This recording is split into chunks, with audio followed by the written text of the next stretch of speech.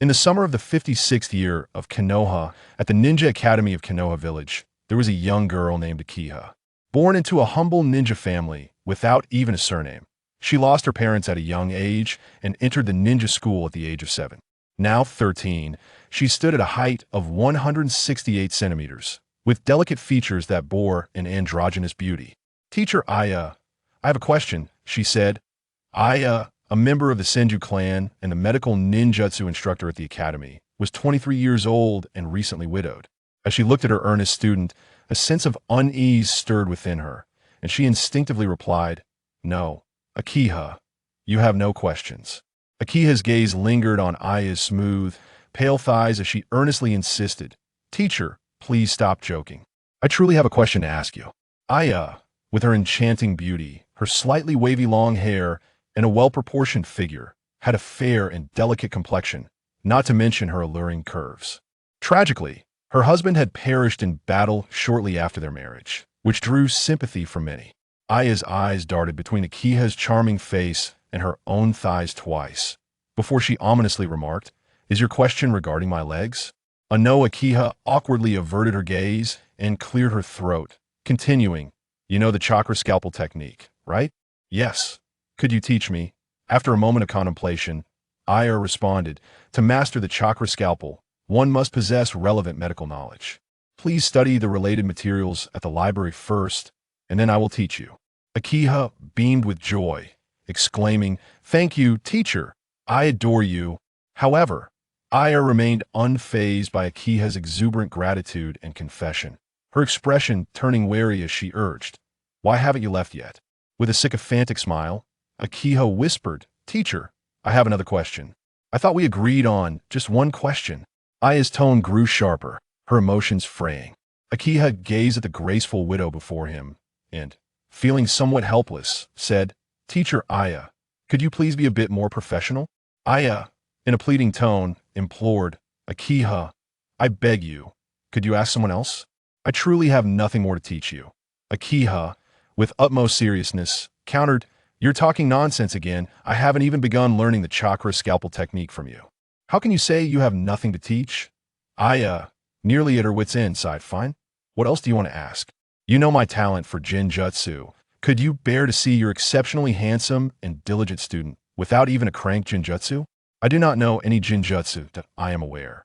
But you are a stunning member of the Senju clan. The great-granddaughter of the second Hokage. Such a lineage makes you a veritable princess of Konoha." Aya said nothing, merely casting a sidelong glance at him. Akiha, with unyielding audacity, continued, "The second Hokage is your grandfather, and since I am your student, that makes me a disciple of the second Hokage as well. I've heard he excels in jinjutsu.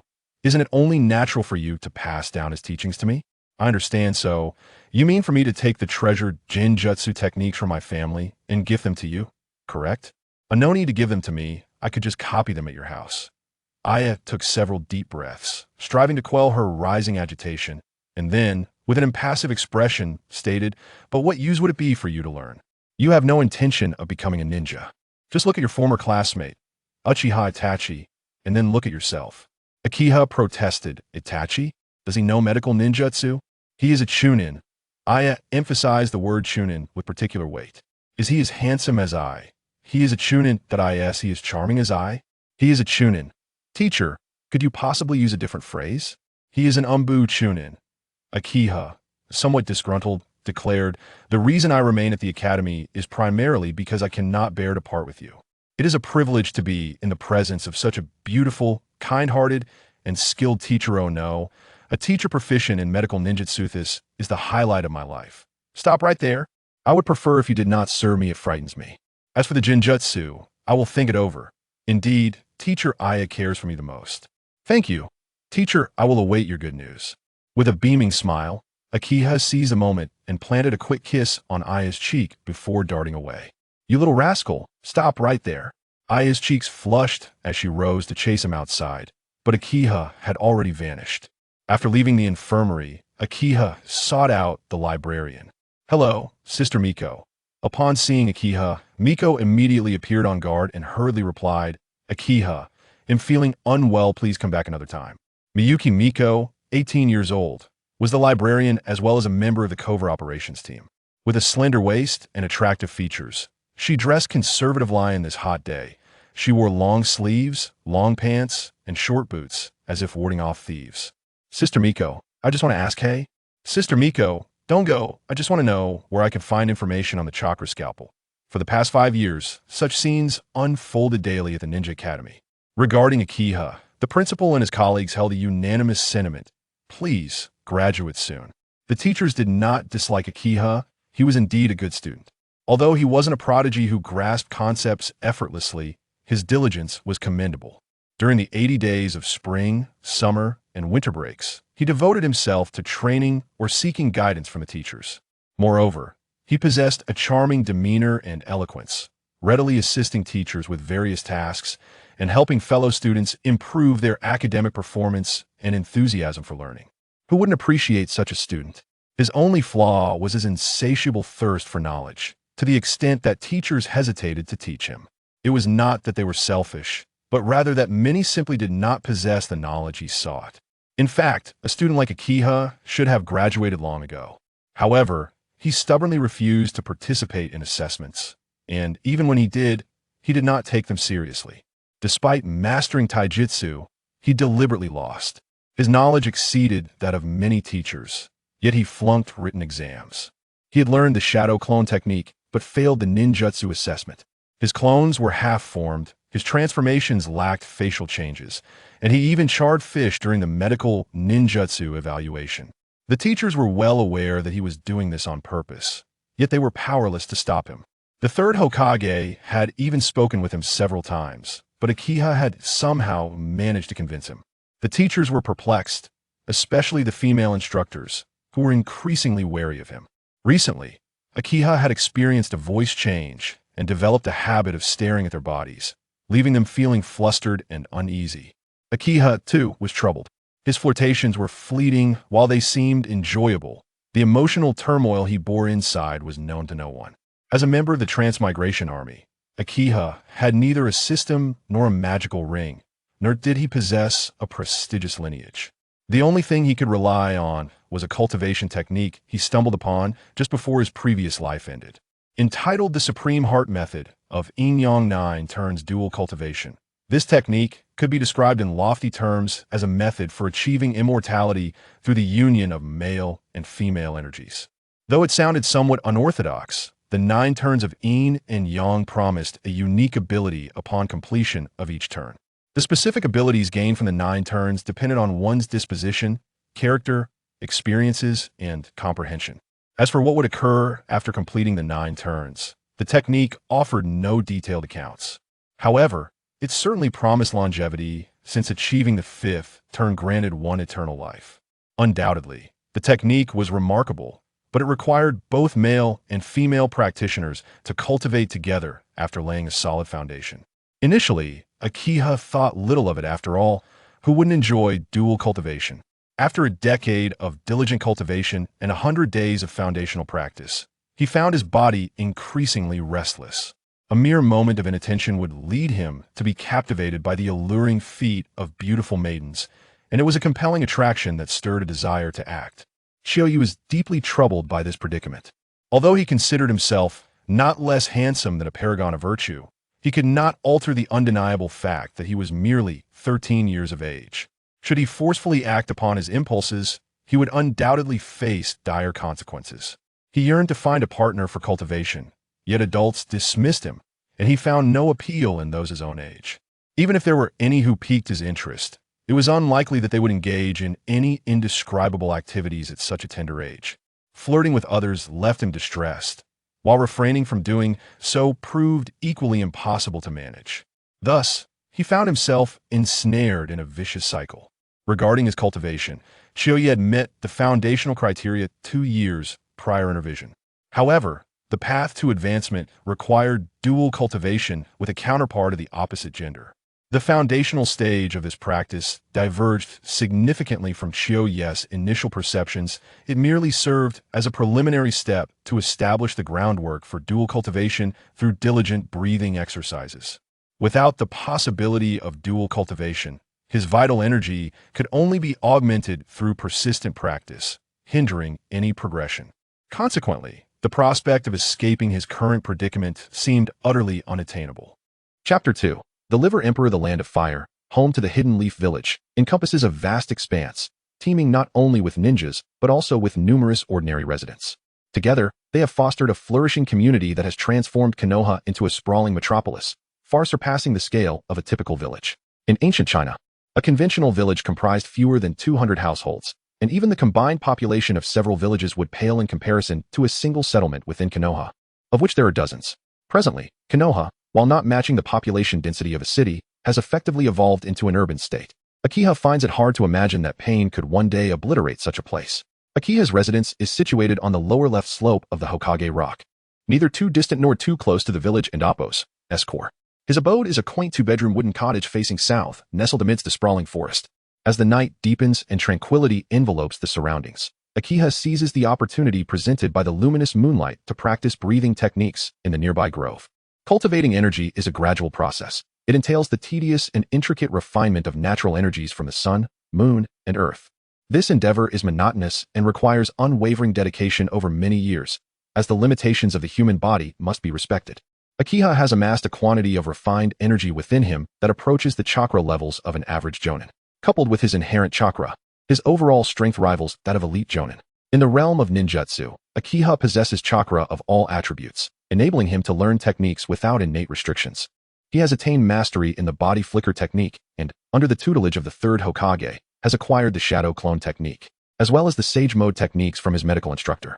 His ability to master A-rank medical ninjutsu is largely attributed to Tsunade and Appo's medical reforms and the enhancement of his physiological functions through energy cultivation, which has allowed his chakra reserves to far surpass those of his peers.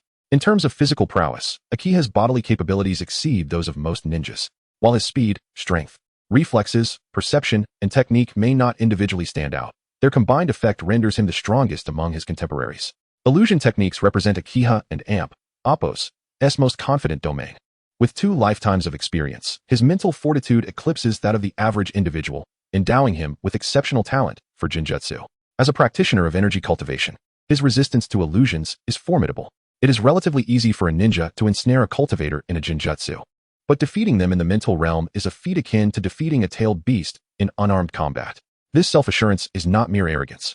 It reflects the absolute confidence of a cultivator from his previous life. What constitutes true doctrine? What defines heresy? The heart and Appo's method is the true doctrine.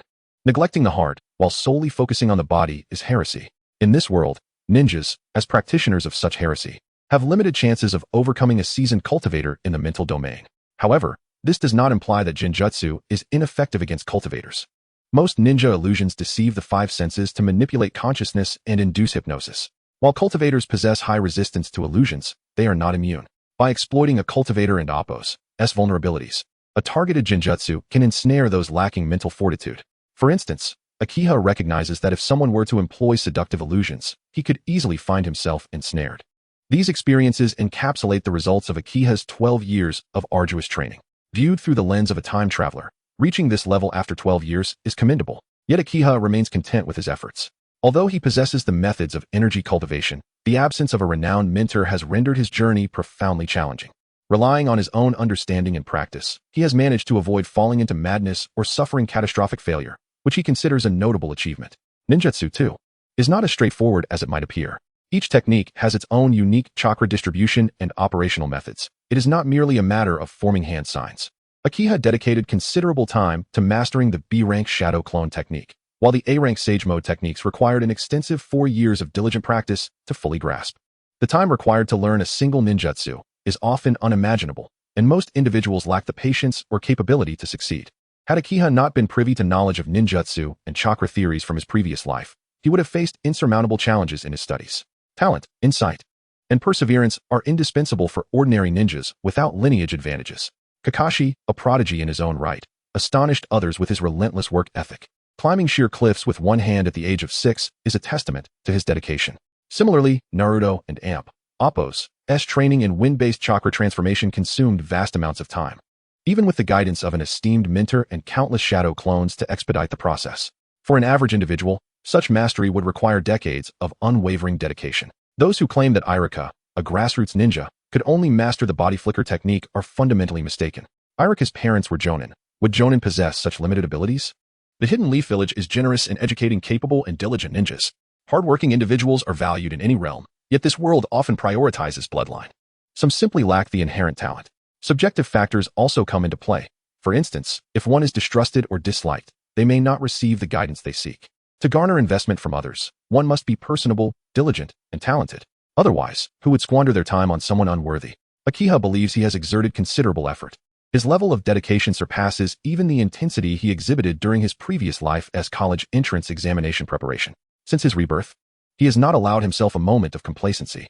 Whether engaging in energy cultivation or practicing ninjutsu, his commitment remains unwavering. In this world, Akiha is not a genius. He is merely a diligent practitioner. While others indulge in leisure after class, he immerses himself in training. While others enjoy their free time, he persists in his efforts. Through sheer determination, he has ascended to the top of his school. Without such relentless dedication, progress would be untenable. Techniques that others master in mere days or weeks take him months to comprehend. Were it not for his foundational energy cultivation, he might have long abandoned his pursuits. These past years have been exceedingly arduous. Monotonous energy cultivation, grueling meditation, challenging ninjutsu, and the need to learn languages and other knowledge. After the death of his parents, he occasionally resorted to fishing and hunting for sustenance. It has been a relentless struggle. Currently, Akiha and Appo's objective is to merge chakra with the refined energy within him. The methods employed by ninjas to refine chakra are rather crude, and lacking the sophisticated techniques of energy cultivation, they rely solely on rigorous physical and mental training for enhancement. This limitation effectively caps the potential of ninjas. The human body has its limits. No matter how diligently one works to expand their chakra, the body and Appo's inability to bear the strain renders their efforts futile. The efforts of hardworking geniuses like Guy serve as a prime example. Yet, 99% of individuals possess less than half of Guy and Appo's chakra. Throughout the history of ninjas, very few have been capable of utilizing chakra for offensive and defensive maneuvers. The primary reason for this is insufficient chakra reserves. Conversely, the external manifestation of true energy and its transformation is merely a conventional operation that cultivators attain after reaching a certain level of mastery. Nonetheless, chakra is not without its merits.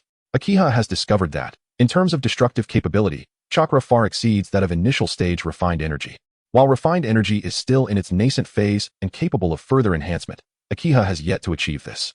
Furthermore, chakra allows for the execution of various extraordinary techniques, which refined energy cannot replicate. The prowess of ninjutsu cannot be underestimated, nor can the capabilities of ninjas.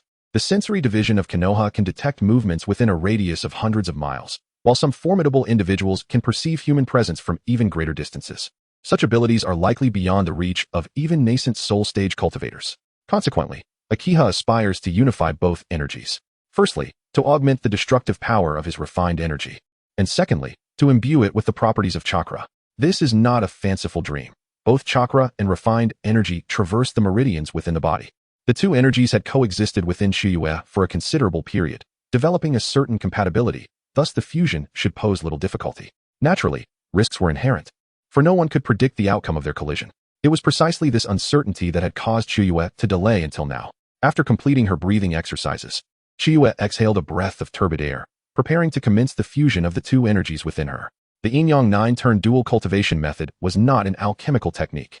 It bore resemblance to the ancient guarding one method, emphasizing the relinquishment of thought and the preservation of spirit, allowing the essence to disperse throughout the myriad acupoints rather than concentrating in the lower dantian. Conversely, chakra converged around the seat of chakra in the lower dantian. As ninjas lacked a method for transporting chakra, relying instead on refining it once expended. In ancient times, the six paths possessed such techniques and imparted them to their followers. During that era, individuals could cultivate chakra to achieve a state of robust health and longevity, free from ailments. Regrettably, this cultivation method was later lost, and ninjas subsequently forfeited their advantage in terms of lifespan. In contrast, the spirits of the three sacred lands could live for millennia, evidently possessing superior chakra cultivation techniques. The fusion commenced smoothly, yet when Shiyue fully released herself in an attempt to integrate completely, an unforeseen incident transpired. The confluence of chakra and essence resulted in a significant enhancement in both quantity and quality, overwhelming her meridians. Alas, this was reckless. Chapter 3, Fusion Bang. Shiyue tightly shut his eyes, veins bulging across his body, as a powerful force surged forth from within him. A torrent of chakra-infused essence erupted like a tempest, sweeping through the surroundings. Where the waves of energy passed, the ground quaked violently, dust swirling into the air, and the surrounding flora was uprooted, flung far away. Some branches snapped, arcing through the air before crashing heavily to the ground. Chiyue and Appo's complexion instantly turned as pale as a sheet, his body shuddering violently. A low groan escaping his throat. Moments later, his mouth opened wide, and a stream of crimson blood gushed forth like a flood breaching a dam, forming a striking blood arrow in the air. The blood splattered onto the earth, resembling blossoms of crimson flowers, exuding a heart-stopping aura. Yet at that moment, the two forces within him, which had been entwined and clashing fiercely, showed no signs of relenting due to external circumstances. On the contrary, these forces seemed ignited, merging at a breathtaking speed, akin to lightning. Roar, roar, roar. Deep, resonant roars echoed from within his body, reminiscent of a beast and Appo's growl, each roar seemingly emanating from the depths of his soul, sending chills down one's spine. Chiyue felt an overwhelming pain surge through him like a tidal wave, akin to countless steel needles piercing his marrow, unbearable in intensity. His once handsome visage twisted in agony, every muscle involuntarily twitching as if striving to break free from the confines of his skin. He clenched his teeth tightly, beads of sweat rolling down his forehead, mingling with the earth below.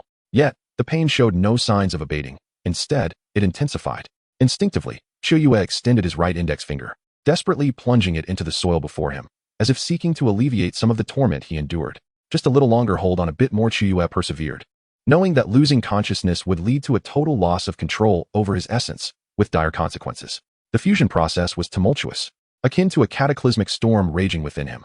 However, this tumultuous power did not persist for long, advancing the fusion process at an astonishing pace. As the final barrier was shattered, Chiyue distinctly felt a new, formidable power surging within him. It was a sensation both familiar and foreign. He realized that the goal he had risked everything to pursue was finally being realized at this moment. Success. Chiyue and Appo's expression twisted into a grimace, a ghastly smile forming on his lips. As he focused his mind and turned his gaze inward, he was astounded to discover that the chakra seed, which had previously laid dormant in his energy reservoir, was undergoing a miraculous transformation. This tiny seed had now evolved into a novel energy node for the flow of essence. Previously, the essence circulated through fixed meridian pathways, but now it surged towards this newly formed energy node, as if drawn by some mysterious force, converging incessantly. Even more astonishingly, as a multitude of essence poured in and fused, its very nature began to change. They were no longer mere essence. They had successfully acquired the unique properties of chakra. This meant that the new power not only compensated for the essence's inability to perform ninjutsu, but had also resolved the limitations on chakra growth. The essence in his body, or rather the refined essence, had increased by less than 30% in volume. Chiyue mobilized this essence to execute the palm sage technique. A deep green radiance emanated from his palm, instantly cloaking the ground in a layer of green mist. The effects of the palm sage technique were amplified. The luminosity of the essence was now on an entirely different scale compared to before. His bodily functions had also enhanced, with speed, strength, reflexes, and overall physical resilience all significantly improved. Under the influence of this energy, his entire physical capacity, including skin, muscles, bones, and organs, had roughly increased by 30%, resulting in an overall power enhancement of nearly double. His perception expanded rapidly, spreading like a tidal wave at an astonishing rate. In the blink of an eye, his previously limited sensory range was suddenly stretched by an invisible hand, crossing 100 meters, then 150 meters, 160 meters until it finally settled at an astounding 200 meters.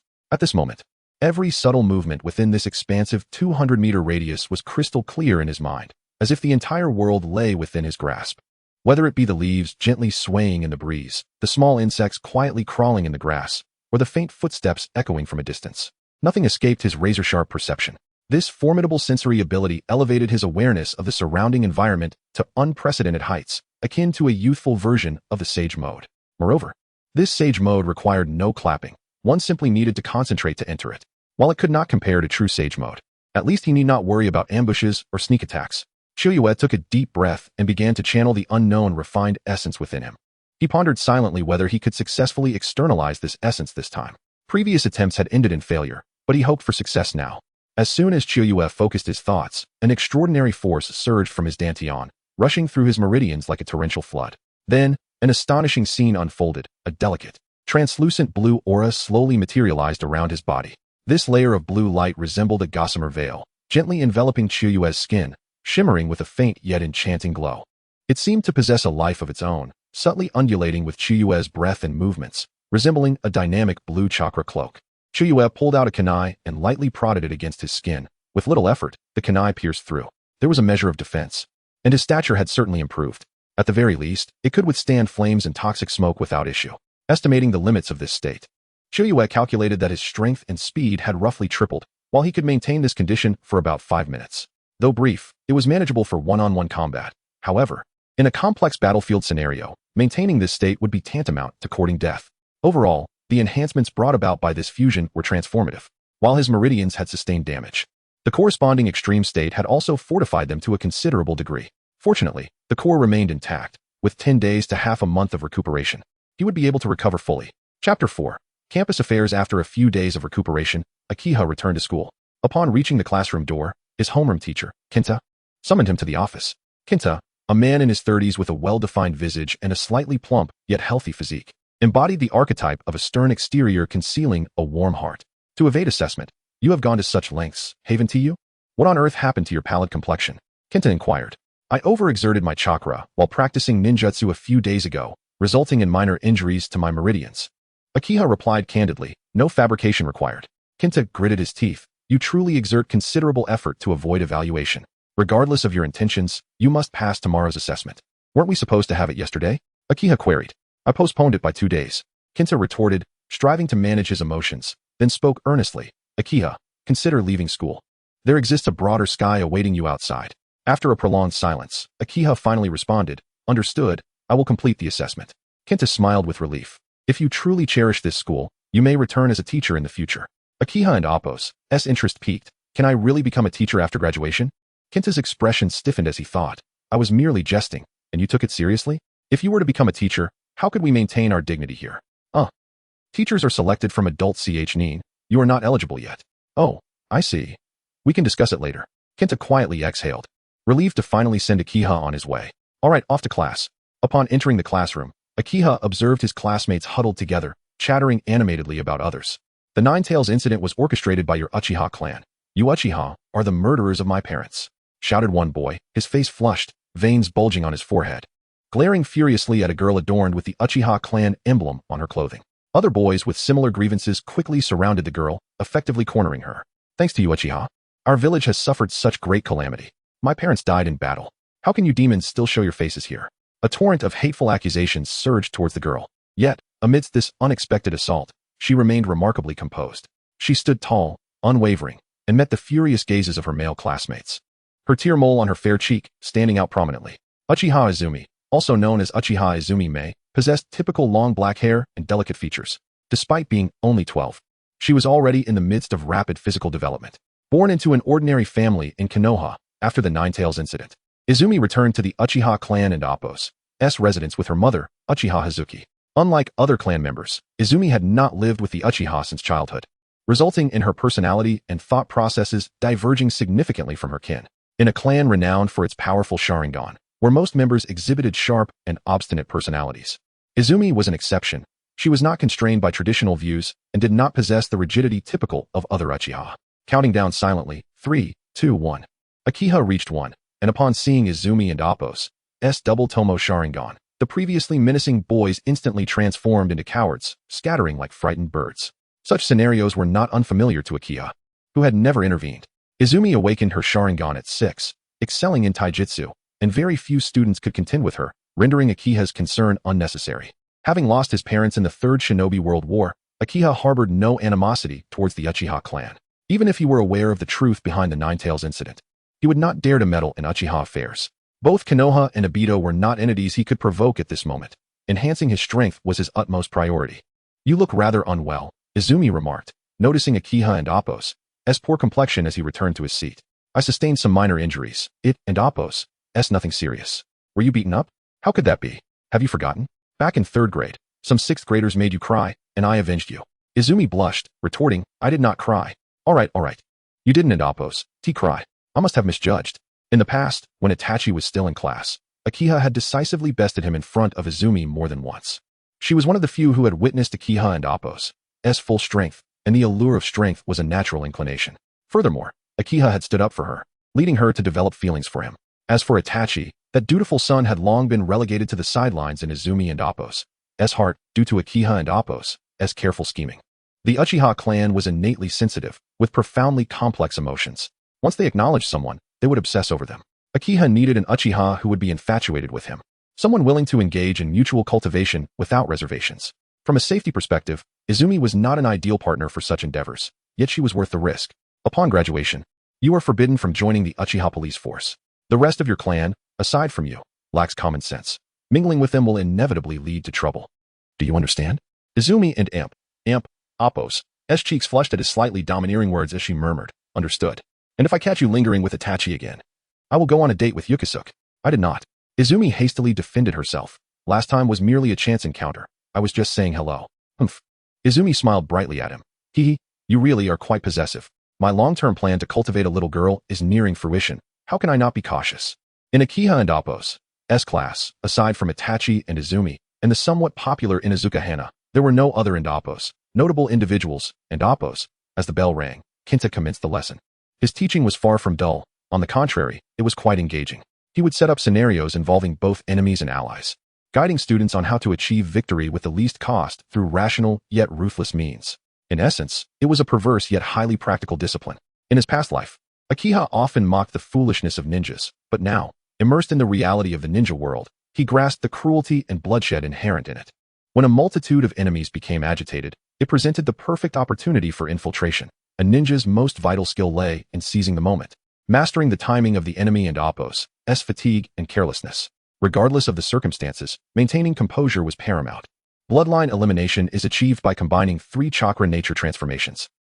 The theoretical aspects grew rather tedious, especially since Akiha already knew much of it from his past life, and his poor condition made it difficult to stay awake. Akiha. Startled, Akiha sprang to his feet as the drowsiness dissipated, eliciting laughter from the class. Kenta, with a stern expression, inquired, would you care to explain what bloodline elimination is? Bloodline elimination is a new ninjutsu created by merging the transformations of 3 chakra natures. Currently, the only known ninja capable of mastering it is the 3rd Tsuchikage, Anoki of the Earth Country. Bloodline elimination, in theory, can be learned by anyone. Most ninjas possess 2 or more chakra natures. By combining 2 of them, one can produce a new bloodline limit, and 3 would yield bloodline elimination. While the difficulty of learning it is substantial, with time and dedication, theoretically, anyone can attain the ability of a bloodline limit. Among the 5 great ninja villages, apart from our Konoha, the other villages have developed new Kekkei Genkai techniques. We in Konoha should strive to make progress in this regard. Observing the incessant chatter of Akiha, those who had previously mocked him could no longer find amusement in their laughter. It was well known among many in the class that Akiha had intentionally failed the assessment. Yet a few obstinate individuals, blind to his brilliance, remained perplexed. Izumi gazed at Akiha with admiration and whispered, Sensei Kenta could resign now. Kenta could not help but twitch at the corner of his eye. How was he to teach such a student? All right, enough of that. Please take your seats. Class, all you need to grasp is the principle. The difficulty of learning Kekkei Genkai and bloodline elimination techniques is of an extraordinarily high caliber, far surpassing S rank. The vast majority of individuals will never master it in their lifetime. At that moment, the bell signaling the end of class rang. Kenta felt an immediate sense of relief as he closed his textbook and remarked, well then, that concludes today's lesson. This afternoon, we will engage in physical combat training. Akiha interjected, Sensei Kenta, I'm still not fully recovered. May I opt out? Kenta eagerly nodded, certainly. Of course. You should visit the infirmary and have teacher Aino tend to you properly. It is crucial that you are fit for tomorrow's assessment. Sensei Kenta, this guy always feigns illness during assessments. He is undoubtedly doing so again. Please don't be deceived, one student cautioned. Kenta inwardly cursed, fool. Do I need your reminder? I am well aware. Chapter 5.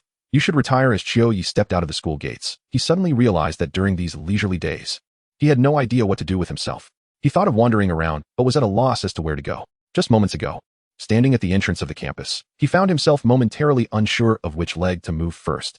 Strolling along the streets, observing the bustling crowd around him, Chiyoyi vaguely discerned the root of his discontent.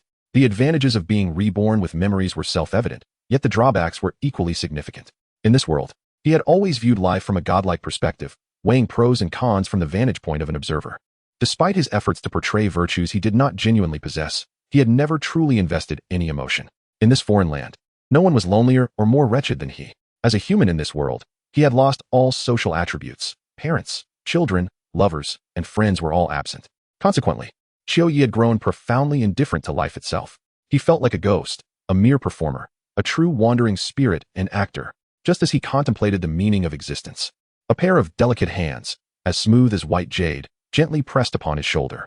These hands, fragile yet imbued with just the right amount of strength, halted Qiu Yi and Apos' forward momentum, narrowly allowing him to avoid a collision with the person ahead. "Watch where you and Apos. Re-going, you reckless little scamp," came a crisp and melodious voice, laced with a hint of reproach, yet predominantly tinged with concern.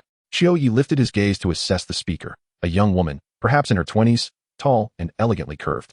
A pink silk ribbon tightly encircled her slender waist, accentuating her alluring figure. "Where are you looking, little rascal?" The woman, feeling the heat of his gaze, shot him a sharp look.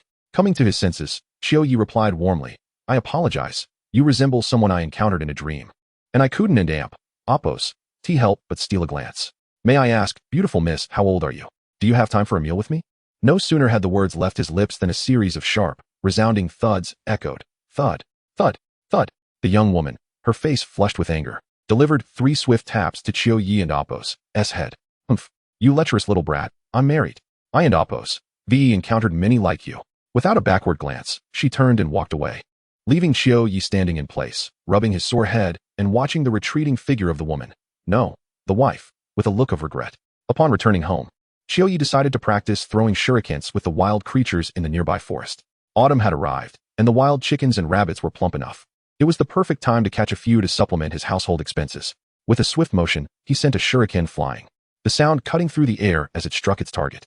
A lamenting cry echoed from deep within the thicket, accompanied by the rustling of branches. A large white rabbit, weighing around 7 or 8 pounds, was pinned beneath a tree. Approaching, Qiu Yi retrieved the shuriken and skillfully dispatched the rabbit, then proceeded to skin and prepare it over a fire. What a delightful aroma. "What have you caught this time? A rabbit? Is it really a rabbit?" The third Hokage and Apos' head suddenly popped in through the window, his bleary eyes fixated on the pot of rabbit meat. The diminutive old man, nearing 60, donned a white haori and the Hokage hat, his hair and beard completely white, yet his spirit remained remarkably vibrant. Qiu Yi glanced at him with disdain. "Oh, it and Apos. Su. Hokage-sama, have you eaten?" "Not yet," the third replied nonchalantly. "Then why not join me for a meal?" Qiu Yi suggested insincerely. "Thank you," the third said without hesitation, stepping inside and skillfully grabbing a bowl from the cupboard. Your cooking suits my taste." Qiu Yi observed the old man and Apos' unrefined eating habits with skepticism. "It and Apos. It's not yet time for your pension. Why are you here? I heard you and Apos V come to a decision, planning to become a ninja?" Qiu Yi ignored him, instead adding some vegetables to the hot pot to cook. The third raised his eyes. "Why the silence? I'm afraid you might be displeased if I speak. Go on. Tell me. You should retire. I will take over your position and ensure I excel beyond your achievements." Chuckling, the third grinned. "I have no intention of retiring just yet. I wish to work for a few more years." "You intend to work until you drop dead?" Qiu Yi grunted, serving him some rabbit meat with a hint of flattery. "Did you come here just to mooch off my food?" The third produced a bulging envelope from his pocket and slid it across the table to Qiu Yi. His eyes brightened as he opened it, revealing a stack of banknotes, 200 each, totaling 20,000. "Why so much this time?" Qiu Yi inquired. "Once you pass tomorrow and Apos' assessment and become a genin, you will no longer receive a pension. This is your final compensation. Spend it wisely, for from now on, you must forge your own path." Qiu Yi immediately grew dissatisfied. "But I haven't even passed yet. You promised to complete the assessment. A man cannot go back on his word." Qiu Yi, pinching his voice into a childish tone, retorted, "Oh, but I'm not a man. I'm just a child." The third chuckled. "Regardless, this is the last time. You decide how to handle it. You heartless old man. At least wait until I come of age. I can and Apos afford this much. ISN and Apos the daimyo responsible for the allocation? You Haven and Apos embezzled it, have you?" The third exploded like a cat whose fur had been ruffled. "You little rascal, what nonsense are you spouting? I and Apos am just joking. Why are you so worked up?" The old man questioned, visibly agitated. "Am I agitated?" Qiu Yi tucked the envelope away, pondering. It seems this old coot has been embezzling quite a bit. Feeling the weight of Qiu Yi and Apos' penetrating gaze, the third appeared slightly uneasy. Perhaps Qiu Yi possessed an uncanny ability to see through others and Apos' hearts. "Well, I and Apos be eaten, so I should take my leave." The old man adjusted his hat, preparing to depart. "Hokage-sama, wait a moment," Qiu Yi called after him. The third paused. "What else is there?" Chapter 6 Assessment. Qiu Yi hesitated for a long while before finally speaking. "Third Hokage, I comprehend your decision to relocate the Uchiha clan to the outskirts of the village for its safety. However, the ordinary Uchiha clansmen are innocent. Even if the Ninetales incident was indeed orchestrated by the Uchiha clan, the common Uchiha people are not culpable, nor do they possess the capability to participate." Upon hearing this, the third and Apos' murky eyes suddenly sharpened. Having lived 2 lifetimes, Shoya was adept at reading expressions. Noticing the third and Appo's displeasure, he hurriedly added, "Please do not misunderstand. I am not pleading for the Uchiha. Regardless of the circumstances, the Uchiha clan bears undeniable responsibility for the Ninetales incident. My intention in stating this is to consider the future of the village." The third Hokage and Appo's expression softened slightly. Please continue. The relationship between the Uchiha clan and the village has become increasingly strained. It is not only the villagers but even the students in the academy who harbor considerable dissatisfaction towards the Uchiha. I worry that if this continues, it will inevitably lead to disaster. Instead, we could seize this opportunity to separate the ordinary Uchiha from the Uchiha ninjas.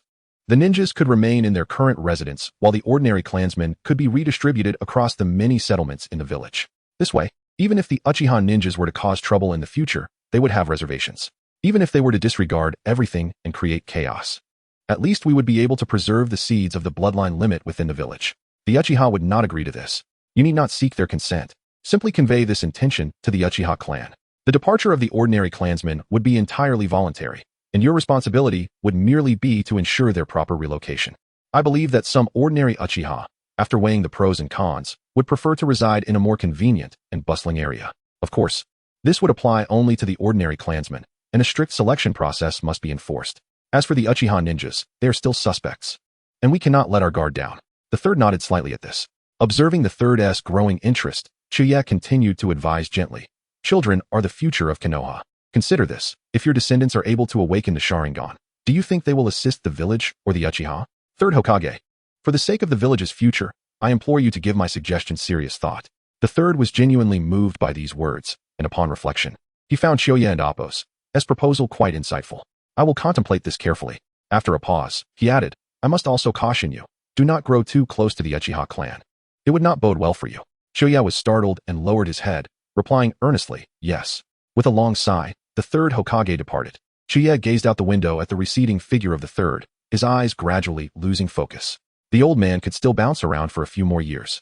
He would wait for Ant Snake to take care of him before making his move. Survival is the paramount law of the universe. Over the years, he has adhered to the principle of respecting others' fates. Altering the trajectory of time and space entails assuming commensurate risks and responsibilities.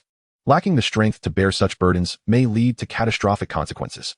Thus, apart from enhancing his own power, he refrained from undertaking unnecessary actions. Were it not for Uchiha Izumi, he would never engage in endeavors detrimental to himself. Revolution? Forget it. The Uchiha and Appo's naive understanding of revolution merely positions them as pawns in the games of the third and Danzo. One plays the villain while the other plays the hero, neatly arranging the Uchiha, who possess 3 pairs of Mangeki Sharingan. Perhaps the third did not harbor intentions to annihilate the Uchiha, otherwise, he would not have assigned Obito to Team 7. Minato genuinely intended for Obito to become Hokage, suggesting that the third indeed had a desire to improve the relationship between the Uchiha and the village. Unfortunately, the turmoil of the Ninetales disaster shattered all prospects. Now, both sides were locked in a deadly struggle with no path of retreat. With Shursui and Appo's death, the situation had become irretrievable. Whether he could save some ordinary Uchiha depended on whether the third would be swayed by his earlier remarks. If he could save them, that would be ideal. If not, Shoya could only express his regret.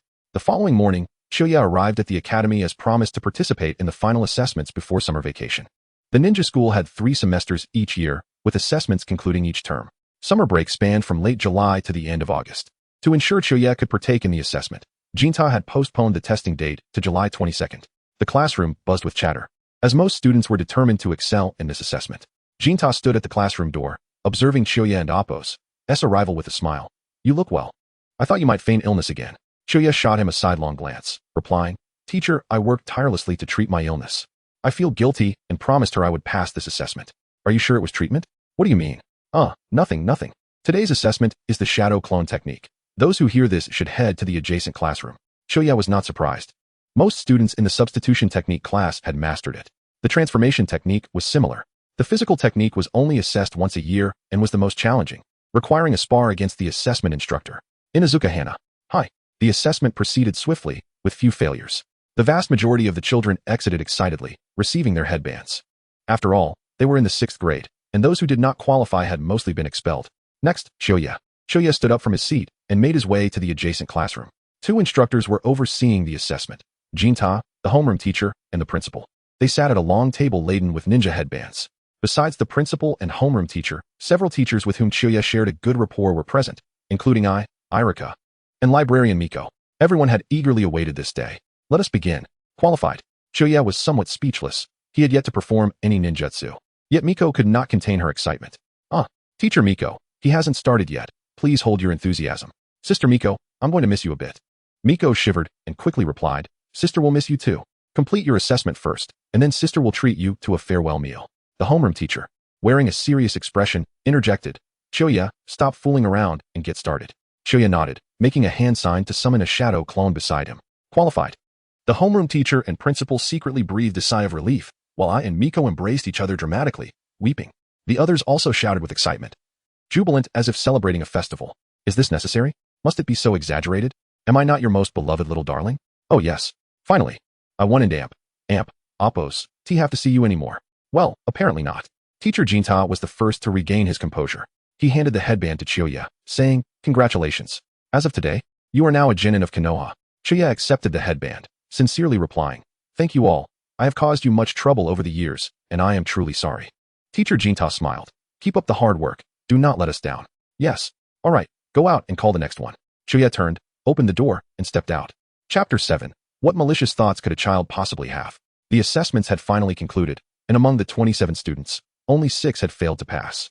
Aoyi entered the classroom, and atop his forehead, a brand new forehead protector was securely fastened, glimmering with a soft radiance.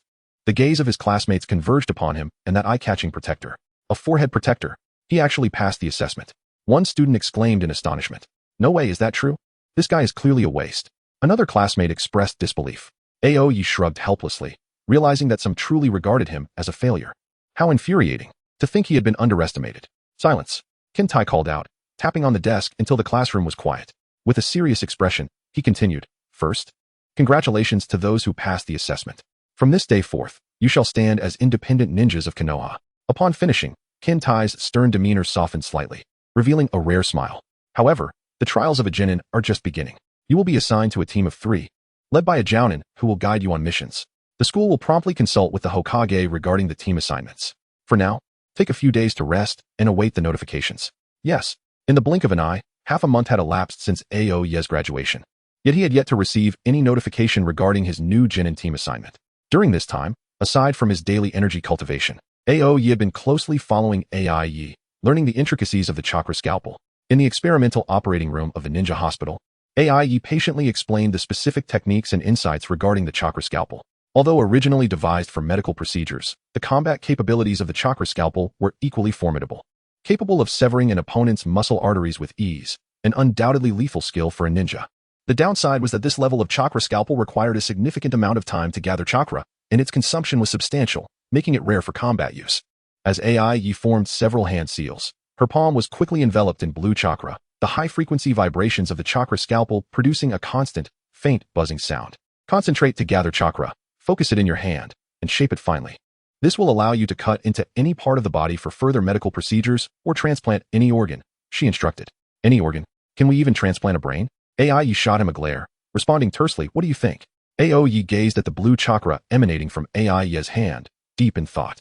The chakra scalpel bore resemblance to the gaseous form employed in energy cultivation, which was precisely the area Aoyi was currently exploring.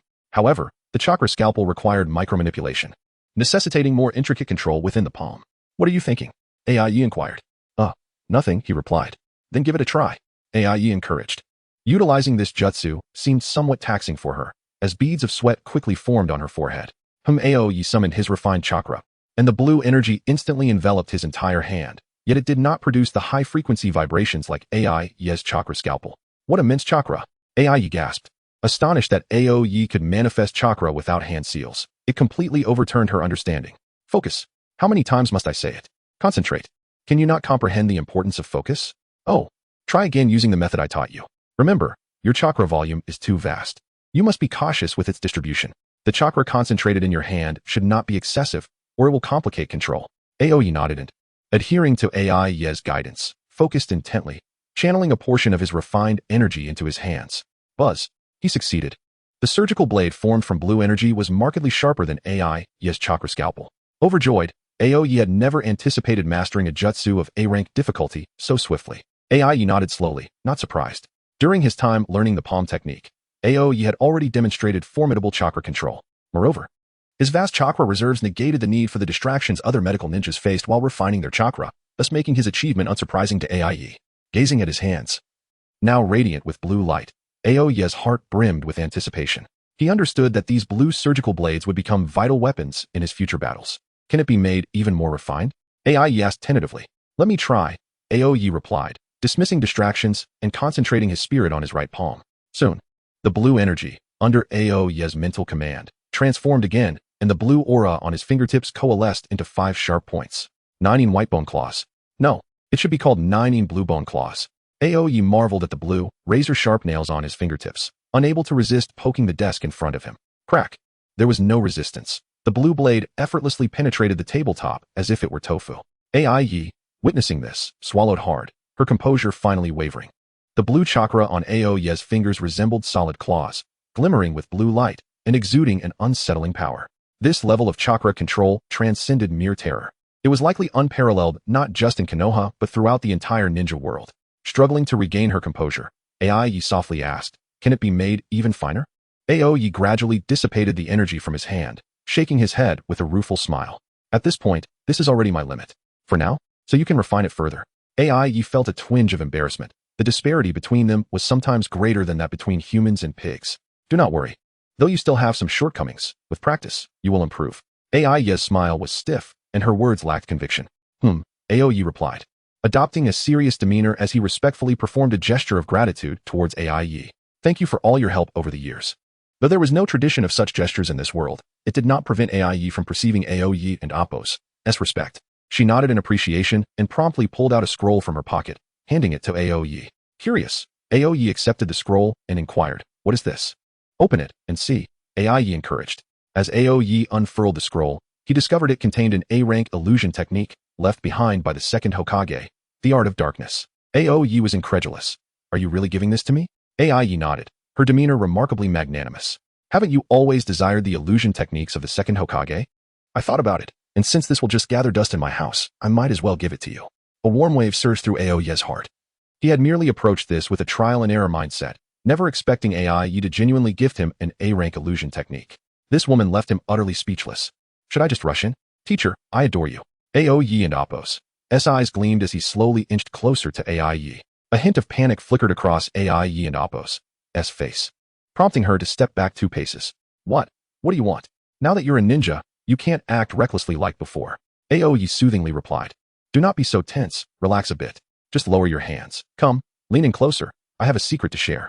Aoi stood quietly, her expression revealing that she saw through him. Autumn Leaf sighed. "Do not perceive me as such a lecherous being, as an adorable child.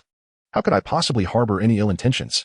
Love Wild burst into hearty laughter. "You little rascal, the moment you open your mouth.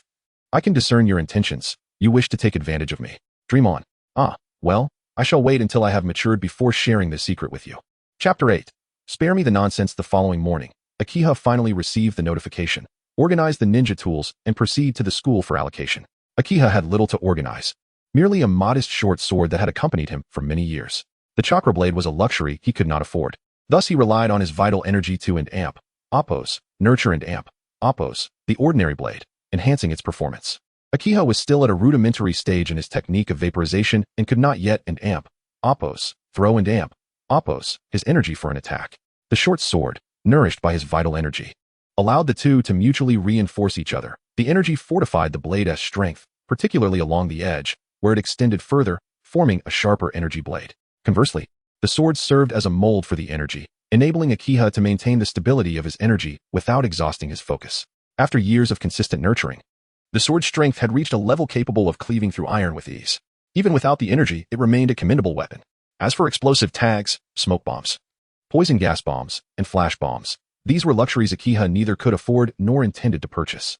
Wearing his forehead protector, Akiha arrived at the designated classroom, awaiting his guiding jonin. Once all the genin were assembled, the homeroom teacher, Kinta, entered with several instructors. The class allocation commenced, with students grouped in threes, hastily proceeding to their assigned classrooms upon hearing their names. In the first group were Akiha, Takaguri Shomei, and Uchiha Izumi.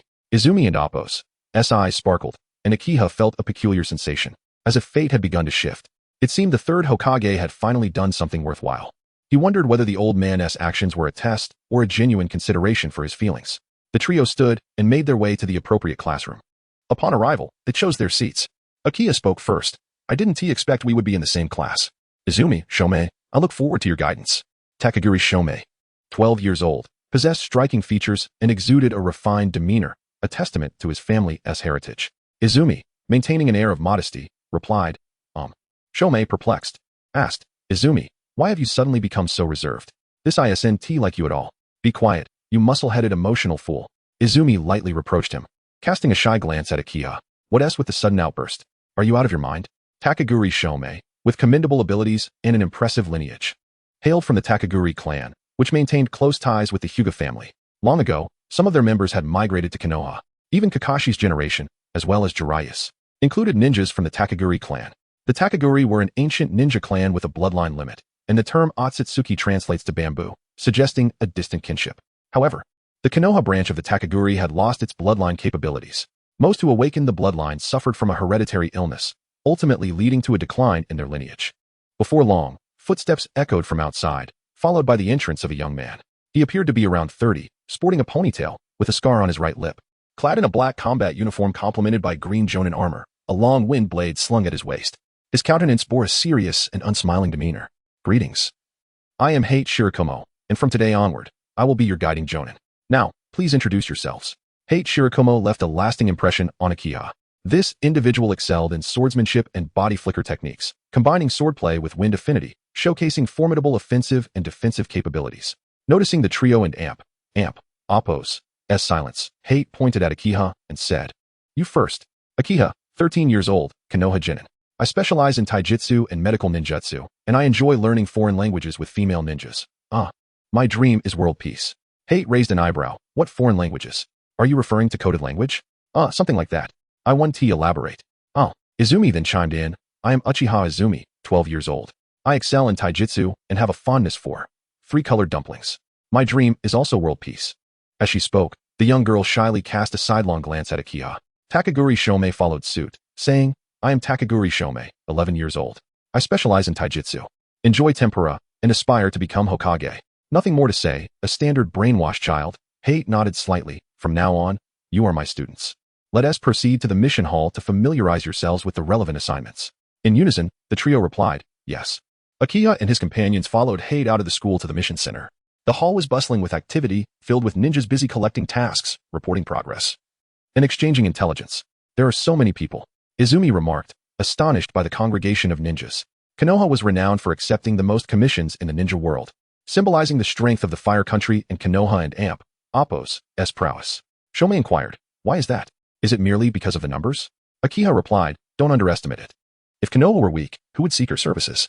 Only a strong village earns the trust of others. The more commissions we receive, the more funding we have to cultivate exceptional ninjas, thus enhancing our strength.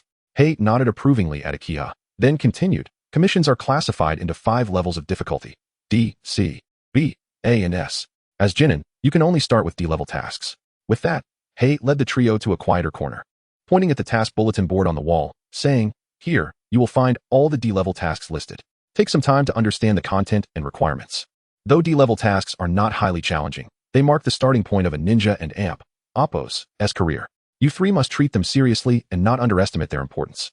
Akiha gazed at the bulletin board, densely filled with various task information, from locating lost pet cats to assisting villagers in transporting goods and clearing debris from rivers, an extensive array of tasks.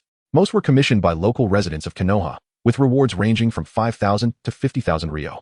Akiha couldn't help but chuckle. D-level tasks are essentially glorified chores. Goodness, even the top dogs from my previous life wouldn't have this many skills. The compensation was decent, but when divided among individuals, it dwindled. For each task, Konoha took a 10% cut, as many organizations required funding for their operations, such as the route, medical facilities, schools, barriers, sensory units, policing, codes, and interrogation departments. These personnel were typically specialized and could not take on regular commissions. The remaining 4 were divided according to their ninja ranks. In a 3-person team, the captain would take 40%, which explained why Guy and Appo's father worked so hard yet remained impoverished. Akiha suddenly regretted becoming a ninja. Even a casual business venture seemed superior. Shomei and Izumi wore perplexed expressions, as this reality starkly contrasted with their dreams of adventure and excitement. Noticing the change in expressions, Hei frowned and said sternly, "The path of a ninja is not merely glamorous. Foundational tasks are equally important. They cultivate your patience, attention to detail, and sense of responsibility, essential qualities for becoming an exceptional ninja." Akiha internally scoffed, "Spare me the lecture. After years of rigorous training, am I destined to find lost cats?" "Understood. Teacher Hate. We will strive diligently." Hate seemed to see through their thoughts, casting a stern glance at them. "Do not underestimate these tasks. In practice, they may prove to be more challenging than you anticipate." Izumi pouted and muttered quietly, "It's just finding cats and moving goods. How hard can that be?" Chapter 9, The First Mission on a Pleasant Morning, by Yunzeo Jian looked at Quan Mei with an expressionless demeanor and stated, "Since you are so confident, you shall lead this mission. Leading is no big deal." Quan Mei retorted defiantly. By Yunzeo Jian's tone was somewhat unfriendly, a sentiment that Quan Mei readily perceived. However, her nature was such that she did not bottle up her feelings like other members of the Uchiha clan. She expressed herself openly. With a slight huff, Zhao Jian turned to the task dispatcher and pointed at the trio of Akiha, Quan Mei, and Xiangling. "Please assign a suitable task for these three youngsters." The dispatcher gently flipped through the task list and ultimately selected a commission, handing it to Baiyun Zhao Jian. After glancing at it, Zhao Jian declared, "Your opportunity has arrived." Akiha remained indifferent. As a lower-ranking ninja, he understood the rarity of such opportunities. Although there were numerous commissions in Konoha, resources were limited, and desirable tasks were scarce. Moreover, missions requiring combat were unlikely to be assigned to novices like them. Nevertheless, Quan Mei and Xiangling were unusually excited, eagerly gazing at Baiyun Zhao Jian. "Teacher Zhao Jian, what is the task?" Baiyun Zhao Jian handed the commission details to the three, who instinctively huddled together, engrossed in reading the contents. Indeed, it was another cat-finding mission, accompanied by a photograph of a plump black cat. Akiha, Quan Mei, and Xiangling simultaneously rolled their eyes, their fleeting enthusiasm evaporating in an instant. However, Baiyun Zhao Jian began to speak earnestly. "Do not underestimate this cat. It is quite experienced in evasion and has a particularly irritable temperament." All right. Teacher, you need not elaborate," Quan Mei interrupted, unable to contain herself. "It's merely a matter of catching a cat. We can manage that." Baiyun Zhao Jian nodded. "Very well, I leave it to you. Remember to return to submit your findings upon completion." Xiangling asked with confusion, "Teacher, won't you join us? I have some matters to attend to." "I will return to check on you later," Baiyun Zhao Jian explained. Oh. Akiha resignedly embarked on the journey to find the cat, marking the commencement of his ninja career's first mission. As they proceeded, Quan Mei incessantly grumbled, "What a ridiculous task. It's a complete waste of my time." Xiangling, rarely in agreement, added, "Indeed, Teacher Zhao Jian clearly underestimates our abilities. Enough complaining. We all had to start somewhere. We have just become lower-ranking ninjas. We must take it step by step." Akiha, however, was not overly disheartened. Although D-rank missions could be tedious, the remuneration was quite decent. For instance, the reward for this cat-finding task was 10,000 ryo, of which he would receive 30%, equating to 3,000 ryo. Furthermore, if fortune smiled upon them, they might complete the task in just a few hours or even minutes. The remaining time would be theirs to enjoy. The trio inquired around the village but found no leads. Just then, a small boy approached, beaming, "I've seen that cat. It went toward the woods over there." Akiha looked at him skeptically. "You're not deceiving us, are you?" "Deceiving you is for puppies," the boy replied earnestly. The three exchanged delighted glances and hurried toward the woods. Upon entering, they heard a series of meows. Quan Mei exclaimed excitedly, "Look, we've found it." However, as they drew closer, they discovered a gaunt calico cat. "Ah, what a disappointment." Xiangling sighed.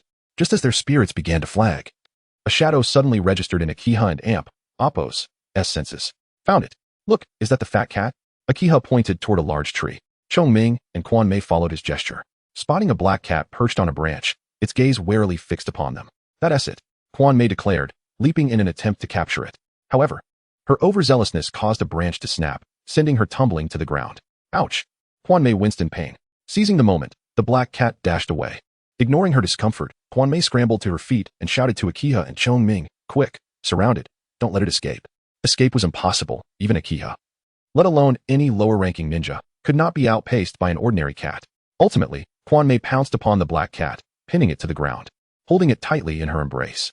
"Meow." The irate cat screeched, its claws flailing and leaving several scratches across Quan Mei's face. "You wretched cat, how dare you scratch me?" Quan Mei grimaced in pain. Xiangling hurriedly cautioned, "Don't hurt it. That would complicate matters." "I know." Quan Mei glared fiercely at the cat, gritting her teeth, yet refraining from striking it. Akiha observed her battered face, a flicker of admiration swelling within him. "This fierce girl truly goes all out when it comes to a challenge. Well done, you found it so quickly." A gust of wind swept through, and Baiyun Zhao Jian materialized amidst a flurry of leaves before the trio. Quan Mei and Xiangling were startled, while Akiha regarded Zhao Jian thoughtfully.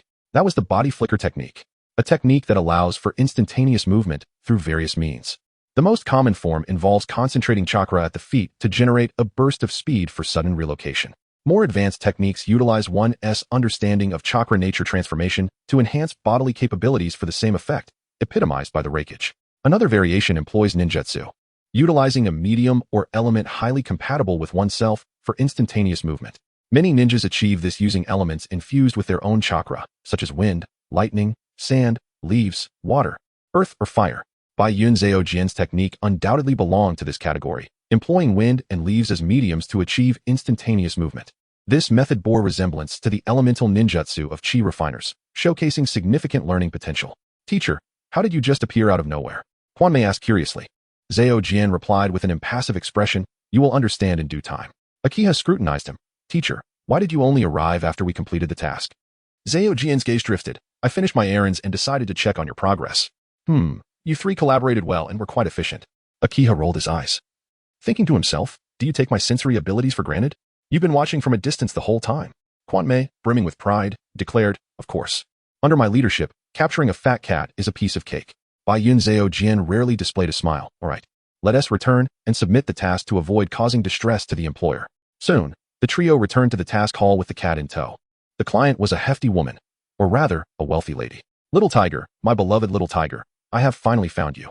The wealthy lady wept tears of joy, hugging the black cat and showering it with affection, while the unfortunate little tiger bore an expression of sheer despair. Indeed, this cat had quite the range of expressions. As Akiha observed this familiar scene, he thought of the soon-to-be enrolled Naruto. From the likes of Guy's father to Naruto himself, this cat had certainly supported many ninjas. The lady before them was no ordinary wealthy woman. She was Lady Kazumi, the wife of the daimyo of the Land of Fire. From a large chest she produced 3 stacks of bills, each worth 200 ryo, and handed them to Akiha and his companions with a smile. Thank you, little ninjas. In addition to the remuneration they were due for the task, the lady generously gifted them an additional 20,000 ryo each. Thank you, milady. Quan Mei, entirely forgetting the scratches on her face, beamed widely, her smile stretching from ear to ear. Autumn leaves and rejuvenation promptly expressed their gratitude. Meanwhile, Bai Yun Zhaojin lowered her head and spoke with a hint of concern. Madam, you are giving too much. This may spoil the children. Upon hearing this, the trio turned their heads in unison, casting a piercing gaze at Bai Yun Zhaojin. The generous lady smiled gently and replied, It and Oppos. It's all right. No need to be so serious. They are merely adorable little ninjas, and I hear they are newcomers. They deserve some care. Instantly, the trio found the lady's plump face to be remarkably endearing. As she gazed at the somewhat voluptuous figure of the wealthy woman, Autumn Leaves mused that if she were to become a bit more slender and refined, she would not mind and amp, Oppos, marrying and amp, Oppos, her at all. Chapter 10, The Study of Illusions upon the completion of their mission. Bai Yun issued new instructions to Chiu Yi and the other 2 early in the morning. That will be all for today. Assemble at training ground number 1 tomorrow morning. And remember to bring your ninja tools. The trio nodded in understanding. Very well, you are dismissed. As they departed from the mission hall, Quan Mei patted the wallet at her waist, her face radiating uncontainable joy. At last, I wasn't scratched by that fat cat Bai. Hee 20,000. I must treat myself well. Chiu Yi observed her blood-stained face and gently reminded her, come here first, let me tend to your wounds. If any scars remain, I won't want you anymore. I wouldn't want you anyway. Though Quan Mei protested with bravado, her body instinctively moved closer to Chiu Yi. He swiftly formed hand seals, unleashing medical ninjutsu. His right hand was enveloped in a gentle green light, which softly brushed against Quan Mei's cheek. The wounds healed at a visibly rapid pace wherever the green light touched. Xiangling and Oppos' eyes flickered with surprise. When did medical ninjutsu become emerald in hue? As Chiu Yi continued his treatment, he did not forget to admonish her, be more cautious in the future, beware of rabies infection. Although Quan Mei was unaware of what rabies was, it did not hinder her from sensing Chiu Yi's concern. All right, I understand. All done. You're truly remarkable. Capable of everything. Quan Mei gently touched her cheek, feeling the scars had vanished, and bestowed upon Chiu Yi a radiant smile. Xiangling observed the two, a peculiar smile gracing his face. I shall take my leave. I won't intrude any longer. See you tomorrow. Quan Mei shyly retorted, what are you talking about? Goodbye. As Quan Mei and Chiu Yi watched Xiangling depart until his figure faded from view, Chiu Yi spoke up, Quan Mei, Xiangling is quite a decent fellow. You should not always antagonize him. Quan Mei stuck out her tongue and made a face. I know. Besides, he started it. I merely retaliated. You're right. Although he appears a bit foolish at times, he is rather reliable when it counts. Chiu Yi chuckled, gently ruffling her forehead. Let us head home. Remember not to get involved in the affairs of the Uchiha clan. If they drive you away, you can come live with me." At his words, Quan Mei's cheeks flushed crimson, her heart racing, and she darted away like a startled deer. "Remember what I said. You're absolutely insufferable." Xiao Yi shook his head helplessly, reflecting on how precocious girls were today, their minds filled with such thoughts at merely 12 years of age. On his way home, Xiao Yi overheard discussions regarding the Uchiha clan. "Have you heard? The Hokage has settled some Uchiha clansmen in the Sarutobi clan settlement. Is the third Hokage losing his mind? Has he forgotten what the Uchiha did? They say they are ordinary people, not ninjas. Even if they are not ninjas, one must not let their guard down. The Uchiha are no ordinary foes." Xiao Yi leaned closer and inquired, "Uncle, is what you just said true?" "It should be. I've heard many ninjas discussing it on Hokage Street." Quickly arriving at Hokage Street, Xiao Yi found the crowd bustling, with voices rising in a cacophony of opinions. He stood quietly to the side, absorbing the situation before letting out a silent sigh. The third Hokage had merely accepted a few ordinary Uchiha families, yet it had stirred such widespread opposition. This small resettlement initiative entangled countless lives and conflicts. The Uchiha clan might truly be nearing its end, and these few families represented the third Hokage's final line of defense. Xiao Yi sighed, reminiscing about Quan Mei. After all his efforts to persuade the third Hokage, he had hoped Quan Mei could take this opportunity to move out, but it seemed impossible still. "What can save you, my beloved?" Meanwhile, in a hidden chamber within Konoha village, Danzo and the third Hokage were engaged in a heated discussion. The advisors, Nara Shikaku and Mito Gate, remained silent, while Uchiha Itachi knelt before them, enveloped in silence. Danzo and Appo's expression darkened, his exposed right eye fixated on the third Hokage. "Do you know what you are doing?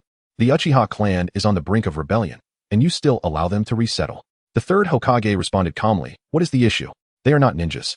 Just a few ordinary families, and you have personally interrogated them. They are still Uchiha."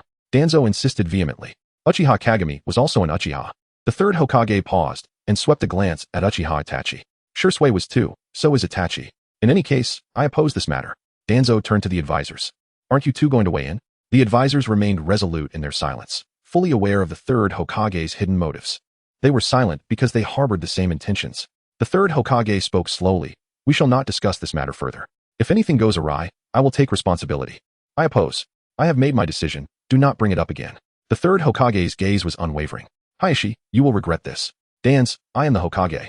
The third Hokage's words struck Danzo like a hammer, leaving him momentarily defenseless, his grim visage darkening further. He then composed himself, snorted coldly, and stormed out. The third Hokage paid him no mind, turning to Itachi. "Itachi, grant me some more time. I will find a way to resolve the Uchiha situation."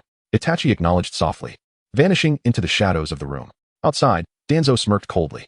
"Well said, but is it not for the Sharingan? Humph, just a dozen ordinary people. And they are collateral branches. It is exceedingly difficult for even direct descendants of the Uchiha clan to awaken the Sharingan now.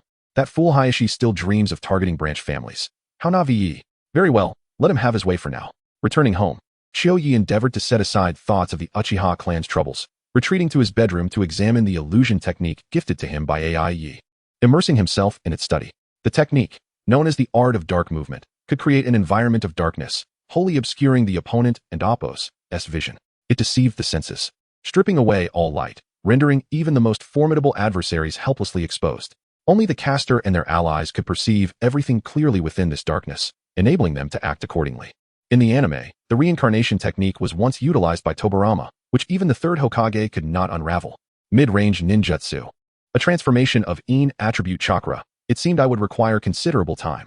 Xiao Yi held high hopes for this technique, as most ninjutsu created by the second Hokage were specifically designed to counter the Uchiha clan. This illusion was not merely a visual deception, but a true manipulation of Yin attribute chakra to forge a realm of obscurity. Whether this illusion would be effective against the Uchiha clan remained uncertain. Ordinary individuals could not see without a light source, however. The Uchiha clan and Appo's eyes could emit a crimson glow in darkness, rendering conventional logic inadequate. Following the instructions in the scroll, Xiao Yi formed the necessary seals to attempt the illusion, but the result was an utter lack of response. An A-rank ninjutsu is not something one can master in a short time. At least, Xiao Yi was not capable of such a feat. The chakra surgical knife could be swiftly grasped due to its nature of direct chakra manipulation, belonging to form transformation rather than nature transformation. Xiao Yi had already attained considerable proficiency in form transformation, yet each type of chakra and Appo's nature transformation demanded time and insight through relentless practice. To master the transformation of Yang release chakra, he devoted an entire 3 years, followed by an additional year, to grasp the A-rank technique of the sage art. To fully comprehend this A-rank illusion left behind by the second Hokage, it is estimated that at least 2 or 3 more years would be required. The Uchiha clan is truly enviable, reflecting on their ability to effortlessly wield A-rank and even S-rank illusions. Shiyue couldn't and Oppos help but feel a twinge of frustration. For an ordinary person, a lifetime of effort could merely allow them a fleeting glimpse of the prowess exhibited by the Uchiha clan. Shiyue slapped his face to regain his focus and once again endeavored to utilize pure mental energy to condense a new refined chakra to perform the illusion.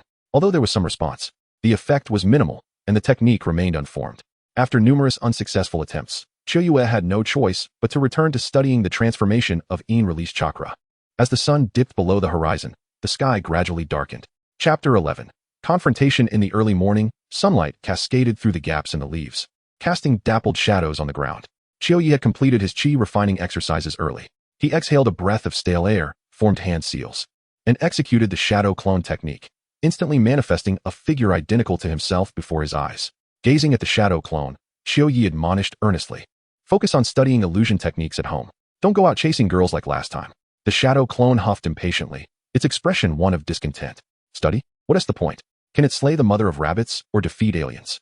Study? What a joke. Can't even distinguish between the big and small kings, can you? Who has the real body, you or me? Oh, my temper. Let us have a spar. The loser is the sun." Shiyue regarded the clone with a mix of disbelief and irritation. The shadow clone, undeterred, retorted, "I really don't understand why you're so driven. There's a savior around. Why worry? These flashy ninjutsu are a hassle to use against mere minions.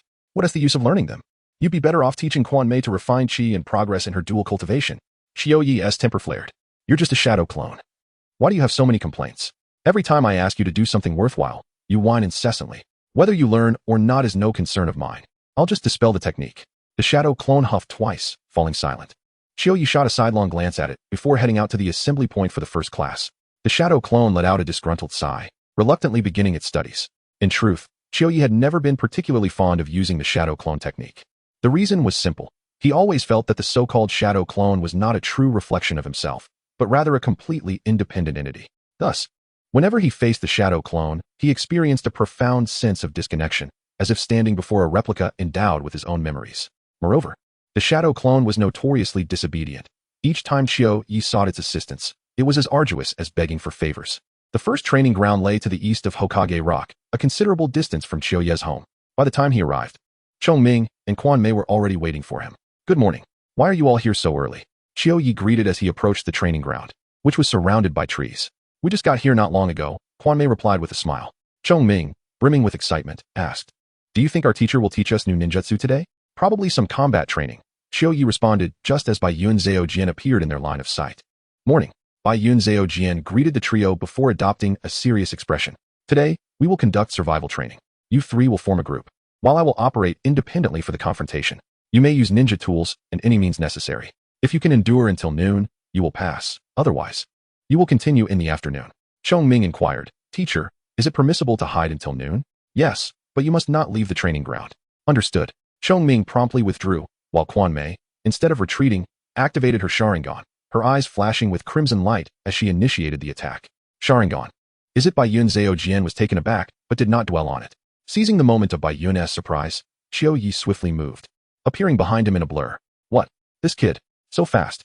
Bai Yun crossed his arms defensively in front of his chest, barely blocking Shiyue's rapid rear kick. "That is powerful. This little brat." With a loud crash, Bai Yun was sent reeling back, the sheer force of the impact causing his blood to surge. The ground beneath his feet cracked as he skidded back, revealing his serious expression amidst the swirling dust. In an instant, Shiyue pressed the attack, moving like a specter, delivering an elbow strike aimed directly at Bai Yun's chest.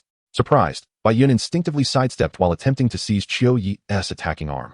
Yet, Shiyue seemed to anticipate his movement, pivoting into a spinning kick that forced Bai Yun to block with his arm, charging headlong. "You really don't regard Jonin with any respect." As his voice faded, Bai Yun grasped Shiyue's calf and spun rapidly, hurling him away. In that moment, Xiangling snapped back to reality, seizing the opportunity alongside Kwanmei to launch their own assault. With a whoosh, Kwanmei's shuriken flew from behind Bai Yun, while Xiangling leaped, aiming a kick at Bai Yun's face. Thud! Bai Yun's form dissipated into a cloud of white smoke, revealing a wooden log embedded with shuriken on the ground. Cursed! A substitution. Wind release. Windstorm wave. A powerful gust swept through, and in an instant, The trio felt an irresistible force propelling them backward. As Qiu Yi hung in midair, he was caught in a whirlwind that tossed him once more. Perhaps I overdid it. With a thud, Qiu Yi landed on the ground, a cloud of smoke rising. All that remained were two broken logs, devoid of any trace of Qiu Yi. Utilizing speed to exchange positions with other objects, merely a basic substitution technique. A substitution? Intriguing. A mere chunin managed to deceive a jonin with a basic substitution. What an impressive little brat. The autumn breeze swept through, rustling the fallen leaves and stirring his attire. The scenery blurred in rapid succession, accompanied by the howling wind and the rustling of leaves. Suddenly, the whirlwind ceased, and Qiu Yi steadied himself, alertly surveying the area ahead. Indeed, quick reflexes, Bai Yun emerged from a cluster of green leaves, his tone laced with a hint of admiration. I possess perceptive abilities, even without sensory techniques. You cannot hope to ambush me within a 200-meter radius. Qiu Yi's gaze sharpened, his form shooting forward like lightning, aiming to exploit his speed advantage and prevent Bai Yun from forming seals to perform ninjutsu. Through their earlier exchanges, Qiu Yi had discerned that even though the shadow clone had siphoned off half of his strength, Bai Yun, as a jonin, still could not match his speed. Bai Yun relied solely on rich combat experience and a jonin's instincts to barely fend off Qiu Yi's close-quarters attacks. The two clashed once more. Bang, bang, bang. Within the forest, shadows flitted as the two figures became entangled, their fists and feet colliding in a relentless symphony of strikes. In the blink of an eye, they had exchanged blows countless times. Qiu Yi moved with exceptional agility, his martial arts seamlessly blending elements of Tai Chi and Bajikwan. He embodied the soft overcoming the hard and the forceful might of Bajikwan, enabling him to execute attacks that were both expansive and precise, making him difficult to predict. Ninja combat techniques are derived from the crucible of real combat, emphasizing awareness and sensation, advocating the abandonment of excess emotion and distractions, and exploiting an opponent's emotional fluctuations to find a fatal opening. As perception and technique intertwined, even though Qiu Yi's experience paled in comparison to Bai Yun's, he still managed to keep Bai Yun on the defensive.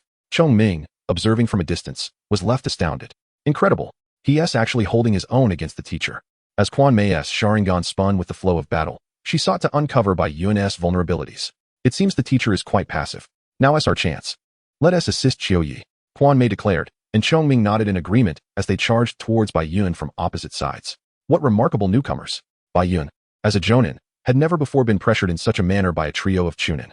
Feeling a flicker of irritation, he found an opening, quickly forming seals and calling out to the advancing Qiu Yi, wind release, breakthrough.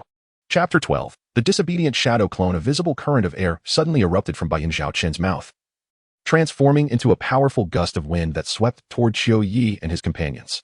The force of the wind bent the surrounding trees and caused the grass to lie low.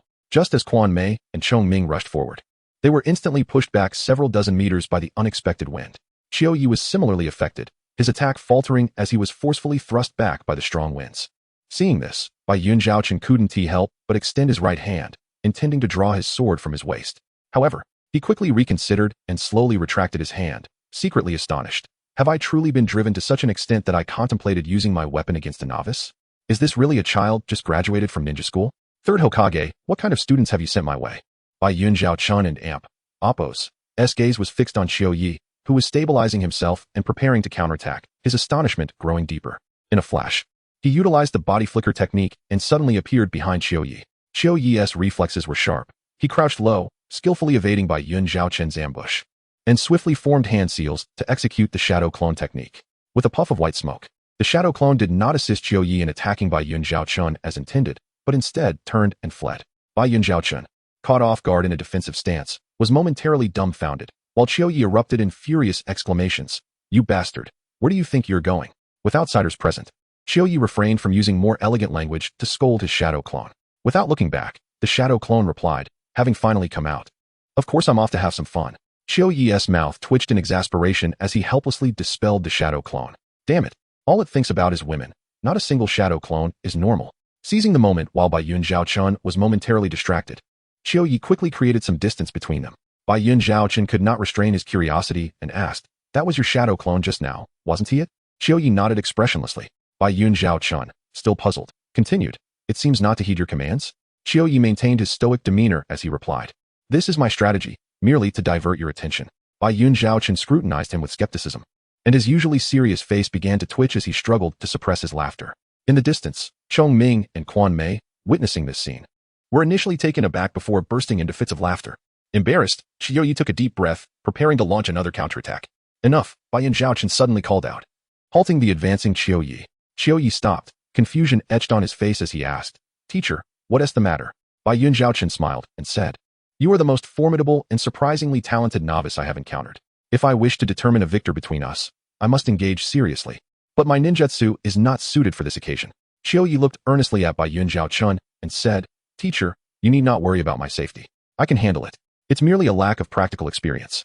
Bai Yun Zhaochen shook his head and said, "Let us call it a day. You too. Come over here." Xiangling and Quan Mei quickly leaped over at his command. Looking at the three in front of him, Bai Yun Zhaochen smiled and said, "You three performed admirably, demonstrating a high degree of synergy and cooperation. Consider today's exercise a pass. In the future, aside from missions, make sure to practice together more. If you have any questions, feel free to come find me." "Understood." The three responded in unison. "That will be all for today. We will gather in the mission hall tomorrow," Bai Yun Zhaochen concluded before vanishing using the body flicker technique. Xiangling gazed at Xiaoyi with admiration, exclaiming, "Xiaoyi, you were incredible. Even teacher Zhaochen couldn't handle you." Xiaoyi chuckled. The teacher wasn't even serious. "Did you notice he didn't use his weapon at all?" Xiangling replied, "But the teacher also said that if he didn't engage seriously, there wouldn't be a clear winner. This means your strength is comparable to his." "That's an exaggeration." Xiaoyi protested, but Xiangling insisted. "It's not an exaggeration in the slightest. You have no idea. When you were fighting the teacher, both Quan Mei and I were mesmerized. I never expected you to be this strong. Xiaoyi, from now on, you'll be my idol." Xiaoyi smiled helplessly. "You're impressive too. Spend more time training. And you won't fall behind." "Xiangling, your taijutsu is quite good. I suggest you seek out a teacher named Mike Guy. His physical techniques are the best in our village, and he is the only elite jonin who specializes solely in taijutsu. I studied under him when I was younger." Xiangling and Quan Mei's eyes widened in astonishment. "An elite jonin who only teaches taijutsu?" Xiangling asked incredulously. Xiaoyi nodded. "Do not underestimate taijutsu. Especially this elite jonin. He might be the strongest ninja in our Leaf Village." Xiangling questioned skeptically, "The strongest ninja? Even stronger than Lord Hokage?" Xiaoyi affirmed. "Certainly stronger than Lord Hokage." Xiangling eagerly inquired, "His name is Mike Guy, right?" "Yes," Xiaoyi confirmed. "He often wears a green jumpsuit and has thick eyebrows. He is easy to spot."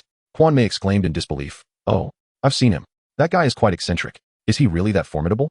I wouldn't stand a chance against him." Xiaoyi genuinely believed that if Guy were to open all 8 gates, even 100 of him wouldn't be enough to contend with Guy's current prowess. Xiangling and Quan Mei gasped in astonishment. "So strong. You're that powerful. And he can take on 100 of you?" Xiaoyi nodded. "He could likely handle even more." Seeing Xiaoyi's serious demeanor, Xiangling became excited. Xiaoyi added, "But don't get ahead of yourself. He only teaches those who are diligent." "Huh? Diligent people? What does that mean?" Xiangling asked in confusion. "You'll understand once you meet him," Xiaoyi replied. Quan Mei pondered Guy's usual behavior, beginning to comprehend. Xiangling clenched his fists, determination shining in his eyes as he declared, "I understand, Xiaoyi. I will catch up to you as soon as possible." Quan Mei, equally motivated, chimed in, "Me too." "All right, Xiaoyi, I'll take my leave for now. See you tomorrow. Good luck." After Xiangling departed, Quan Mei looked worriedly at Xiaoyi and asked, "Xiaoyi, do you think teacher Guy will teach someone from the Uchiha clan like me?" Xiaoyi replied sternly, "Regardless of whether others are willing, you must make the attempt. This is not only an opportunity for your growth, but also a chance to improve the village's impression of you. Do you understand?" Quan Mei nodded affirmatively. "Though you excel in taijutsu, do not overexert yourself," Xiaoyi said, pausing for a moment before pulling out a scroll from his pocket and handing it to her. "Memorize the contents of this scroll. From now on, practice my family's breathing technique with me daily. It can enhance your chakra reserves without any side effects." Understanding the importance of not casually passing down family secrets, Xiaoyi still felt it necessary to pass on this knowledge to Quan Mei, who was already 12 years old. For her safety and future development, he could not delay any further, as age could hinder her foundational training. "You can't give me the family secret. Quickly take it back," Quan Mei exclaimed.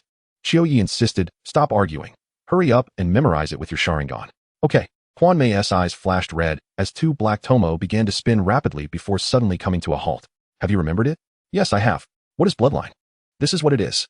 Xiaoyi thought with envy, wishing he could also possess such a gift. "From now on, be sure to leave early and come to the training grounds with me to practice the breathing technique. Also, this is a family secret. From now on, you are part of my family and can only pass it down to my daughter." As the autumn leaves spoke of channeling energy, they reduced the scroll to mere dust. Izumi, her face flushed with embarrassment, nodded obediently, acknowledging her understanding. Autumn leaves continued. "First, seek out teacher Kai. Regardless of his willingness to teach, you must show him respect. Do not allow yourself to act impulsively as you have in the past." "Very well, I shall go at once." Autumn leaves gazed at Izumi's retreating figure, a sense of unease stirring within. Altering fate felt a tad overwhelming for him at this juncture. In the Hokage Tower, within the Hokage and Appo's office, the third Hokage and Akira and Appo's former homeroom teacher, Kinta, attentively listened to the morning assessment report delivered by Hakun.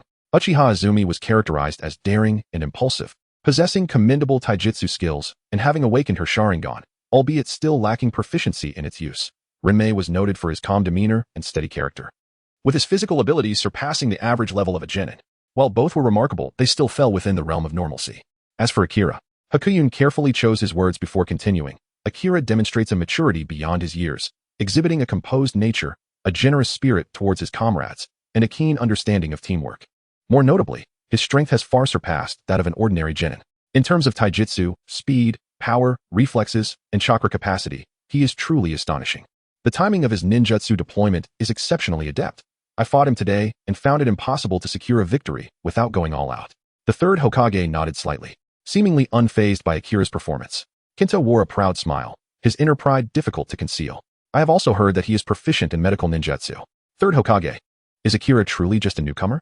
Kinta chuckled, his tone imbued with pride. I am aware that his abilities far exceed those of a genin. Yet he is indeed a newcomer, a fact the third Hokage is well aware of. The third Hokage concurred. Indeed, I am quite familiar with matters concerning Akira. This lad once insisted on learning the shadow clone technique from me, and I even served as his sparring partner. Hakun, this child is extraordinary. You must guide him diligently. Hakuyu nodded solemnly. Yes, third Hokage. Chapter 13. Little Naruto, look, it's that child. How disgusting. A sharp and scornful voice pierced through the street's previously tranquil atmosphere like a knife. Hey, you better not play with him. Be careful not to be led astray. Another voice followed, filled with disdain and contempt. Little Naruto, with his hands casually tucked into his pockets, wandered aimlessly along the street. The murmurs around him felt like countless sharp arrows, incessantly piercing his ears. Although he had long grown accustomed to such cold remarks, he still lowered his tender little head, resembling a sunflower deprived of sunlight, lonely and helpless. His forlorn figure slowly moved, eventually stopping in front of the Ichiraku ramen shop, which always exuded an enticing aroma. Inside the ramen shop, steam rose abundantly, blending the rich scent of meat with that of various ingredients, unabashedly wafting outside. Naruto could not help but take a deep breath, spreading his small hands to gaze at the few coins left in his palm. He then turned his head, his eyes landing once more on the conspicuous price list pinned to the wall of the shop. Staring at the glaring numbers, he let out a silent sigh and quietly returned the coins to the depths of his pocket. At that moment, a gentle voice reached his ears. Little one, what would you like to eat? It's on me. I haven't eaten either, so let us share a meal. Naruto abruptly looked up to see a stranger, an older brother, smiling down at him. His eyes widened in disbelief. After a moment's hesitation, he tentatively asked, BB big brother, are you talking to me? Akiha smiled softly, ruffling Naruto and Appo's golden hair with a tender touch. Who else could I be speaking to, other than this adorable little fellow? Come on in, order whatever you desire. I'll take care of it. A radiant smile, one he had never worn before, spread across Naruto's face. He nodded and followed Akiha into the ramen shop, calling out to the shopkeeper, Uncle, I'd like a bowl of tonkatsu miso chashu ramen, and add 2 eggs.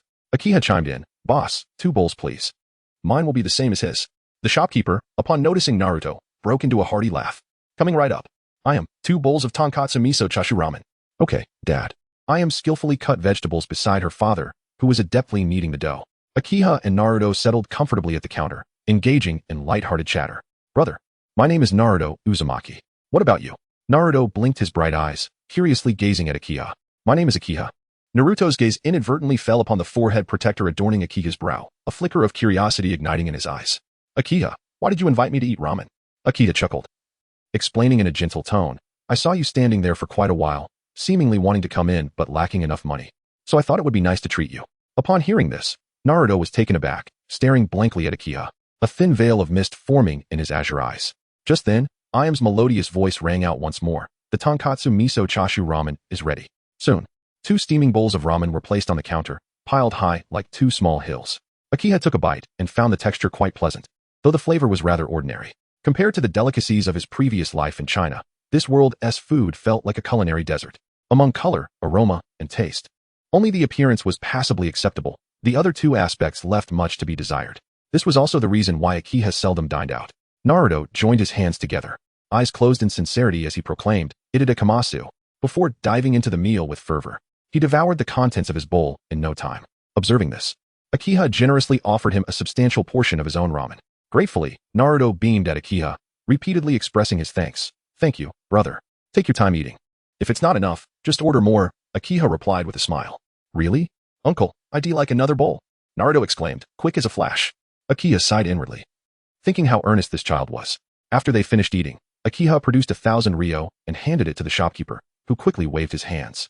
You don't need to give me that much. 100 ryo will suffice. Akiha explained, the rest can be kept for him. Whenever Naruto comes here to eat, you can deduct from that amount. If it runs out, please allow him to keep a tab. I'll come by to settle it when I can. Naruto stared in astonishment at Akiha. After a moment's silence, the shopkeeper shook his head. If Naruto wants to eat, he can come anytime. I cannot accept your money. Akiha persisted. Uncle, this child has quite the appetite. While he can manage once or twice, it wouldn't be fair over time. Running a shop isn't easy. Please accept it. The shopkeeper sighed softly, glancing at Naruto before finally accepting the money from Akiha. Naruto, remember to come find me whenever you want to eat. Naruto wiped the corners of his eyes, then looked up with a radiant smile. Thank you, brother Akiha. Thank you, uncle. Akiha gently patted Naruto's shoulder. All right, go play now. I have things to attend to, so I'll take my leave. Naruto waved enthusiastically. Okay, goodbye, brother Akiha. After departing from the ramen shop, Akiha's mood turned somber. The third Hokage's demise was regrettable, yet this world was cruel. Even Gaara's father would kill his own son. Judging the world of ninjas through the lens of his past life in China, it was evident that all ninjas deserved condemnation. The third Hokage had treated Minato's child poorly. And upon Minato and Appo's reincarnation, he had not cursed the old man. Moreover, the third Hokage had done enough to protect Naruto. His current plight was largely a byproduct of the adults who had experienced the Ninetales incident. The third Hokage had even issued a decree forbidding anyone from calling Naruto a demon fox, so one could not entirely blame him. Many adults knew Naruto was the son of the fourth Hokage, yet resentment and hatred did not wane simply because the fourth was a hero. They did not spare his child. Even now, many advocated for Naruto's death, highlighting the insidious nature of ninjas. Ninjas were tools, and they themselves believed it. For the sake of their village, they would do anything, including the first Hokage. Konoha was considerably better than other regions. Other villages were more brutal and bloody. Because Konoha was the strongest, it exhibited a slightly higher tolerance. Naruto was deemed a savior because he awakened the humanity within ninjas, prompting them to stop viewing themselves as mere tools and begin acknowledging their emotional needs. For ninjas, killing and being killed was commonplace, even in the original story. Naruto's initial reaction to killing was merely fear and regret for not being courageous enough, never questioning the act of killing itself. At merely 12 years of age, this revealed the essence of ninjas. Thus, in such an environment, Akiha could not simply appraise any ninja through the lens of good and evil. Moreover, how could he, who had remained an observer, claim to be any better? Akiha exhaled deeply, momentarily casting aside his worries. He returned home and redirected his focus to the study of illusions. Chapter 14, Daily Life of 3. As the sun began its descent, a gentle ray of twilight bathed training ground number 1. In the arena, Izumi and Shomei were engaged in a sparring session against Akiha, while Bayun watched from beneath a distant tree. Ding ding ding. Akiha's hands glowed with blue light as he swiftly waved them, knocking down the shurikens that came his way. Bayun had grown accustomed to this sight. He had observed Akiha's ability to instantly gather chakra in combat and employ his chakra blade for both offense and defense a fortnight ago. Bang! Izumi attempted to exploit a gap created by the shurikens and launched a surprise attack from behind, only to be countered by Akiha's swift spinning kick that sent her flying. That's enough, Bayun called out, halting the match. Shomei and Izumi slumped to the ground, panting heavily. He's just too quick. Even if they're in Appo's an opening, I can't catch him, Izumi gasped. I need to match his speed to have a chance. Bayun approached them, saying, well done. Izumi, Shomei, you both have made significant progress. Don't be disheartened by your inability to defeat Akiha. His strength far surpasses yours. The most crucial thing for you now is to learn chakra allocation and control to avoid unnecessary waste. Especially you, Izumi, while the Sharingan is powerful. It consumes a substantial amount of chakra. You must manage your chakra distribution during battles. Yes. Bayun then turned to Akiha. You need to quickly master the nature transformation of wind-type chakra so I can guide you in the next phase of your training. Akiha nodded. I am working hard on it. The nature transformation of wind chakra involves utilizing chakra to create winds capable of cutting, severing, and penetrating. Although Akiha possesses pure chakra of all attributes, developing his wind-based abilities would still require considerable time.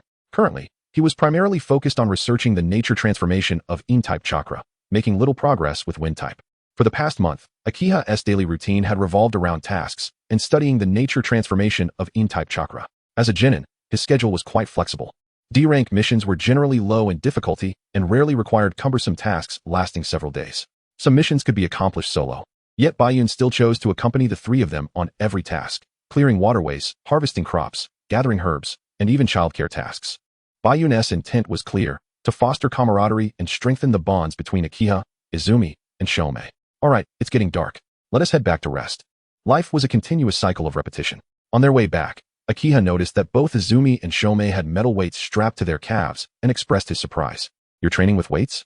Izumi smiled slightly. Kai-sensei forbids us from taking them off. Akiha inquired, did he agree to train you?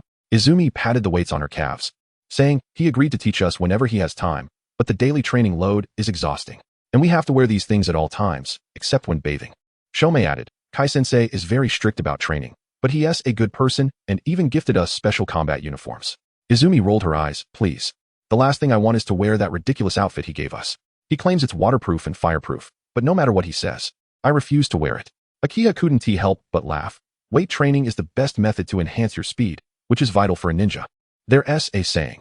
In the world of ninjutsu, nothing is unbreakable, but speed is invincible. This means that while every powerful ninjutsu has its weaknesses and can be countered, speed remains unmatched. If you cannot hit your target, even the most formidable technique is futile. Shomei agreed. Only after becoming a genin did I realize that if you're slow, you can't even land a hit. Akiha assured them, I promise, if you persist. Within a year, you will become the best among your peers. Both nodded in unison, but you must also take care of your health. Kai-sensei's physical techniques require innate talent to master. Do your best, but don't overexert yourselves. Learn as much as you can without pushing your limits. The 8 gates isn't something one can master solely through effort. Opening the gates requires talent and the ability to endure excruciating pain. Pain that only a strong will can withstand. We will definitely learn it. Alright. The next morning, Bayun brought Akiha, Uchiha Izumi, and Takaguri Shomei to the mission hall. The mission dispatcher flipped through the request list, muttering, next up is Team 1. Your upcoming assignments are to clear the Eastern River or accompany Lady Chishimi shopping, or go to the neighboring village to harvest crops. Or we choose to accompany Lady Chishimi shopping. Akiha, Shomei, and Izumi exclaimed in unison without hesitation. Bayun replied, well, then I'll leave it to you. He had no intention of undertaking such a task. Upon receiving such a request, he would only show up to collect his share of the reward. The three set off towards their assignment. Before long, they arrived at Lady Chishimi's residence. Wealthy as she was, her estate boasted 5 courtyards, each with open doors. Upon seeing the elegantly dressed noblewoman, Shomei respectfully greeted, good day, my lady. Akiha, with a flattering grin, declared, my lady, you look even more radiant today than a month ago. You seem to have lost quite a bit of weight. Izumi paused, momentarily taken aback by Akiha's words. Before exaggerating, my lady, your skin is exceptionally well maintained, so flawless it appears to be made of water. Shomei's mouth dropped in surprise as he glanced at his teammates. While Lady Chishimi beamed with delight, you three are simply adorable. Please do accompany me more often. Of course, my lady. We are at your service, they replied in unison. Now, let us go shopping, Lady Chishimi said, eagerly picking up a delicate box as they set off. In this world, Konoha village was undoubtedly the most prosperous place, attracting many ministers to reside there. As the wife of the daimyo, Lady Chishimi was particularly extravagant, shopping with abandon while the three trailed behind, assisting her with her many purchases. Within half a day, their arms were laden with shopping bags. Akiha pondered, somewhat perplexed. Such tasks could easily be assigned to ordinary attendants. Yet this wealthy woman preferred to enlist ninjas. Did she genuinely enjoy caring for ninjas, or did she relish commanding them? Reflecting on the elevated status ninjas held after displacing the samurai, perhaps the higher position of commanding ninjas brought her a sense of superiority. Akiha mused that this might be the true reason for her preference. From this perspective, it seemed that being a ninja offered little financial reward. Rather than waiting for future wars to conclude before starting a business, it might be wiser to prepare now. After all, many ninjas in Konoha village managed to run shops while undertaking missions, reaping both wealth and influence. Contemplating the financial support necessary for pursuing a path of cultivation, Akiha sighed. A partner in cultivation requires resources. One cannot succeed without wealth. Spending all day on missions while trying to cultivate is futile. Akiha had never contemplated revolution. The environment profoundly influences a person. Over time, he too had gradually lost his revolutionary fervor. The thought of dismantling the established order of this world and rebuilding a new structure felt exhausting. By midday, Lady Chishimi invited them to a high-end restaurant for lunch. The dishes were exquisitely crafted, with the signature item being the dream fish sashimi, a local specialty. This restaurant serves exceptional food, especially the dream fish sashimi, which is rare elsewhere. You must try it. Lady Chishimi enthusiastically urged them. Thank you, my lady. The three individuals responded in unison, subsequently indulging in the exquisite dish before them. It's absolutely delectable. Both Izumi and SH may exclaimed in harmony. Akiha, having previously tasted this particular fish, could attest to its remarkable flavor. The fish meat was exceptionally fresh, with a delightful texture, and even the sashimi bore a subtle sweetness. This fish was of considerable size and notoriously difficult to catch. In fact, Akiha had once spent several arduous days to capture just one from the river. However, the tastes of this world are often difficult to articulate. In an effort to foster a good relationship with Madame Chisholm, Akiha resolved to personally prepare several dishes from his hometown. "Madam, please try this. It is my homemade boiled fish slices." Akiha presented a steaming plate of boiled fish slices before Madame Chisholm. She smiled, initially dismissing the ninja's culinary skills, intending only to take a polite taste. Yet, as she lifted a small piece of fish to her mouth, her expression transformed dramatically. She continued to devour several generous bites, her face lighting up with bliss. "By the grace of Amaterasu, I have never tasted anything so delightful. It is truly exquisite." Seeing her reaction, May and Izumi were eager to sample the dish as well. However, Madame Chisholm cast them a displeased glance, protectively guarding her meal. You should also try." Realizing her demeanor was somewhat uncouth, she offered an awkward smile. No, thank you, madam. We are quite full. Please, enjoy it yourself." The two hastily waved their hands in refusal. "Then I shall not hold back," Madame Chisholm declared, diving back into her meal. After the meal, Akiha and the others delivered the items purchased by the wealthy lady to her residence. The affluent woman generously rewarded them with a thick stack of banknotes, each worth 200 ryo. Izumi smiled sweetly. "Madam, you are truly kind." Akiha sincerely remarked, "Madam, your generosity and kindness are commendable. You embody the virtues of our land of fire." May, racking his brain, finally managed to stammer out 4 words. "Thank you, madam. You three are increasingly endearing." The wealthy lady chuckled, her cheeks jiggling. "There is no need for such formality. I shall seek your assistance again in the future." Turning to Akiha, she inquired, "What is your name?" Akiha. I shall remember that. In the future, I hope to count on your help." "You are too kind, madam. Please feel free to call on us whenever needed." After completing their task, Izumi and May teamed up to train their physical endurance, while Akiha wandered the streets, contemplating how to leverage the wealthy woman's influence to assist Izumi in escaping her predicament. As a member of the Uchiha clan, Izumi had managed to step beyond familial constraints and undertake field missions, significantly reducing the higher-ups and Appo's animosity toward her. Yet, this was merely a starting point. It was imperative to ensure her departure from the village before the impending calamity struck. As the wife of a feudal lord, the wealthy lady was not easily swayed. But culinary delights seemed a promising avenue. In his past life, the bustling street vendors selling fried rice in Huaxiao had captivated the island nation, illustrating that in a world steeped in the elements of the Naruto universe, food remained one of the most potent means of persuasion. Akiha and Appo's actions today had already begun to yield results. He merely awaited the subsequent steps to unfold as he envisioned. Chapter 15. Foundation laying. As autumn departs and winter approaches, the earth is gently cloaked in a pristine layer of white snowflakes. Izumi, clad in short boots, treads upon the snow and arrives early at Akiha's residence to practice his peculiar breathing technique. Since Akiha personally guided her in this practice, within a mere 3 months, she has managed to cultivate a distinctly different chakra within her body. Akiha praises her as a genius, remarking that it took him 2 full years to reach her current level of mastery. Izumi feels elated. Aside from Akiha, no one has ever called her a genius, not even after she awakened her Sharingan. Within the confines of her bedroom, Izumi's white haori drapes over a hanger as she kneels on the tatami mat, her body leaning slightly back, arms crossed defensively over her chest. Her clear eyes flicker with anxiety and unease, resembling an innocent lamb. "Akiha, what do you intend to do?" "We aren't in Appo's team married yet. Please do not act recklessly." Izumi and Appo's voice is barely above a whisper, and her cheeks quickly flush with crimson, her ears burning as if ignited by fire. Akiha, taken aback, can only chuckle in disbelief, shaking his head in exasperation. He speaks with genuine sincerity. "What are you thinking about all day?" "There and amp.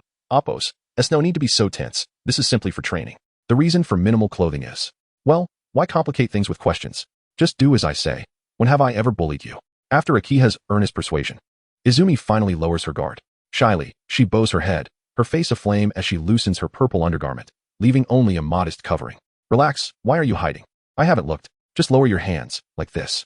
Through a series of patient instructions, Akiha guides Izumi into a seated position, her palms facing the sky, ready to enter a state of training. "Now, do not entertain any stray thoughts. Strive to clear your mind." Akiha's voice is steady and authoritative, aiming to help Izumi focus her attention. "You are being unreasonable. You've put me in this situation and expect me not to think wildly." Izumi and Appo's voice carries a hint of grievance and shyness, her entire being flushed with warmth. Akiha shoots her a stern look. "Enough chatter. Concentrate. The next phase could be perilous. I know that without you saying." "Stop joking. I am serious." Akiha and Appo's tone shifts to one of gravity. As Izumi gazes into Akiha and Appo's earnest eyes, her heart gradually calms. Akiha steps before her, gently placing his hands on her delicate back. A warm yet powerful energy surges from his palms, swiftly coursing through Izumi and Appo's meridians, spreading throughout her limbs and body. Izumi feels a warm chakra rushing throughout her being, while the two types of chakra within her begin to uncontrollably clash with Akiha and Appo's chakra. Among the three chakras, Akiha and Appo's is the most formidable. It seems as if Izumi and Appo's own chakra instinctively recognizes this and chooses to unify against the external force. They merge rapidly, attempting to repel Akiha's chakra. In an instant, a tempest of chakra brews within Izumi, causing her to moan in agony as a contorted expression crosses her face. Wisps of white mist escaping from her crown. Akiha, it hurts. Save me. I don and Appo's. Do you want to die? Her voice is laced with unending pain and terror, her eyes involuntarily awakening the double Tomo Sharingan under the threat of death. Simultaneously, Akiha and Appo's immense chakra begins to converge towards her eyes, as if hoping to harness this power to fend off impending doom. Do not move. Relax. Clear your mind. Akiha and Appo's voice remains firm and resolute, his palms continuing to emit a soft purple glow, meticulously guiding the chakra within Izumi and Appo's body. Her breathing quickens, becoming heavy. She trembles violently, beads of sweat cascading down her exquisite face, evaporating instantly in the heat enveloping her. She feels as though she is engulfed in a sea of flames, the pain and heat threatening to turn her into ash. I am going to die. The extreme agony compels Izumi to contemplate surrender. Hang in there, Izumi. If we endure this, we can be together forever. Akiha and Appo's voice seems to resonate with a magical allure, penetrating through Izumi and Appo's fears and pains, filled with encouragement and hope, bestowing upon her an unprecedented strength. Izumi senses a dormant power within her gradually awakening, absorbing a significant amount of Akiha and Appo's refined chakra. Her Sharingan begins to transform under her fierce will to survive. The once crimson double Tomo Sharingan gradually shifts to a blue 3-Tomo. At this moment, the new chakra within Izumi surges with newfound vigor, utilizing its home advantage to swiftly divide and consume Akiha's chakra. As time progresses, the previously wild energy within her meridians becomes subdued, ultimately converging around the seed of chakra, forming an extraordinary and potent new chakra. Izumi and Appo's complexion transitions from red to pale, then to a radiant glow as the anguish on her face dissipates, replaced by an unprecedented tranquility and satisfaction. She feels immensely powerful, as if the chakra within her is on the verge of overflowing, her consciousness seemingly having developed eyes, comprehensively seeing everything around her, clear and expansive. This is perception, the ability to perceive without using any techniques. I have gained the power of perception. Izumi is astounded, realizing she has undergone a transformation. She can even see the flow of chakra within her body and the state of her internal organs. It worked. Akiha and Appo's voice carries a hint of fatigue and relief to assist Izumi in her foundational training. He not only expended considerable mental energy, but also relinquished half of his refined chakra for her to assimilate. It can be said that 13 years of his arduous cultivation, 6 of which were dedicated to this heavy gift, have culminated in this moment. At this point, Akiha appears utterly drained, a pallor settling upon his face as if he has expended all his strength. He slumps forward, nearly collapsing. Izumi reacts instinctively. Her reflex is sharp as she enfolds Akiha in her arms, panic evident in her voice. Akiha, what's wrong? Don't scare me. Akiha forces his eyes open, managing a faint smile. I am fine, just a bit tired. Please put your clothes back on. We wouldn't want you to catch a chill. His gaze briefly wanders over the budding hillocks before him, and he feigns a playful grin. Izumi's face immediately blossoms with 2 vivid roses of embarrassment. Flustered, she hurriedly gathers the scattered garments, her movements both hasty and bashful. The room envelopes them in a serene silence, punctuated only by their slightly hurried breaths, which resonate with clarity. Chapter 16. Team Kai. As Aki gazed upon Izumi and Appo's bashful demeanor, a pang of self-reproach washed over him. He inwardly berated himself for being less than noble. No matter how swiftly ninjas matured, it was unbecoming to harbor such thoughts towards someone so young. What I am about to say is quite significant, so please listen intently. Izumi, having tidied her attire, nodded and knelt beside Aki. With a serious expression, he continued. A couple of days ago, Lady Kazumi invited me to Daimyo Castle to assist in preparing the New Year's banquet. I mentioned I needed to think it over and also suggested that she consider your culinary skills. Although Lady Kazumi did not respond immediately, it is likely that she will extend an invitation to both of us. Izumi looked puzzled. It is a good thing that the Lady of the Daimyo values you. But why must I accompany you? My cooking skills are hardly of any help. Aki and Appo's gaze darkened slightly. That is not for you to worry about. If you receive the notification, simply accompany me. Once we finish the tasks assigned by Lady Kazumi, I need you to join me elsewhere. After a moment's scrutiny, Izumi inquired, are you hiding something from me? Aki rubbed his nose and shook his head. Not at all. You tend to touch your nose when you lie. My nose was just a bit itchy. He protested. Izumi, maintaining her serious tone, remarked, when people lie, their blood pressure rises, causing their noses to swell and itch due to increased blood flow. Frustrated, Aki exclaimed, will you ever stop? Despite my affections for you, you refuse to assist me with even the smallest matters. Her cheeks flushed. Izumi retorted, I never said I wouldn't go. With a huff, Aki continued, it may take us about a year to return. You should bid farewell to your mother properly. Izumi gasped, a year? If we are gone that long, the village will punish us, perhaps even treat us as rogue ninjas. You are already seen as a rogue in their eyes. Aki silently scoffed, then reassured her. Do not fret. I will write a letter to the Hokage explaining our situation. It likely won't take that long. At most 8 or 9 months, and we shall return. Izumi, sensing an underlying tension, chose not to contest Aki's plans. All right, I will heed your words. Aside from my mother, you are the one who cares for me the most. Aki felt a twinge of pain within, yet feigned nonchalance. Remember, regardless of whether you receive the notification, do come to the capital in 2 days to await my arrival. It would be dreadfully dull without your company on this outing. Very well, since there is nothing pressing at the moment, I shall accompany you on this journey. Winter brought little in the way of tasks, and disappearing for a few days would raise no alarms. The guards at the gate were not overly vigilant. Sneaking out would pose no challenge for Izumi. That afternoon, the third Hokage summoned Aki. He paused briefly before the office door, inhaling deeply as if to draw in his anxious anticipation. Upon entering, he found 3 figures awaiting him. The watermelon-haired Might Guy clad in Jonin armor, and 2 unfamiliar chunin. Greetings, Guy-senpai, and esteemed seniors, Aki greeted, his tone tinged with a barely perceptible tension. With Izumi absent, he felt a ripple of unease. His recent activities had indeed been conspicuous. Having previously trained under Might Guy, Aki had garnered the Elder and Amp, Appo's, admiration for his Tai Chi and Bejiquan techniques, which led to an offer of apprenticeship that Aki declined. Hence, Guy held a favorable impression of him, nodding in acknowledgement. The 2 chunin smiled warmly. Polite juniors were always well received. The third Hokage regarded Aki with a mixture of exasperation and expectation. Even as a genin, you remained so undisciplined. He sighed before his demeanor shifted to one of gravity. Lady Kazumi specifically requested your presence at the daimyo's estate to assist with the culinary preparations for the New Year's feast. You are to immediately prepare and accompany her escort team to Daimyo Castle. The responsibility for your protection will be entrusted to Might Guy's team. Understood, Aki replied, his spirits plummeting. While Konoha appeared tranquil, undercurrents of tension brewed, particularly with the increasing strain between the Uchiha clan and the village. Izumi was ultimately trapped, and the careful strategies he had devised over the past months seemed to dissolve like water. Bear in mind, protecting Lady Kazumi is an A-rank mission, which is not your concern as a genin. In the event of combat, all actions must adhere to Guy's command. Aki nodded in acknowledgement. The third Hokage turned to Might Guy, entrusting him with the task. Guy, I leave this matter in your capable hands. Guy gave a thumbs up, exuberantly responding, no problem. All right, everyone prepare. We depart early tomorrow morning. The third Hokage gestured for them to leave, but then called Aki aside.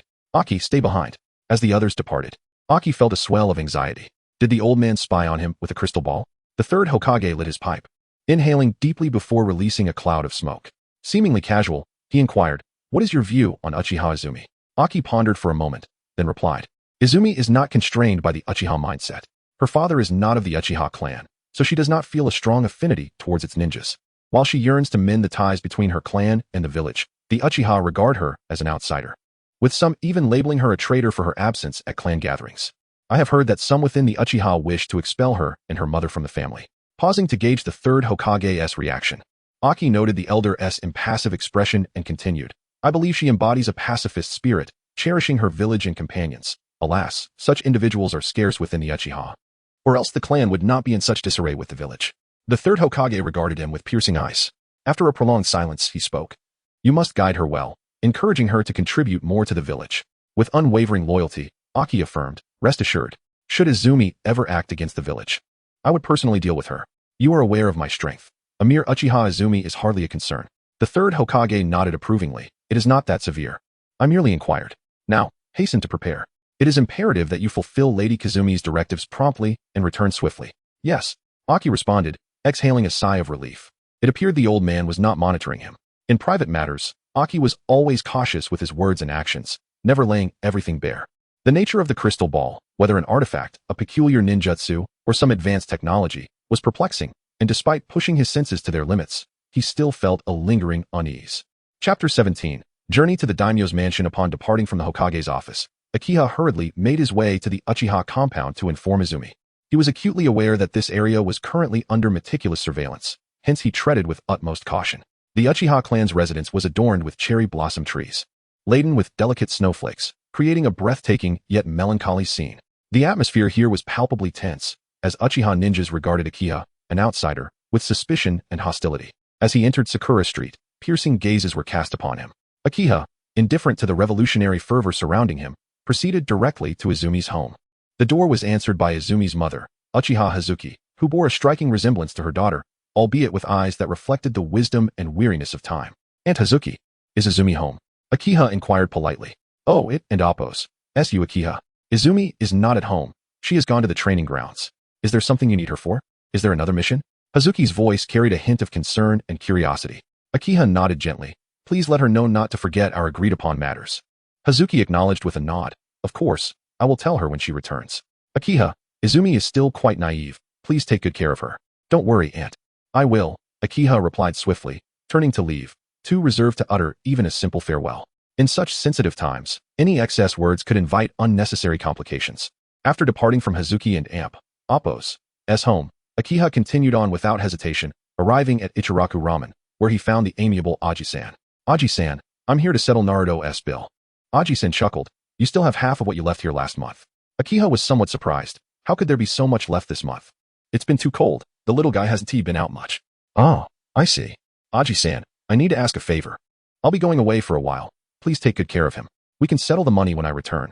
Aji-san's eyes glimmered with warmth as he gently patted Akiha's shoulder. "Naruto is fortunate to have a friend like you. Rest assured. I will keep a steaming bowl of ramen ready for him, anytime he wishes." Akiha smiled. The world was not devoid of kindness. "You know what to do, right?" Akiha said sternly, looking at his shadow clone. Surprisingly, the shadow clone nodded earnestly. "Then I leave it to you." As dawn broke, Akiha left his shadow clone behind, slinging his backpack over his shoulders and heading toward the eastern gate.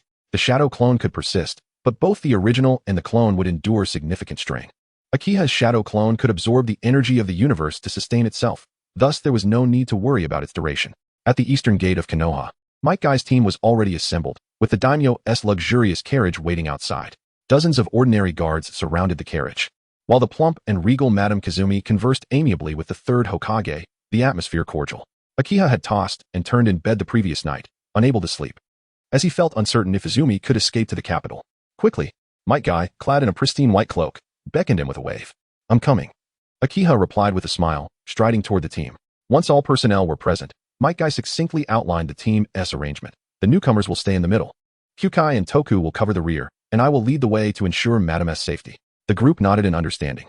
Soon, Madame Kazumi boarded the carriage, and under the watchful gaze of the third Hokage, the entourage set forth on the journey to the daimyo's mansion. The mansion lay deep within the Land of Fire, approximately 800 miles southeast of Konoha. However, for skilled ninjas, such distance could be traversed in a single day. Yet, considering the presence of the ordinary citizens in the carriage, the pace was naturally slower. Furthermore, as winter's chill enveloped the land, the journey became increasingly arduous. The luxurious carriage progressed slowly in the midst of the convoy, with the ordinary guards closely following, ever vigilant of their surroundings. Might Guy and Appos' team was strategically positioned around 10 meters in front and behind the carriage, creating a formidable defense. Akiha walked closely beside the carriage, their figures leaving a trail of footprints in the snow. Throughout the journey, Akiha's mind was restless. He was uncertain whether Izumi would leave the village, and even more so, whether she would survive. After years of training and investment, the thought of losing her weighed heavy on his heart. It would be a lie to claim he felt no attachment, as one would grieve deeply even for a lost pet. At that moment, Madame Kazumi gently lifted the carriage curtain and gestured for Akiha to come closer. Approaching the carriage, Akiha respectfully asked, "Madam, is there something you need?" Madame Kazumi smiled warmly. "Little Akiha, this time I would like you to stay longer at the daimyo and Appos' mansion. I will select a few skilled cooks to learn from you." Akiha hesitated. "Madam, I would be more than willing to assist you, but the village has its rules, and as a ninja, I cannot be away for too long without drawing the Hokage's ire." "There's no need for concern," Madame Kazumi reassured him with a smile. "I have already spoken to Sarutobi-sensei about this matter.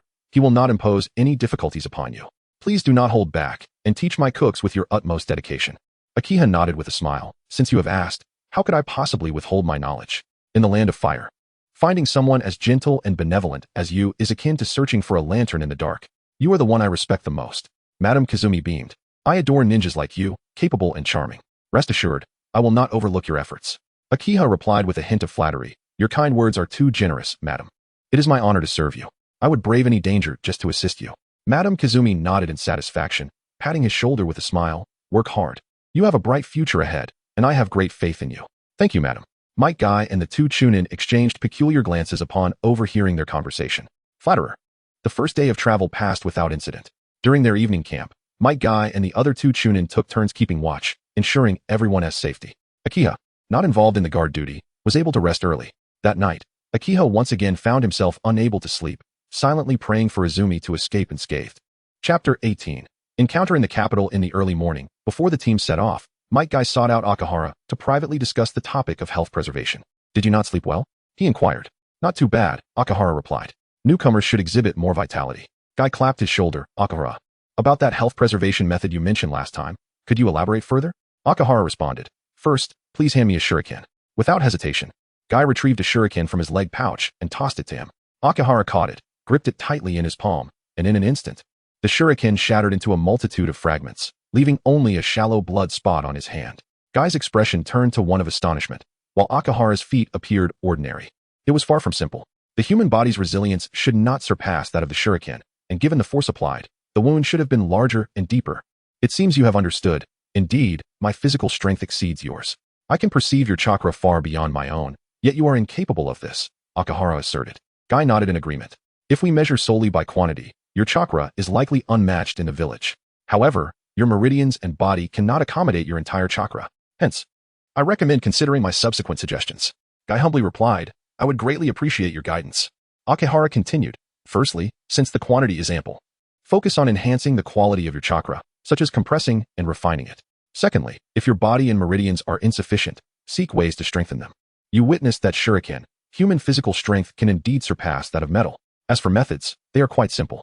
Chakra is extracted from both the mind and body. So why not contemplate using chakra to rejuvenate both? The path of body cultivation suits Guy perfectly. Akahara could provide insights, but whether he could traverse this path depended on him alone. After all, Might Guy was still quite young and a diligent genius. It was entirely possible he could succeed. Guy's eyes brightened. While Akahara's first suggestion may seem somewhat impractical, given that apart from tailed beasts, ninjas' chakra qualities are generally similar, the second method was entirely feasible. Didn't Kakashi utilize lightning chakra to invigorate his body and enhance his speed? While rejuvenating the mind might be challenging, infusing chakra into skeletal muscles to boost bodily functions was certainly plausible. Truly, you are a promising junior, Guy beamed, revealing his characteristic radiant smile while giving Akahara a thumbs up. Akahara cautioned, Guy-senpai, my methods may not suit you, as our physical conditions and chakra amounts differ. It is imperative that you proceed with caution. Strengthening the body is a lengthy process, and I invested many years to reach my level. Rest assured, I will be careful, Guy said with a smile. I regretted that you did not become my disciple. However, it seems you have found a path more suited to yourself. Akahara replied somewhat awkwardly. To be honest, I was just afraid of pain, which led me to contemplate better methods, resulting in my current approach. Guy patted his shoulder reassuringly. No worries, you are quite exceptional now. Soon, the preparations were complete, and they set off. The snow grew heavier, and the wealthy lady's carriage moved increasingly slowly. The journey of 800 miles took 5 days to reach the lord's estate. Fortunately, the trip was peaceful, and the ambushes Akahara had imagined never materialized. The estate and Appo's style was starkly different from that of Konoha. Though solemn and majestic, it lacked the vibrant energy of Konoha. After returning home, Lady Chiji summoned the escort team for hospitality. During dinner, she specially ordered several local delicacies to reward the exhausted travelers. The presentation was pleasing, and the taste was certainly superior to the rations consumed on the journey. After a night's rest, the next morning, Guy and Appo's team prepared to return to Konoha, with Akahara coming to bid them farewell. Feigning surprise, Akahara exclaimed, You're leaving without waiting for me? Our escort mission is complete. And everyone needs to return to prepare for the new year, Guy stated, stepping in front of Akahara with a serious expression. As a newcomer, be mindful of your conduct. Do not act recklessly in the lord's estate. Akahara sighed, understood. Soon, the figures of Guy's team gradually faded into the swirling snow. Akahara, over here. A familiar and melodious call swept through Akahara's heart like a gentle spring breeze, stirring ripples in his previously calm demeanor. He turned swiftly, his gaze eagerly seeking the source of the voice. Before him stood Izumi, elegantly poised. She donned a pristine white haori, exuding purity and beauty, and carried a petite backpack on her shoulder, adding a touch of playful charm. In the alley, she waved her hands energetically at Akahara. her exquisite face radiating an undeniable joy. Akihara rushed to her, arms wide open, enveloping her in a tight embrace, murmuring incoherently, "This is wonderful, absolutely wonderful." Izumi blushed. "Akihara, you're squeezing me too tightly." Releasing her, he glanced around and softly said, "This isn't the place for conversation. Let me take you somewhere safe." Izumi replied, "I've already checked into a hotel for a few days. How long have you been here?" Akihara asked. With a playful smile, she responded, "I sneaked out the day you all departed. I arrived 3 days ahead of you. Were you not discovered?" "No, I didn't use the main entrance. I came around from the small river beneath the forest of death. The river was frozen, so I followed it out." A smile spread across Akihara's face, his joy nearly spilling over. He hugged Izumi again and murmured, "Well done. My Izumi is truly clever. It seems our holiday has begun." Izumi hesitated for a moment, then gazed at him, worry flickering in her eyes.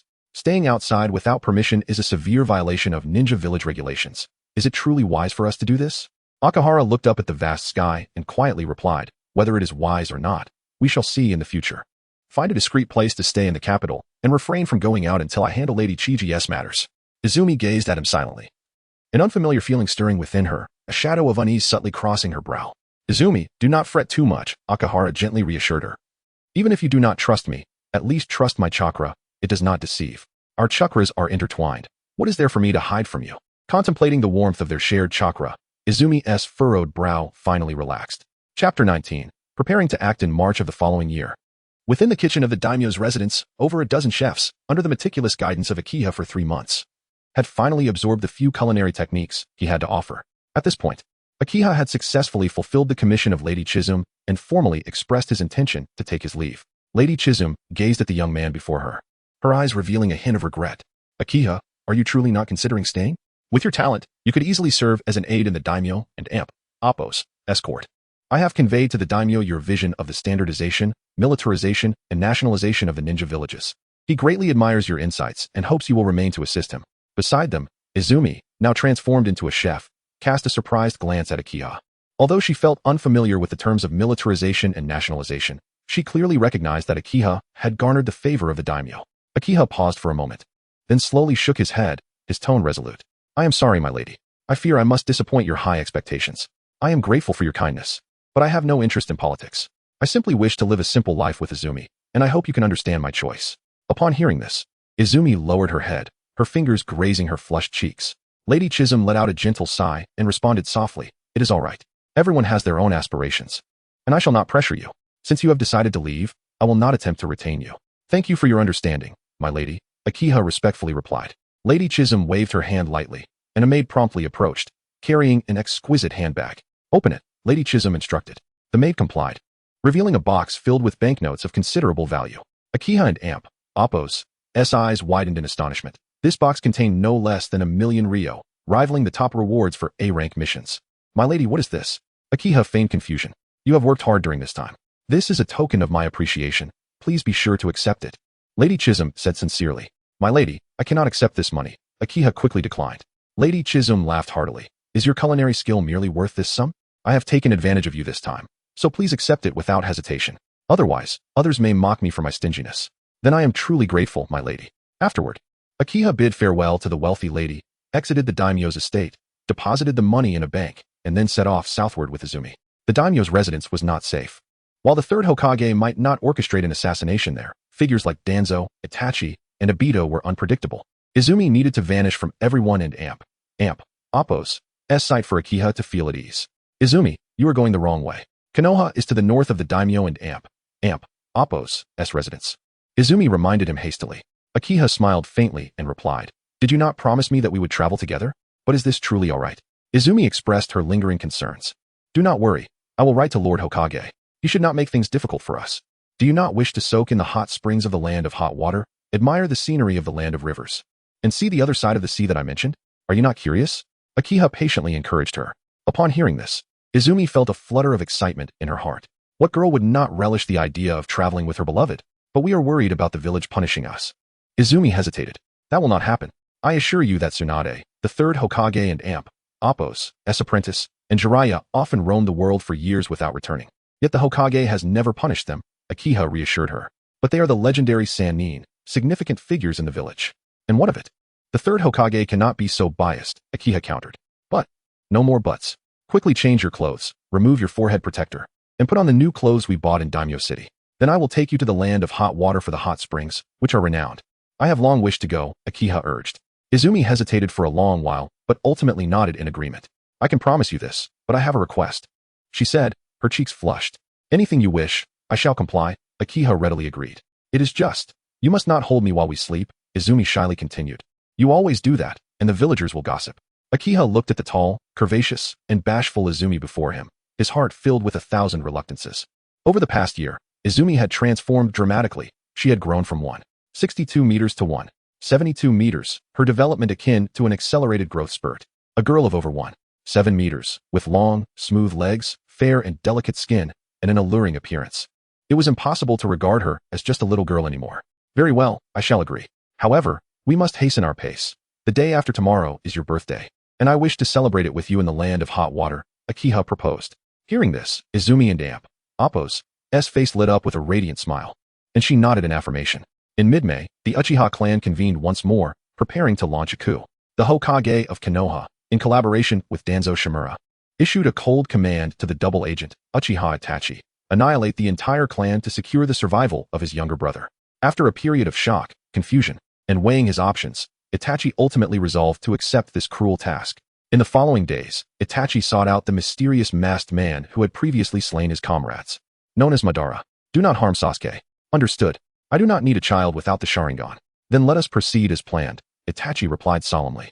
Uchiha Obito, arms crossed, spoke languidly. My assistance in exterminating the Uchiha is not solely for revenge. I have other motives, which you may choose to ignore. Itachi turned to regard him. You mean to say I should refrain from using my Sharingan to document your actions? Indeed, this is also proof of my promise to spare your brother and Appo's life. Itachi thought of Izumi, but she was no longer significant. After tonight, the Uchiha would have no chance of rebellion. And there was no need to mention Izumi to this man. As the moon hung high in the sky, its fragmented reflection danced upon the water, swaying in the cold wind that carried the acrid scent of blood. The cries of anguish echoed heavily in Itachi's mind, each one etched into the fragments of his memory like a scar. Once a pure dream, it had now transformed into the deepest pain within his heart. This was a choice marked by both suffering and resolution. He would personally bring an end to this insurrection, safeguarding the peace of Konoha and the dignity of the Uchiha clan in his own way.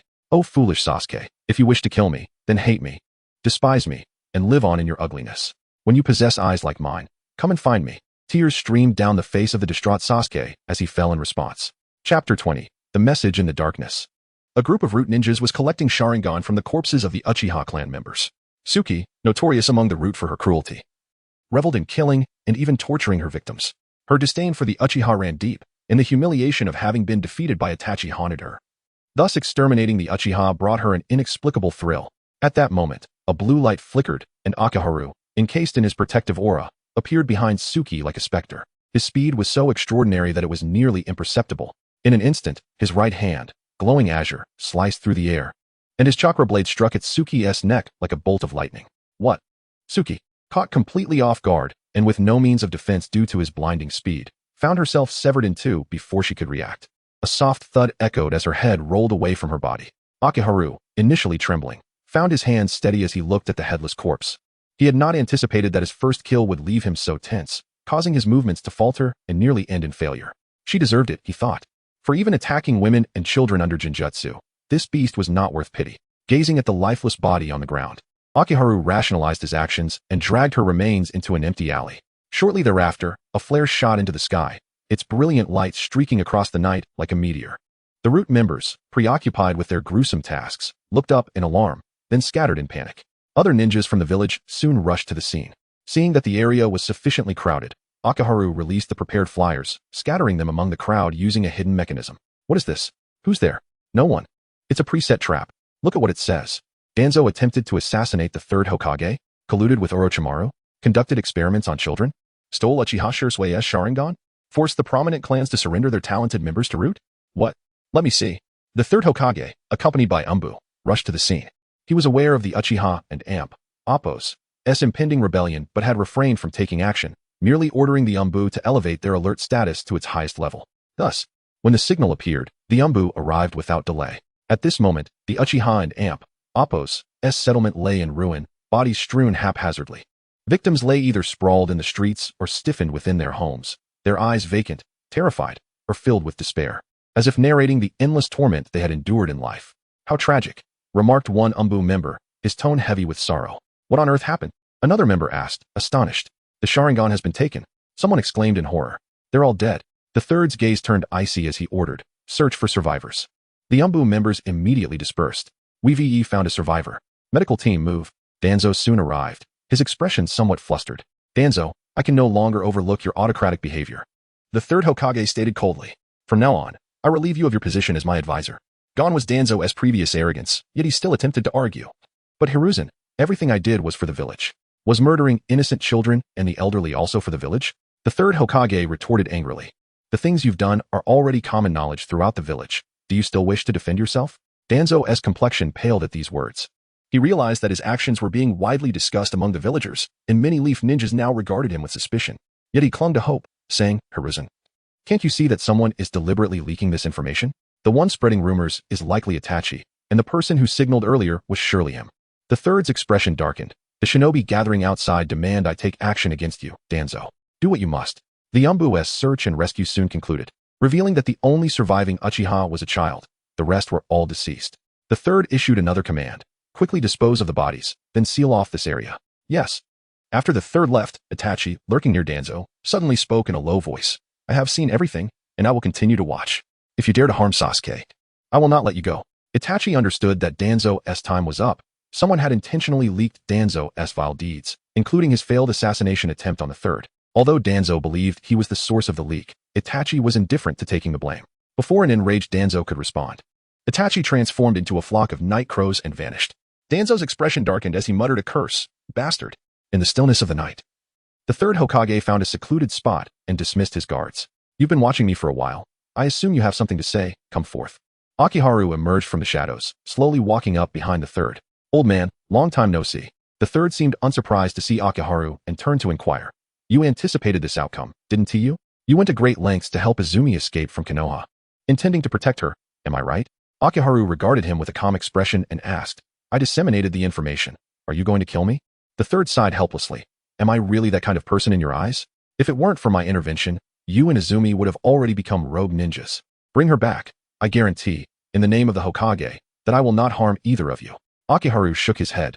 Danzo is colluding with Orochimaru, using the village's children for experiments, stealing Uchiha Shurisue's eyes, and even attempting to control you with Shurisue's Sharingan.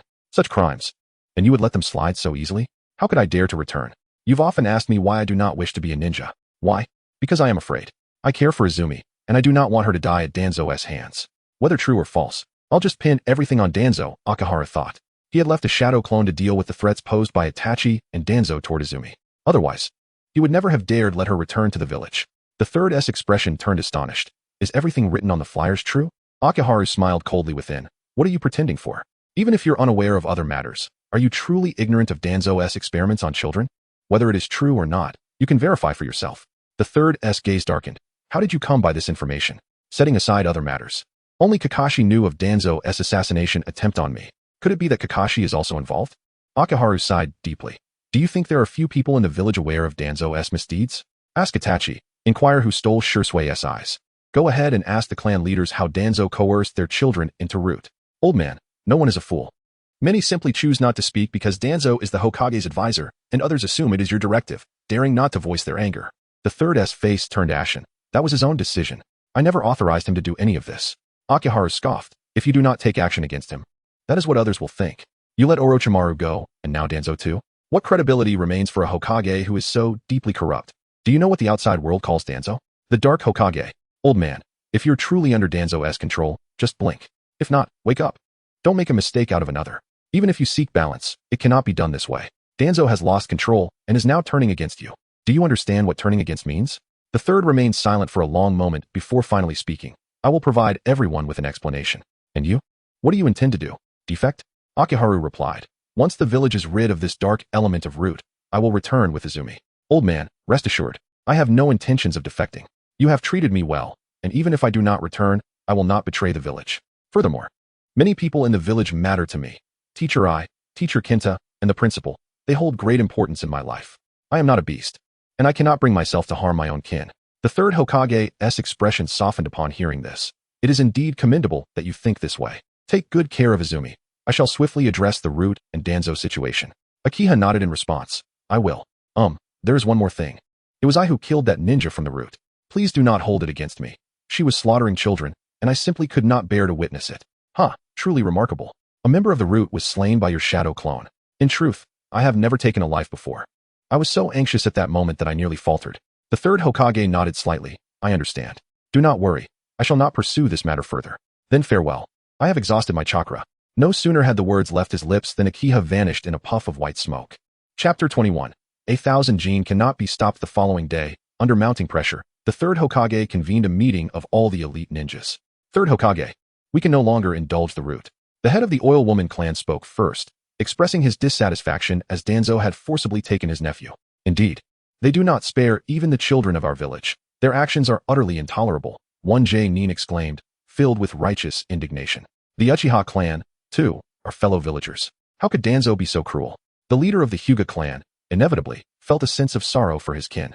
It is said that Danzo forced Shursui to his death, taking his Sharingan, and now he seeks to control you. This cannot continue, third Hokage, for your safety. We must not allow Danzo to act with impunity. A former comrade of Shursui also spoke up in protest. The third Hokage remained silent, his gaze revealing profound concern. This was not mere rumor. Danzo had indeed taken Shursui and Appo's eyes.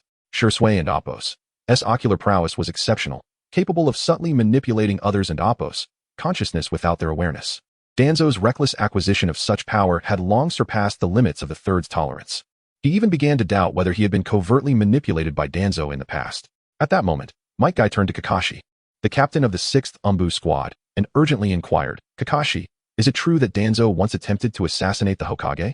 Kakashi glanced at the third Hokage, his expression complex, ultimately choosing silence. His silence was, without a doubt, an implicit acknowledgement of the rumor. What? Danzo truly committed such an act? The assembly gasped. Hokage, you cannot continue to overlook his transgressions. How will other nations perceive us? What will the daimyo think? What will our village and Appo's ninjas say? Indeed, if you do not take action, our Leaf village will become a laughingstock. Another Nin added, equally incensed. Finally, even the two advisors could not restrain themselves from urging. Hizashi, Danzo must be dealt with severely. Otherwise, we cannot justify this to the village. The third Hokage sighed quietly, and amidst the chatter of the ninjas, he slowly rose to deliver his final verdict regarding the gruesome events of the previous night. Shimura Danzo attempted to assassinate the Hokage, colluded with Orochimaru for human experimentation, harmed Shursui, coerced the prominent clans, and incited the Root members to harm their Uchiha brethren to seize their Sharingan. Henceforth, all of Danzo and Appo's positions are to be revoked, and he is to be imprisoned in Konoha under strict supervision. The Root organization is to be disbanded, and Itachi Uchiha is to be apprehended, dead or alive. The Uchiha Police Department will be renamed the Konoha Police Department, and a new headquarters will be constructed. As for the survivor, Sasuke Uchiha, I shall personally provide for him. With that, the third Hokage, visibly fatigued, waved his hand dismissively. Now, go about your duties, and remain vigilant regarding the movements of enemy nations. With the Uchiha's active forces nearly eradicated, we must be wary of actions from other ninja villages during this sensitive time. In unison, the assembly responded, yes. After the Nin dispersed, T. Kachino reported, the autopsy report of that Root Kunoichi has been released. She was killed by a chakra scalpel. And it was a single, fatal strike. The third Hokage replied coolly, I understand. Midogate glanced at the third Hokage, adjusting his glasses, and asked, shall we not investigate further? I have my suspicions. The two advisors exchanged glances before continuing. What about Izumi Uchiha? The third Hokage replied. Izumi Uchiha is a ninja of the village and did not partake in the rebellion. This matter ends here. But she has been missing for nearly 3 months. Can we truly neglect this? The third Hokage responded, it is not as dire as you imagine. Akiha has written to inform me. The two youngsters are currently traveling in the land of water and said they would return shortly. T. Kachino exclaimed, this is outrageous. They exhibit no semblance of a ninja. Third Hokage, we should immediately dispatch Umbu to retrieve them. Midogate advised, let it be, T-Ka. The Uchiha are no longer capable of rebellion. Let her be, as long as she is not defecting. The most pressing concern is Danzo. If we do not resolve the issues he leaves behind, we will have difficulty explaining ourselves to the village and the daimyo. Amidst the chaos in Konoha, the instigator, Akiha, journeyed leisurely with his sister, exploring the scenic landscapes of the Land of Rivers. Having perused the memories of his shadow clone, Akiha chose not to disclose the village's predicament to Izumi, knowing she would insist on returning. While he found himself powerless against the Uchiha, he could not allow Danzo to escape unscathed. As for Obito, he was an insurmountable challenge. Akiha found himself devoid of any inclination to engage with him. Danzo, however, was a different matter altogether. This old man was embroiled in a myriad of issues, and he posed a significant threat to Izumi's safety. He must be dealt with. Given the enormity of the situation, the third Hokage would undoubtedly be unable to protect him.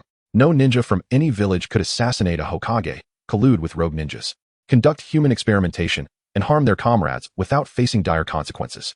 As the saying goes, without weighing the scales, one cannot know the weight of four tails. Yet, once weighed, even 1,000 jin cannot be stopped. Danzo would either flee or perish in prison. However, based on Akiha and Appo's understanding of the old man, he was likely to flee, possibly seeking refuge with Orochimaru. In any case, Danzo's days in Konoha were numbered. Once the third Hokage was ousted and Tsunade ascended, Konoha would likely return to a semblance of normalcy. This incident could also serve as a stepping stone for Tsunade and Appo's rise to power. The third Hokage had long overstayed his welcome. The old man was power-hungry, yet ineffective, while Tsunade possessed greater resolve. Tsunade was benevolent and beautiful. Working with her would be far superior to aligning with the third. As night fell, Akiha and Izumi found a cave to serve as a temporary refuge. The flickering campfire illuminated their exquisite faces. Akiha pulled out a map, meticulously studying the locations of the ruins, while Izumi quietly organized their belongings, preparing to set up camp for the night. Akiha, I miss home. Can we go back? Izumi suddenly broke the silence, her voice soft. Did we not agree to return after finding the legendary ruins? Izumi grasped his right hand and shook it playfully, pouting, we've been searching for nearly a month. Yet we have found nothing. That so-called ruin might merely be a figment of legend. It may not even exist. Akiha reassured her. Let us search for a few more days. If we find nothing, we shall return. Is that acceptable? You have said that countless times. How many days isn't Appo's? A few and Appo's. Izumi pressed. Akiha tentatively suggested 9 days. Izumi reluctantly replied with an Though Izumi complained verbally, her eyes sparkled with curiosity and reluctance to leave the unknown world behind. She leaned closer to Akiha and softly asked, Akiha, do you think those ancient ruins truly hold the power to change one's fate? Akiha smiled gently, his gaze fixed on the dancing flames. Who can say? Yet, there are indeed some things in this world that transcend logic and reason. For instance, my being with you is proof of a destiny altered. Huh, are we truly that significant? You are more important than a savior. Your existence gives meaning to this world. Akiha declared, opening his arms as if to embrace the entire universe. Izumi nestled into his embrace, smiling, you always know how to cheer me up. Every time you see a pretty girl, your eyes seem glued to her legs. Nonsense. Am I that kind of person? TSK. Still in denial. Their journey remained uneventful. There were no pursuing ninjas, no umbu tracking their movements. One night while camping, Akiha chose not to set up a tent but instead crawled into Izumi and Appo's. Seeing this, her ears turned crimson. How did you get in here? Get out. I and Appo's am afraid of the dark, Akiha replied, unabashed, burrowing into the blankets. TSK. Izumi feigned reluctance, yet her body showed no resistance. Outside, the cold wind howled, causing the tent to rustle, while inside it was as warm as spring, as if they were in two different worlds. Why do you keep moving around? Who told you to touch me? All right, I shall refrain from any further mischief. You lie still, and I shall narrate a tale from beyond the heavens. Izumi nodded gently, burying her head beneath the covers, revealing only her bright eyes. Legend has it that beyond the sky lies a realm known as the Blue Star. A deep sense of nostalgia flickered in Akiha's eyes before he began to speak. In this realm exists a nation called Huaxia, where its inhabitants do not extract chakra, nor do they possess it. Instead, they cultivate a practice known as Taoism, harnessing the energy of nature through breathing techniques to strengthen their bodies and enhance their abilities. Through relentless training and profound understanding, Akiha wove a tapestry of tales about the immortal practices of Huaxia, ranging from sword cultivation to physical training, from divine abilities to spells, ultimately arriving at the concept of dual cultivation. Izumi listened, entranced, before falling into contemplative silence. It seems quite similar to the breathing techniques you've taught me. I never understood why practicing under the sun and moon would augment chakra, but your explanation makes it sound rather plausible. So, if that's the case, aren't the people of Huaxia significantly more formidable than ninjas? Akiha chuckled softly. Of course. They ride pandas, traverse the skies, shift mountains, fill seas, and summon winds and rains. They are capable of anything. What is a panda? Izumi inquired curiously. What does it matter?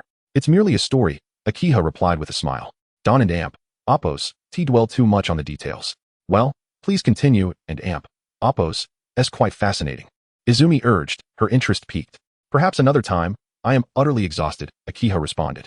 As the night deepened, a warm and sweet atmosphere enveloped the tent. Akiha and Izumi nestled together, gradually drifting into slumber. Chapter 22. Ruins. The ruins and ley lines are among the rare resources in the world of Naruto that can swiftly elevate one's power. Although these two unique energies are not documented in the canonical text of Naruto, the existence of Lulon in this world offers great confidence to Chiyue. If Lulon exists, then the Greer energy within the ruins is likely to be real as well. The ley lines are sealed by the fourth Hokage's time-space jutsu, which Chiyue currently cannot decipher. Thus, he redirects his focus towards the Greer energy within the ruins. Greer energy is a pure form of life energy. It not only merges with the human spirit, but can also be stored within a mineral known as Greer stone. This energy is remarkably powerful. It can cause livestock to grow in a single day, possesses formidable regenerative properties, and can even revive the dead and delay aging. Undoubtedly, Greer energy is an excellent resource for cultivation. If Chiyue can refine this energy, he could enhance his power level, improve his physical capabilities, and gain regenerative abilities. However, the predicament lies in Chiyue and Amp Appo's ignorance regarding the exact location of this energy and Amp Appo's seal. He only knows that it is likely situated at the junction of the fire, wind, and river countries. This approximate region is not extensive on the map, yet searching for it is akin to finding a needle in a haystack. For 2 months, Chiyue and Izumi scoured the coastline, but to no avail. By now, summer was in full swing, and they had been away from Konoha for over 6 months. During this lengthy period, the news of Itachi Uchiha slaughtering his clan and defecting from Konoha had already spread like wildfire throughout the ninja world. You knew all along, didn't you? Saying we're looking for ruins is just an excuse to prevent me from returning to the village. Izumi erupted in tears upon hearing the news while shopping at a market, confronting Chiyue back at the inn. Chiyue turned his gaze away, avoiding her eyes. I've been with you the whole time. How could I know what was happening in the village? He would certainly not admit it, and indeed, he was searching for the ruins. Stop lying to me. Look at me. Izumi yelled at him in a fit of rage. Her mutated blue 3-tomo Sharingan suddenly activated.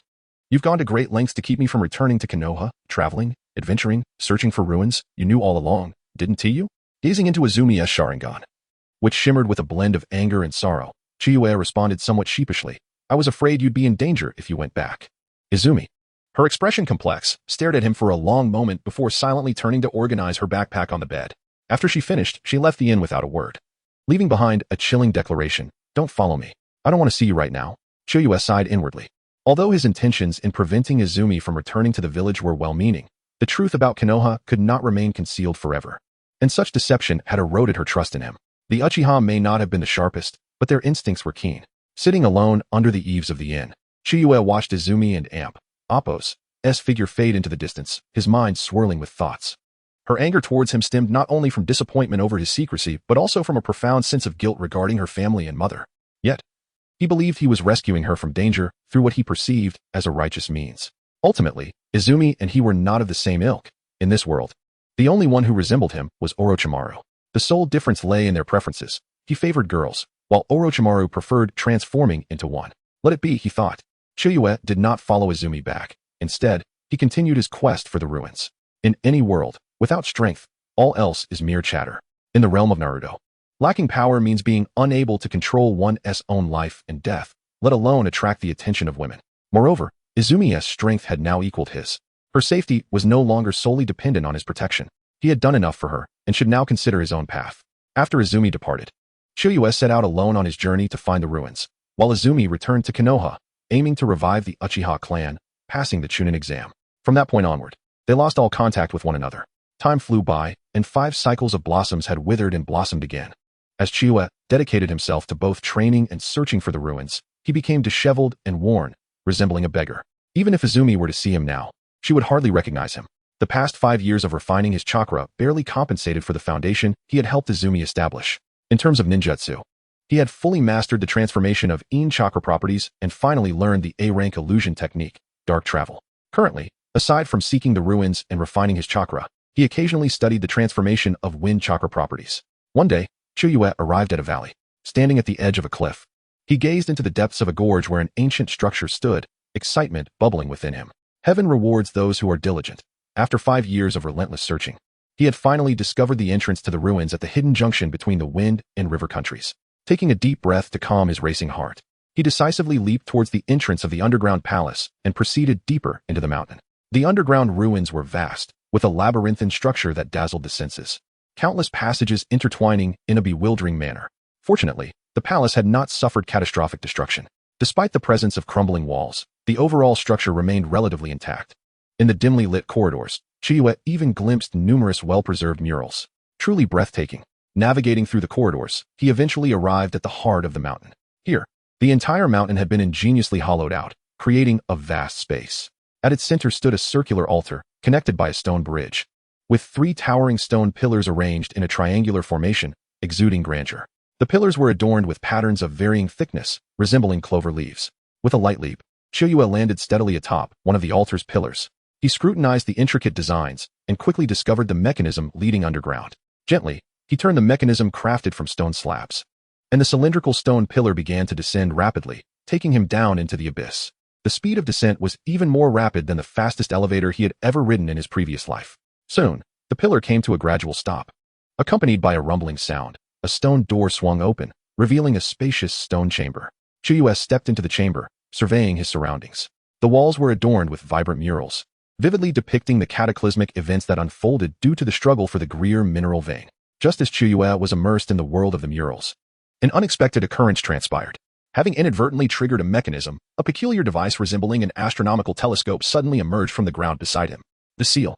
This strange apparatus was the seal. Chiyu's heart raced as he cautiously sidestepped the device. He understood that if the seal were to be destroyed, the immense energy contained within would erupt like a wild stallion, potentially devastating half of the continent.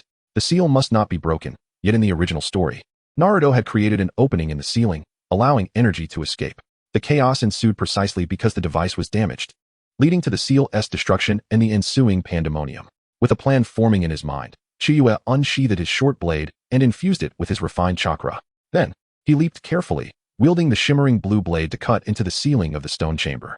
The stones above crumbled like soft tofu, instantly yielding to the blade's brilliance, creating a narrow, deep fissure. Soon, a verdant glow seeped through the crack, bathing Chiyu in a cascade of azure light, enveloping him in a luminous aura. What pure life energy!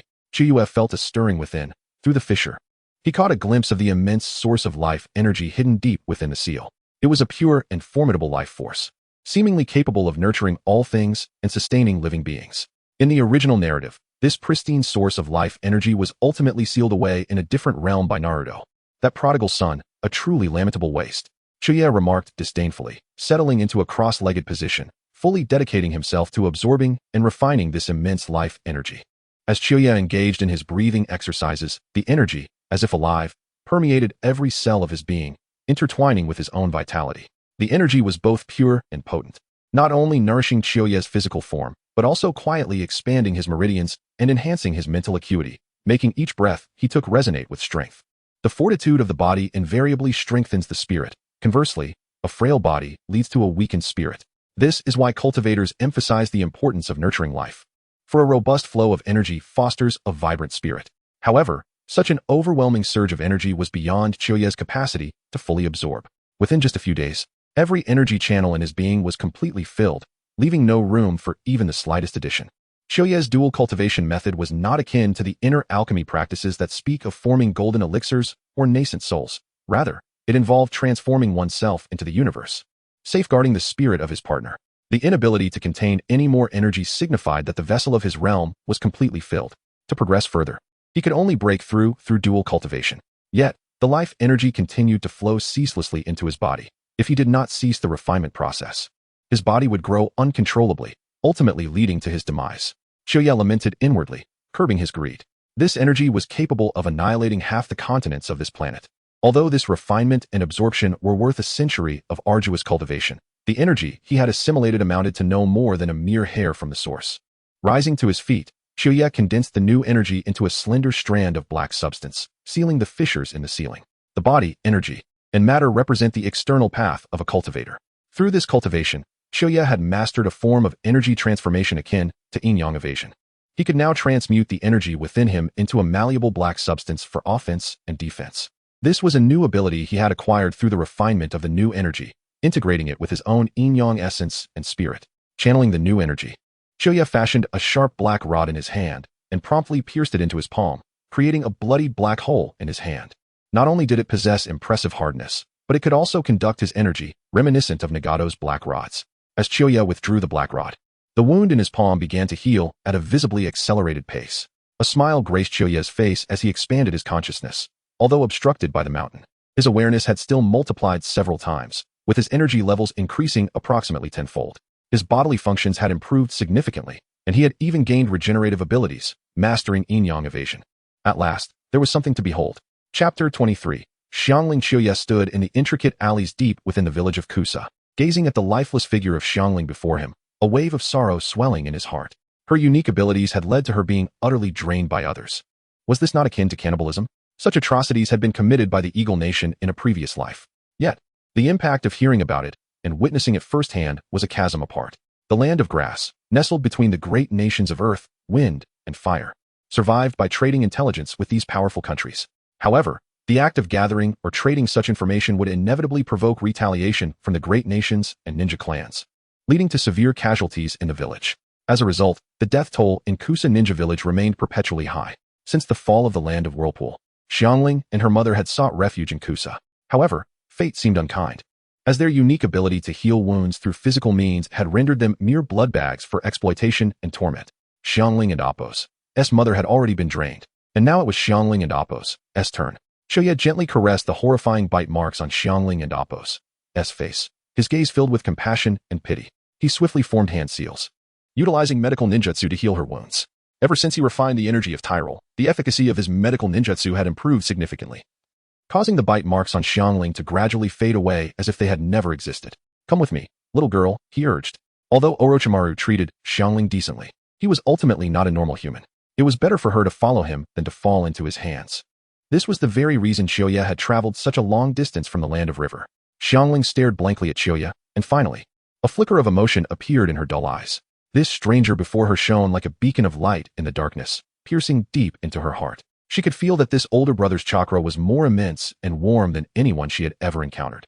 Thus, when Qiuye proposed to take her away from this hell on earth, she instinctively extended her small hand and clung tightly to the hem of his clothing. Kusa Ninja Village lacked powerful ninjas for protection, allowing Qiuye to lead Xiangling through the border between the land of grass and the land of fire with little obstruction. You must never let anyone bite you again. A good girl should not have such unsightly bite marks, he admonished.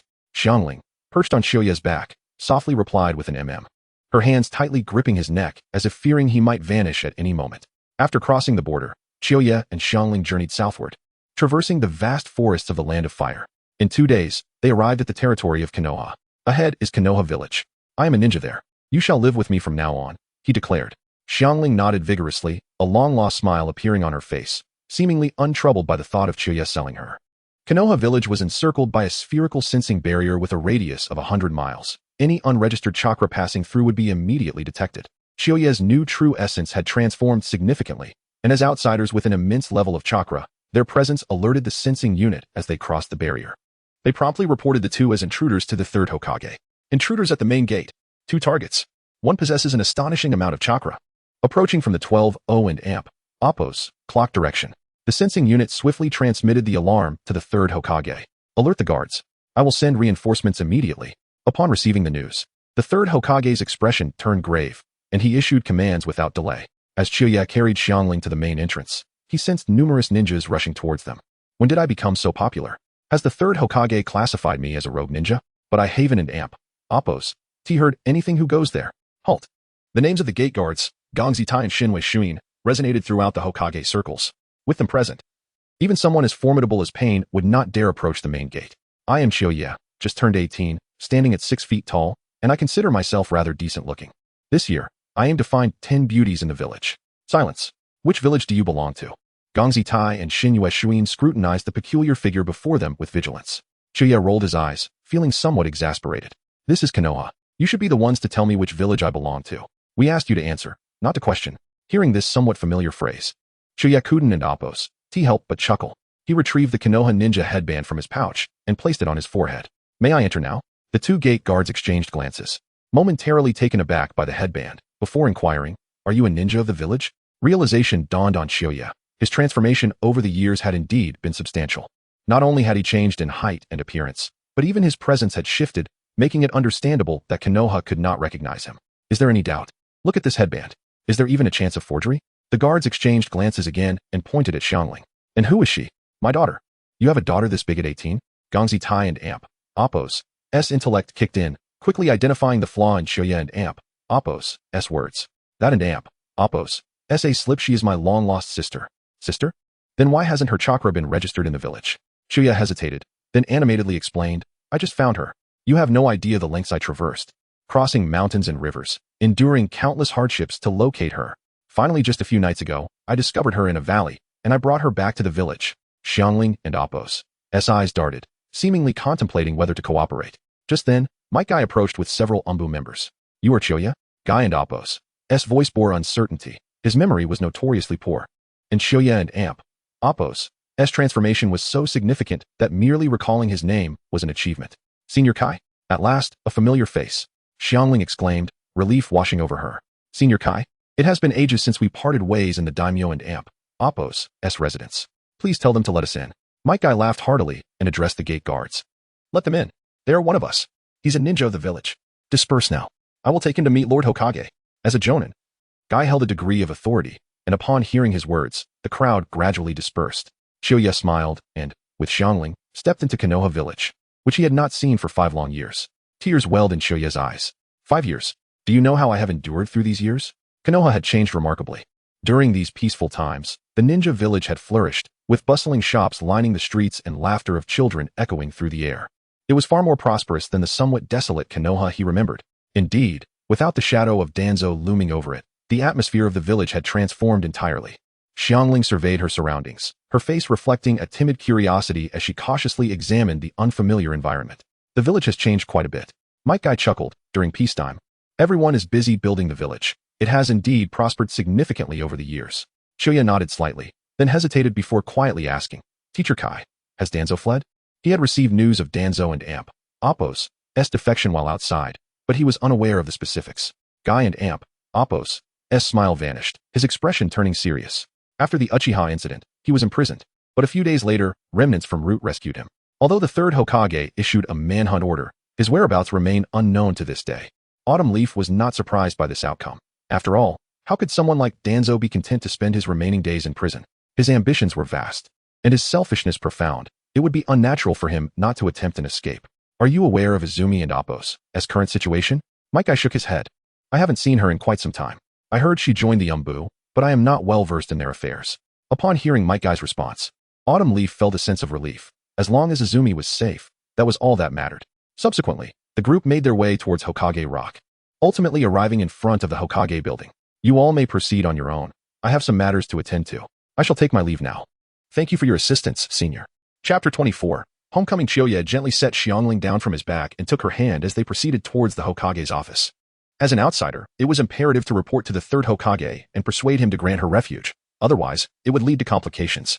Aside from Naruto, Konoha also housed descendants of the Uzumaki clan. After the fall of the Land of Whirlpools, the Uzumaki clan wandered across the world, with some eventually settling in Konoha. In the original narrative, after Naruto defeated Pain, villagers with red hair celebrated around him. Although the bloodline of these individuals had mostly diluted, Xiuya had learned that many of the red-haired villagers were indeed descendants of the Uzumaki clan. Thus, convincing the third Hokage should pose no significant challenge. 2 guards stood watch at the entrance of the office, one with a cigarette hanging from his mouth and the other bearing burn marks on his face. They cast sidelong glances at Xiuya, their expressions revealing curiosity. Knock, knock, knock. Xiuya lightly tapped on the door, and a deep, aged voice soon called out, Come in. Lord Hokage, it has been a while. Xiuya greeted the third Hokage with a smile, then turned to Xiangling beside him. This is Lord Third Hokage, the village leader. Quickly greet him as Grandpa Hokage. Xiangling timidly called out, Grandpa Hokage. The third Hokage nodded slightly and remarked, Finally decided to return? I thought you had defected. It was evident that the old man harbored some displeasure towards him. Exposing Danzo's misdeeds had severely tarnished his authority. The only reason Xiuya had not been branded a rogue ninja was due to the Hokage's appreciation of his talents. How could I? There is no place like home. You know, I have been living like a beggar out there, enduring hardships for the past few years. If it weren't for my training, I would have returned much sooner. This was the truth. Xiuya had indeed lived like an ascetic during those years. The third Hokage chuckled softly. It is good that you are back. What are your plans moving forward? Xiuya replied respectfully. Please feel free to command me. However, I must trouble you with one matter. The third Hokage cast a glance at Xiangling. Is this about the little girl? Xiuya flattered. Indeed. Her mother has passed away. I came across her in the land of grass, and, seeing her plight, brought her back. The third Hokage furrowed his brow. She is from another village. How could you bring her back so casually? What if the village sends someone to demand her return? Xiuya explained, Lord Hokage. This child is a descendant of the Uzumaki clan. After the fall of the Land of Whirlpools, She wandered with her mother to the land of grass. I implore you, considering the historical ties between the Uzumaki clan and Konoha, to take her in. She possesses great potential and a unique ability known as the adamantine ceiling. If we nurture her well, she could contribute significantly to the village and Appo's safety. As for the land of grass, who are they to dare ask you, the god of shinobi, for anything? The third Hokage disregarded Chiyoya's flattery and focused intently on Xiangling. Adamantine ceiling? Are you certain? Xiangling, intimidated by the Hokage's gaze, timidly hid behind Chiyoya, clutching his leg tightly. Chiyoya gently patted her head and reassured her, do not be afraid. This Grandpa Hokage is very kind and loves children. You needn't worry.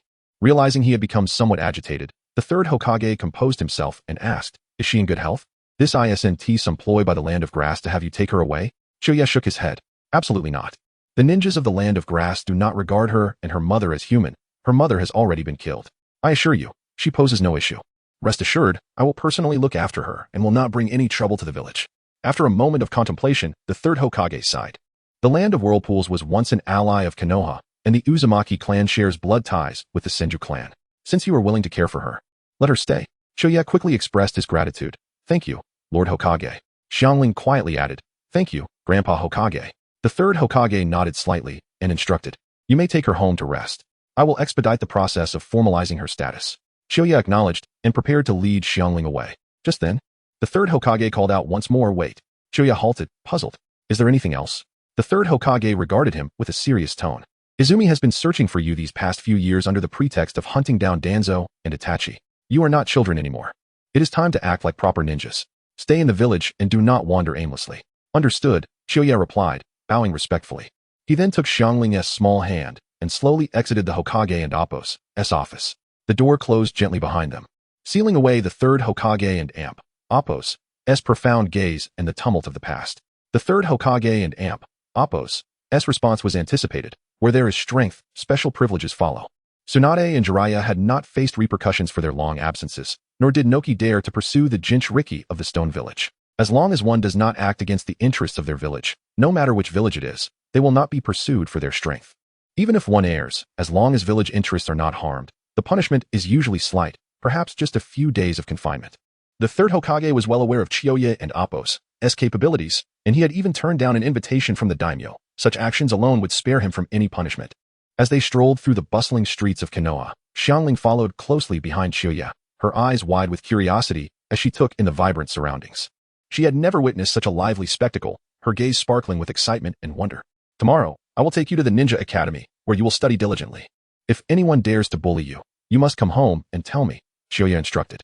Xiangling looked up at him, her eyes brimming with tears, and then she clung to his leg, bursting into tears. All right, no one will bully you again. Come home with me, and I will prepare a delicious meal for you tonight.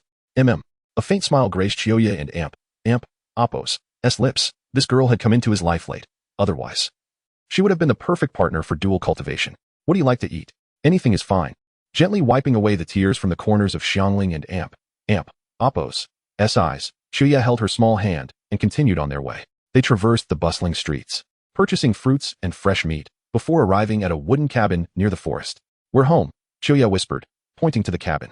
This will be your home from now on. Do not get lost. Xiangling nodded earnestly. I won't get lost. Indeed, this girl possessed remarkable abilities.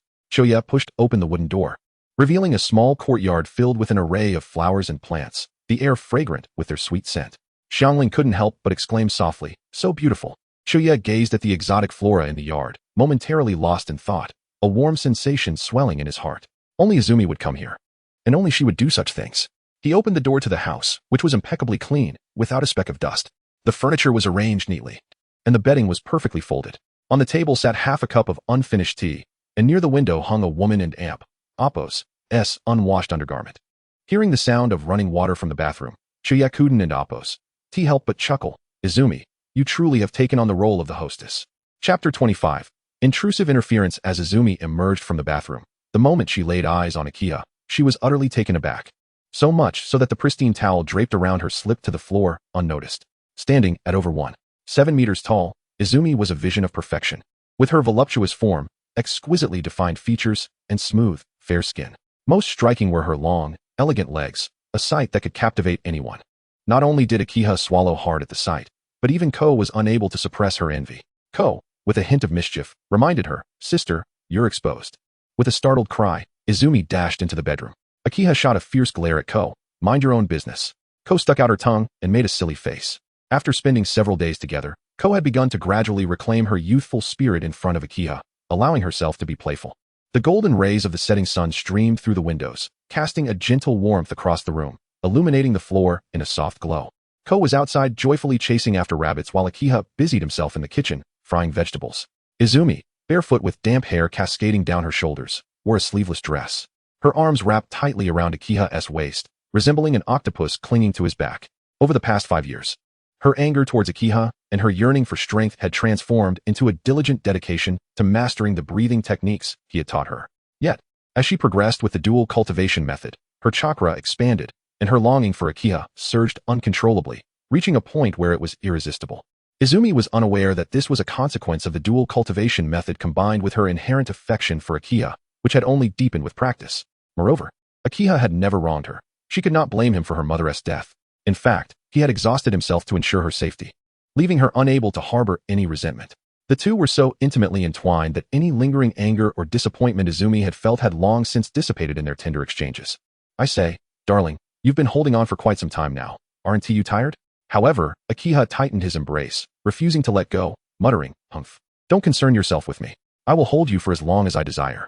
But with you holding me like this, I can't focus on cooking at all. How about we retreat to the bedroom to delve deeper into human physiology? Be quiet.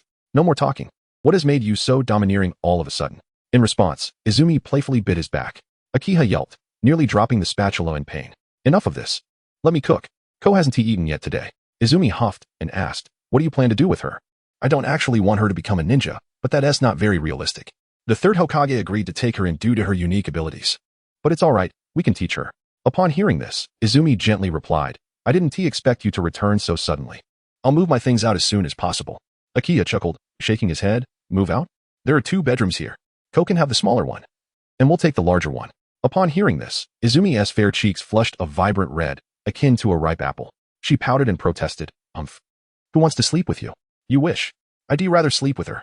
Just then, Akiha gazed deeply into Izumi's eyes, softly uttering words that made her heart race. "Izumi, let us get married." Izumi's face turned even redder, blooming like a blossoming peach flower. She lowered her head slightly, shyly responding, "But I'm only 17. Isn't a girl of 16 already of legal marrying age? Marriage isn't something to be taken so lightly.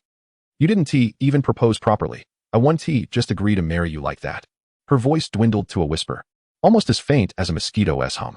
"Indeed, a proper proposal is necessary." Akiha gently patted her hand, saying, "All right, let us eat first, and we can discuss it tonight. Ko, stop playing and wash your hands to prepare for dinner." "Oh, all right," Ko replied obediently from outside, skipping away to wash her hands. The 3 gathered around the dining table, devouring the feast laid before them with the swiftness of a whirlwind. Ko, her belly round and full, still expressed her delight. "That was delicious. Akiha, teach me to cook. I want to be a chef when I grow up."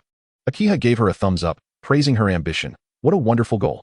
Izumi couldn't help but smile at Ko's adorable demeanor. She then stood up to help clear the dishes and wash them alongside Akiha in the kitchen. In a low voice, Izumi said to Akiha, "I want you to join the umbu." Akiha was taken aback, exclaiming, "Huh? I'm just a genin." Izumi shot him an exasperated glance. There are no strict requirements of genin, chunin, or jounin for the umbu. As long as you possess unique talents suitable for their duties, you are eligible for selection. Even 5 years ago, your strength was on par with a jounin, and you even knew medical ninjutsu. Given your character, you must have continued training tirelessly over these years. Your abilities are likely even greater than 5 years ago. What is the salary? "Huh, salary?" Izumi asked, puzzled. Akiha stared at her, incredulous. "You silly woman. You're considering working without even asking about the pay?" "Oh, you mean salary.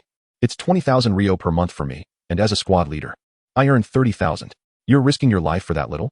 Akiha exclaimed in disbelief. 30,000 ryo equated to the purchasing power of about 15,000 yuan in the modern world.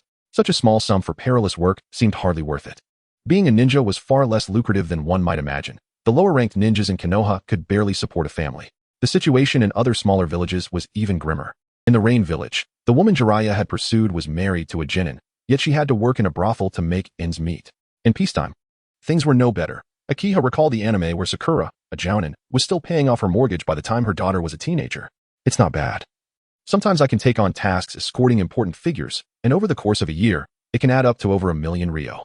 I've saved quite a bit in the past few years. Once I have enough, We can buy a house on Sakura Street. Akiha was deeply moved, thinking that if girls from his previous life were like this, there would be no need for anyone to traverse worlds. However, buying a house in the next few years was out of the question, as they would have to wait until Nagato was gone. What if someone came along with a sack of rice and a few floors of stairs to climb? You don't need to worry about the house. I'll figure it out.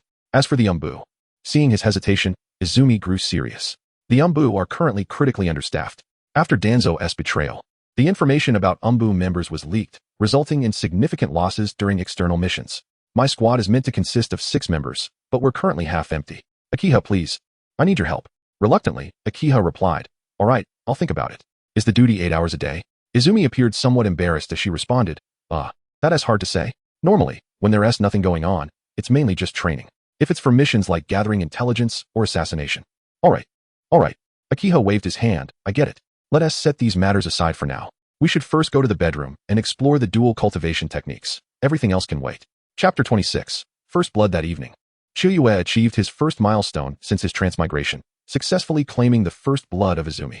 A wave of sentiment washed over him. In his past life, he was merely an ordinary youth. By a twist of fate, he found himself in this unfamiliar world. Initially planning to leverage his advantage of information disparity to navigate through dangers and indulge in the pleasures of life. Yet, as the lines between pretense and reality blurred, he began to savor the sweetness of his new existence, transforming the falsehood into something tangible. Gazing at the unconscious Izumi beside him, Chiyue contemplated his next steps. He had no intention of delving into the shadows. He even wished for Izumi to escape from such a dark and bloody life.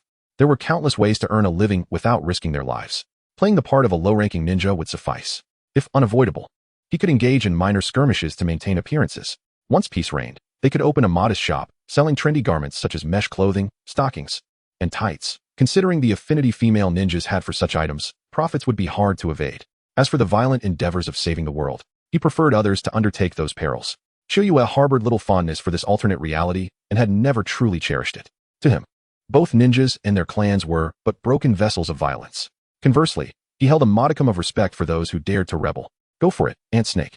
Go for it, Danzo. Returned to confront the third. He silently cheered for those rebellious spirits, adding a wish that they refrained from targeting his wife. The third Hokage was not as flawed as Chiyue had imagined. At least his son and daughter-in-law had perished honorably.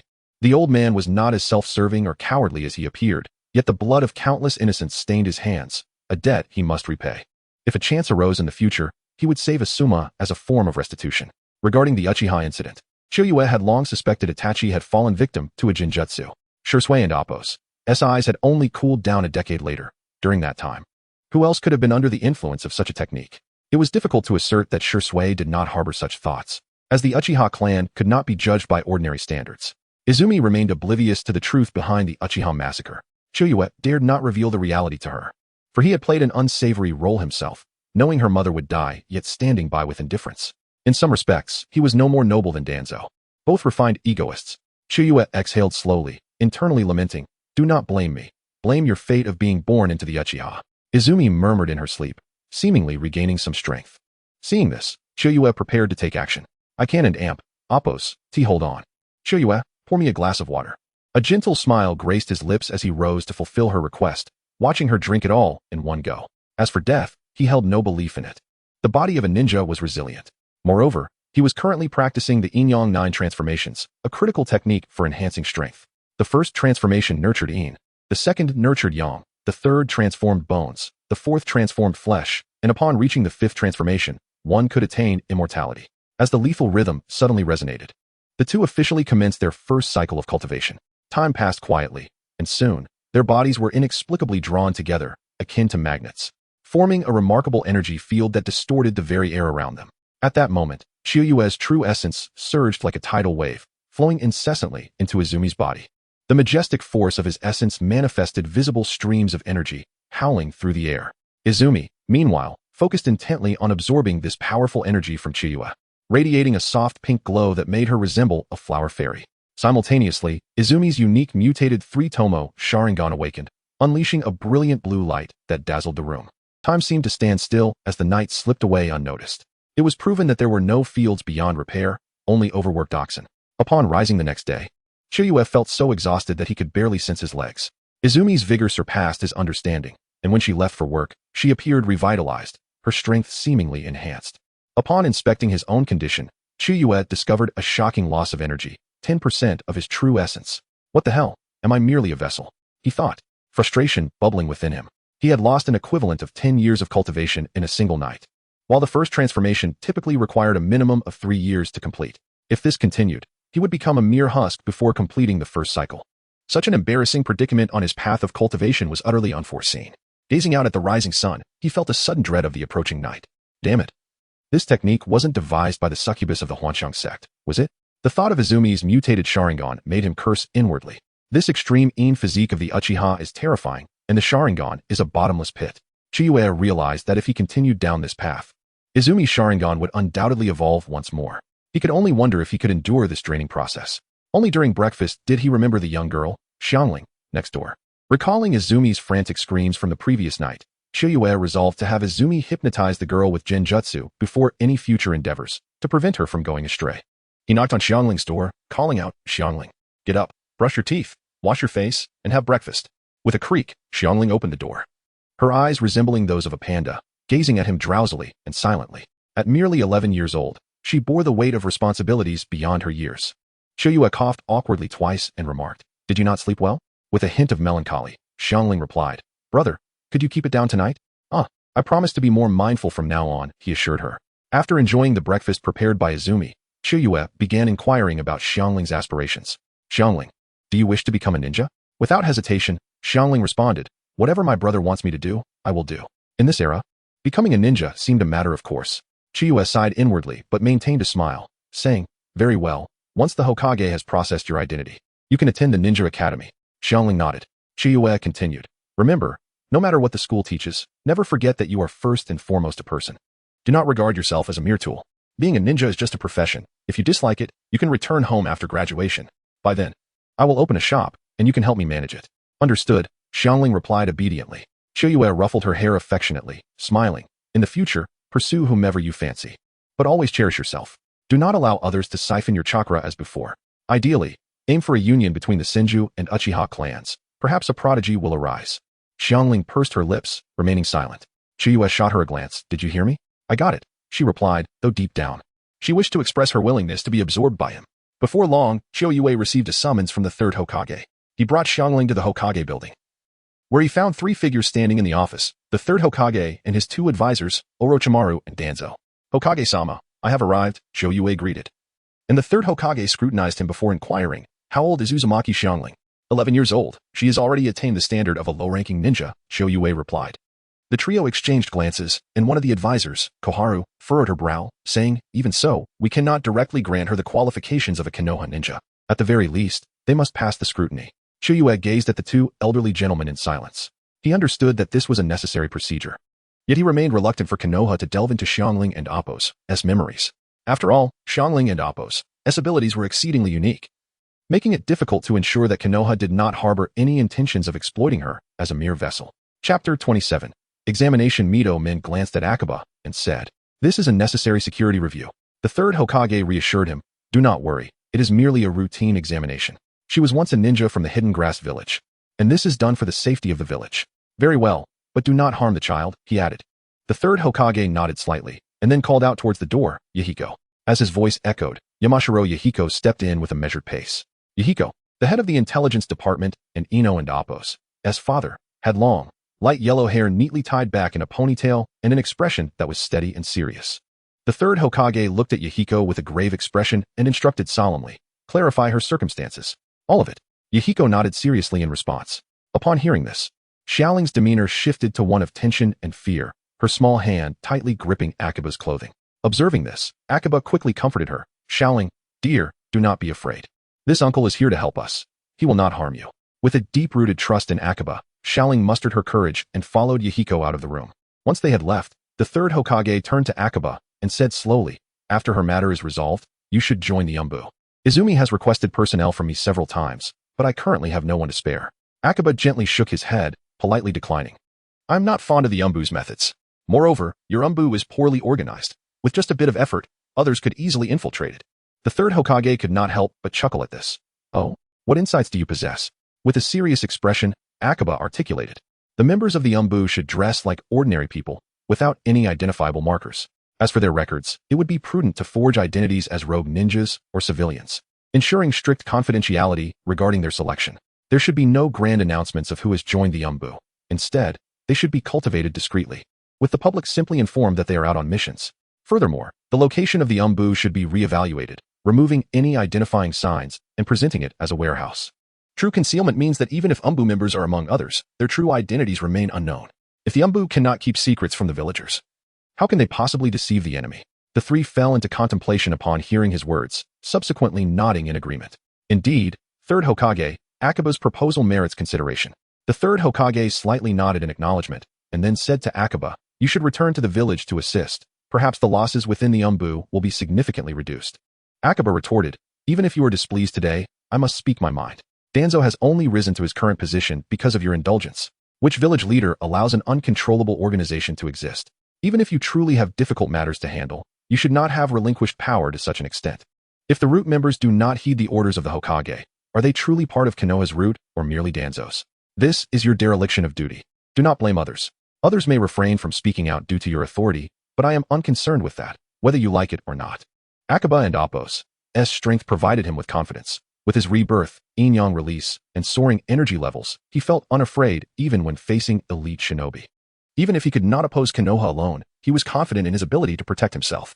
The two advisors found Akaba and Appo's remarks somewhat disrespectful, yet they could not refute his points. The third Hokage slowly shook his head, revealing no trace of anger. Over the years, many had dared to confront him directly. In the past, the fiery Tsunade had often engaged him in fierce debates. The free-spirited Jiraiya had similarly argued with him over differing ideologies. Even the cunning and calculating Danzo would occasionally challenge his decisions. In comparison to the intensity of those exchanges, Akaba and Appo's words seemed trivial. "What are your plans if you do not join the Umbu?" Akaba chuckled lightly, his tone tinged with jest. "Of course. I will do what a lower-ranking ninja ought to do. I excel at catching cats and dogs. As for undertaking missions, I must decline. I have children to care for." The third Hokage and Appo's forehead creased with displeasure as he remarked, "Do you intend to remain a lower-ranking ninja for life?" With a shrug, Akaba replied, "What is wrong with that? After all, Izumi earns enough for me to spend. Why should I aspire to be a chunin or jounin? Although my abilities far surpass any of yours to become Hokage, you simply will not allow it. Thus, I plan to purchase a storefront on Hokage Street and open a shop to contribute to Konoha's economy. Once I earn enough, I will hire you to assist me with real estate, tourist attractions, and such." Upon hearing this, the third Hokage felt a twinge of embarrassment. He sensed that Akaba was not joking, and he truly had no authority to dictate how others should live their lives. As he contemplated this, the third Hokage and Appo's mood gradually settled. He observed Akaba with a hint of regret. This seemingly carefree young man possessed extraordinary talent and potential. Yet he, as the Hokage of Konoha, lacked the ability to make use of Akaba's gifts for the village's benefit. With a soft sigh, tinged with an imperceptible weariness and resignation, the third Hokage said, "Akaba, I have never doubted your abilities. Since you are unwilling to walk the path I have laid out for you, I will not force you. However, even as a lower-ranking ninja, you must not become complacent. The village requires your strength." Akaba smiled lightly. "Thank you for your understanding, Hokage-sama. Rest assured, I will assist the village when needed." As their conversation continued, footsteps approached from outside, and soon Yahiko returned with Xiangling. Noticing Xiangling and Appo's pale complexion, Akaba furrowed his brow. "I am fine. Uncle Yahiko did not harm me. He merely made me revisit past events." Yahiko offered a sincere apology to Akaba. "I did not manage it well," causing her to Appo's Appo's past memories. Akaba acknowledged with a nod, not wishing to dwell on it further. The Yamashiro clan and Appo's great memory restoration technique involved a physical glimpse into memories. As the recipient of the technique, Xiangling undoubtedly had to relive her painful past. The third Hokage looked at Yahiko, who subtly nodded in acknowledgement. Seeing that there were no issues, the third Hokage felt relieved. "Since there are no problems, let us arrange for her assessment promptly," spoke Tori Chikako. "There is no need to rush," Akaba interjected. "Although she possesses the potential to be a ninja, she is still a child. I would prefer for her to attend school for 2 years. This will allow her to learn about Konoha's history and strengthen her bonds with peers, as well as her sense of belonging to the village." The third Hokage agreed. "I share your sentiment. Please take her to school tomorrow. I will personally speak with the principal." "Thank you, Hokage-sama," Akaba replied, patting Xiangling. "Now, thank Hokage Grandpa." Xiangling gently bowed to the third Hokage, her voice barely audible. "Thank you, Hokage Grandpa." The third Hokage smiled kindly. "Good child. Konoha will be your home from now on. Study diligently and train hard." "Yes," she replied. Akaba took Xiangling and Appo's small hand, nodding slightly to the third Hokage and the two advisors before leading her out of the Hokage building. Chapter 28. The change of eyes after Akiha departed. Tanshin Kosun turned to the third Hokage, perplexed, and inquired, "Third Hokage, do you not think you have been too lenient with him? Akiha possesses undeniable talent. However, I perceive he lacks any sense of duty as a ninja." The third Hokage pondered for a moment before summoning Uchiha Izumi. "Did you not attempt to counsel him yesterday? Counsel? I was nearly at my wit and Appo's end due to him. How could I possibly advise him?" Izumi thought to herself, memories of the previous night's bewildering events flooding her mind, causing her cheeks to flush. That fellow is simply too adept at causing chaos. One wonders where he learned such things. He refuses. I am powerless. She hesitated, then added, "Third, I wish to resign." "Why resign when all is well? Are you not aware of the current state of the Yambu? I am to be married soon. Thereafter, it may become quite inconvenient." Izumi and Appo's voice was soft yet resolute. "Moreover, Akiha does not wish for me to remain in the Yambu as his fiancée and future wife. I believe I ought to comply with his wishes." Upon hearing this, the third Hokage was momentarily taken aback. "I instructed you to persuade him. Yet you have been persuaded instead? Congratulations. Since that is the case, I shall not compel you further." Izumi removed her mask and quietly expressed her gratitude to the third Hokage. He exhaled deeply, gesturing for her to leave. Once Izumi's figure had vanished beyond the door, the third Hokage gently massaged his temples, his expression complex and profound. Kosun, observing this, could not help but voice her concerns again. "Hizashi, are you not being overly indulgent towards the two of them?" The third Hokage gazed through the window and replied with a hint of resignation, "Kosun, you and I are both aware that Akiha possesses extraordinary talent and insight. Do not mistake his jest about becoming Hokage. He genuinely has that capability. The daimyo has inquired about him on several occasions. Were it not for his lack of prestige and foundation, this Hokage, whose authority is waning, would have long been ousted by him. I once contemplated nurturing his potential, but he is uncontrollable. Should he ascend to the position of Hokage, he would undoubtedly implement sweeping reforms. The outcome of such actions is uncertain." Kosun expressed her worries, however, allowing them both to roam free. "Will it not pose future risks to the village? Setting aside the Uchiha, Akiha shows no loyalty. He hardly embodies the will of fire." The third Hokage shook his head. "There is no need for concern. If they wish to defect, there would be no reason for them to return." Mito-Gaiden remarked, "If Akiha cannot be utilized for the village, then let us not coddle him. Does he not seek to catch cats and dogs? Very well. Let him pursue that for a lifetime. We must also reject Izumi and Appo's promotion to Jonin. The Uchiha must not partake in the village and Appo's decision-making. The Yambu requires restructuring, and we shall proceed according to Akiha and Appo's proposed plan." The third Hokage sighed as he regarded the two beside him, Kosun and in their eyes, there was only suspicion and vigilance. They were vastly inferior to Akiha. Had he been assisted by a ninja of his caliber, the village would not have deteriorated to such a state. Akiha had stripped him of his dignity. To claim indifference would be disingenuous. Yet, the circumstances had unfolded to this point, and what significance lay in further inquiry? After all, they would not concern themselves with it. So be it. The following morning, after a night of arduous training akin to being drained of vitality, Akiha arrived at the school with Kagetsu to complete his enrollment procedures. Something must have gone awry in his training. Nurturing his chakra could not be limited to Izumi alone. He had lost nearly 30% of his cultivation over 2 days. At this rate, he could not endure much longer. Akiha rubbed his lower back and guided Kagetsu into the administrative office of the classroom. The former homeroom teacher, Kinta, upon seeing Akiha, began to voice his grievances. "I have scarcely seen you these past few years. I asked the third Hokage, and he said you were away from the village. Where have you been?" Akiha awkwardly replied, "I have been training outside and just returned the day before yesterday." Kinta nodded, refraining from further inquiries. "You are Akiha?" Nearby, the widow Aya gazed at the tall and handsome Akiha, seemingly struggling to recognize him. Akiha, noticing Aya nearing her 30s, teased, "Aya-sensei, I heard you and Kinta-sensei are getting married next month? Congratulations." Kinta scratched his head, somewhat embarrassed. Aya's cheeks flushed as she playfully scolded him, then added with a smile, "Do remember to attend the wedding." Akiha assured, "Of course, I will certainly be there." At that moment, the principal interjected, "Irika, for now, place Kagetsu in your class."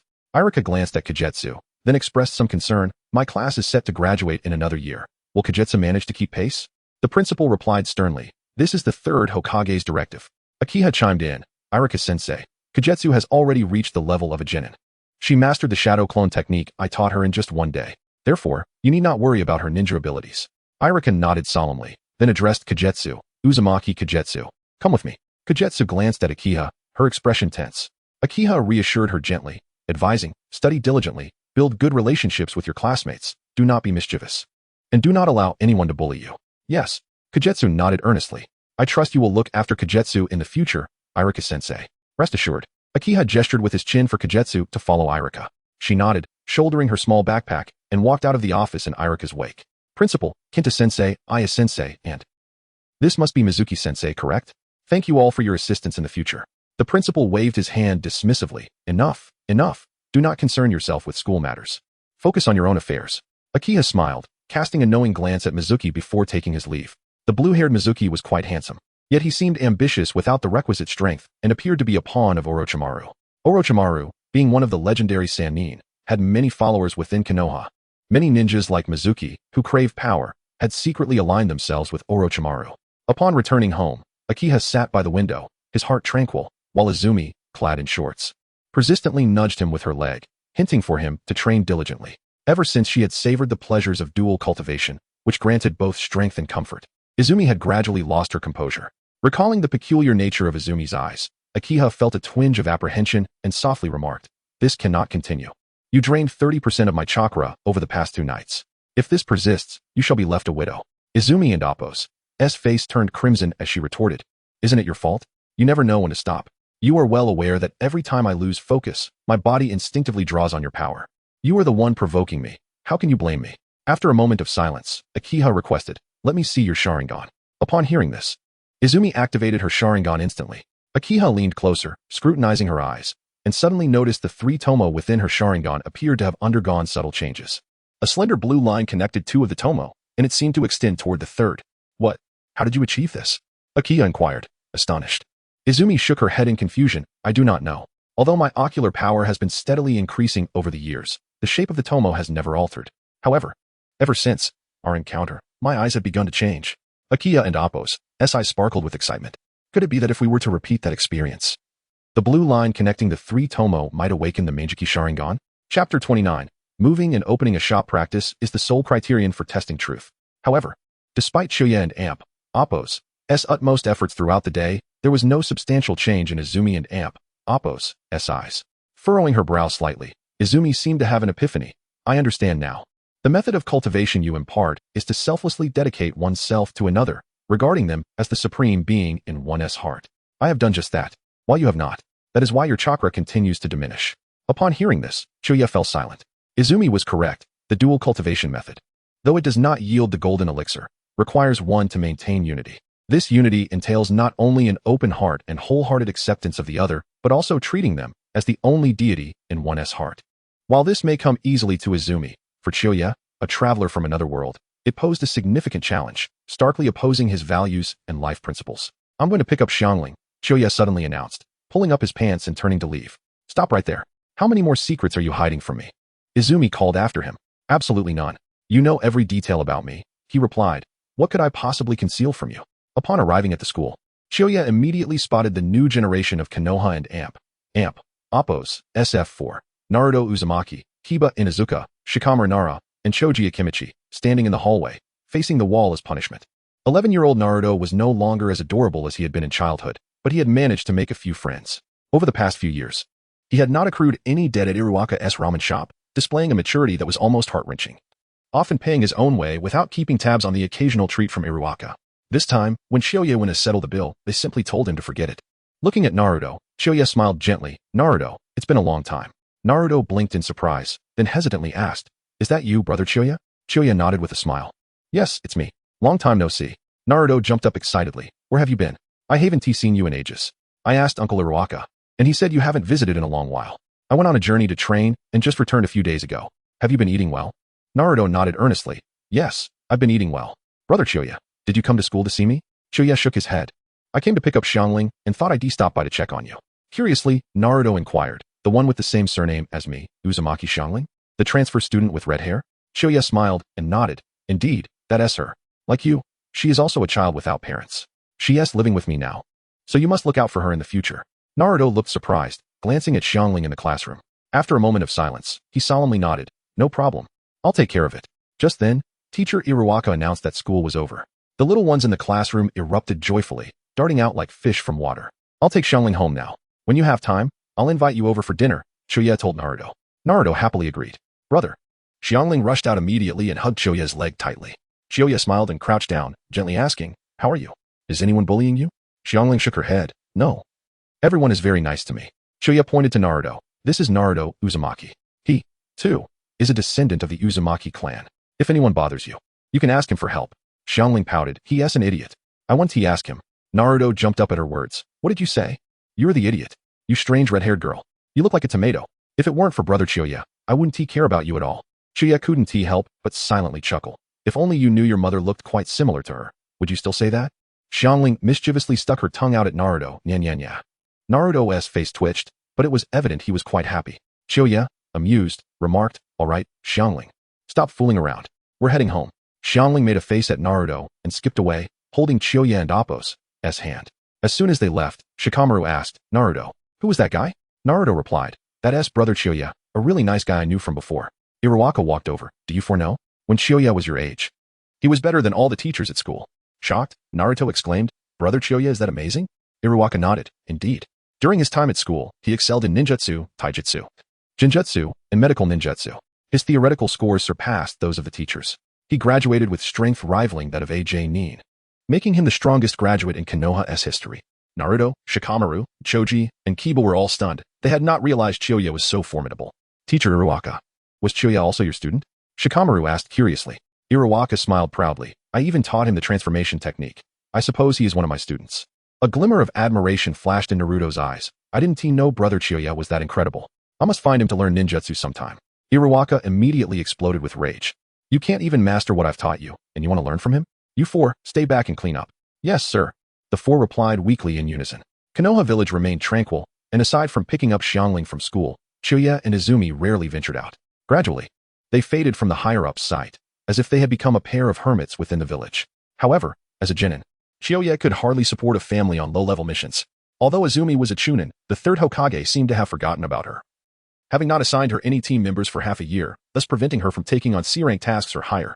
Naturally, Chiyoya was pleased with this situation. After discussing it with Izumi, they decided to open a storefront on Hokage Street to conduct some business. Hokage Street was a prime location, with its real estate being a competitive market. Those who could establish a presence there were either from prominent clans or wealthy individuals. And even money alone could not guarantee ownership of property. Chiyoya and Izumi sought connections far and wide, ultimately securing a two-story wooden building through the ties of the Eino Senju clan. The house was quite decent. The ground floor featured a spacious and bright storefront, while the second floor included a cozy three-bedroom apartment with exquisite decor and complete amenities, even boasting a television in the living room to add a touch of modernity to their lives. Though the house was appealing, it was not inexpensive. The total cost, including the land deed, reached a staggering 10 million ryo. This price was already discounted due to the goodwill shown by the Eino clan. After meticulous calculations, they discovered they lacked sufficient funds. Despite Izumi having accumulated a considerable fortune from numerous A and B rank missions over the years, she had only managed to save 6 million ryo. Even with the additional compensation from the third Hokage for the Uchiha survivors' estates, the total barely reached 8 million ryo. In desperation, Chiyoya had to sell the deed to his old house and, combined with his savings, barely managed to gather enough to purchase the new property. For Chiyoya, the value of the land deed far outweighed the house itself. While a building could be reconstructed if destroyed, the deed signifying land ownership was an irreplaceable treasure. The moving process was relatively smooth, especially since both were adept at the shadow clone technique, where one clone could accomplish the work of two. Chiyoya and Izumi walked side by side, occasionally exchanging knowing smiles, perfectly in sync. Xiangling, with her petite bundle slung over her shoulder, skipped merrily behind them, humming a cheerful tune. The two-story wooden house of their new home nestled in a corner of Hokage Street, though it lacked the ostentatious flair of the opulent shops nearby. It exuded a tranquil elegance all its own. As Chiyoya gently pushed open the quaint door, a subtle scent of wood wafted through the air. The living accommodations on the second floor were warm and inviting, featuring a spacious layout of 3 rooms and a hall, with furnishings that were both practical and tasteful. Particularly noteworthy was the television placed at the heart of the living room, which transported Chiyoya back to the nostalgic 1990s of her past life. Standing by the window, Kwanmei gazed at the bustling street outside, her face a canvas of sentiment and reflection. "I fear I may be the first Uchiha to reside in the very center of Konoha." To this, Chiyoya replied with a dismissive smile, "That is hard to say. Perhaps Uchiha Madara once shared a dwelling with the first Hokage." Kwanmei inquired, "How can you be so certain?" "Just a guess," Chiyoya replied playfully. "So, what shall we do next?" With a grin, Chiyoya declared, "Let us craft socks, exquisite brand socks." Chapter 30. The Konoha family. A few days later, a boutique specializing in stockings, named Konoha Family, quietly opened on the bustling Hokage Street. although it catered exclusively to women. Its opulent and exquisite decor, coupled with the alluring and unique embroidered stockings, swiftly captivated a multitude of female customers. Inside the store, a woman adorned in splendid attire was meticulously examining a pair of stockings, softly inquiring, "Excuse me, what is the price of these stockings?" The store owner, Izumi, glanced at the woman's striking white eyes and immediately donned a professional smile, responding slowly, 5,000 ryo. The woman frowned slightly, hesitating before saying, "That's rather expensive. Could you perhaps lower the price?" Izumi gently shook her head, "Esteemed miss, what we offer is not mere stockings, but a blend of prestige and artistry. Look at the pair I'm wearing. Observe the black rose pattern. Each stitch has been meticulously crafted by a master embroiderer. Every pair is a unique masterpiece. The price of 5,000 ryo is indeed quite reasonable. Such exquisite items are not for the common folk. Only someone of your exceptional grace and noble status deserves to possess them." Seated at the cash register, Akiha couldn't help but cast a sidelong glance at Izumi, who was boasting. The so-called master embroiderer was merely a few workers she had found, some of whom were even her own handiwork. Izumi had certainly learned quickly, upgrading her sales pitch with fervor and emotion. The woman appeared to be swayed by Izumi's words, yet a flicker of hesitation remained. "The items are indeed splendid, but this price is truly steep."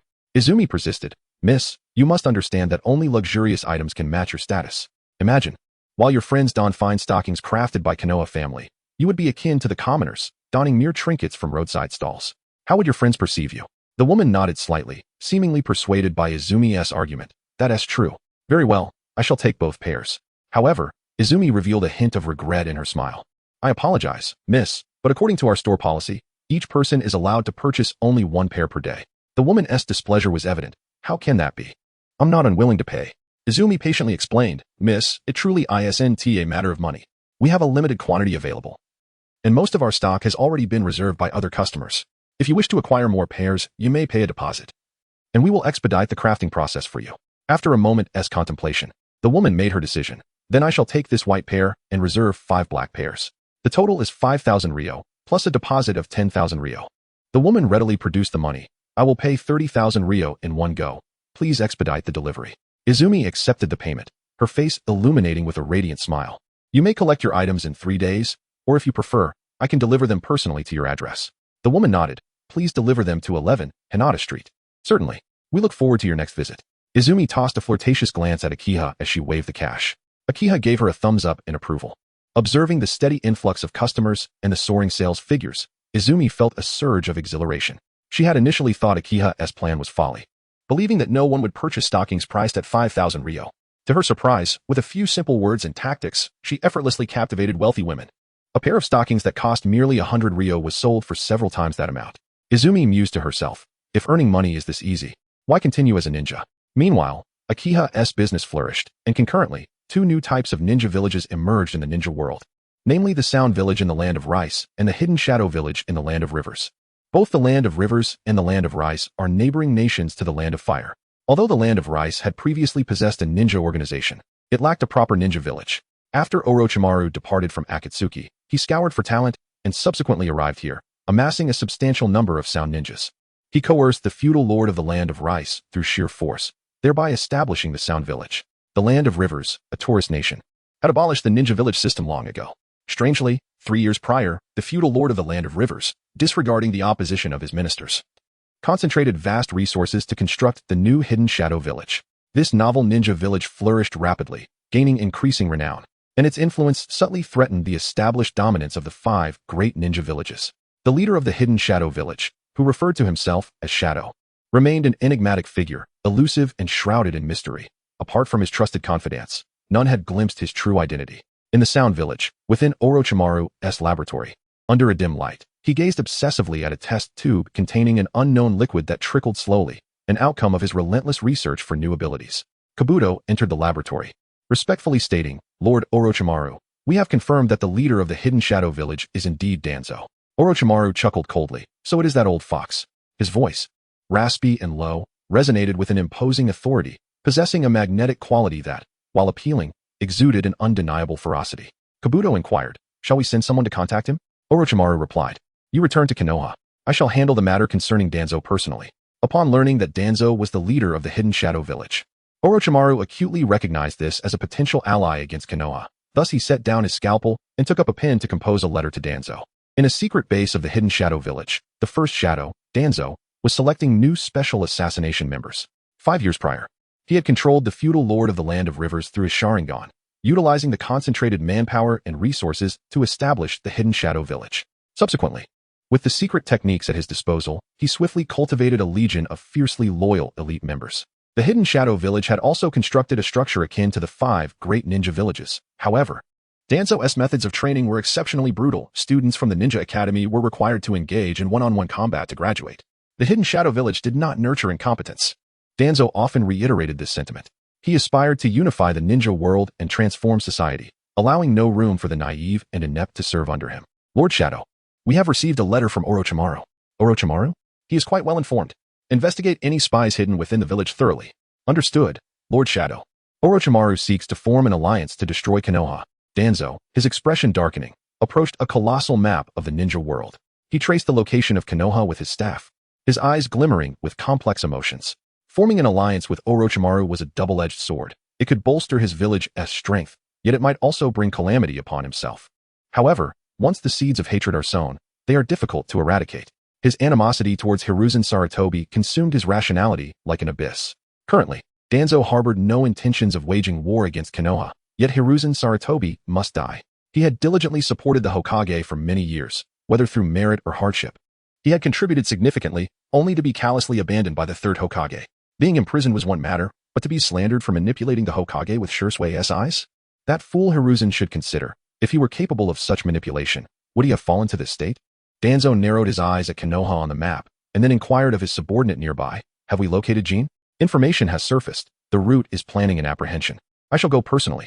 Jean, once a subject of Orochimaru's experiments, possessed a unique constitution that rejected no cells.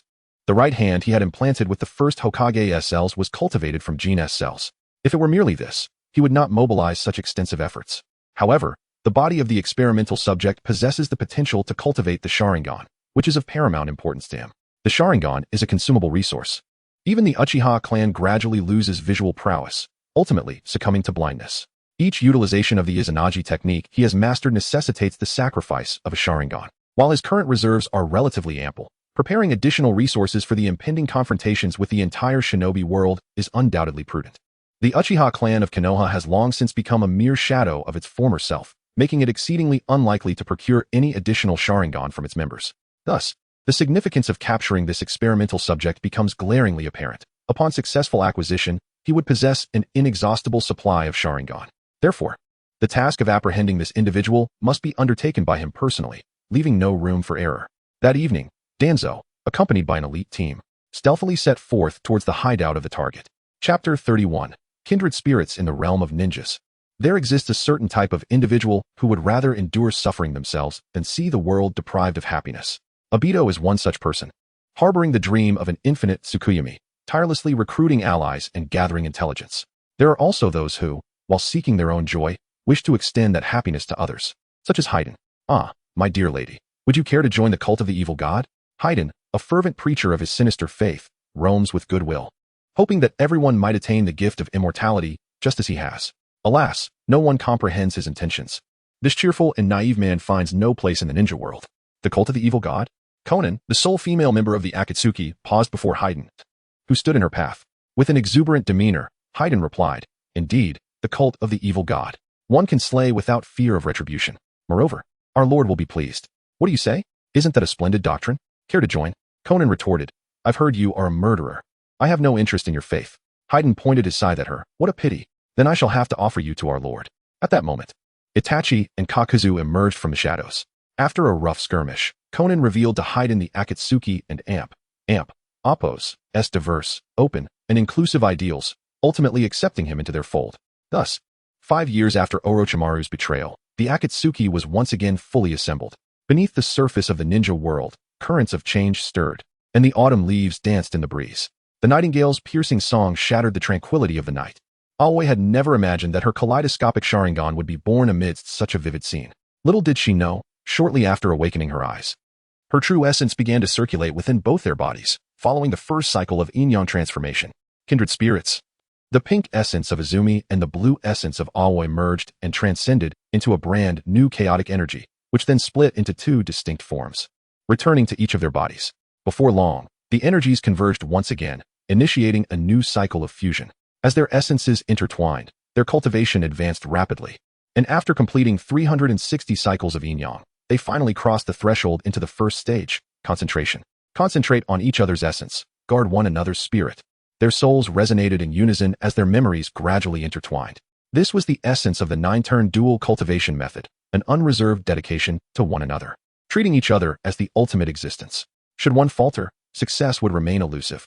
Aoi no longer hesitated, allowing Izumi to seep deep into her soul. There would inevitably come a day. She could not allow Izumi to be drained of her essence. Blue Star, Huaxia, so your surname is indeed Chiyo, you little rascal.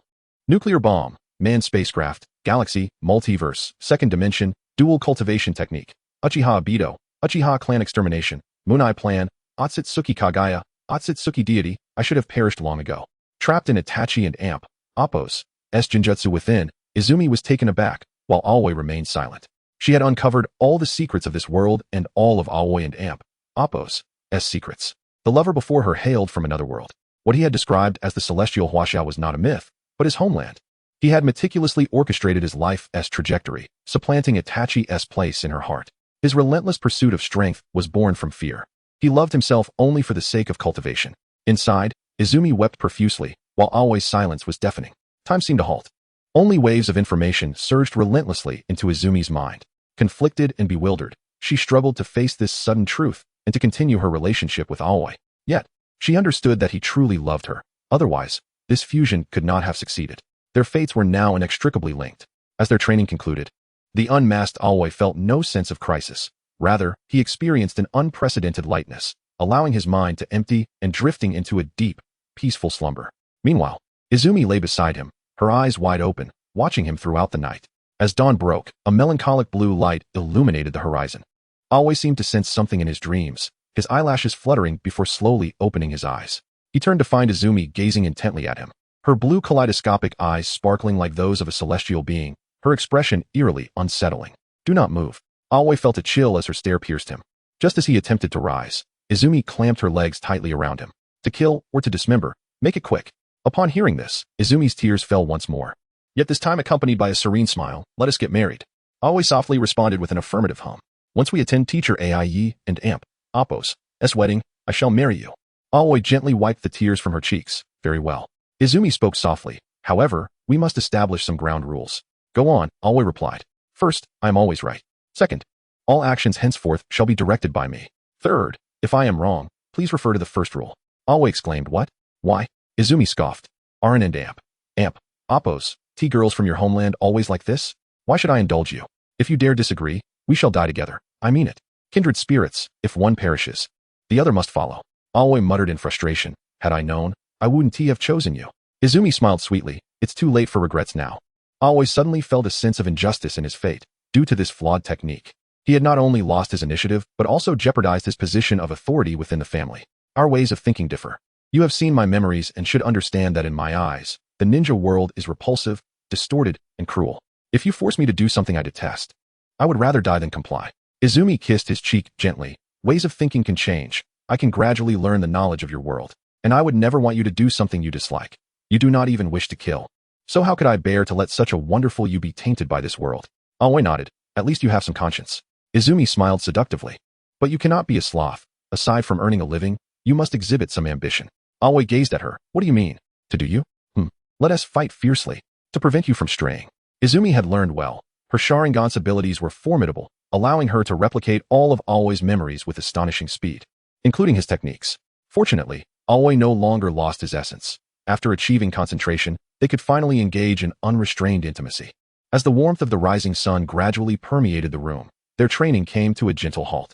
Izumi nestled in Aoi and Appo's embrace, feeling the rhythm of his steady heartbeat. A blush lingering on her cheeks as she reveled in an unprecedented sense of fulfillment. Aoi, do you wish to return to your homeland? If that day ever comes, would you accompany me? Izumi spoke earnestly. Wherever you go, you cannot abandon me. Otherwise, I shall die before you. Aoi retorted, you're insane. Doesn't anyone from your Uchiha clan have a sane mind? Oh, it seems your energy is quite good. Let us train for another 2 hours. I refuse. You have no right to refuse. We agreed. Aoi protested, stop it. I still need to take Xiangling to school. Izumi, filled with jealousy, declared, do not mention her. At her age, does she still need you to take her? I suspect your intentions are not pure. What about Tsunade, Yugao, Ai, Tamari? Terumi May, which one have you not had feelings for? You wish for a harem? Dream on, or prepare to meet your demise. Autumn Leaf retorted, unwilling to concede. But you once had feelings for Weasel too. Kwame, exasperated, replied, who liked him? That was never me, alright? Stop deflecting and focus on your training. This time, I shall guide you. Time, like a fleeting horse, raced by, and before long, the sun hung high in the sky. Kwame glanced at the clock, her brow furrowing slightly. Oh no, I forgot to open the shop.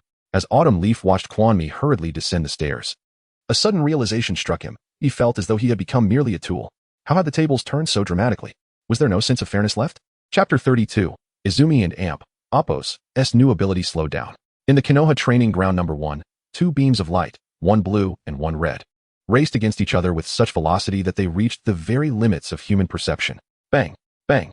The red and blue lights intertwined and separated, slicing through the air like blades, leaving visible ripples in their wake, traces of the fierce exchanges between the two figures. As the shockwave spread, a series of crisp echoes resonated around them.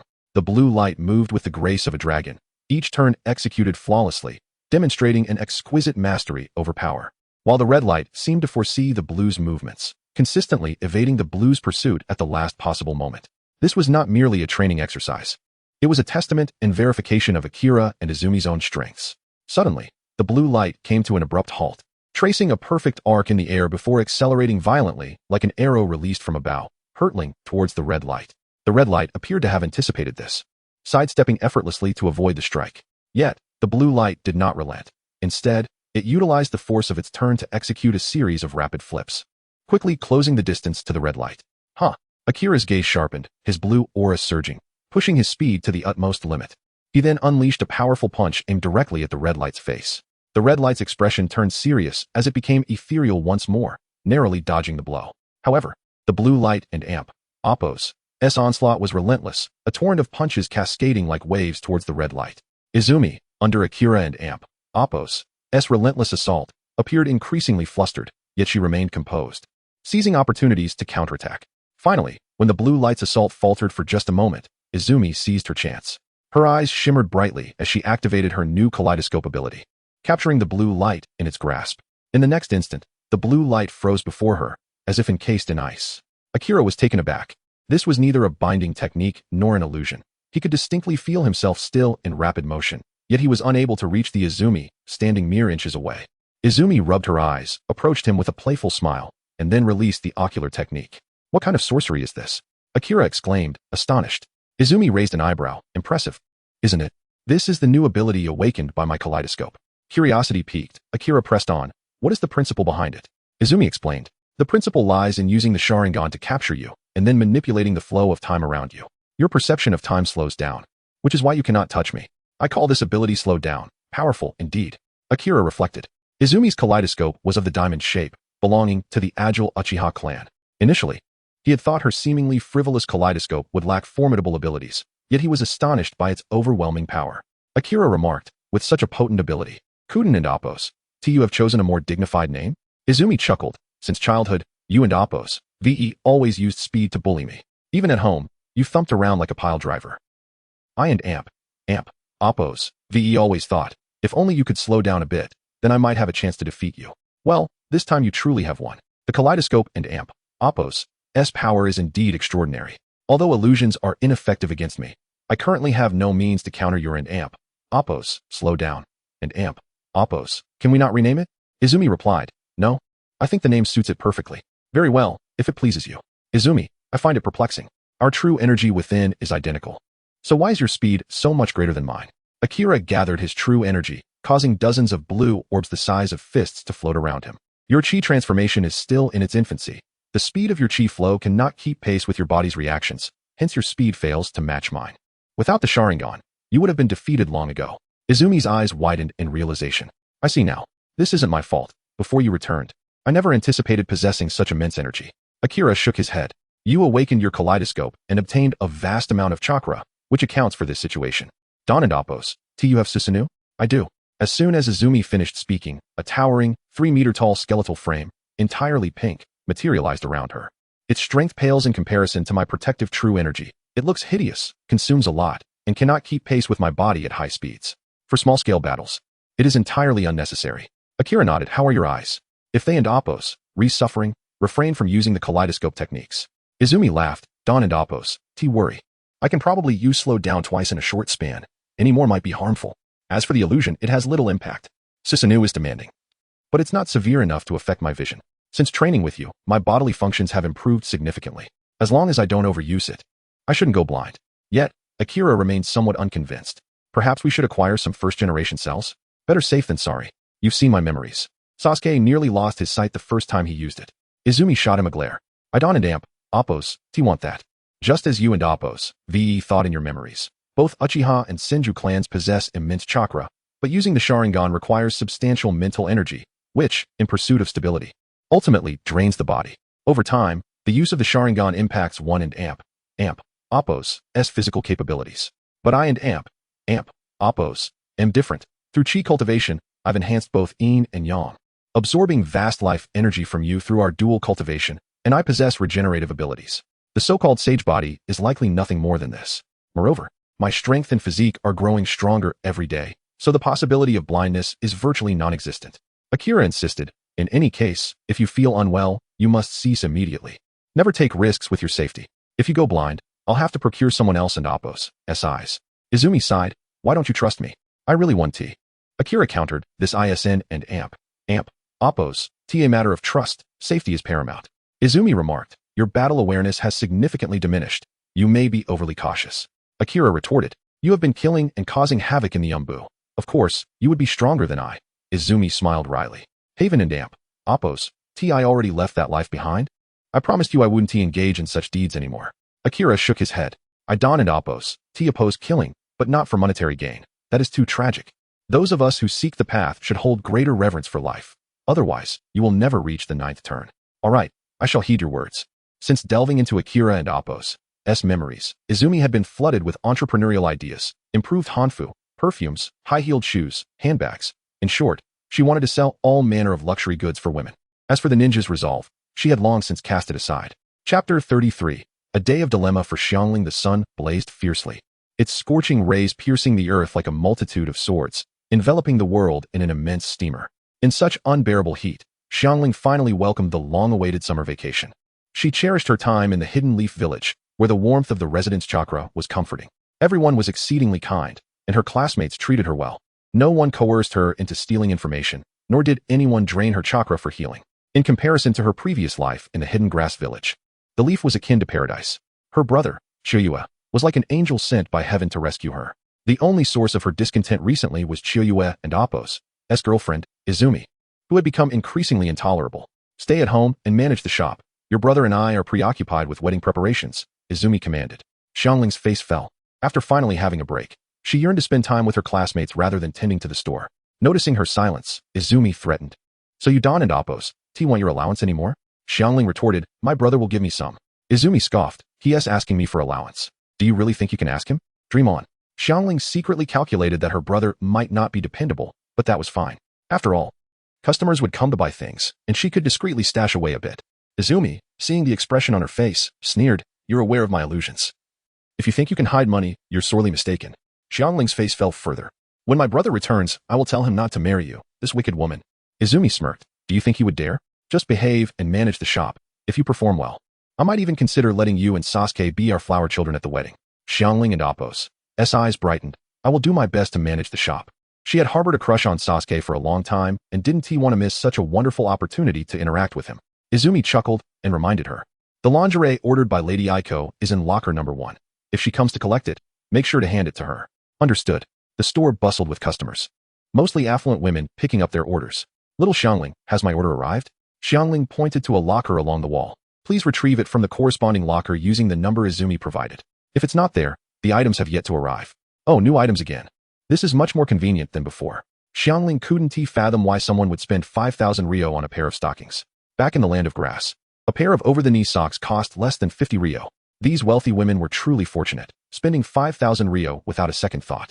While a single serving of barbecue at a restaurant was merely 100 ryo, business at the shop thrived despite the exorbitant prices, with an increasing number of customers. Izumi was highly capable. She partnered with Lady Daimyo to establish the Konoha family group. with Lady Daimyo providing the funds and Izumi contributing her efforts. They opened dozens of high-end branches across the Land of Fire within a year. They not only sold stockings but also ventured into clothing, film, dining, entertainment, tourism, and construction. Izumi even planned to develop something called A and AMP, Oppos, lightning vehicle, and AMP, Oppos. As for shares, under her brother's suggestion, Izumi only took a 30% profit. Both Lady Daimyo and her husband were quite pleased with her humility, and their collaboration flourished. Izumi was now quite wealthy. She purchased a new estate as her new home, which would soon be demolished and rebuilt as the headquarters of the AMP, Oppos, Konoha family, and AMP, Oppos. The shop now exclusively sold high-end, limited edition items, with most merchandise transferred to the branches. Those who could afford to shop here were among the wealthiest women in Konoha, such as the wife of the fourth Hokage. Xiangling, where is Izumi? Seeing the elegantly dressed lady before her, Xiangling respectfully bowed. Lady Aiko, Izumi has stepped out. Oh, has my order arrived? It has. Izumi specifically instructed me that you would come to collect it. Xiangling skillfully retrieved a package from the counter and handed it to Lady Aiko. She opened the wrapping and called out, "Someone, help me carry this." My guy entered with Team 3, Ten, Lee, and Niji. Lee, Niji, Ten, your youth has arrived. Yes, teacher guy? Xiangling couldn't help but roll her eyes at the two in green, skin-tight outfits, both sporting watermelon heads and bushy eyebrows, their exaggerated movements making them appear even more foolish than Naruto. As for the handsome boy with the Byakugan, he was rather dashing and cool.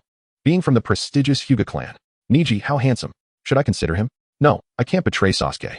Oh, there are so many handsome boys in Konoha. It's overwhelming. Xiangling secretly swooned, yet maintained a polite smile as she watched Might Guy and his team leave.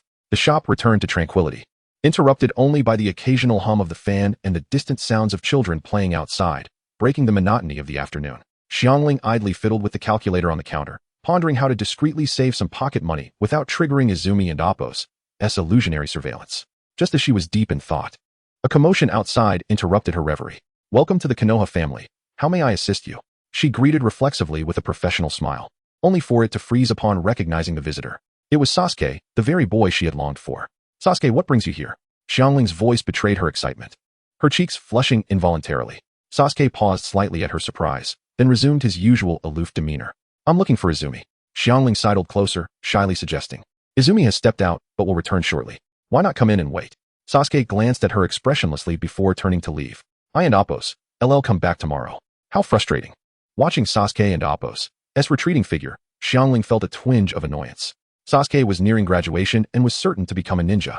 Xiangling had no desire to become a ninja. After her past experiences, being a ninja was far less comfortable than selling goods at home. Moreover, her brother and Izumi both discouraged her from pursuing that path, insisting she didn't need to become a ninja for money. The Will of Fire? Her brother said it was merely something to listen to, not to take to heart. The Will of Fire belonged to the Hokage, not someone as insignificant as her. Izumi also stated that as long as one had wealth, even the Hokage would have to consider their wishes. Izumi was not lying. Many C and B rank missions were commissioned by the Konoha family. Even the third Hokage treated her with utmost courtesy. If that is the case, why become a ninja? Xiangling was troubled. Most of her classmates would undoubtedly become ninjas, as if it were a foregone conclusion. Yet, her brother and Izumi, both formidable ninjas, deemed it a poor choice. Perhaps I'll just muddle through as a genin like my brother. If I can be paired with Sasuke, then great. If not, I'll just go through the motions. That handsome Niji is not too bad either. If I could be his girlfriend, I might consider becoming a ninja. Sasuke, Niji. Xiangling withdrew her gaze from the door, resuming her place behind the counter. Her fingertips lightly tapped the surface, her thoughts swirling like the clouds outside, sometimes gathering, sometimes dispersing, leaving her feeling as if she stood at a crossroads in life, caught in a dilemma. Chapter 34, Marriage in the spring of the 63rd year of Konoha. The 18-year-old Izumi officially wed Akira. The statuesque Izumi donned an exquisitely tailored strapless wedding gown, which gracefully accentuated her alluring curves. Delicate lace patterns adorned the fabric, and the flowing train added an air of elegance and grandeur. Akira, in a well-fitted dark suit, wore a gentle smile upon his handsome face. Hand in hand, they entered the wedding venue, strewn with petals by the flower children, which was adorned with subtle lilies. Congratulations. Wishing you a lifetime of happiness. Izumi, you look stunning. Best wishes for your marriage. A radiant smile graced Izumi's face as Akira expressed his gratitude to the guests. Although it was a time of peace, they had invited only a select few. The surviving members of the Uchiha clan attended from Izumi and Oppo's side, while Akira and Oppo's guests comprised mostly of teachers and classmates from school, including the former Jonin, Bayun, who had once guided them. The third Hokage and the feudal lord and Oppo's wife were also present, as Izumi was the chairwoman of the Konoha family group. The third Hokage sought to maintain a favorable relationship with Izumi for economic reasons. While the feudal lord's wife was both a partner and an old friend, Naruto was also there, wearing the little suit Akira had gifted him. He bounced around the wedding venue, much to the chagrin of Sasuke, who glared at him. "You fool, behave yourself." "Humph, who are you to tell me what to do?" "You and Appos. Read just a little attendant." "I and Appos am an invited guest." Sasuke scoffed. "An ungrateful guest, I see." "Don and Appos, say that. I did give Akira a wedding frame." As the celebration concluded, the last rays of the setting sun were consumed by the encroaching night. A slightly inebriated Akira led Izumi into their meticulously decorated new home. Xiangling had already been sent back to the shop, allowing the couple the freedom to indulge in their desires for the night. The classical courtyard, with its 3 entrances, would be just as fine, even with Xiangling's presence. However, Izumi yearned for a night of wild abandon and wished for solitude in the courtyard. I had sternly warned her not to seek us out for the entire month ahead. With a gentle smile reminiscent of a spring breeze, Akira urged, "Come, let us share a few drinks." A glimmer of playful shyness danced in Izumi's eyes as she reached out, her fingers curling around Akira's neck like a delicate serpent. "Darling, hold me." Akira enveloped her in his arms, lifting her effortlessly, and placed her beside the table adorned with wine. A glass of fine wine under the moonlight. They raised their glasses, their arms entwined like a pair of affectionate mandarin ducks. In the flickering candlelight, the crystal-clear wine shimmered enticingly. "Do you remember the first time you stepped in to help me fight?" Izumi gazed up at Akira, her eyes filled with deep affection and nostalgia. "From that moment, I resolved to follow you for life." "Why?" "Because you hold no prejudice against anyone, even those who despise you. You constantly ponder how to make the world a better place, rather than merely striving to become an exceptional ninja like everyone else.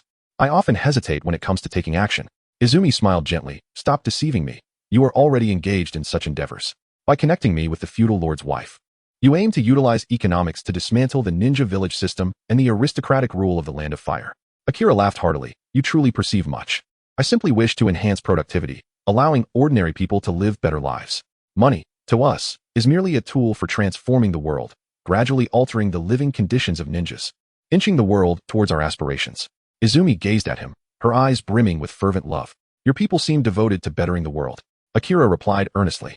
"We uphold the truth, and for it, we spare no effort. The so-called cruelty of you ninjas pales in comparison to the suffering endured by our civilization.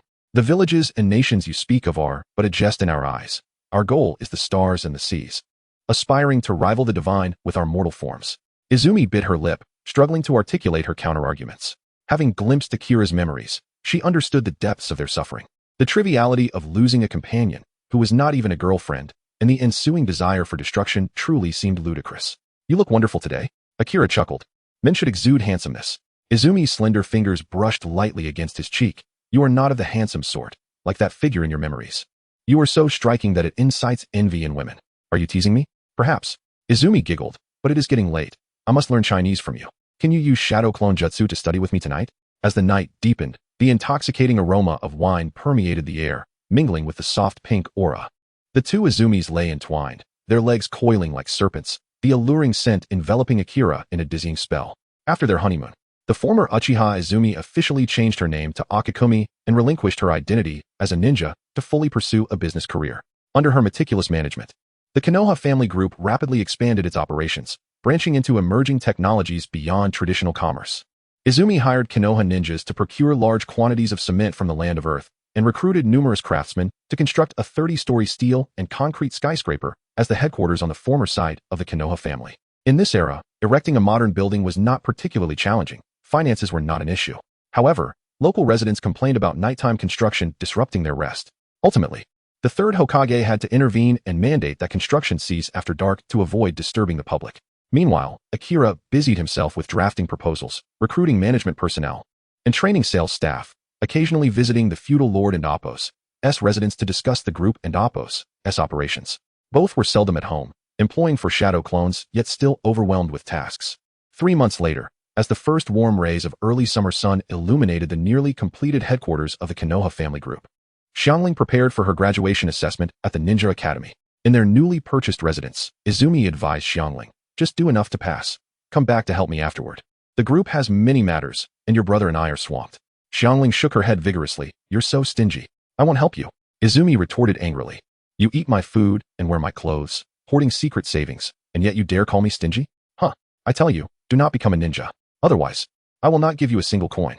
Xiangling defiantly replied, "If you don't give me money, I'll become a ninja and earn my own. Izumi scoffed. With your half-baked skills, you think you can become a ninja? Not only might you fail to qualify, but even if you do, you won't survive the chunin exams. Hubby, you better keep an eye on her. After raising her for so long, Don and Appos, T let her get easily defeated. I want to be a ninja. And I want to become a jonin, just to annoy you. In her rebellious phase, Xiangling became even more contrary as Izumi's words spurred her defiance. Akira waved his hand. Let her be. If she wants to pursue it, let her. Besides, with her constitution, it won't be easy to take her down. At his words, a glint of mischief sparkled in Xiangling's eyes as she giggled. Brother still cares for me, unlike some people who just bully me.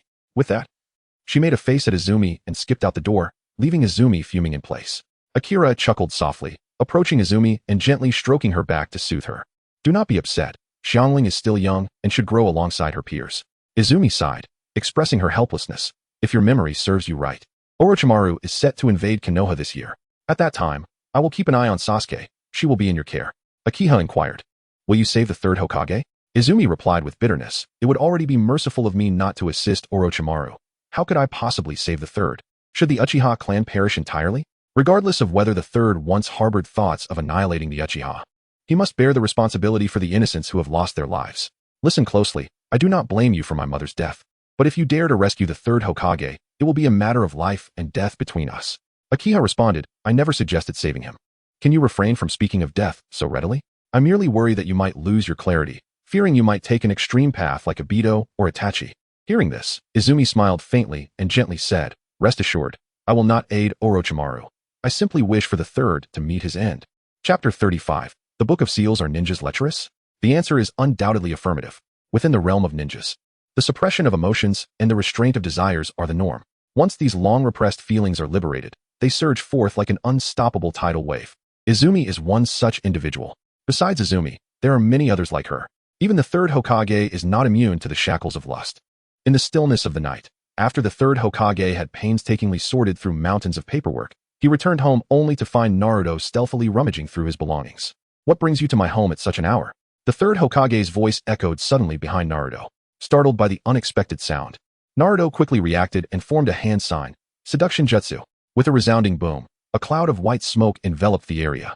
As the smoke dissipated, a tantalizing naked Naruto appeared before the third Hokage, blowing a kiss and coyly exclaiming, Hokage-sama having not been close to a woman for many years. The third Hokage found himself unable to withstand such temptation. In an instant, his blood surged, and he collapsed, unconscious, blood streaming from his mouth and nose. Naruto, dispelling the seduction jutsu, smirked at the fallen Hokage and absconded with the Book of Seals. From a distance, Mizuki, who had been monitoring Naruto, wore a triumphant expression. Soon after, the ninjas of Konoha began to assemble rapidly. Upon regaining consciousness, the third Hokage immediately issued an urgent command. The Book of Seals has been stolen for quite some time. Hurry and retrieve Naruto. The ninjas scattered in an instant, commencing their search for Naruto throughout the village. Have you found Naruto yet? Not yet. Before the power of the Nine Tails awakens, let us kill him. With his mediocre ninjutsu, it would be best to eliminate him on the spot. We should have done so earlier. Meanwhile, Xiangling perched atop her family and Appos' wall, gazing at the bustling figures around her. Filled with confusion, she had initially thought a battle was imminent, only to grasp the situation's gravity upon hearing terms like forbidden techniques, Naruto, and the Nine Tails. The demon fox the adult spoke of must be the immense dark chakra within Naruto. Recalling today's graduation assessment, she noted that only Naruto had failed. Although she had wanted to teach him the shadow clone technique, her brother had prohibited her from doing so. Xiangling had obeyed her brother and Appos' wishes, but was astonished that Naruto would dare to steal a forbidden technique. Closing her eyes to sense the surroundings, she quickly pinpointed Naruto and Appos' exact location, 10 kilometers away in the woods to the northwest. This was the unique ability of the Uzumaki clan, known as the Kagura Heart, enabling her to perceive chakra fluctuations within a radius of several dozen kilometers by shutting her eyes. If a specific chakra target was already identified, she could accurately sense their detailed position and movements. However, she was taken aback to realize that Naruto had not chosen to flee. You fool, run away. If you don't, you'll be killed. Xiangling internally cried out in desperation. Xiangling bore no ill will toward Naruto, despite the vast dark chakra he possessed. His own chakra radiated warmth. Furthermore, her brother had told her that both she and Naruto were survivors of the Uzumaki clan and should help one another. Thus, she did not wish for Naruto to be slain. What are you doing lying there? It's late. Why aren't you back in your room? A cool voice called from behind Xiangling. Turning to see Izumi, she pointed toward Naruto's direction, her face filled with urgency. Izumi, Naruto is over there. Quickly wake brother up. The adults want to kill him. Izumi shot her a glare and retorted, "What business is it of yours? Go to bed." Oh, Xiangling felt a pang of sympathy for Naruto, but she did not dare to defy Izumi, particularly since Izumi was known for her fiery temperament at night. Any interference with her and her brother's intimate moments would surely result in Xiangling being hypnotized by her Sharingan. A bunch of useless fools, unable to handle a mere child. Disturbing the dual cultivation of this head. As the sun rose, Konoha remained peaceful. The Book of Seals was returned by Irika, and Naruto successfully graduated after mastering the multiple shadow clone technique, while only Mizuki found himself imprisoned. During the briefing, Xiangling spotted Naruto and felt immense joy. However, this joy was short-lived as Naruto promptly stole Sasuke's first kiss. Furious, Xiangling clenched her teeth. How outrageous. Stupid Naruto, go die. As the class assignment ceremony commenced, Xiangling's anger intensified upon hearing the roster for Team 7, Uzumaki Naruto. Hi, Haruno Sakura. Hi, Uchiha Sasuke. Why does that ugly Sakura get to be with Sasuke? At that moment, Xiangling regretted her decisions. Had she heeded Izumi's advice, she could have worked in one of the prestigious families in Konoha. Xiangling understood the brutal reality of the ninja world. She had already completed 2 A-rank missions at the tender age of 11, serving as a blood pack for the team. One particular mission still haunted her, causing her to clutch her arm tightly as the phantom pain of the vanished bite marks lingered. Thanks to her brother, she had avoided the fate of her mother, who had been drained of chakra and died. She loved her brother more than anyone else. Although he bore a striking resemblance to a girl, it did not diminish his status as the most handsome ninja. That wicked Izumi. If it weren't for her age, I would never allow my brother to be with her. Uzumaki Xiangling. Hi. Sarutobi Yudo. Hi. Kazumaki Rito. Hi. It was infuriating. Instead of pairing her with Sasuke, she was assigned 2 eccentric teammates, one a mischievous monkey from the Sarutobi clan and the other his sycophant, Rito. To make matters worse, their supervising jonin was none other than Takeuchi Shomei, a former teammate of her brother. With a resigned sigh, Xiangling thought, oh well, regretting now will only serve to amuse Izumi. Besides, Konoha isn't a small village like Kusagakure where I need to pilfer secret techniques and intelligence. And with the jonin being my brother and Appos, as comrade, surely I won and Appos. To be punished, right? As the sun set, Xiangling returned home, feeling dejected. Before she even entered, she sensed that Izumi and her brother were engaged in intimate activities within their room. Cursing Izumi for being an unprincipled woman, she quietly mused, is it really that enjoyable? I and Appos am back. Xiangling intentionally announced her presence loudly, eager to witness the flustered expression on Izumi and Appos' face. Despite her indiscretions with her brother, Izumi was mortified in the presence of others. Sure enough, moments later, Izumi emerged from the room, her face flushed. You little brat. Didn't I tell you not to sense what happens in our room? Izumi, possessing similar sensing abilities, was aware of Xiangling's attempts to intrude upon her privacy. Why didn't you open the barrier? Izumi glared at Xiangling, contemplating her developing figure and realizing that this was not a sustainable situation. While she need not worry about her brother establishing a harem, Xiangling was still a child, and her strong sensing abilities might lead to unnecessary fantasies if she continued to spy. Thus, Izumi seriously stated, I'll buy you a new house. It's best you prepare to move out. Seeing Izumi's stern demeanor, Xiangling panicked and quickly promised, I won't sense what you're doing anymore. Izumi scoffed, warning, humph. If they're essay next time, I'll definitely make you move out. In such a familial atmosphere, Xiangling commenced her journey as a Konoha ninja. Chapter 36. Shadows. Xiangling had anticipated that the duties of a lower-ranking ninja in Konoha would be rather effortless. However, she never imagined that the tasks would be so mundane and simplistic. Her days were filled with capturing mischievous cats and roaming dogs, alongside a plethora of trivial chores. Compared to the hidden grass village, the lower-ranking ninjas in Konoha were practically living in a paradise. As the days passed, although Xiangling found this cat-chasing and dog-catching work somewhat tedious, she relished this way of life.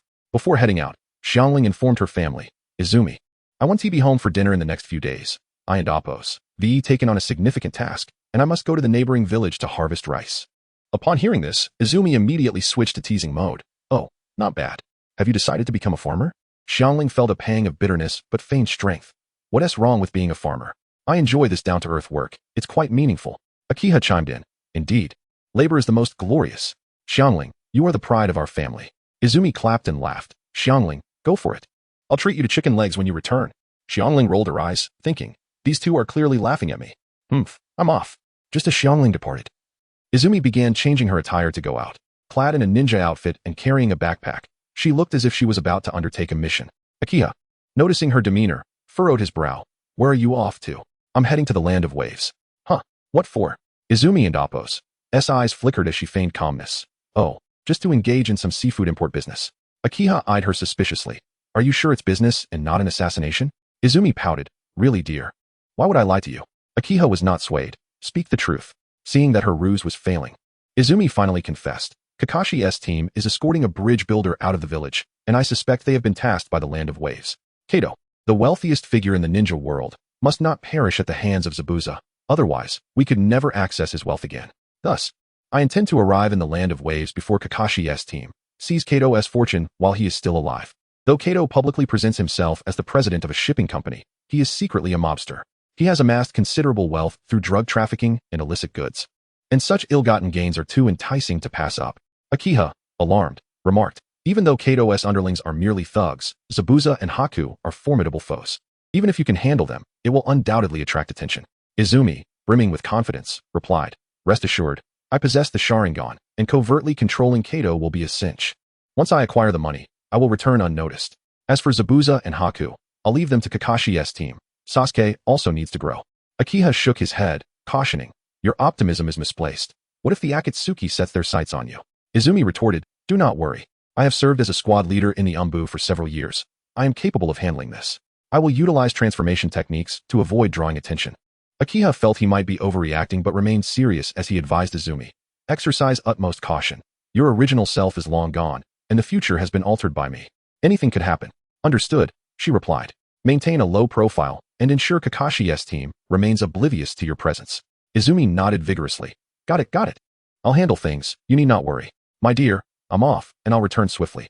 The group is now on the right track. Just keep an eye on things. With that, she winked at Akiha and departed. Akiha sighed in resignation as he observed Izumi's retreating figure. That woman is delving into such significant business, yet she wishes to rob. She's turned into a capitalist who devours everything. With the women in his life pursuing wealth, Akiha, as the husband of the leader of the Konoha clan, naturally had to inspect the headquarters. The headquarters building was conveniently located near the Hokage Tower, chosen for its resilience against potential destruction. Upon entering the building, Akiha was met with a cacophony of disputes. This plan is unworkable. We need to redo it. Oh, it has already been revised multiple times. It cannot be changed any further. Following the commotion, Akiha approached to find two department heads arguing vehemently. Clearing his throat, he interjected, gentlemen, let us pause the squabbling and discuss the issues at hand. One of the supervisors, fuming, stated, President, the delays from his side are hindering our entire project. The other retorted, and you accuse me? Your requirements are utterly ambiguous. Akiha shook his head in exasperation. Let us not argue. We are all working for the betterment of the group. How about we sort through this together and find a solution? The Land of Earth is increasing cement prices. We can terminate the contract as per our initial agreement. We are not solely reliant on their bloodline jutsu for cement. If necessary, we shall establish our cement factory. Additionally, the construction of the outer walls of Konoha must proceed swiftly. If there is no cement, we will employ ninjas to utilize stones. As this is a request from the Hokage and must be completed promptly. After much deliberation, Akiha finally resolved the issues at hand. Just as he contemplated his next leisurely endeavor, a beautiful secretary clad in black stockings rushed in. President, trouble has arisen. The supplies ordered by our group from the Land of River have been seized again. The escorting chunin team has been completely wiped out. The secretary, dispatched by the daimyo, not only assisted Izumi but also managed the group's finances. Akiha frowned. This was the third such incident this year. Although the adversary had paid a deposit, the supplies never reached their destination, resulting in losses for the group. A hidden village had recently emerged in the Land of River, adopting a closed-off policy akin to that of the Rain Village. Once a thriving tourism destination, it now seemed incapable of allowing supplies to pass through. The hidden shadow? Akiha did not need to guess who was behind this. This enigmatic shadow could only be Danzo. Though there had been ninjas and organizations in the Land of River previously, there had never been a hidden shadow, nor had anyone dared to arrogantly claim such a title. Had Konoha sent no one to negotiate? The secretary replied, the daimyo of the Land of River has stated they are investigating. Akiha muttered under his breath, his tone laced with both anger and a hint of menace. Danzo, you have finally lost your composure. The secretary stood by, cautious not to intrude upon Akiha's contemplation. She understood that whenever Akiha displayed such an expression, it signified that this strikingly handsome young man was preparing for significant action. After a prolonged silence, Akiha finally turned to the secretary and declared, Yakina, please take care of the group's affairs. I must meet with the Hokage. The situation in the Land of River requires immediate attention. The secretary bowed respectfully. Understood, President. Chapter 37. The operation against Danzo. The piercing and resonant cries of hawks echoed through the tranquil village, vibrating every breath of air. The elite ninjas of Konoha instinctively lifted their gazes to the sky, subsequently abandoning their tasks as they darted towards the Hokage building like arrows released from a bow. As Akaba approached the building's entrance, two middle-aged ninjas clad in identical blue police uniforms raised their hands to block his path. One of them explained, "The meeting of the Jounin is about to commence. Unauthorized personnel are requested to stand aside." "Since when has the police department taken charge of security? What of the Umbu?" Akaba inquired. "The Umbu was disbanded a year ago. The Hokage's guard is currently preoccupied with the meeting, and we have been temporarily dispatched," came the response. "I see. I shall return later." Akaba retreated to the shade of a nearby tree, pondering the hidden motives behind this sudden assembly. The number of attendees seemed rather substantial. His eyes widened in astonishment as he witnessed the heads of various clans and numerous retired Jounin arriving in droves. Is this a prelude to war? Inside the conference room of the Hokage building, the doors were firmly shut, and a heavy atmosphere enveloped the space. The third Hokage sat at the head of the table and, upon noticing that everyone had gathered, lightly cleared his throat and rose. "I have urgently convened you all primarily regarding the affairs of the Land of Rivers." His voice was steady and authoritative as he surveyed each person present. "I trust you are all aware of the incidents surrounding the Hidden Darkness Village. 2 years ago, our pursuit team clashed with Danzo and suffered a complete annihilation." The third Hokage's expression grew increasingly grave as he continued. "Now, remnants of Danzo's faction have taken root in the Land of Rivers, establishing secret bases over the past few years to train ninjas and expand their armaments, posing a significant threat to our village." The gravity of his words darkened the countenance of all present. Yesterday, a convoy from the Konoha merchant group was ambushed, resulting in the loss of another chunin squad. A chill lingered in his tone as he added, "This attack has also led our reconnaissance teams to discover Danzo's whereabouts. Thus, I have summoned you to eliminate Danzo at all costs. We cannot allow him to escape once more." Tsunade, with a furrowed brow, spoke first. "This matter is of utmost importance. The Land of Rivers borders our own. If we permit Danzo to recklessly expand his influence, the consequences could be dire. Moreover, the Konoha merchant group holds 20% of our village's shares. If they suffer significant losses, it will directly impact Konoha and Appo's financial revenue." Asuma, taken aback, exclaimed, "The Konoha merchant group holds shares in our village?" Tsunade nodded and elaborated. "The Konoha merchant group is a commercial entity supported by the daimyo. Currently, Uchiha Izumi, no, she should now be referred to as Akikawa Izumi. Initially, she and the daimyo's wife had a partnership, each contributing funds and managing production and sales. The daimyo and Appo's wife originally requested half of the shares, but Izumi voluntarily proposed to take only 30%. Thus, the initial distribution was 70% for the daimyo and 30% for Izumi. Later, to gain the village and Appo's support, Izumi and Appo's husband, Akaba, persuaded the daimyo to reallocate the shares, resulting in 60% for the daimyo, 20% for Konoha, and the remaining 20% for Izumi. Asuma, still puzzled, asked, "Konoha assets? What does that mean?" The third Hokage clarified. "The so-called Konoha assets are funds that the Konoha merchant group allocates to the village. We can utilize this money for medical care, education, compensation for the families of fallen ninjas, orphanages, benefits for Jounin, and subsidies for impoverished ninjas. In return, the ninjas of the village are expected to support the commercial activities of the Konoha merchant group. All commissions must prioritize the Konoha merchant group, provided we ensure the village and Appo's safety and address any conflicts in the ninja world." Over the past year, Konoha has flourished, greatly aided by the contributions of the Konoha merchant group. The assembly nodded in agreement, recognizing the significance of the 20% shares, as well as the substantial increase in commissions, which had consequently bolstered the number of ninjas.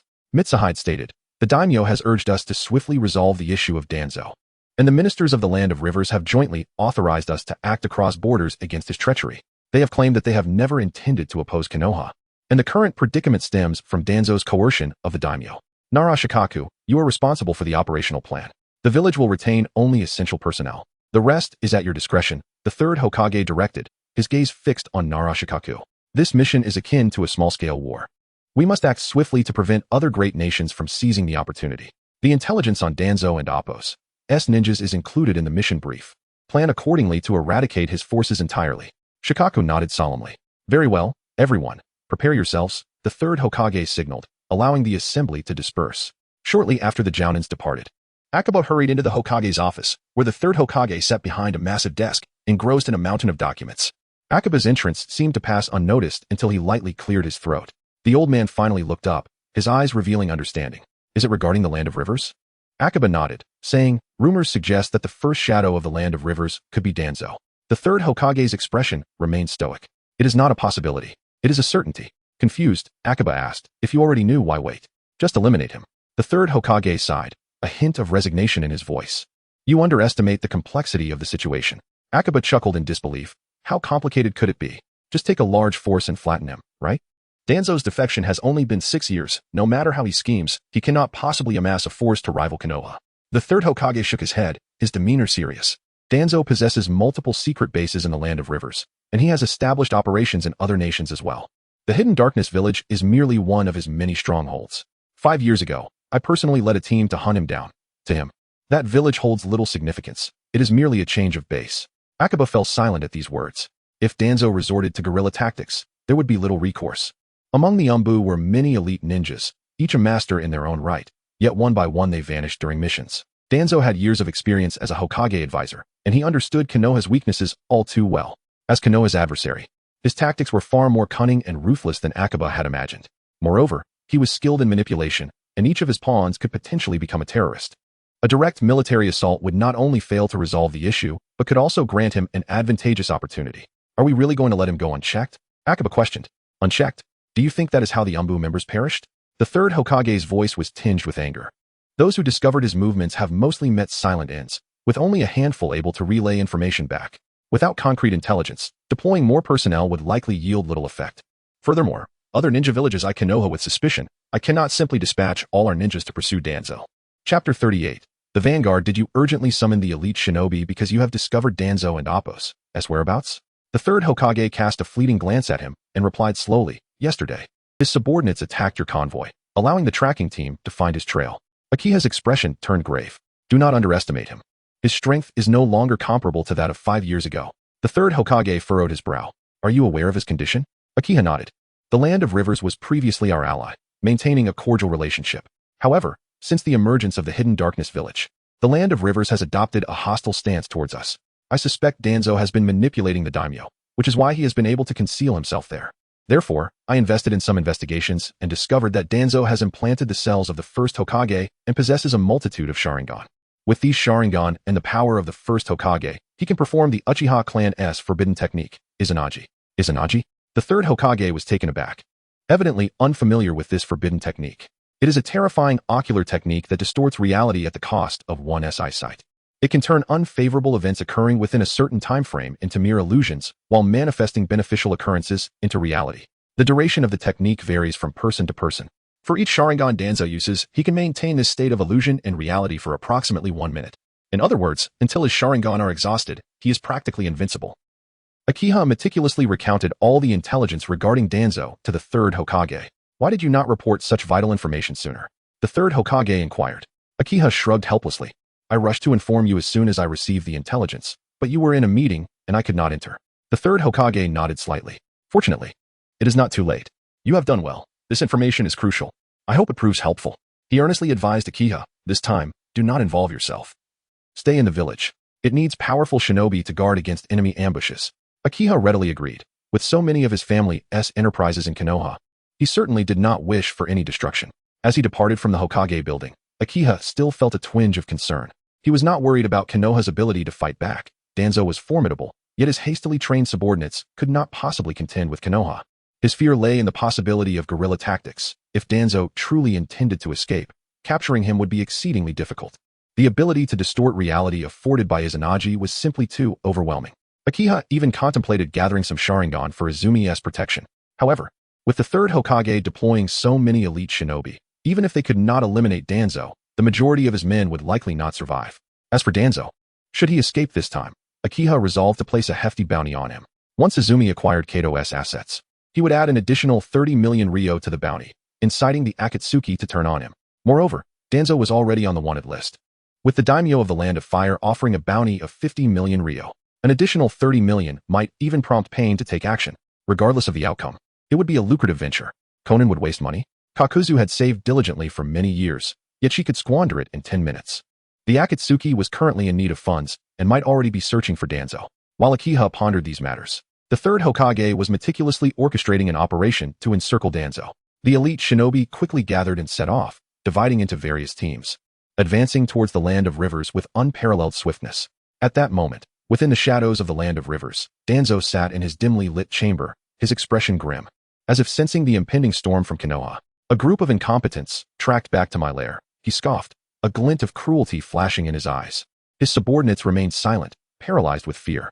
Danzo sighed inwardly. His available personnel were too few. Even with the root training methods, they were still vastly inferior to the shinobi of Konoha. Even basic assassination training left traces. Most of the root members he once commanded did not follow him in betraying the village. After all, he had brainwashed them with the mantra of doing everything for Konoha. Now that he himself had betrayed the village, what excuse could he possibly offer? Third Hokage, do you truly believe you can capture me this way? Danzo muttered to himself before issuing orders. Prepare for relocation. What about here, Lord of Shadows? Leave them a surprise. The Konoha forces swiftly advanced deeper into the land of rivers. However, unbeknownst to them, Danzo had prepared numerous traps. As Konoha's vanguard cautiously approached Danzo's stronghold, the previously silent surroundings erupted with a piercing, heart-stopping alarm. In an instant, countless gleaming projectiles shot forth from the shadows like a torrential downpour. The lethal gleam formed an impenetrable net of death, mercilessly descending upon the shinobi of Konoha. This was followed by a cacophony of thunderous explosions as numerous explosive tags hidden within the mechanisms were triggered, resulting in intense detonations. Flames soared into the sky. Thick smoke billowed, and chaos engulfed the battlefield. Faced with such an unexpected situation, Konoha's vanguard quickly suffered casualties. Maintain formation, do not panic. Steady yourselves. Meanwhile, Might Guy turned to a nearby Hyuga clan ninja and commanded, Tetsu, locate Danzo's exact position. We cannot allow him to escape. Hyuga Tetsu activated his Byakugan and moments later pointed forward, declaring, 9 o'clock. We must hurry. He is about to escape my line of sight. Without hesitation, Might Guy bellowed. 8th gate of opening, 6th gate of view, open. As his voice faded, a powerful green aura erupted from his body, transforming him into a meteor engulfed in pale green flames, slicing through the chaotic battlefield. Empowered by the 8 gates, Might Guy's speed was nothing short of astonishing. His form became a dazzling flash of lightning, disappearing from view in an instant, leaving only afterimages in his wake. Just as Danzo believed he was about to evade his pursuers, an unprecedented sense of crisis surged upon him. He abruptly turned back to see Might Guy charging towards him like a wild stallion, his eyes ablaze with determination as if they could crush him. Fool! Since you are eager to court death, I shall grant your wish today. Chapter 39. I shall depart first while you hold the rear. Thunderous roars echoed as Might Guy surged forth with the swiftness of lightning, his velocity creating a tempest that uprooted the earth beneath him, akin to tumultuous ocean waves crashing toward Danzo. Buy me some time. I must undo the seal on my right hand. Faced with the onslaught of Might Guy, Danzo refrained from arrogance. He was well aware of the elite jonin within the village and their capabilities. Might Guy, having attained jonin status at the tender age of 15 through the 8 gates, was not to be underestimated. The seal was imperative. The Sharingan possessed immense mental prowess, and 10 Sharingan without the physical strength of Hashirama's cells could drain him in an instant.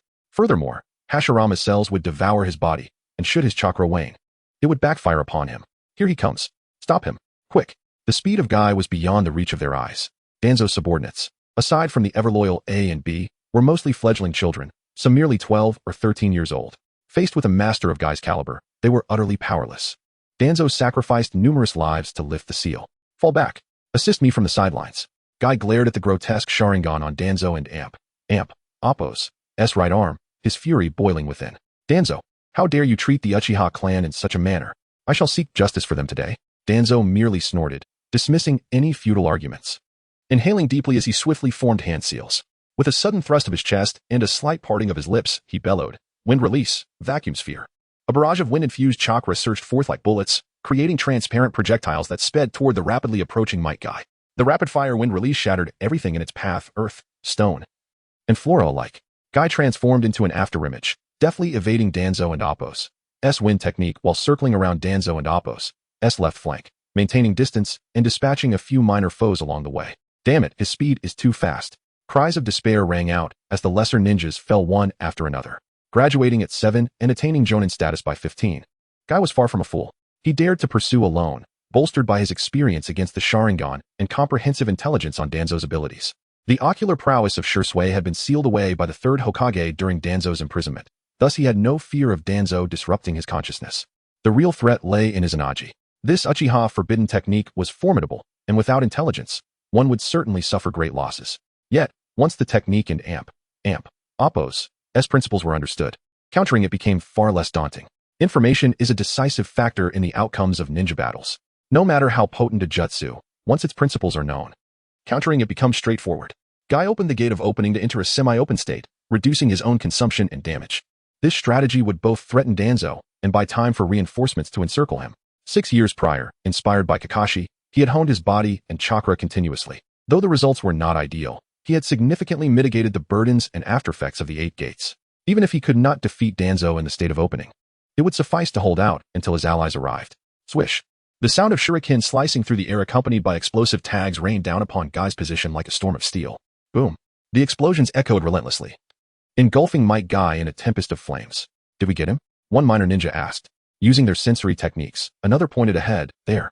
In an instant, as the words left the ninja's lips, Might Guy erupted from the smoke, suspended in midair, executing the morning peacock. Cha-cha-cha-cha-cha in the air. Guy unleashed a flurry of punches toward Danzo and the lesser ninjas below. The rapid strikes ignited flames, resembling a peacock fanning its tail. In that fleeting moment, searing flames and high-energy shockwaves surged toward Danzo and the throng of lesser ninjas. Earth release, earth flow wall. Danzo's underlings were utterly incapable of withstanding such an assault. Even the earthen wall formed through earth release crumbled under the onslaught. Hey, I responded with resolve, understood. Fire release, dragon flame technique. Wind release, vacuum wave. Having awaited the opportune moment, Danzo seized the opening presented by Guy's aerial vulnerability. Together with his loyal subordinate A, they unleashed a combination jutsu. The wind fueled the flames, causing the raging fire to engulf the sickle, intertwining into a series of intersecting crimson blades that radiated a fierce brilliance as they hurtled toward Guy. Yet, faced with this formidable barrage, Might Guy exhibited no hint of panic. He summoned his strength, darting like lightning. Just as the fire sickle was about to strike, he vanished at an inconceivable speed. With a thunderous roar, a massive flaming sickle whizzed past, carving a devastating path where Guy had just been. In an instant, flames erupted, thick smoke billowed, and the earth was consumed in a fiery inferno. The ground bore a horrific scar, the soil charred and emitting acrid fumes. What was once smooth terrain became a rugged wasteland, as if a colossal beast had savagely torn through it. The surrounding flora was not spared, reduced to ashes that danced away in the wind. While the technique proved effective, it regrettably failed to strike its target. Guy's expression grew increasingly grave. Should he fall victim to such a jutsu, death would be inevitable. He could no longer hold back, at the very least. He needed to eliminate those incessantly harassing and entangling lesser ninjas. Danzo and Amp, Oppo's countenance darkened. Guy and Amp, Oppo's speed rendered a stalemate unfavorable for him. B. Danzo-sama, their main force is approaching swiftly. A, ever loyal, interjected. Danzo-sama, you must go. I will hold them off. Danzo's gaze flickered, knowing this was not the time for prolonged engagement. Yet the dignity of his shadow forbade a hasty retreat. However, reason ultimately triumphed over impulse as he gravely instructed A and B. Very well. A, B, you two keep them at bay. I shall wait for you at Outpost 4. Before his words could fully resonate, Danzo flickered and, abandoning his subordinates, utilized the body flicker technique to escape into the distance. B, I can't believe it. Such was Danzo, perpetually preaching the mantra of and Amp, Oppo's ninja must self-sacrifice, and Amp, Oppo's. Yet when the moment of sacrifice arrived, he faltered. He gazed at the direction of Danzo and Amp, Oppo's retreat, a glimmer of disdain and disappointment flashing in his eyes. He suddenly felt exhausted, betraying the village, rescuing Danzo, then enduring 3 days of starvation only to be abandoned. What had he truly gained? Unification of the ninja world? I bought a watch last year. With these thoughts, B turned and, in a swift motion, severed A's throat. B. You. A clutched his neck, slowly collapsing. Stop fighting. We surrender. B smiled contentedly, as if rediscovering a long-forgotten sensation of joy. Chapter 40. The old man cannot die. The decision of whether to surrender or not had no bearing on Danzo and Oppo's resolve to pursue. The third Hokage and Amp, Oppo's orders were unequivocal. Eliminate Danzo at all costs. Konoha was taking unprecedented risks, deploying a substantial number of elite forces. And there was no way they would allow Danzo to escape easily. You shall not flee. The 8th gate of the 8 gates of opening, the 7th gate, open. With a thunderous roar, Might Guy unleashed a dazzling blue light that erupted from his being. His chakra surged like a tumultuous river, sweeping away everything in its path. The earth, stones, and flora were all sent flying by the sheer power of his chakra. His already imposing figure now radiated an overwhelming pressure, reminiscent of a colossal beast poised to awaken. So swift, Danzo reacted with alacrity, promptly forming hand seals to activate Izanagi. Following that, he expelled a ferocious whirlwind from his mouth, aiming to repel the rapidly approaching Might Guy, who was akin to a bolt of blue lightning. Wind release, vacuum great sphere, Danzo exclaimed, as the whirlwind coalesced into a massive wind attack, hurtling toward Might Guy. However, Might Guy stood firm, transforming his hands into claws and compressing the air. Then, he shouted, Lu Dehua de Tiger. With his cry, the air exploded outward, manifesting as a gigantic white tiger that charged directly at Danzo's wind attack. Upon collision, the wind attack shattered as if it had met an unstoppable torrent. The white tiger, under Might Guy and Oppo's precise control, let out a thunderous roar, swiftly engulfing Danzo entirely. The white tiger lunged at Danzo and erupted, accompanied by Danzo's piercing scream. The white shockwaves spread rapidly, darkening the skies, uprooting everything in its path. The force of the shockwave was so immense that even Konoha ninjas several kilometers away were blown off their feet. Danzo was stricken with horror. He had never witnessed such formidable taijutsu. Though he had heard of the 8 gates of opening, witnessing its power firsthand far surpassed his imagination. After the shockwave subsided, Danzo and Appo's figure vanished without a trace. Yet, when he reappeared, he had stealthily positioned himself behind Might Guy, ready to deliver a lethal strike. Guy, be cautious of your back. Asuma Sarutobi and Kurenai Yuhi had led their teams to encircle him. While Kurenai alerted Might Guy, Asuma's 1,000 hands cannon materialized. With hundreds of arms preparing to strike Danzo down, Danzo struggled to rise, surveying his surroundings, his face suddenly paling. Sarutobi, Hyuga, Uchiha, Inazuka, Yamanaka, Akamichi. Had all the ninjas from Konoha and Appo's S9 great clans arrived? Danzo rubbed his eyes. Wasn't it Appo's Uchiha obliterated by him? Why then did he see Shursui? Could it be an illusion? The Konoha ninjas, upon witnessing the Sharingan in Danzo and Appo's possession, felt a wave of sorrow. The Uchiha clan was, after all, one of the founding families of the village. How could he treat them so? Hinata Hizashi sighed. If only you had learned the curse seal techniques from me, brother Fugaku. Perhaps the Uchiha would not have met such a fate. Ugh, beast, demon. Some young ninjas could no longer contain their disdain. How could any rational person remain calm upon seeing Danzo and Appo's ghastly visage? Nara Shikaku spoke gravely. According to intelligence, his Izanagi can last for 9 minutes. But we shall proceed with our 30-minute assault plan. The sensory team must keep a close watch on him, leaving him no chance to escape. Upon hearing this, a glimmer of despair and unwillingness flickered in Danzo's eyes. Do you truly intend to perish alongside me, you foolish lot? However, all he received in response was an increasingly indifferent gaze and a barrage of intensified ninjutsu attacks. Fire release, great fireball technique. A multitude of ninjas unleashed a technique that even Danzo, let alone Madara, would have to respect. 8 trigrams empty palm, revolving heaven, shadow clone technique, secret technique, insect sphere. Boom. A new wave of attacks commenced swiftly. 8 trigrams empty palm, yin-yang release, and an array of versatile elemental ninjutsu descended upon Danzo, who found himself utterly defenseless. Might Guy stood before the crowd, the power of the 8 gates still surging within him, his gaze ablaze with righteous fury. Danzo, cease your struggles. Today marks your end. How could you, once a disciple of the second Hokage, now scurry like a lost dog? Take your own life, lest my kunai be sullied. Your stronghold has been dismantled, and your subordinates have surrendered. Surrender, you treacherous scoundrel. Danzo's face contorted with rage. I shall not die here. Shikaku, emotionless, waved his hand, and the next round of attacks intensified. Despite Danzo and Appo's desperate resistance, he remained powerless against the combined efforts of the ninjas.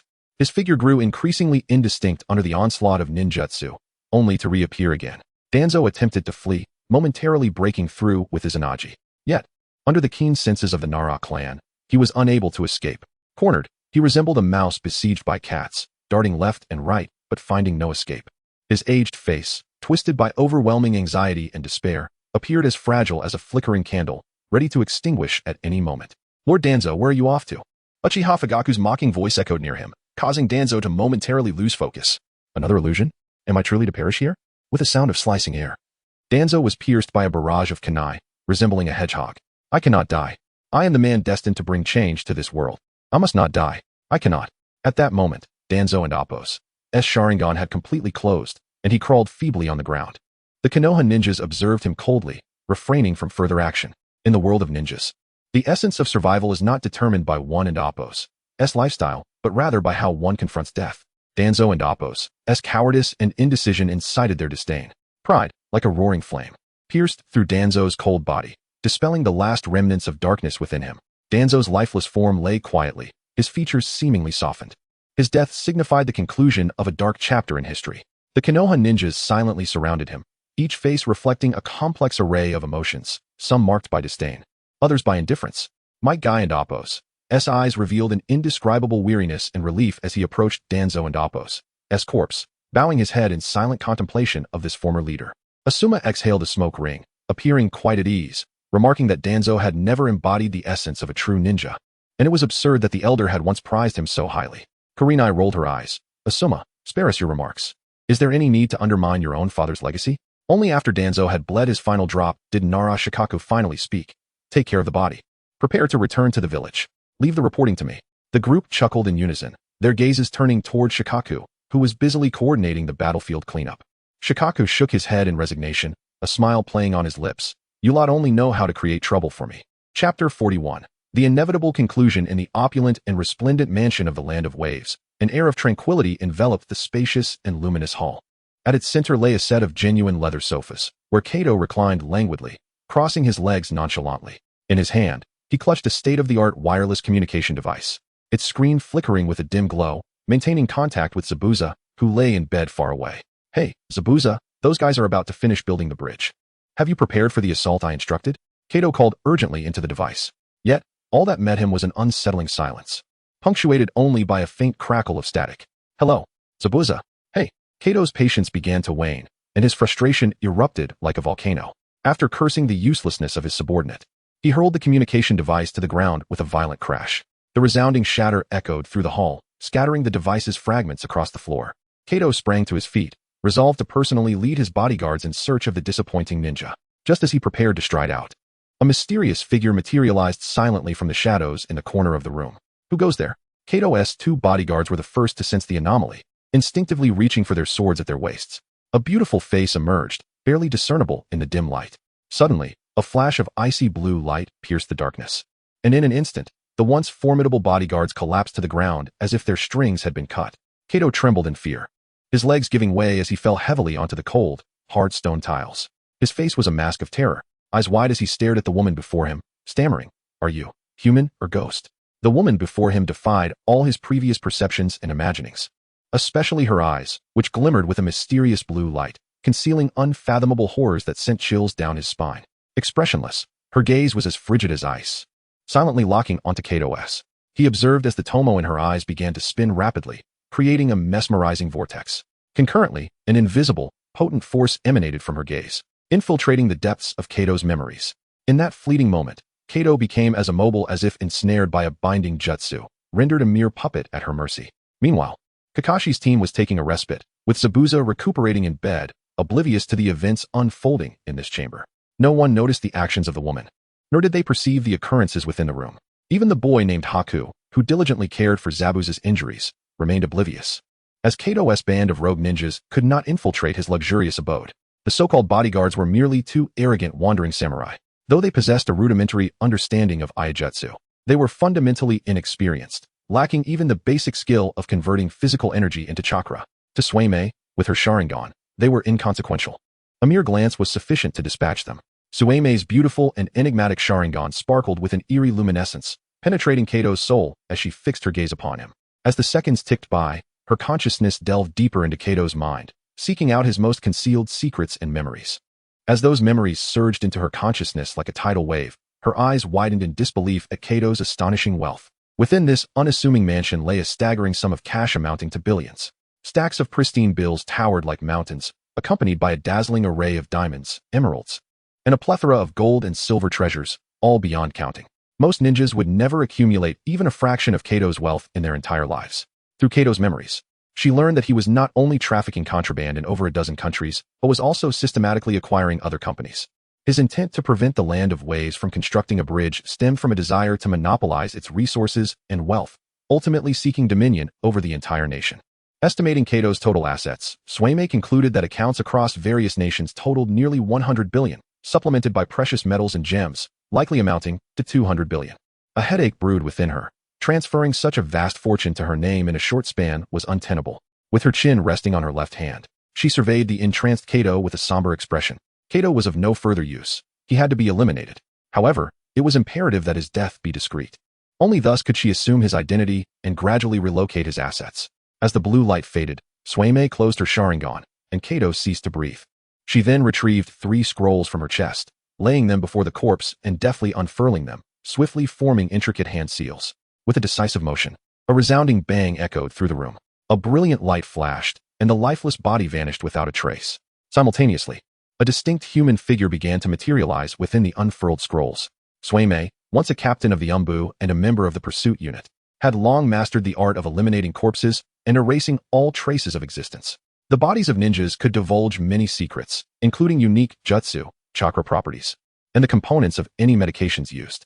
Thus, eradicating all evidence and reducing them to nothingness was the ultimate fate for a ninja. After securing the scrolls, she proceeded to Kato's concealed vault of cash. Once again unfurling a pristine scroll, she executed her jutsu, causing the items within the vault to shimmer with a pink glow as jewels and cash flowed seamlessly into the scroll. This technique, akin to summoning, fell under the category of space-time ninjutsu. As the light dissipated, the vault stood empty. Suimei stowed the scrolls within her backpack, ensuring no clues were overlooked before leaving the chamber. Kato had risen to power through the mafia. Should anyone discover his demise, his vast fortune would stir significant upheaval. Kato's death posed little concern, as long as his body remained undiscovered, allowing her to impersonate him and systematically absorb all his assets. In the days that followed, Suimei transformed into Kato while her shadow clones masqueraded as his bodyguards, traversing the land of waves before departing by boat, all under the watchful gaze of many. The news of Kato's departure from the land of waves humiliated Zabuza. He perceived it as a sign of Kato's disdain, believing he had fled out of fear of Kakashi. The next day, Zabuza, accompanied by Haku, stormed the Great Bridge. Upon the bridge, shrouded in fog and an atmosphere thick with impending doom, Zabuza wielded his executioner's blade with a grim countenance, each swing imbued with lethal intent. Haku, utilizing his unique bloodline limit, ice release, ensnared Sasuke and Naruto within a crystalline prison, erecting an impenetrable barrier for Zabuza. Dove of Mischief. As Sasuke, under the influence of the two Tomo, fell, the furious Naruto erupted with a surge of red chakra enveloping his form. Empowered by the chakra of the Nine Tails, Naruto experienced a rapid restoration of his physical strength, his wounds healing at a visibly remarkable pace, while his power, speed, and reflexes were significantly enhanced. I shall slay you, Naruto bellowed. Akin to a tumultuous wave breaching a dam, the Nine Tails chakra encircling him like a blazing inferno, dispelling the surrounding mist entirely. What? After several fierce encounters, White's right hand was firmly grasped by Naruto, and under the onslaught of the Nine Tails chakra, the Mirror Ice Palace could no longer withstand the pressure, shattering and collapsing with a thunderous roar. Ultimately, White met his demise beneath the lightning blade. As snowflakes fell like feathers from the sky, Zabuza too faced his inevitable conclusion. Throughout the battle, White harbored no intent to kill, thus sealing Zabuza's fate from the very beginning. Their defeat was justly deserved. Even Kaguya would acknowledge the prowess of the 6th and 7th Hokage, along with the reincarnation of Indra. As the clouds parted and the sun rose, the land of waves embraced its rebirth. Chapter 42. The annual examination. Since the departure of Izumi to the land of waves, Xiangling's thoughts have become increasingly animated. Whenever she has a moment to spare, she diligently attends to Chuya, seemingly intent on usurping Izumi and Appo's position and entering the royal harem. Originally, Xiangling had developed an infatuation with Sasuke after he inadvertently saved her. After Chuya brought her out of the land of grass, she projected those feelings onto him. Stop dwelling on trivial matters. Should Izumi return, I cannot be held responsible, Chuya admonished. Instead of indulging in idle thoughts, you ought to devote more time to your training.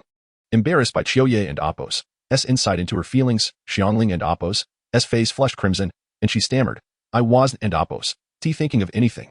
Brother, Don and Appo's say such things. What of Izumi returning? I'm not afraid of her.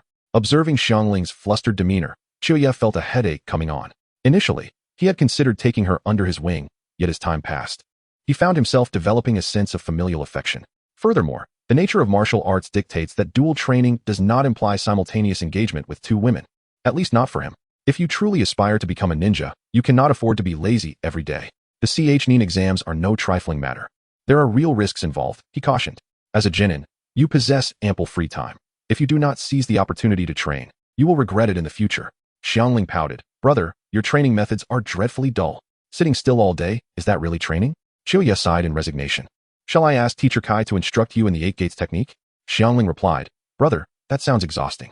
Then how about you learn the nature transformation of release chakra from me? Xiangling shook her head. That and Appo's too difficult. Chuya raised an eyebrow. If you refuse to learn this and that, what precisely do you wish to study? Xiangling declared, the chakra scalpel. Chuya countered. The chakra scalpel requires exceptional chakra control, which you do not yet possess. Xiangling inquired, chakra control? Chuya nodded slightly. Ninjutsu extracts varying proportions of spiritual and physical energy from your stamina. While the chakra within you is vast, if you cannot control it according to the different requirements of ninjutsu, its effectiveness will diminish, or it may not manifest at all. Moreover, a ninja and Appo's chakra is refined through continuous movement in battle. Without strong chakra control, employing ninjutsu in combat is impossible. Thus, chakra control is of utmost importance, theoretically. If your control ability is sufficiently strong, you can learn any ninjutsu.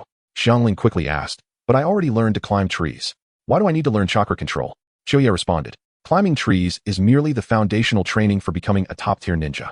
To advance your chakra control further, the best approach is to master the sage art technique.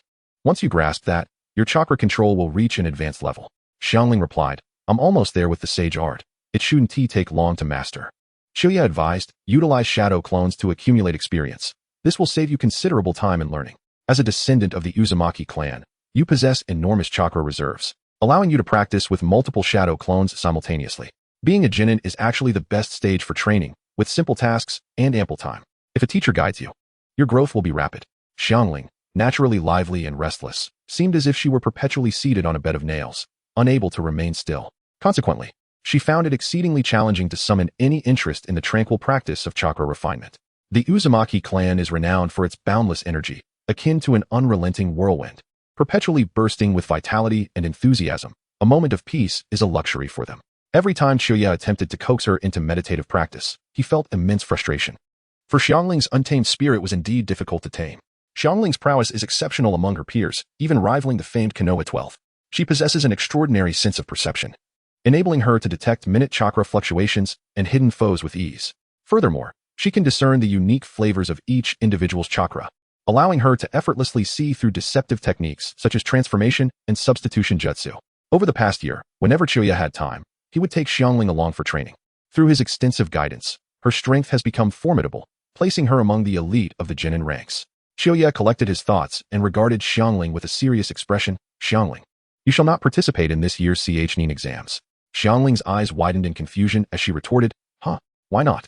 Brother, my strength is considerable. Even Sasuke may not triumph over me. Xiaoye shook his head in exasperation, sighing, no matter how formidable you are, can you best me? The Xiangling exams are no simple matter. The difficulty is substantial. It is best we refrain from this spectacle. Look at me. Despite my relentless training, I remain a genin. Xiangling frowned, muttering, Brother, have you ever truly participated in the Xiangling exams? I perceive those Xiangling as rather ordinary. Their chakra is vastly inferior to yours. Xiaoye was momentarily speechless, and after a pause, he retorted, Humph, what use is abundant chakra? Fighting is not merely about hurling chakra. Xiangling tilted her head thoughtfully, but you do throw chakra. In your last battle with Izumi, you bombarded her with chakra projectiles. Xiaoye replied, Well, I have fought before. Haven and Oppos, Ti? So, having abundant chakra doesn't and Oppos, Ti equate to victory. Xiangling scrutinized him, sensing a hint of deception, yet unable to pinpoint the discrepancy. Xiaoye quickly shifted the topic, attempting to intimidate her. Can I deceive you? Moreover, Xiangling are tasked with executing perilous missions that involve killing. Do you enjoy taking lives? Xiangling shook her head. I do not.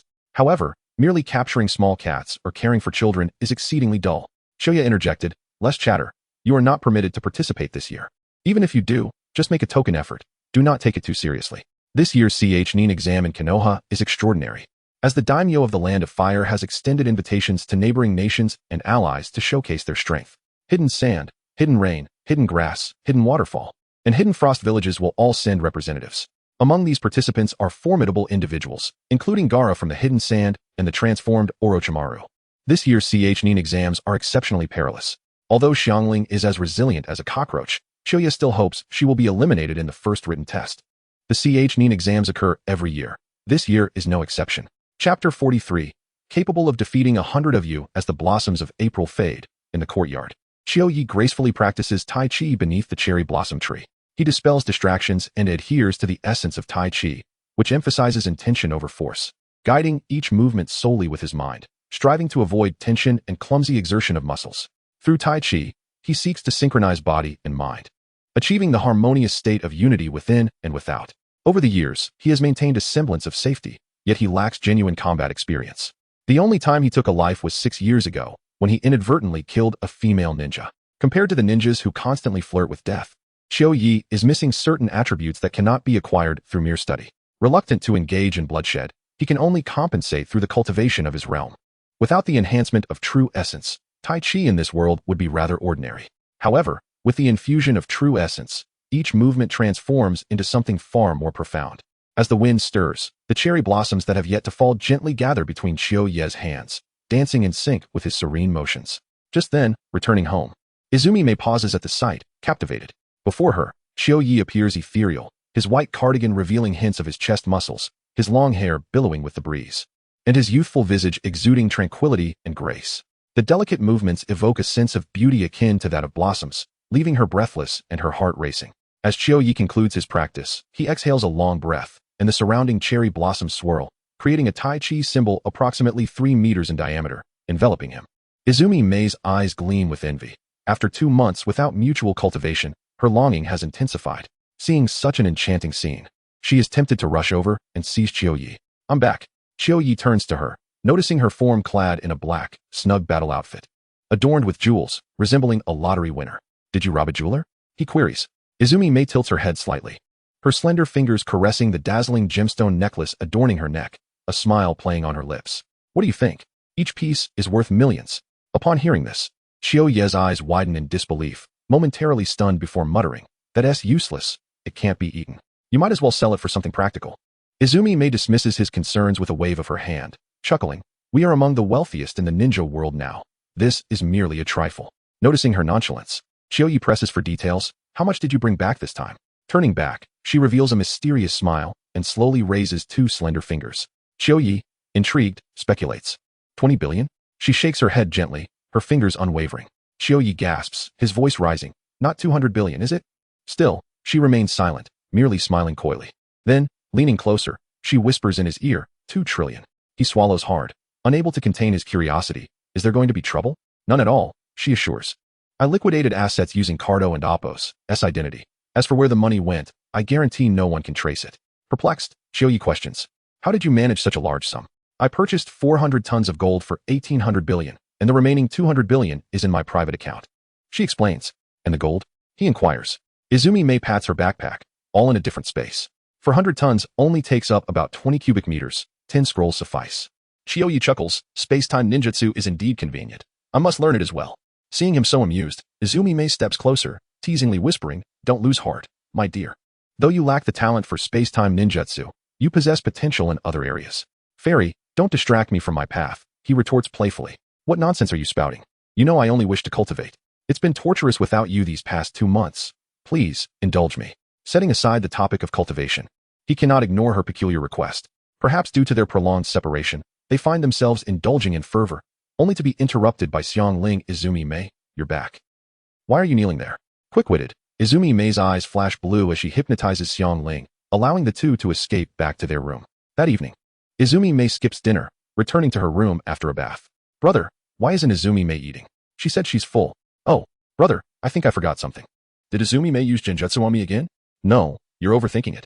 In the stillness of the night, devoid of computers or phones, adult interests tend to narrow. Izumi Mei's worldview has been reshaped by Chiyo-yi's memories, increasingly resembling those of his world. They occasionally converse in Mandarin, deepening their collaborative spirit. During a break, Chiyo-yi discusses Danzo with Izumi Mei. Danzo is dead, did you know? I heard. I had intended to take him down myself, but he met his end so easily. It feels like a waste. With Danzo gone and the third Hokage soon to follow, the situation arose from the Uchiha clan's actions. The Uchihas indeed contemplated rebellion, thus sharing the blame with the higher-ups. If half of the 4 senior members perish, then let this matter rest. I have no objections. As long as those 2 old fools don't target the surviving Uchiha, I prefer to avoid trouble. Humph, you've calculated well.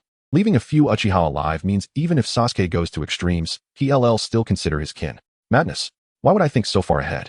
My suggestion to the third was to evacuate all ordinary Uchihas. If he had agreed, it would have been a chance to save you and your mother. I thought, if we could separate the Uchiha ninjas from the ordinary people, perhaps the ninjas would hesitate to rebel, considering the lives of the innocents. However, that notion was naive. Many ninjas value their lives little, so why would they care about others? At the time, neither Konoha's higher-ups nor the Uchiha clan could accept such a proposal. Ensuring your safety and that of a few ordinary Uchihas was the best I could achieve. I don't blame you. You needn't dwell on it. Time flies. And soon it is midsummer. Aside from mutual cultivation, Chiyo-yi spends his days studying the changes in wind chakra properties. Darling, Sasuke has arrived. Please train with him while I attend a meeting this afternoon. In the courtyard, upon hearing this, Chiyo-yi glances towards Sasuke, who approaches with his black hair. Features reminiscent of his mother Mikoto, dressed in a blue turtleneck, white short sleeves, and shorts, exuding a somewhat endearing cluelessness. Hey, Izumi Mei, how can Chiyo-yi, just a genin, possibly teach me? Sasuke, typically direct with those close to him, maintains politeness with strangers. Izumi Mei smirks at Sasuke's bravado. Do you really think you're the strongest among newcomers?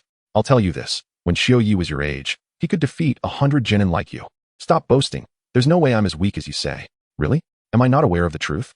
Sasuke's eyes widened in disbelief as he stared intently at Akiya for a considerable time, seemingly searching for any hint of a flaw in his serene expression that might reveal this as a mere jest. Don't believe him. He's not as formidable as he claims. At most, I could have defeated 99 shinobi like you at that time. Did you hear that? I could have taken down 99 of you then. Now, I could easily handle 100. Sasuke felt as though this couple was mocking him, until he witnessed Akiha effortlessly etching intricate designs on the stone table with blue chakra claws, prompting him to finally regard this lower ninja, who had compelled Izumi to abandon her Uchiha surname, with newfound respect. After a moment, Sasuke seemed to come to terms with this revelation, slowly turning his head to gaze at Izumi, incredulously questioning, then why is he still a lower ninja? Izumi, dismissive of Sasuke's confusion, let out a soft huff, then gracefully bent down to slip into a pair of exquisite high-heeled sandals. With the crisp and rhythmic sound of her steps echoing, she hurriedly turned and departed. Once Izumi had left, Sasuke shifted his attention back to Akiha, his lips moving slightly as he grappled with unspoken words. Chapter 44. The Cannonade of the Two Pillars. Autumn Leaf observed Sasuke's conflicted expression and couldn't help but chuckle, casually flicking the carved stone in her hand. It gracefully arced through the air, embedding itself into the stone table and forming a vividly lifelike lotus. Let us head to training ground number 1. It's time you witnessed true mastery. Humph. Sasuke replied, his pride evident as he averted his gaze from the stone table and followed Autumn Leaf to the training ground. Once there, Autumn Leaf inquired, what does Izumi usually teach you? Sasuke replied, it's always combat training. She says it's to help me withstand the killing intent of skilled opponents. The rest of the time, she has me sitting still, claiming it's to help me attune to natural energy. Autumn Leaf was somewhat surprised. It appeared that Izumi had not imparted any chi cultivation techniques to Sasuke, treating them as her own secret arts. As for the natural energy, wasn't that merely an experiment involving Sasuke?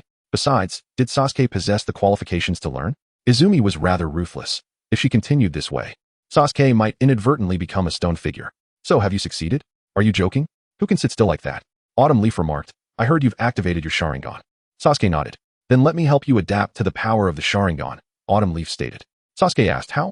With a wave of his hand, Autumn Leaf summoned dozens of fist-sized red chakra orbs that floated around him. He then flicked a finger, sending one orb tumbling towards Sasuke's immediate vicinity. Boom. The chakra orb detonated upon impact, leaving a crater about 1 meter in diameter on the grass. Sasuke stared in shock at the orbs surrounding Autumn Leaf, then turned to the deep pit created by the explosion, his face a mask of horror. What kind of ninjutsu was this? What astonishing control! It was all too swift. Moreover, the power. These chakra orbs are infused with the properties of fire chakra. Use your Sharingan to attempt to evade them. If you fail to dodge, it could be fatal, Autumn Leaf warned before sending the fire-infused chakra projectiles hurtling towards Sasuke. Sasuke hurriedly activated his two-tomo Sharingan to evade. Without it, he would hardly be able to track the speed of the chakra orbs. Bang, bang, bang. The relentless barrage of energy spheres intensified. In his panic, Sasuke overexerted his Sharingan, and the speed of the projectiles began to overwhelm him. Disaster. Faced with the incoming red chakra orbs, Sasuke instinctively raised his hands to shield himself. Boom. Ah. The red orb exploded instantly, sending Sasuke hurtling over 10 meters before crashing heavily to the ground. Autumn Leaf and Appo's brow furrowed as he observed Sasuke and Appo's arm, where the burned skin rapidly regenerated. Such formidable regenerative ability could not stem from Hashirama and Appo's cells, but rather from Grail and Appo's life energy. Had Izumi taken Sasuke to such a place?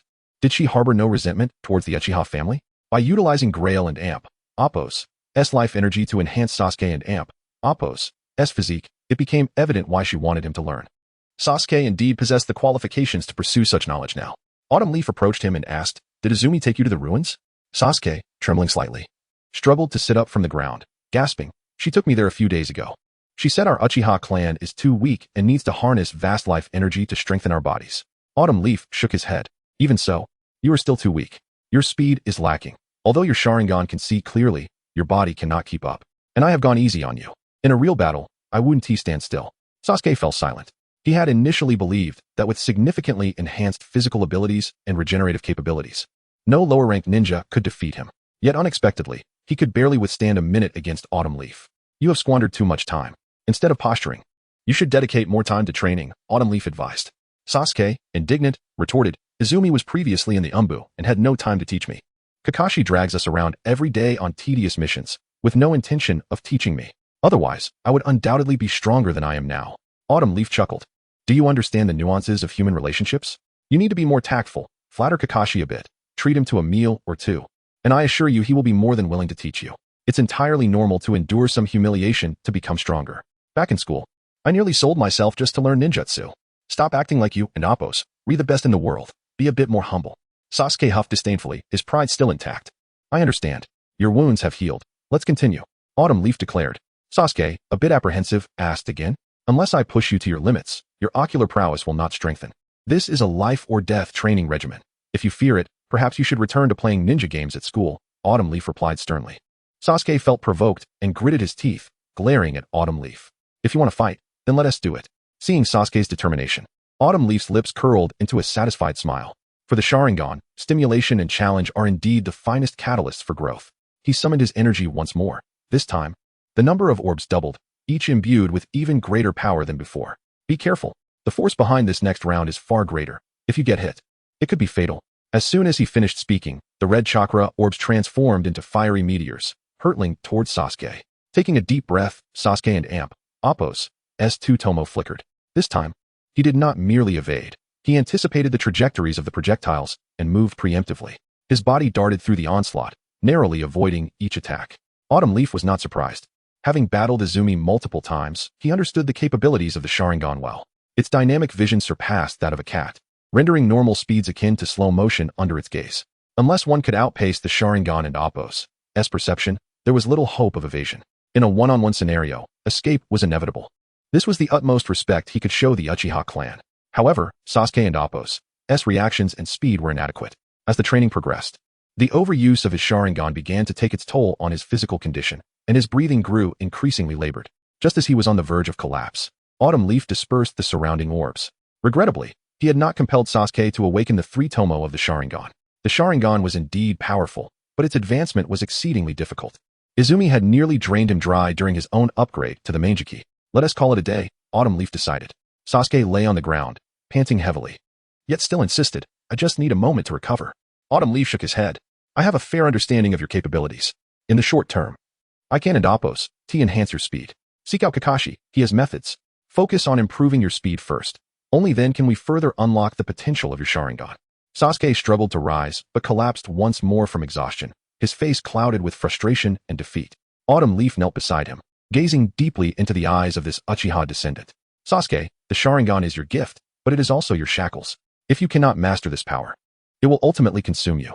Do not become overly engrossed in strength. To defeat Itachi, you need not become a reflection of him.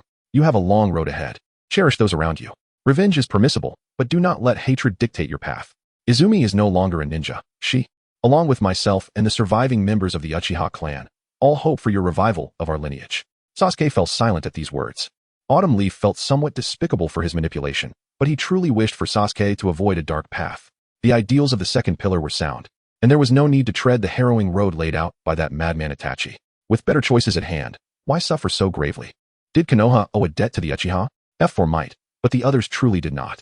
From the perspective of an observer, everything originated from the Uchiha clan, and one cannot blame those who are unaware of the circumstances. Uchiha gently patted his shoulder and said, I shall take my leave now. Once you have rested, make your way home.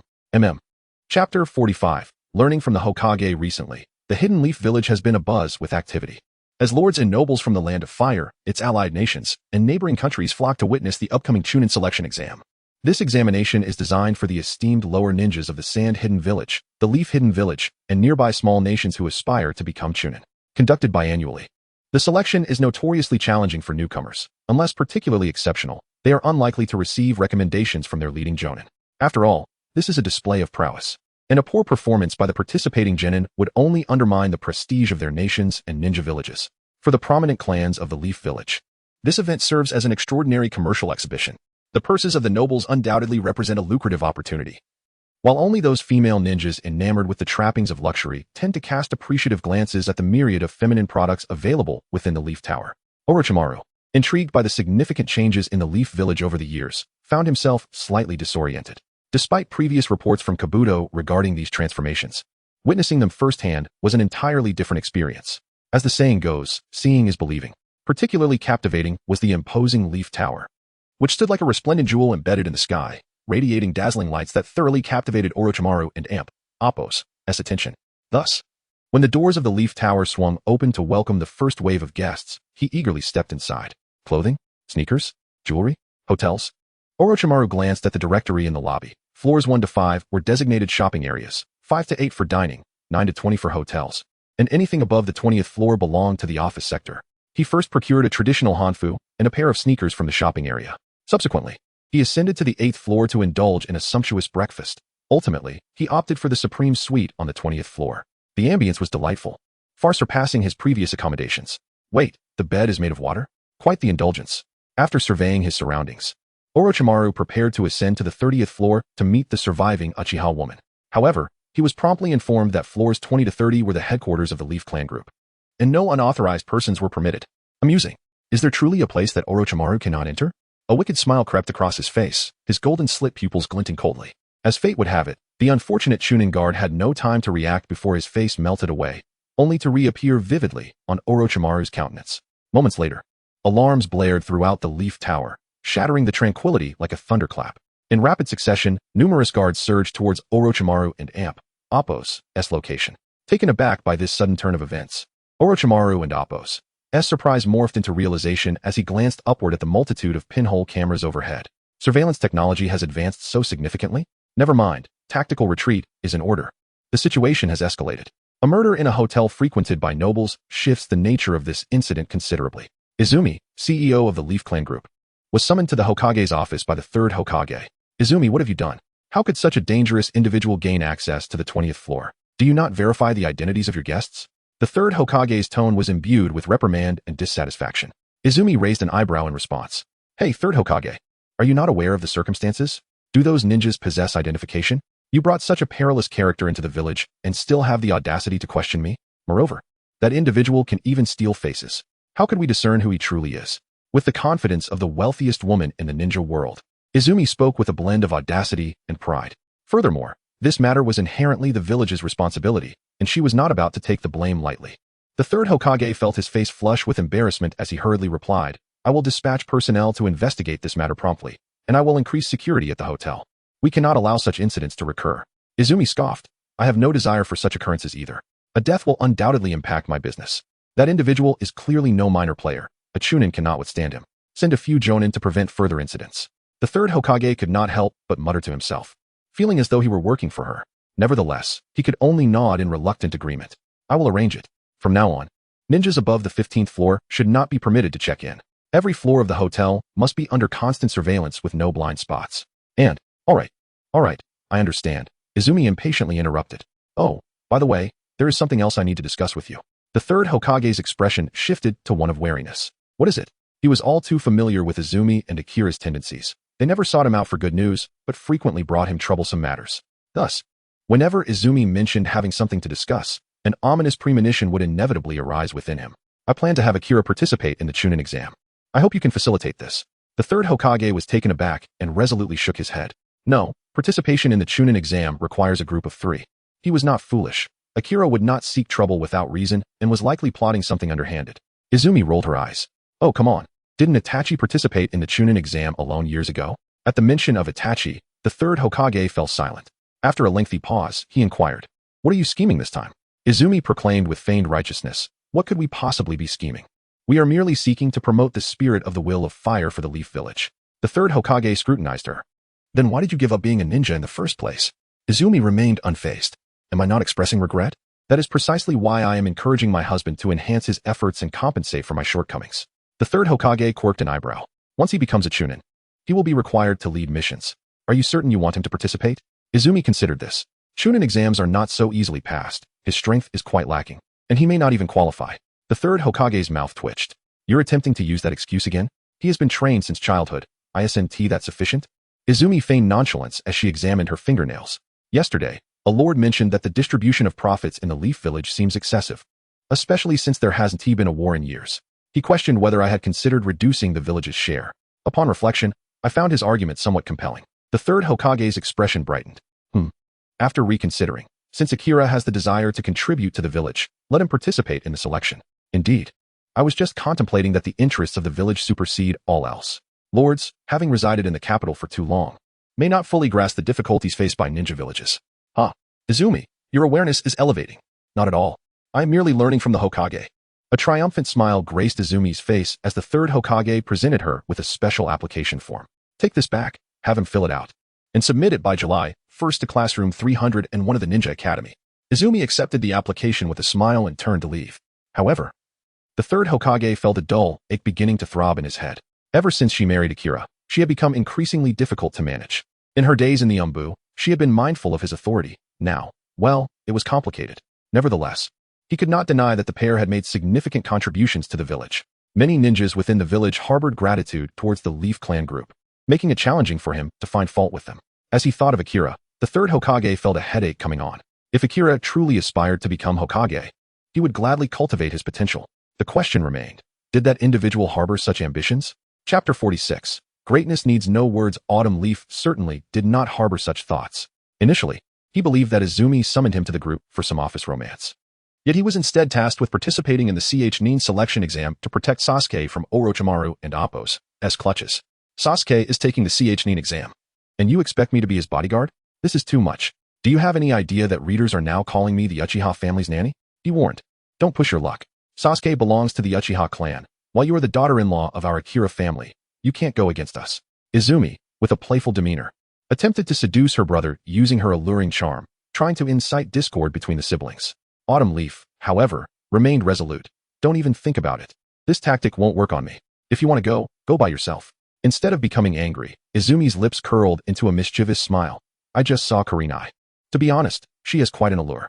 He cast her a sidelong glance and teasingly asked, oh, have you reconsidered and are willing to let me have a harem? Izumi shot him a reproachful look, then leaned closer to his ear, her voice dripping with temptation. Transformation jutsu is a tangible ninjutsu, you know. Upon hearing this, Autumn Leaf felt a lump rise in his throat and involuntarily swallowed.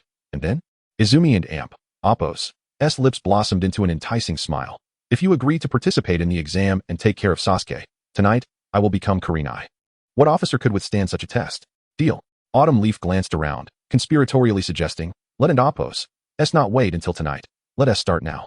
Izumi blushed. This is the office. What is there to fear? No one is here. But what if Aiko walks in? That would be troublesome. I would die? People don't die so easily.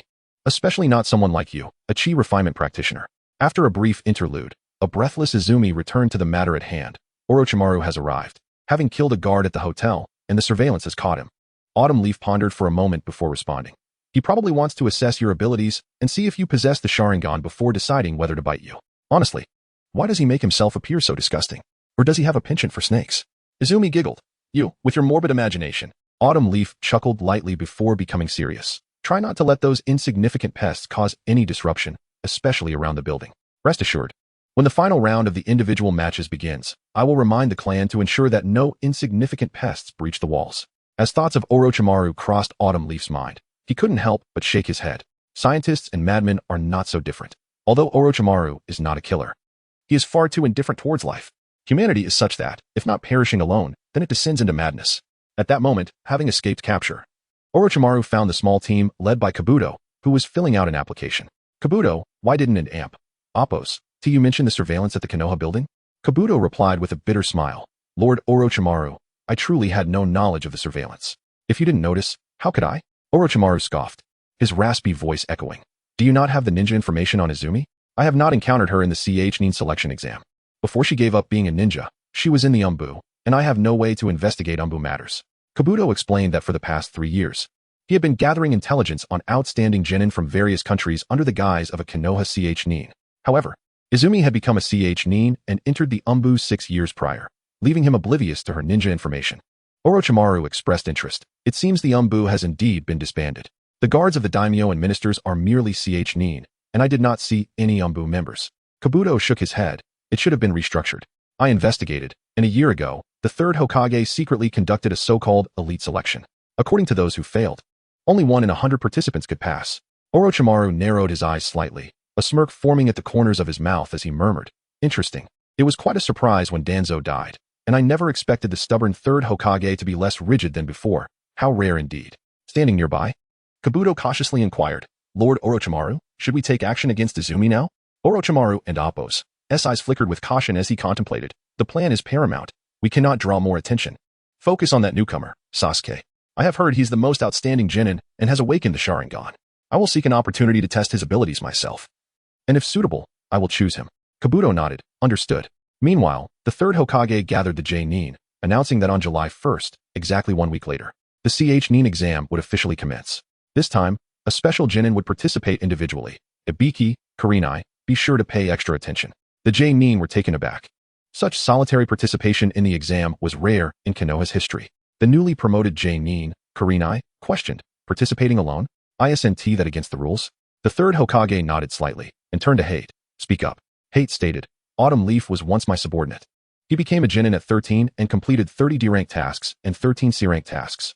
In terms of strength and task completion, he meets the criteria for individual selection. The third Hokage continued. Generally, solitary participation is indeed not permitted, but there have been exceptional cases where outstanding Jinin aspiring to become Xiangling were allowed to participate individually. The name Autumn Leaf was not unfamiliar to the Xiangling, having left the village for 5 years and married the last survivor of the Uchiha clan, Izumi. The president of the Konoha conglomerate, rumors about him were rampant, yet few truly understood his prowess. Might Guy, usually exuberant, appeared serious, prompting Kakashi to quietly ask, Guy, what's wrong? Guy replied, Autumn Leaf is quite strong and dedicated to training, though he lacks motivation. Asuma chuckled, ISN and Appos, he the one reputed to be the strongest graduate in Konoha's history? Guy cautioned, do not underestimate him. He is proficient in taijutsu, jinjutsu, ninjutsu, and medical ninjutsu, making him an exceptionally well-rounded ninja. This revelation not only astonished Asuma and Kurenai, but even Kakashi seemed unsettled.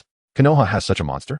As night fell, Xiangling, feeling a tinge of disappointment, ran to Autumn Leaf and Appos' room to express her feelings, lamenting that her team was not recommended. Autumn Leaf comforted her, it and Appos, all right. In a couple of years, when you've matured a bit more, you can take the exam then. Xiangling protested, cupping her flat chest. I've already grown. Beside them, Izumi, with a hint of mockery in her eyes, teased, no matter how much you push, it won't grow. Xiangling, both embarrassed and angry, retorted, Umph. What is so great about being big? Big-chested, but brainless. Izumi chuckled, her laughter bright and lively. Hee, your jealousy won't change anything. It is what it is. Autumn Leaf, seeing this, gently waved his hand to interrupt their playful banter, steering the conversation back on track. Don and Appos, be too disheartened. Your two foolish teammates would only hold you back even if they participated. Xiangling nodded in agreement, recalling her teammates, Punk Monkey and his sycophant. She felt her brother's words had merit. Those two were far too weak and unwilling to dedicate time to training. Even if their teacher recommended them, they would not dare to sign up. Autumn Leaf continued to advise her, starting tomorrow, stay close to Izumi. Make sure not to run off. If a ninja from the grass village recognizes you and tries to abduct you, it would be troublesome. I wanted Appos to have time to look after you this time. You must be obedient. The mere thought of grass ninja village unsettled Xiangling, prompting her to nod in agreement without a moment's hesitation, regardless of her flaws. Izumi was one of the few individuals she trusted most. With an impassive expression, Izumi urged, we must take our rest. What are you still doing here? With a soft huff, Xiangling turned and departed. The night in Konoha was ablaze with lights, and the nocturnal existence of ninjas flourished, adorned with the vibrant colors of ninjutsu. Beneath the gentle glow, shadows danced. Izumi fluctuated like the tides, making it challenging to discern whether she experienced joy or sorrow solely through her voice. Joy and sorrow are two sides of the same coin. The pinnacle of agony and the zenith of ecstasy are strikingly similar, both evoking shivers throughout one's body and causing the scalp to tingle. The magnificence of the body replacement technique requires no further elaboration. The teachings imparted at the Ninja Academy possess a practicality profound enough to sustain a ninja throughout their lifetime. It was only at this moment that Shuya truly comprehended the noble intentions behind the education provided by the ninja school. Chapter 47, The Foolish Reindeer. I love row time is fleeting, and I wish it could linger, as delicate as jade feet tread lightly. Yet it is difficult to hold onto the long stretches of time. In the realm of cultivation, time is but an illusion, and the 7-day experience card for Sunset Red has swiftly expired. Chiyoue, brimming with enthusiasm, prepares to perform excellently in the upcoming chunin exams to earn a monthly card for Sunset Red or even draw a new card. Before the dressing mirror, Izumi meticulously arranges Chiyoue's flowing long hair, gently tying it with an ethereal hairband, and thoughtfully adjusts his collar, embodying the grace of the island nation. Gazing at the beautiful visage reflected in the mirror, Chiyoue cannot help but feel distressed. He had expected that with age, his features would become more resolute and handsome. Instead, they appear increasingly delicate and gentle, akin to a woman's. Furrowing his brow, Chiyoue muses, could it be that in my rebirth, I was born into the wrong body? With his brows knitted tightly, he contemplates. Chiyoue chuckles bitterly. I wish to change my face. What nonsense, your face is quite handsome. Izumi blinks in confusion. What need does a man have to be handsome? I want to be striking, not merely good-looking. Chiyoue insists. And besides, what would you do with such striking looks? Are you trying to seduce someone else's wife?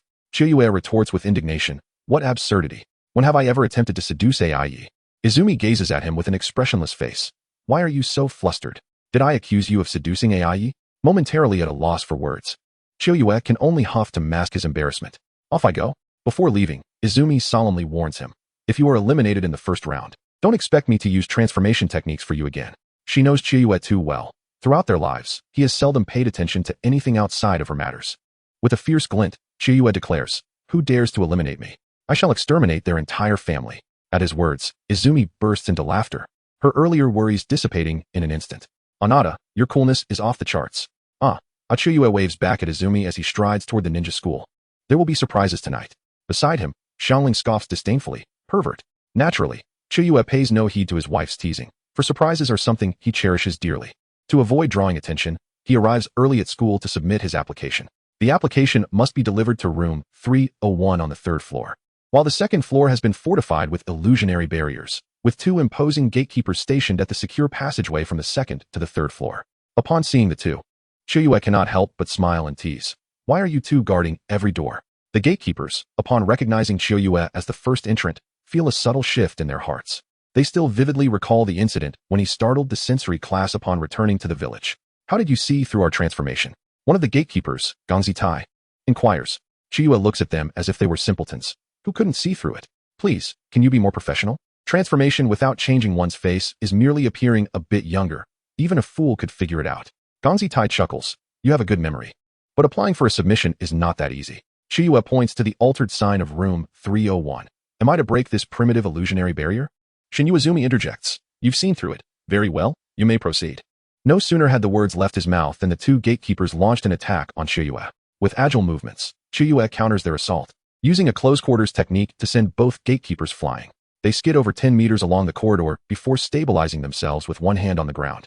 As they gaze at Chiyoue now, only astonishment remains in their eyes. Show off? How long must I endure this? I haven't even begun to flaunt. Chiyoue's participation in the chunin selection exam has long since become common knowledge. The jonin and the examiners are all aware of this news. Such audacious behavior has naturally captured the attention and curiosity of the higher-ups in Konoha. Not only these chunin, but even the third Hokage is eager to witness Chiyoue and Appo's current strength. Shinyu Izumi stands, exclaiming in admiration, no wonder you dare to participate in the chunin selection alone. With that peculiar body technique that caught us, you are bound to shine in this exam. May I leave now? Chiyoue inquires. Of course. The 2 gatekeepers hastily step aside. Chiyoue glances at them before opening the door to the secure passage, striding confidently to the third floor, where he is the first to submit his application. The examiner, clad in a gray-white uniform, evidently receives news of Chiyoue's situation through wireless communication. He accepts the application and gestures for Chiyoue to sit in the classroom and wait for the others to arrive. The classroom is filled with soft and warm light, with rays of morning sun filtering through the half-open window, casting a gentle glow on the immaculate wooden floor, adding a touch of warmth and vitality to the otherwise harsh examination venue. Chiyoue chooses a corner seat in the last row by the window, his gaze occasionally drifting outside, though his thoughts are already wandering towards the surprises of the evening. Izumi is undoubtedly peculiar. She seems excited to take on someone else's appearance. Remembering her drooling expression from the previous night, Chiyoue suddenly feels uncertain. Was it her desire or his own? Footsteps echo in the corridor as the second batch of participating genin enters the classroom. Foolish reindeer, I love Ro. I love Ro's voice is cold and low. His crimson hair and the character for love engraved on his forehead. Dressed in a black short-sleeve shirt and trousers, he carries a large gourd on his back. Upon entering, his gaze immediately falls on Chiyoue. Shumaru. Shumaru appears quite dashing, with light yellow hair styled in a 4-leaf clover bob, clad in a pale white fitted dress, and wearing netted stockings beneath. Chiyoue can even sense the breathable leggings beneath. Kenjiro, what the hell? You look like a shadow puppet. How do you expect to find a girlfriend? After the examiner meticulously checks the identification of the 3, he gestures for them to sit and wait. I love Ro approaches Chiyoue, curiosity evident in his demeanor. Are you also a participating genin? Chiyoue glances at I love Ro, who possesses an unsettlingly cold and bloodthirsty gaze that makes him uncomfortable. His expression perpetually seems as if he is ready to devour someone whole. Indeed, upon hearing Chiyoue's deep and magnetic voice, Shumaru looks at him in surprise. I love Ro, however, displays an eager bloodlust. What is your name? Why? Do you fancy me? Let me tell you, don't hold your breath. I'm not into men, and besides, I'm married. Chiyoue speaks with a hint of jest and nonchalance, clearly not intimidated by the seemingly ferocious youth before him. I love Ro is momentarily taken aback, bewildered by being so bluntly teased for the first time in his life, leaving him feeling somewhat at a loss and even a tad infuriated. Boring. Upon hearing that Chiyoue is married, Shumaru secretly thinks it a pity. Such a handsome man could have had much to offer. Kenjiro, what are you blathering about, you sissy? Chiyoue instantly bristles, ready to unleash his true energy to intimidate him, but recalling Izumi and Appo's earlier admonitions, he decides to keep a low profile. Kenjiro, be quiet. Suddenly, I Love Ro's expression turns serious, and he inquires of Chiyoue, are you alone? Unfazed, Chiyoue replies, my teammate went to the restroom. I Love Ro nods. I hope to have the opportunity to spar with you. Chiyoue finds himself speechless, just as he arrives. He has caught the attention of this foolish reindeer, complicating matters further. Chapter 48. The restlessness before the exam as the sun ascended higher in the sky. The once empty seats in the classroom began to fill with figures, the soon-to-be tested genin arriving one by one. Some gathered in small clusters, heads huddled together, whispering in hushed tones. Others sought solitude in quiet corners, closing their eyes to regulate their breathing and conserve energy, while a few, despite appearing calm, betrayed their inner excitement through the slight upward curve of their lips and the gleam of anticipation in their eyes. Among these youthful genin, many exuded an air of arrogance, as if ready to spring into action at any moment. Conversely, some displayed signs of anxiety, yet stubbornly endeavored to maintain an exterior of composure. The atmosphere in the classroom was thick with tension and expectation, reminiscent of the calm before a storm. Akiha surveyed the room, noting that most were from Konoha, followed by Sunagakure, then Aim, with a few from Kusagakure and Takigakure, while Orochimaru's sound ninja constituted merely a single team. However, the bespectacled D, who had been covertly observing him, along with the sand ninja, were clearly there with ulterior motives. Ah, the sound Kunoichi possesses a commendable figure, and her voice is melodious, akin to the chime of silver bells. This nin selection exam boasted a total of 154 participants, including 3 from the sound, 6 from the Takigakure, 6 from the Kusagakure, 21 from the Aim, 30 from the sand, and 88 from Konoha. Excluding Akiha, there were 51 teams in total. Among the participants, Akiha and Appo's age was quite typical, with several Konoha genin being over 20. D was 21, and his teammate 23. Yet they still posed as genin for the selection. Before long, the 12 young prodigies entered in succession. The members of Team 3, Nichi Hyuga, Tenten, and Rock Lee, arrived first. Team 3 maintained a relatively low profile, with Niji exuding an aura of a seasoned expert.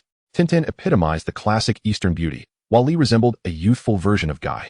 The trio wore expressions of confidence, seemingly well prepared for the impending challenge. Next came Team 8, consisting of Shino Aburame, Kiba Inuzuka, and Hinata Hyuga.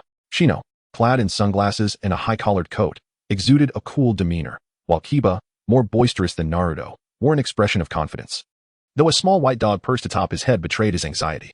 Hinata's timid demeanor invoked a strong sense of protectiveness, her eyes frequently darting towards the door, eagerly awaiting Naruto and Appo's arrival. Following them were Team 10, Shikamaru Nara, Choji Akimichi, and Ino Yamanaka.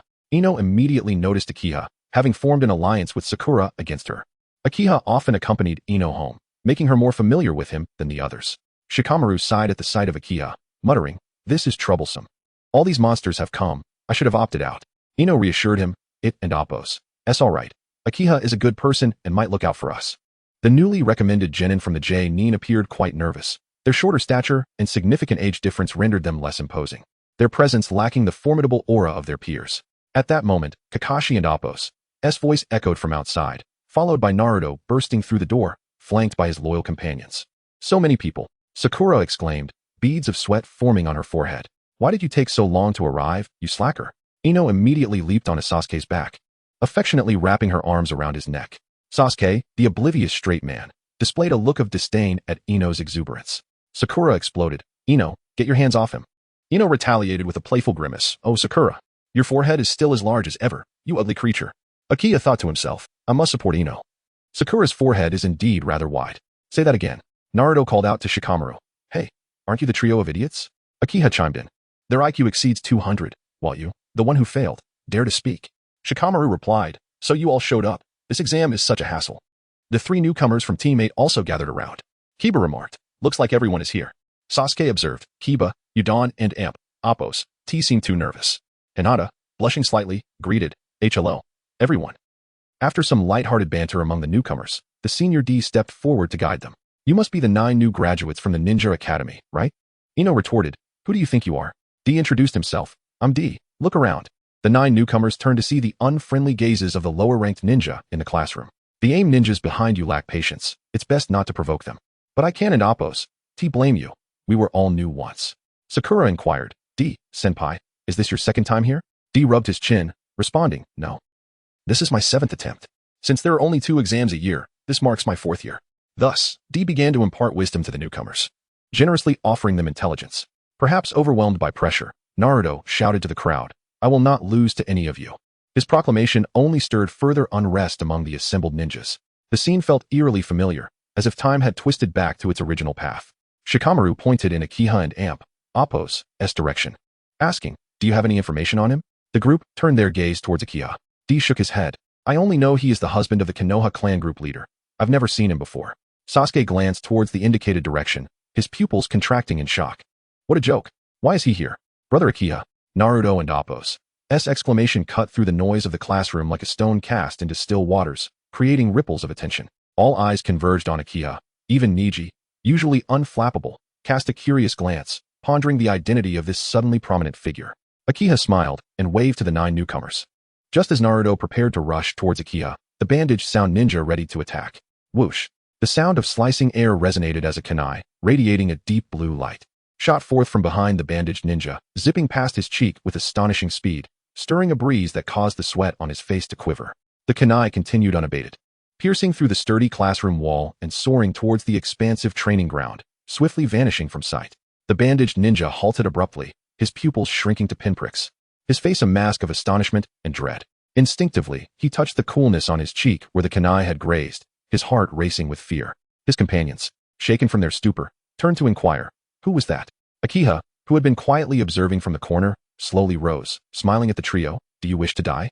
Never mind, I shall spare the girl. You and Oppos, full of nonsense. One of them retorted.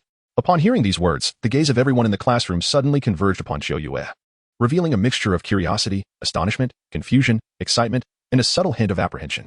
The effeminate youth had dared to play the dandy.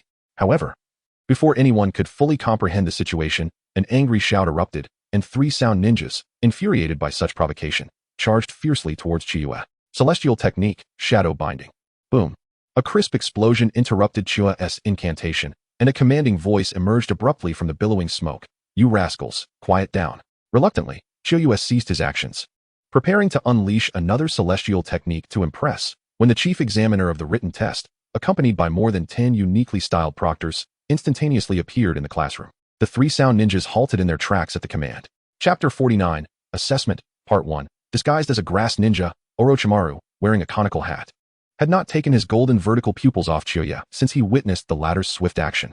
When he heard the term sage technique, his pupils constricted further, fixating intently on Choyue. Sage technique? Is it possible? It seems you can hardly wait. I am the chief examiner for this first round of the exam. Sanaya Biki. Sanaya Biki, a special jonin from Konoha, also serves as the captain of the interrogation unit. He donned a light green vest, cloaked in a black cape, and wore a distinctive ninja hat atop his head. Most striking was his weathered face, etched with long, deep scars. After introducing himself, Ibiki's sharp eyes turned towards the neatly made hole in the wall left by a shuriken, squinting slightly, seemingly astonished by the sight. Seizing this opportunity, I will elaborate on the rules of this examination. Here, private duels are strictly forbidden. Even with the proctor's permission, lethal force is not permitted. Should anyone breach this regulation, their qualification for the examination will be immediately revoked. Upon concluding his remarks, Ibiki's gaze shifted once more towards Choyue in the crowd. His eyes pierced through him like cold arrows, carrying an undertone of warning. Especially you, the one who has come alone to participate in the selection. You'd best behave and refrain from causing any trouble. Choyue, unfazed by Ibiki's animosity, chuckled softly and slowly took a seat. Even without Ibiki's hostility, Choyue had already become the focal point of everyone's attention. The impact of the shuriken moments earlier was staggering. Even the disguised Orochimaru revealed a serious expression upon hearing that Choyue was participating in the selection alone. The last ninja to participate solo in such a manner was Uchiha Itachi. Hey, what does it mean to participate alone? Isn't the rule that one must register in groups of 3? Ibiki, however, would not entertain such inquiries. Instead, he replied sternly, in this examination room, I am the law. Participating alone signifies that his strength far exceeds that of a mere genin, perhaps even surpassing that of a chunin, which is why he is permitted to enter the selection solo. The 3 sound ninjas, upon hearing this, dared not remain arrogant and silently returned to their seats. Orochimaru flicked his tongue, as if already savoring Choyue as a delectable feast. Meanwhile, Gaara's demeanor was similar. he fixated intently on Xiaoya, appearing as if he had finally found a worthy prey, his excitement palpable, teetering on the brink of ecstasy. At that moment, Naruto could no longer contain his exuberance. Shouting, "Brother Xiaoya, you're amazing." Shikamaru furrowed his brow. Is that for real? How audacious to enter the chunin selection alone. Simultaneously, the three sound ninjas smirked, disdain evident on their faces, lightly snorting as if deriding Xiaoya's ostentatious behavior. Yet, Xiaoya seemed entirely unconcerned. Being the standout in a forest means facing such consequences. Since subtlety was no longer an option, he decided to embrace his audacity. The examination consists of 10 questions, each worth 1 point, with a penalty of 2 points for each instance of cheating. The rules bore little difference from those in the original timeline, the sole distinction being that Xiaoya was seated next to the proctor. He glanced at the questions, noting their considerable difficulty. Among them, the problem involving the mechanics of quadratic functions and energy analysis left him utterly bewildered. In this bizarre world, are we really discussing Newton? For a 12-year-old to tackle questions of such complexity, akin to a high school mathematics competition, Sakura's intellect is truly extraordinary. To a certain extent, she is far more of a genius than Sasuke. Yet, sadly, one's potential is determined by genetics. The disparities in this world, caused by genetics, are substantial, under conventional methods. The average individual has little hope of surpassing such limitations. Shuya glanced at the conical-hatted Orochimaru, contemplating that while the latter's scientific approach was correct, he had taken far too many detours. Why vie for Sasuke when one could pursue Otsutsuki? Those later artificial beings are nothing short of monstrous. In Shoya's eyes, Orochimaru was an open book. Although his power here was not the highest, his sinister aura and life force were distinctly different from that of ordinary humans. Contestant 27. Your points have been deducted. Contestant 43. One by one, participants were eliminated, with a total of 10 questions available, and each instance of cheating resulting in a 2-point deduction. Falling to 0 points not only disqualified the individual, but also eliminated their entire team. The methods of cheating varied greatly. Sharingan, Byakugan, sand manipulation, secret techniques, puppet techniques. Every conceivable method was employed. Am I being accused of cheating 5 times? Present your solid evidence. Protested a Konoha genin, rising to confront the Byakugan examiner who had declared his failure. The Byakugan examiner, expressionless, let out a cold snort, followed by a resounding crash. Before the Konoha genin could finish his sentence, the Byakugan examiner had swiftly slammed him against the wall. Gazing down at the Konoha genin, the examiner sneered coldly. Even if you merely blink, we can see it clearly. And all of you, listen carefully. We examiners are all elite chunin meticulously selected for this examination. Our prowess is evidence enough. Konoha had the highest number of eliminated ninjas, partly due to sheer numbers and partly because, compared to other villages, Konoha's genin, aside from the legendary 12, were rather subpar. Despite their age, their skills remained abysmal. Chuya had no intention of cheating. He understood all the questions. Were it not for the fact that the 10th question would only be announced after 45 minutes, he would have submitted his answers long ago. I'll give you another chance. Speak your mind. This is my ninja way. Xiaoya smiled. Naruto is indeed a refreshing force in the ninja world. Ibiki chuckled. An interesting character. Congratulations on passing the first round of the assessment. Just as everyone reveled in this momentary joy, a thunderous crash echoed as the glass in the windows shattered, and a figure darted in like a bolt of lightning. The newcomer, agile and swift, landed gracefully, unfurling the cloth wrapped around her and securing its corners to the blackboard with shurikens. Yukimaru? No, it should be Yukimaru Anko. With delicate and refined features, short hair, and clad in a unique bodysuit made of mesh, the lightweight material clung to her form, subtly revealing her skin and the contours of her figure through the mesh. It is still too early to celebrate. I am the chief examiner for the second round. Yukimaru Anko. The next examination awaits you. Follow me. Anko's vivacious personality mirrored Naruto's, radiating with enthusiasm. However, in the face of such a vibrant character, an eerie silence enveloped the room. Everyone appeared to be frozen in place, gazing blankly at Yukimaru Anko, utterly unresponsive. Ibiki, observing this, could not resist prompting. Hey, no one is acknowledging you. Anko, visibly annoyed, retorted, why are there still so many people here? Ibiki, how did you manage this? There are simply too many outstanding genin this time. Ibiki gestured towards Chuya, especially that one. Anko scrutinized Chuya closely and whispered, he is the genin mentioned by the 3rd Hokage, right? Ibiki nodded slightly. Indeed, he is. I leave the rest to you. Chapter 50, Assessment, Part 2, the number 44 training ground, encircled by more than 40 locked entrances, is also known as the Forest of Death. Each entrance leads to a central tower located 10 kilometers deep within the forest, where a small river meanders through, dividing the wilderness in two. This is an untouched primeval forest, teeming with a plethora of venomous insects, serpents, and ants, as well as numerous man-eating beasts. Some creatures possess a remarkable level of intelligence, bordering on the extraordinary. How did you get here? Inquisitive voices belong to Sasuke, Naruto, and Sakura, who eagerly followed Akira, asking incessantly along the way. Akira replied, "As a genin, why shouldn't I be here?" Sasuke shot him a sidelong glance. "Why would you be interested in such an exam?" Akira retorted, "I have no interest in it whatsoever. It was Izumi who summoned me here to protect you." Sasuke, somewhat displeased, exclaimed, "Stop treating me like a child. I don't need your protection." Akira gently placed his right hand on Sasuke's head, soothing him. "This time is different. There are some dangerous individuals here, and they may very well be targeting you. This is serious. Do not harbor any resistance." Sakura chimed in. "Why would they come after Sasuke?" Akira explained. "The bloodline limit is something that either inspires fear or desire. The Uchiha's abilities, derived from the Sharingan, are coveted by many due to their powerful ocular techniques. The former rogue ninja Danzo has harmed many Uchiha to seize their Sharingan. Although Danzo has been eradicated by Konoha, there are surely others who still covet the Sharingan. Currently, Izumi and Sasuke are the only Uchiha left in the village, and while Izumi is formidable enough to deter others, they will naturally turn their attention to Sasuke." Hearing this, Sasuke clenched his teeth in frustration. Sakura, incredulous, exclaimed, "How could this happen?" Naruto, filled with righteous indignation, proclaimed, "If I encounter those guys, I will surely beat them up." Akira reassured Sasuke, "Do not worry, I will not interfere in your assessment. If anyone dares to target the Sharingan, I shall deal with them. You three must be cautious and make good use of transformation techniques, understood?" Naruto, in his usual boisterous manner, responded, "Don't worry, Akira. I will protect Sasuke." "Idiot Naruto." "Shut up," Sakura scolded. Sasuke glared at Naruto. "You, the straggler, dare to say such things." "Akira, don't concern yourself. I can handle it myself." In summary, caution was paramount. Sasuke, growing impatient, muttered, "You're so annoying." "I got it." Akira smiled at this stubborn boy and playfully tousled his hair. "You're quite bothersome." Akira wasn't overly worried about Sasuke. He was currently quite composed and had witnessed Izumi's strength. It wouldn't be easy for Orochimaru to abduct him. Furthermore, Sasuke had absorbed Grell's abilities, significantly enhancing his physical prowess and reaction speed, making him incomparable to his former self. With the Sharingan and regenerative abilities at his disposal, Orochimaru would likely be taken aback if he underestimated him. Amid their playful banter, they arrived at the entrance of the Forest of Death.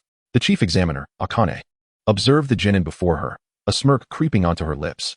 "You will soon understand why this place is referred to as the Forest of Death." Naruto, mimicking Akane's tone, wiggled his bottom and pointed at her. "Stop trying to scare us. Who would be afraid of that?" In a swift motion, Akane threw a kunai, severing a strand of Orochimaru's hair before slicing through Naruto's cheek. In the blink of an eye, she appeared behind Naruto, holding his face with one hand, and licked the blood from his cheek. "Someone like you might be the first to spill my most cherished blood. You might find yourself quite dead. Why reward him?" Naruto did not perceive this as a reward, his eyes wide with fear. Akira regretted not adopting Naruto's carefree demeanor. Akane, alongside her equally deranged mentor Orochimaru, was unpredictable. Before Akane could retract her tongue, Orochimaru, using his elongated tongue, retrieved the kunai she had just thrown and reappeared behind her. Sensing the murderous intent emanating from Orochimaru, Akane unhesitatingly thrust the kunai backward. "Here is your kunai back." Seeing Orochimaru return the kunai with his tongue, Akane awkwardly withdrew her hand, forcing a stiff smile. Thanks." She shot a sideways glance at her disguised mentor. "If you wish to stay alive, do not appear behind me with such bloodlust." Orochimaru and Appo's tongue was still retracting as he spoke. "My apologies. I simply get excited at the sight of blood, and you happen to sever my precious hair." Truly, it seemed that master and disciple shared similar tastes. Akira believed that reporting Orochimaru would be the most efficient course of action, but doing so would incite Izumi's wrath. Not only did she intend to use Orochimaru to eliminate the third Hokage, but she also aimed to seize the opportunity to eradicate the F4. She sought vengeance for the innocent Uchiha who had perished and wished to reclaim the lost glory of the Uchiha clan. Though it was a tiresome endeavor, Akira saw no reason to impede her. Sasuke could be restrained by Naruto, but Izumi was beyond restraint. Akira not only had no reason to stop her, but felt compelled to stand unwaveringly by her side. After all, Izumi was his fated partner. Regardless of whether it was the F4 or her going mad, Akira could only accompany her to the end. Before the second exam commenced, they were required to sign a release form. Akane produced a stack of consent forms and distributed them. Standing beside her, Naruto looked up. "Why?" With a slight smile revealing her bloodthirsty nature, Akane replied, "Because there is a possibility that someone might die here. If I don't have your consent beforehand and something goes awry, I would find myself in quite a predicament." Clearing her throat, she continued, "Now, let me explain the specific procedures. Once you have signed, you will form groups of 3 and submit the consent forms to the examiners behind me. They will randomly assign you a corresponding scroll for an entrance based on the order in which you submit." Pausing for effect, Akane scanned the crowd, then continued. "These scrolls are divided into 2 types, heaven and earth. In this trial, you may utilize ninjutsu, ninja tools, and any means necessary to seize the scrolls from other teams. In other words, at least half of you will be eliminated. After a moment, she emphasized, to successfully pass this assessment, you must gather both the heaven and earth scrolls within the next 5 days and reach the tower located at the very center of the forest. Your next 5 days will be a challenge to your survival limits within this confined space. If you fail to gather both scrolls and reach the tower within the allotted time, or if any member of your team becomes incapacitated or meets an unfortunate demise, your entire team will be disqualified. As Akane concluded the rules, the expressions of the genin turned grave. 5 days. What will we eat? Akane replied. You will have to fend for yourselves. There are plenty of wild animals inside, but there are also fierce beasts, venomous insects, and poisonous plants. The newly appointed genin, now faced with matters of life and death, fell into a heavy silence. It was an unfathomable experience, after all. Participating in a real-life survival competition at the age of 12 was a notion that would be deemed inhumane in the past. Only the most dangerous individuals would engage in such activities. Konoha fared somewhat better, while the neighboring Mist Village was a far cry from a mere competition. It was a true life-or-death struggle where only one could emerge alive. Without hesitation, Akira became the first to submit his application, successfully obtaining the Heaven Scroll for entrance No.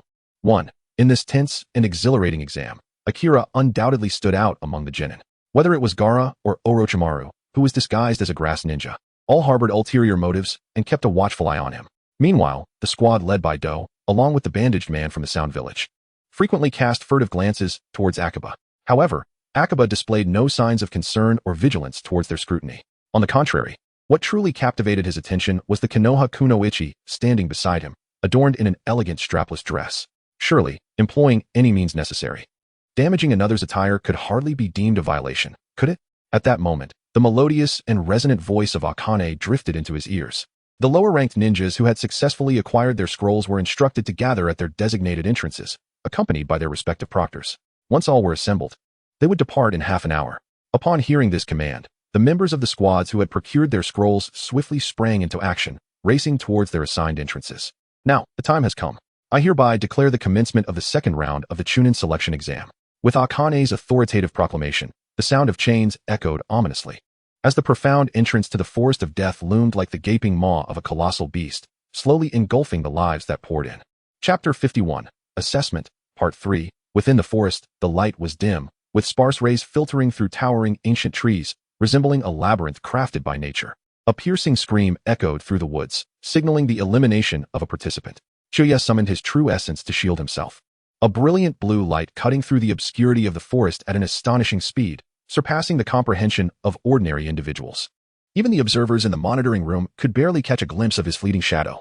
Ninjas typically concealed their presence, biding their time for a lethal strike. Chuya's audacious actions stirred considerable commotion among the trees, akin to a sudden tempest, intensifying the already tense atmosphere. Hidden in the shadows, the lower-ranking ninjas widened their eyes, attempting to glean further information from the fleeting blue light. The swirling sand surged like a tide, seemingly intent on intercepting the blue glow. However, the speed of the sand was no match for Chuya's swiftness. Chuya cast a sidelong glance at Gaara's team, the crimson chakra orbs manifesting and shooting towards Gaara like bullets. Gaara remained expressionless, a protective wall of sand instinctively forming in front of him. The explosion resounded, and Gaara's pupils constricted as the sandy barrier shattered into fragments. The shockwave from the blast sent him flying. Gaara! Kankuro exclaimed in alarm, while Temari swiftly caught him. Once on the ground, Gaara broke free from Temari's grasp, coldly stating, "Mind your own business." Temari cautiously replied, "That guy is capable of participating alone in the selection. He is certainly not an ordinary character. According to the proctor from the first round, he is at least an elite chunin, if not a jonin. Moreover, his speed is far too great for us to match." Kankuro chimed in, "Gaara, perhaps we should change our target. The mission is paramount." Gaara shot him a frigid glance. Silence. "Speak again, and I will end you." Kankuro broke into a cold sweat. "Gaara, Kankuro is merely focused on the mission. There is no need for such hostility," Temari interjected, seeking to mediate. Gaara's demeanor softened slightly towards his sister, and after a dismissive snort, he began to advance towards the tower.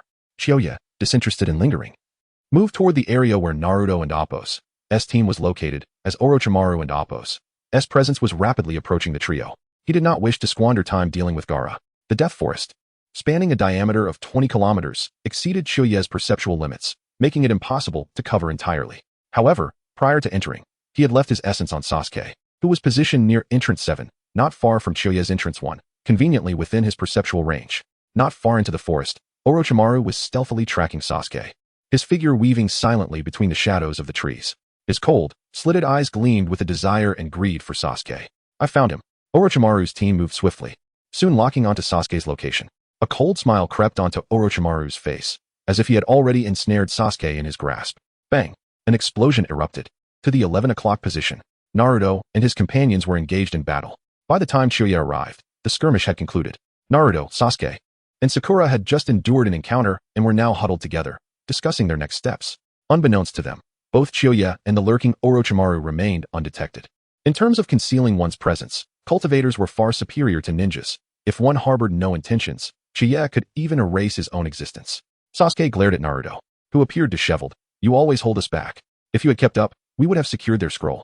Naruto retorted angrily. What are you talking about? You were showing off, which made them escape.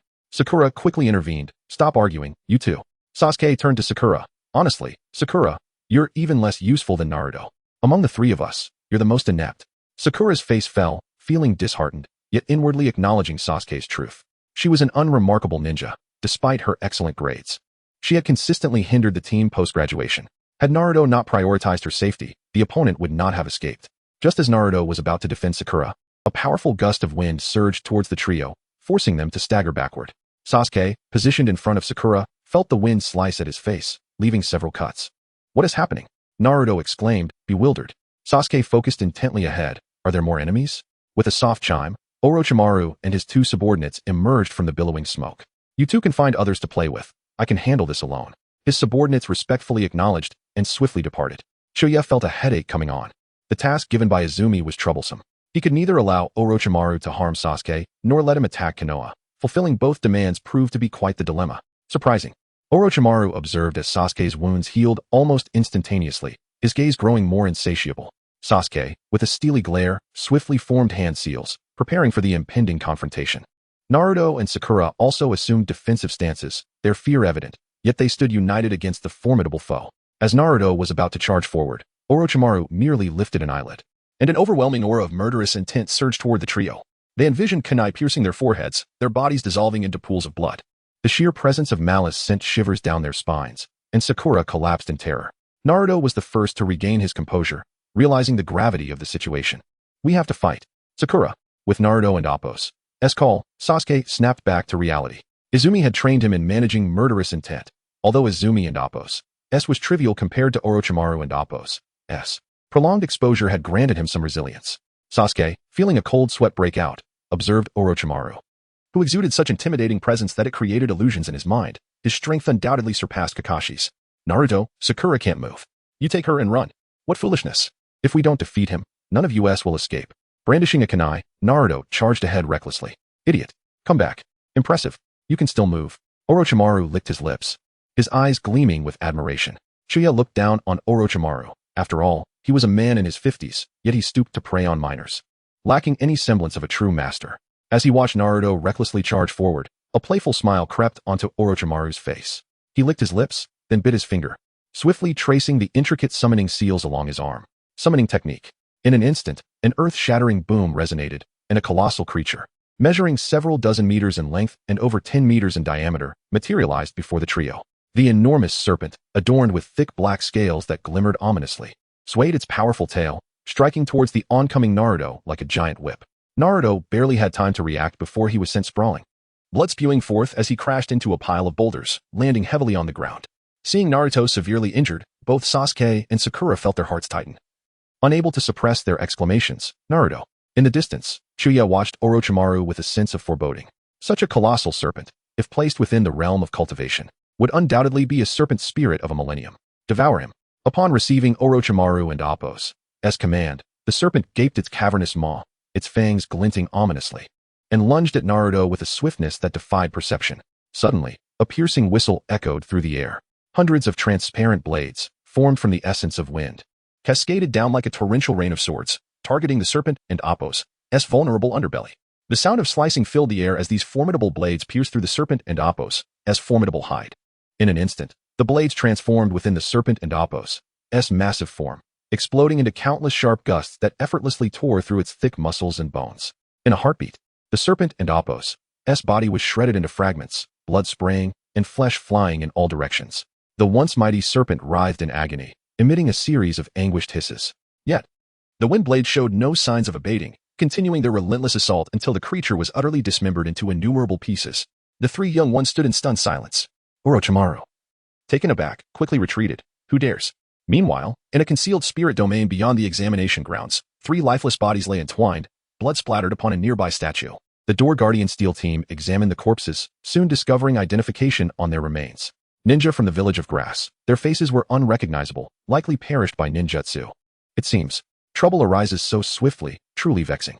Quickly, inform Lord Akkad, the proctor of the second examination. Yes. Chapter 52, Assessment, Part 4. At the entrance of the Forest of Death, Akamatsu savored the delicacies newly released by the Konoha clan, her face adorned with a blissful expression. Ever since the Konoha clan ventured into the culinary industry, she had not tasted the famed three-colored dango. The two simply could not be compared on any level. Rumor had it that the dango shops had all joined the Konoha clan due to plummeting business. Without their partnership, they would soon face closure. Suddenly, a puff of smoke erupted, and a Xiangling responsible for assessment security appeared before Akamatsu. Lady Akamatsu, we have a grave situation. Chewing on her pastry, Akamatsu mumbled. What is it? 3 corpses have been discovered in the spirit garden. Corpses? Akamatsu exclaimed, her curiosity piqued. The manner of death is peculiar. We need you to come and take a look. With a puzzled expression, Akamatsu followed the Xiangling to the scene of the incident. Upon witnessing the melted faces of the corpses, she immediately thought of Orochimaru. Cold sweat trickled down her brow as she hurriedly demanded, show me their photographs. At once. After viewing the images of the 3 grass shinobi, Akamatsu quickly deduced that the long-tongued grass shinobi was indeed Orochimaru. Her complexion paled, and she shouted to the gatekeeper squad. I will pursue them immediately. Notify Lord Hokage at once and request at least 2 elite J-Nin teams for support. What? Hurry. Yes. Akamatsu flung open the iron gate and dashed into the depths of the forest. Meanwhile, on Naruto's team, Akiha, disguised as a rain shinobi, slowly emerged from the shadows. Orochimaru, brushing the bloodstains from his face, regarded Akiha with palpable caution. Such formidable wind techniques could not possibly be wielded by a mere genin. The rain shinobi? Akiha did not respond to Orochimaru's words. Instead, he gripped a glimmering short blade and leaped into the air. With a swift motion, he slashed forward. In an instant, several tangible, transparent wind blades shot forth with a deafening rush. Wherever the wind blades passed, the air seemed to tear apart, producing sharp, piercing sounds. The stout trees along the way, faced with such unyielding wind blades, crumbled effortlessly, crashing to the ground. In the face of the oncoming wind blades, Orochimaru formed hand seals. Bracing himself, and unleashed a visible torrent of powerful air. Wind release, great breakthrough. The collision of the air current and wind blades created a thunderous roar, lifting dust and fallen leaves into a chaotic vortex. Subsequently, Akiha's wind blades surged forth, targeting the branch on which Orochimaru stood. Orochimaru's gaze sharpened. Not only had Akiha's wind blades shattered his great breakthrough, but they continued to advance with relentless might. Akiha was unfazed, although his true energy belonged to the postnatal realm. It surpassed chakra. Possessing the attributes of chakra, his refined energy was incomparable, even to sage chakra. The refinement of energy achieved by practitioners is beyond the imagination of shinobi. Cultivation transforms postnatal energy into primordial essence. While the initial stage of refined energy might not match sage chakra, after over a year of dual cultivation, the quality and performance of his true energy far exceeded that of sage chakra. The wind attribute, sword energy, infused with essence, spirit, and vitality, could be likened to the fusion of yin and yang, termed 3-flavored true wind. Such an attack, upon striking a person, inflicted wounds not merely upon the flesh, but also upon the spirit.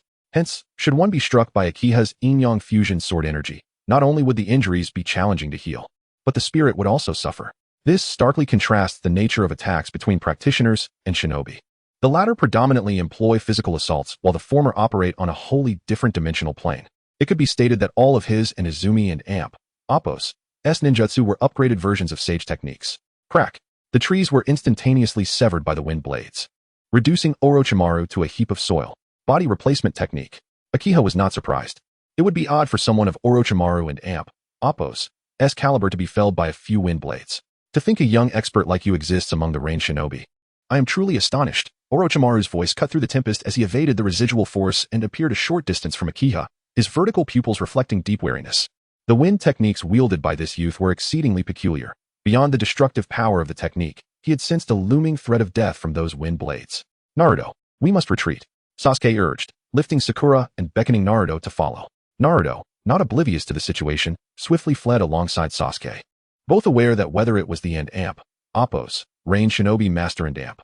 Oppos, capable of effortlessly slaying Orochimaru or the repulsive figure with a long tongue, they were entities beyond their means to confront. Seizing the rare opportunity presented by the stalemate between the two factions, they hastily made their escape. Orochimaru and Oppos.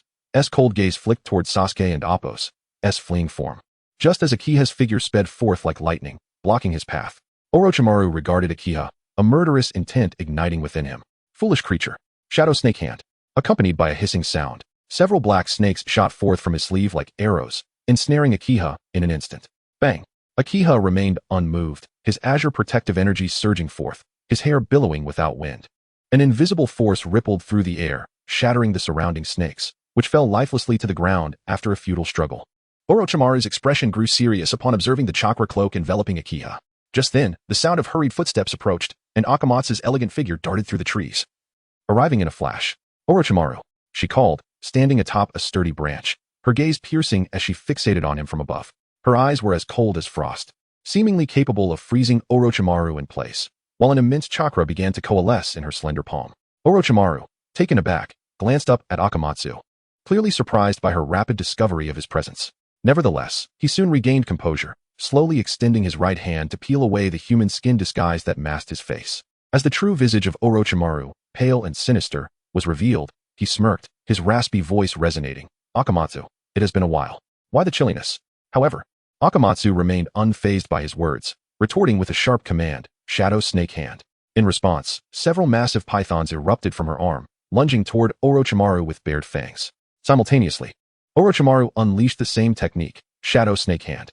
In an instant, the summoned serpents clashed midair, intertwining in a fierce struggle. Meanwhile, Akiha, flanking the scene, periodically severed nearby stones with his sword energy, forcing Orochimaru to divide his attention.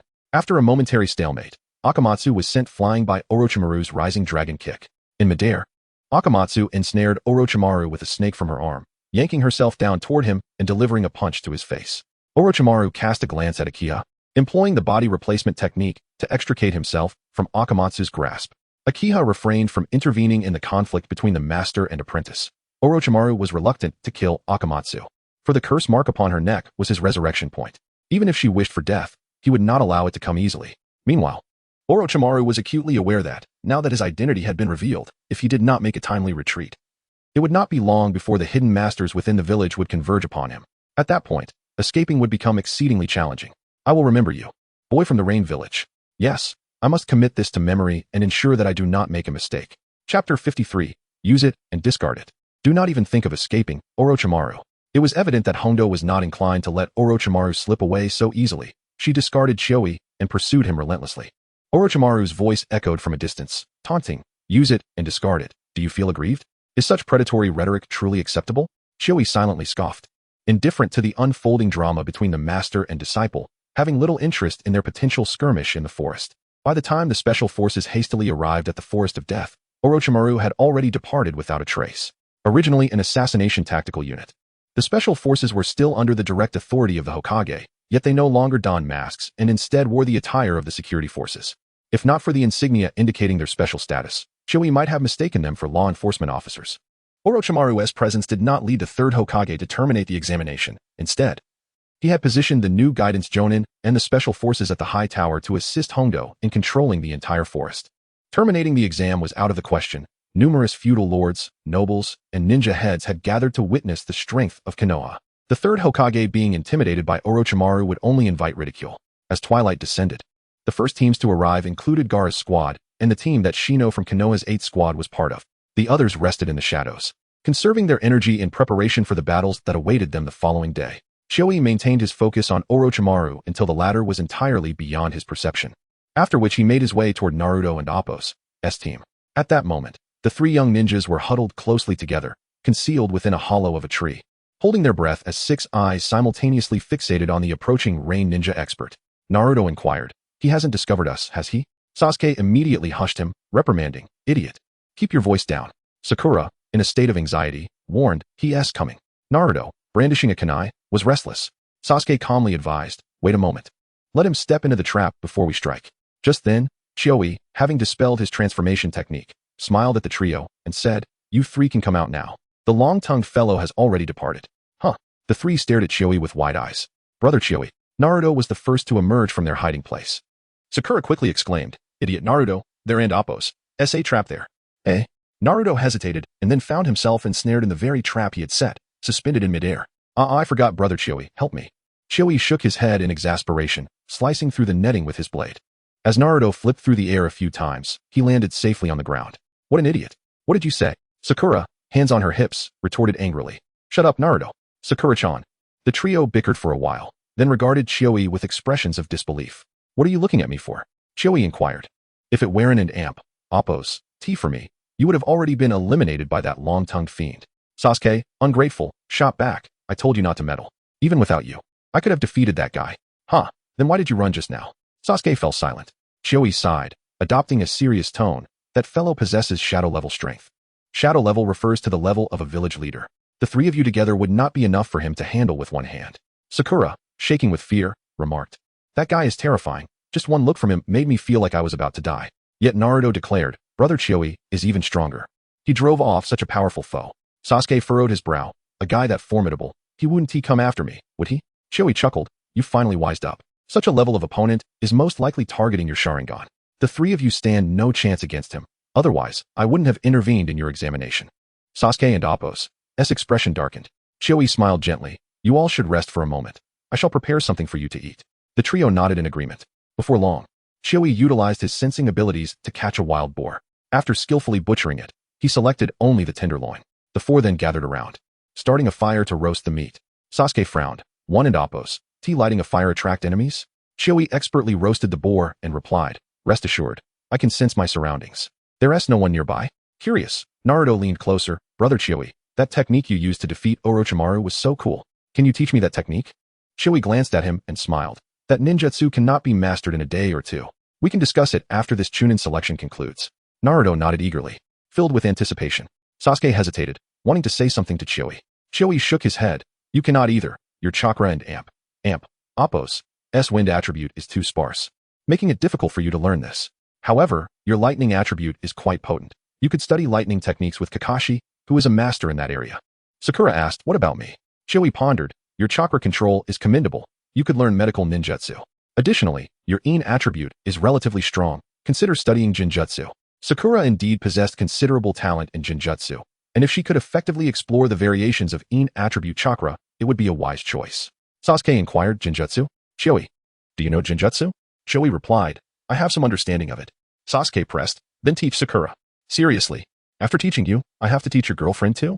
Chioi controlled his emotions and addressed Sakura with a serious demeanor. "Sakura, you are different from the others. Sasuke belongs to the Uchiha clan, while Naruto is from the Uzumaki clan, which is closely related to the Senju clan. The Uzumaki, Senju, and Uchiha are all clans with immense chakra reserves. Do not be misled by Naruto and Appos' poor performance. His potential and growth ceiling are not inferior to Sasuke and Appos'. While you may be a prodigy at school, your innate talent is limited. To keep up with them, you must exert double the effort.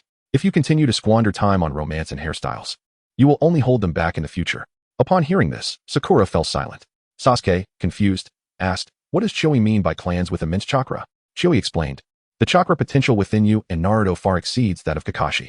Kakashi, as an elite jonin, possesses chakra several times that of an average ninja. This disparity illustrates the difference between noble clans and ordinary individuals. The average person may struggle their entire life to reach Kakashi's level, let alone compare with you two."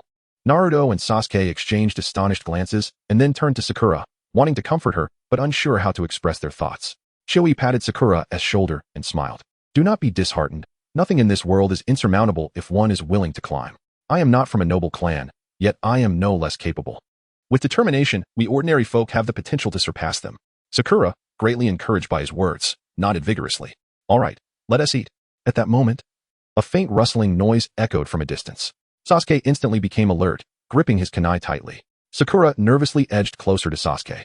Chioi reassured them, "It's merely a squirrel. Feel free to eat. Within a 3-kilometer radius, no one can evade my sensing abilities." Chapter 54. What does chakra illusion have to do with my chi practitioners? On the following day, before dawn, Akiha, under the cover of twilight, led Naruto's team to a location 3 kilometers from the towering structure. They were now in proximity to the high tower, where the assailants from yesterday had already been placed on a wanted list. With A.J. Nin stationed at the tower, it was unlikely they would return. Should they reappear, I shall provide assistance at any moment. Sasuke wore a displeased expression. "What is the point of our assessment if we are constantly under your watch?" Akiha, could you please refrain from meddling in our affairs? It is quite bothersome. Sakura chimed in. Senpai, we are ninjas too. Your presence makes us feel redundant. Even Naruto, who usually obeyed Akiha's words, could not help but grumble. Akiha, just leave already. We can handle this ourselves. Akiha sighed. Very well, since you three insist, I shall not be a nuisance any longer. Go and seize the scrolls for yourselves. If you, with your boundless potential, cannot even secure a scroll, then you deserve whatever fate befalls you. The trio needed to mature. He could serve as a guardian, but not as a caretaker, as that would only invite annoyance and ultimately hinder their growth. In the original timeline, both Sasuke and Sakura experienced significant personal development during this trial. Although Sasuke was now more than twice as strong as he once was, in certain aspects he still fell short compared to Naruto. As for Sakura, the notion of her being a liability was indisputable. Altering the course of time has its advantages and disadvantages. However, it was evident that Sasuke had become more vibrant than before, despite his disdain for Akiha's interference. It was clear that he still cared about these matters. Izumi and he regarded Sasuke as family, and he would inevitably reciprocate in some manner. As for Naruto, he was a source of no concern. His moral compass was steadfast, and his optimism radiated brightly. Akiha, just watch us, Naruto declared, brimming with vitality. As if the severe injuries he had sustained the previous day were nothing but a distant memory. The presence of the Nine Tails allowed him to recover at an astonishing rate. Let us go, Sakura, Sasuke huffed, exuding a demeanor of confidence. Only Sakura appeared somewhat anxious. We shall meet at the tower, Akiha said, leaving the trio behind as he made his way toward the high tower. Securing the scrolls was imperative, especially to ensure that the second pillar would not encounter any misfortune during the second stage. The matter tied to the experience card was of utmost importance, demanding meticulous attention. Akiha believed that Orochimaru's Heaven Curse seal could indeed be dispelled using true energy. It was merely a form of conscious energy, hardly qualifying as possession. Could it truly withstand the refining techniques of a cultivator? He had long overestimated the abilities of ninjas while underestimating the extraordinary nature of chi practitioners. Even the readers could not tolerate this, claiming he tarnished the integrity of cultivation. It was only through the battle of the previous night that he realized that a ninja like Orochimaru was insignificant before a cultivator. The ninja's concealment held no weight against cultivators. The latter's spiritual awareness transcended mere sensory perception, extending into a higher consciousness. Upon reaching the tower, he imagined conducting experiments with red beans to ascertain whether he could refine the Heaven Curse seal. If successful, Orochimaru's machinations would be inconsequential. Akiha collected his thoughts, clutching the scroll in hand, and boldly approached the tower. He needed not search for his target. At least 10 squads lay in ambush nearby, waiting to seize the opportunity. With his strength, even if they all attacked simultaneously, there was little to fear. Suddenly, Akiha was besieged. Accompanied by the sound of slicing air, dozens of shurikens hurtled toward him. He raised his palm and gently blew towards them. A visible gust of air scattered the shurikens, causing them to fall harmlessly to the ground. In an instant, 3 figures leaped from the underbrush, forming a triangular formation around Akiha. Since they chose to attack, it was evident they sought the heaven scroll he possessed. If they desired that scroll, it was likely they carried the earth scroll that Akiha coveted. Fate indeed played a curious hand. Akiha smiled faintly at the girl clad in a strapless dress before him. Leave the scroll behind, or I shall not hesitate to be ungracious. The girl retorted, I return that statement to you. Akiha chuckled softly. This was a Konoha team, likely around 16 or 17 years of age. The girl in the strapless dress was the same alluring figure he had noticed earlier. Attack. The girl appeared to be the team leader. With her command, a ninja to her left unsheathed his blade with astonishing speed, aiming directly at Akiha's face. Alas, the swiftness of his strike proved insufficient. While it may have succeeded against others, to Akiha, it was as slow as a tortoise. Unperturbed, Akiha deftly dodged the attack and seized the assailant's wrist, twisting it lightly. The ninja cried out in pain, relinquishing his weapon. Seeing her comrade subdued, the girl quickly formed hand seals, chanting the name of her technique, ninjutsu, dance of leaves. Countless leaves, sharp as blades, swept toward Akiha from all directions. With a powerful stomp, Akiha propelled a mound of earth upward, effectively blocking the incoming barrage of leaves. Seizing the moment, the ninja on his right produced smoke bombs from behind and hurled them at Akiha, enveloping the area in thick fog. Akiha's gaze sharpened, as he unsheathed his blade to carve a semicircle through the smoke, exerting just enough force to avoid excessive harm. Vacuum blade. A torrent of air erupted from the sword, dispersing the smoke in an instant. Akiha turned to the girl. It appears you possess some skill. You are also from the village. We wish to avoid harming you. Surrender the scroll, and we shall let you leave unharmed. The girl, with a fierce demeanor, spoke. We do not wish to harm you either. Just leave the scroll, and we will let you go. Akiha pondered her words. They were admirable enough that he chose not to harm her. Without hesitation, he initiated his own assault. In a flash, he appeared behind the ninja on the right, delivering a swift chop to the back of his neck, rendering him unconscious. The girl, her gaze hardening, formed hand seals rapidly, and her form vanished like a specter. Akiha chuckled softly, the illusion technique of the Kurama clan. Disrupting chakra has little relevance to a chi practitioner like myself. While she remained perplexed as to why he had not been ensnared by her illusion, Akiha had already materialized before her, deftly reaching into her strapless dress. Seizing the earth scroll she had concealed there, he promptly squeezed her ample form, teasing, "Next time, do not hide it in your cleavage. One might think me a cad." With both scrolls now in hand, Akiha turned and sprinted toward the tower. The girl stood there, her eyes wide with shock, her face flushed with embarrassment. "You scoundrel! I shall have my revenge." In truth, for a fleeting moment, Akiha had contemplated tearing away her dress. After all means were justified, and no one could cast judgment upon him. Yet, as the commentary suggested, he had a lustful mind but lacked the courage, causing him to hesitate even for a simple advance, thus losing face as a member of the time-traveling legion. With the scrolls secured, Akiha summoned his true energy and hastened away from the determined girl pursuing him, soon arriving at the entrance of the tower. He adjusted his hair and entered the tower with an air of nonchalance. Chapter 55. The heavenly curse marked. The interior space of the tower was significantly larger than Akiha had anticipated. The first floor served as a training ground, where the third round of individual battles for the chunin exams was traditionally held. Upon entering the tower, Akiha was approached by 3 young ninjas adorned with the emblem of the Special Forces. The leader, a Special Forces captain, inquired, "Are you Akiha?" Akiha nodded affirmatively and was instructed to follow them, as Lord Guy had requested his presence. "Guy-senpai is looking for me?" Akiha asked, to which they responded, "Yes. Please come with us." The squad leader led Akiha to a room furnished with a sofa. In the center of the room, silver-haired Kakashi, masked, was engaged in hushed conversation with Might Guy and Asuma, while Yugao, clad in a white mesh jumpsuit, looked on with concern, holding onto Hanabi's hand, who lay curled up on the sofa, writhing in pain. "Guy-senpai," Akiha greeted Might Guy, unfamiliar with the others present. Yugao was a stranger to him as well. At least the Yugao he knew was not so serious. "You're here," Might Guy acknowledged Akiha, and the collective gaze of the others turned towards him. Akiha asked, "What did you need from me?" Might Guy pointed to the 3 black tomo marks encircling Hanabi's shoulder, explaining, "She pursued the S-rank rogue ninja Orochimaru alone, causing the curse mark to activate. The medical team will take a while to arrive, so we requested your assistance." Akiha nodded, "I will do my best." Drawing upon his previous life's knowledge, he recalled that the source of the heavenly curse mark was the being known as Jago, born near the Dragon Cave. Orochimaru discovered this power, but could not endure the natural energy of the cave. To master sage techniques, he exploited Jago's bodily fluids through extensive human experimentation, creating the 2 great curse marks of heaven and earth. Through these marks, users could nearly unleash their inherent powers without restraint, yet they would simultaneously be eroded by the curse. The more one relied on the curse, the deeper the erosion would become. The heavenly curse mark bore similarities to the Otsutsuki's wedge, which stored data and personality. Upon the death of the original body, the wedge's data and personality would be released, supplanting the host's consciousness to become a new entity. Conversely, Orochimaru's heavenly curse mark injected chakra, which contains spiritual energy. Should the original body perish, the weakened chakra of the curse mark's bearer could corrupt the user's spirit, allowing for resurrection. From a scientific perspective, it was remarkable that Orochimaru, a mere human, had developed technology akin to that of the Otsutsuki in just a few decades. Akiha approached Hanabi and closed his eyes, sensing the curse mark. After a moment, he opened his eyes, his right hand glowing with blue light, and placed it over her curse mark. Hanabi felt a warm current surge from the mark throughout her body, an unprecedented tingling sensation that spread from her toes to her scalp, eliciting an involuntary soft moan.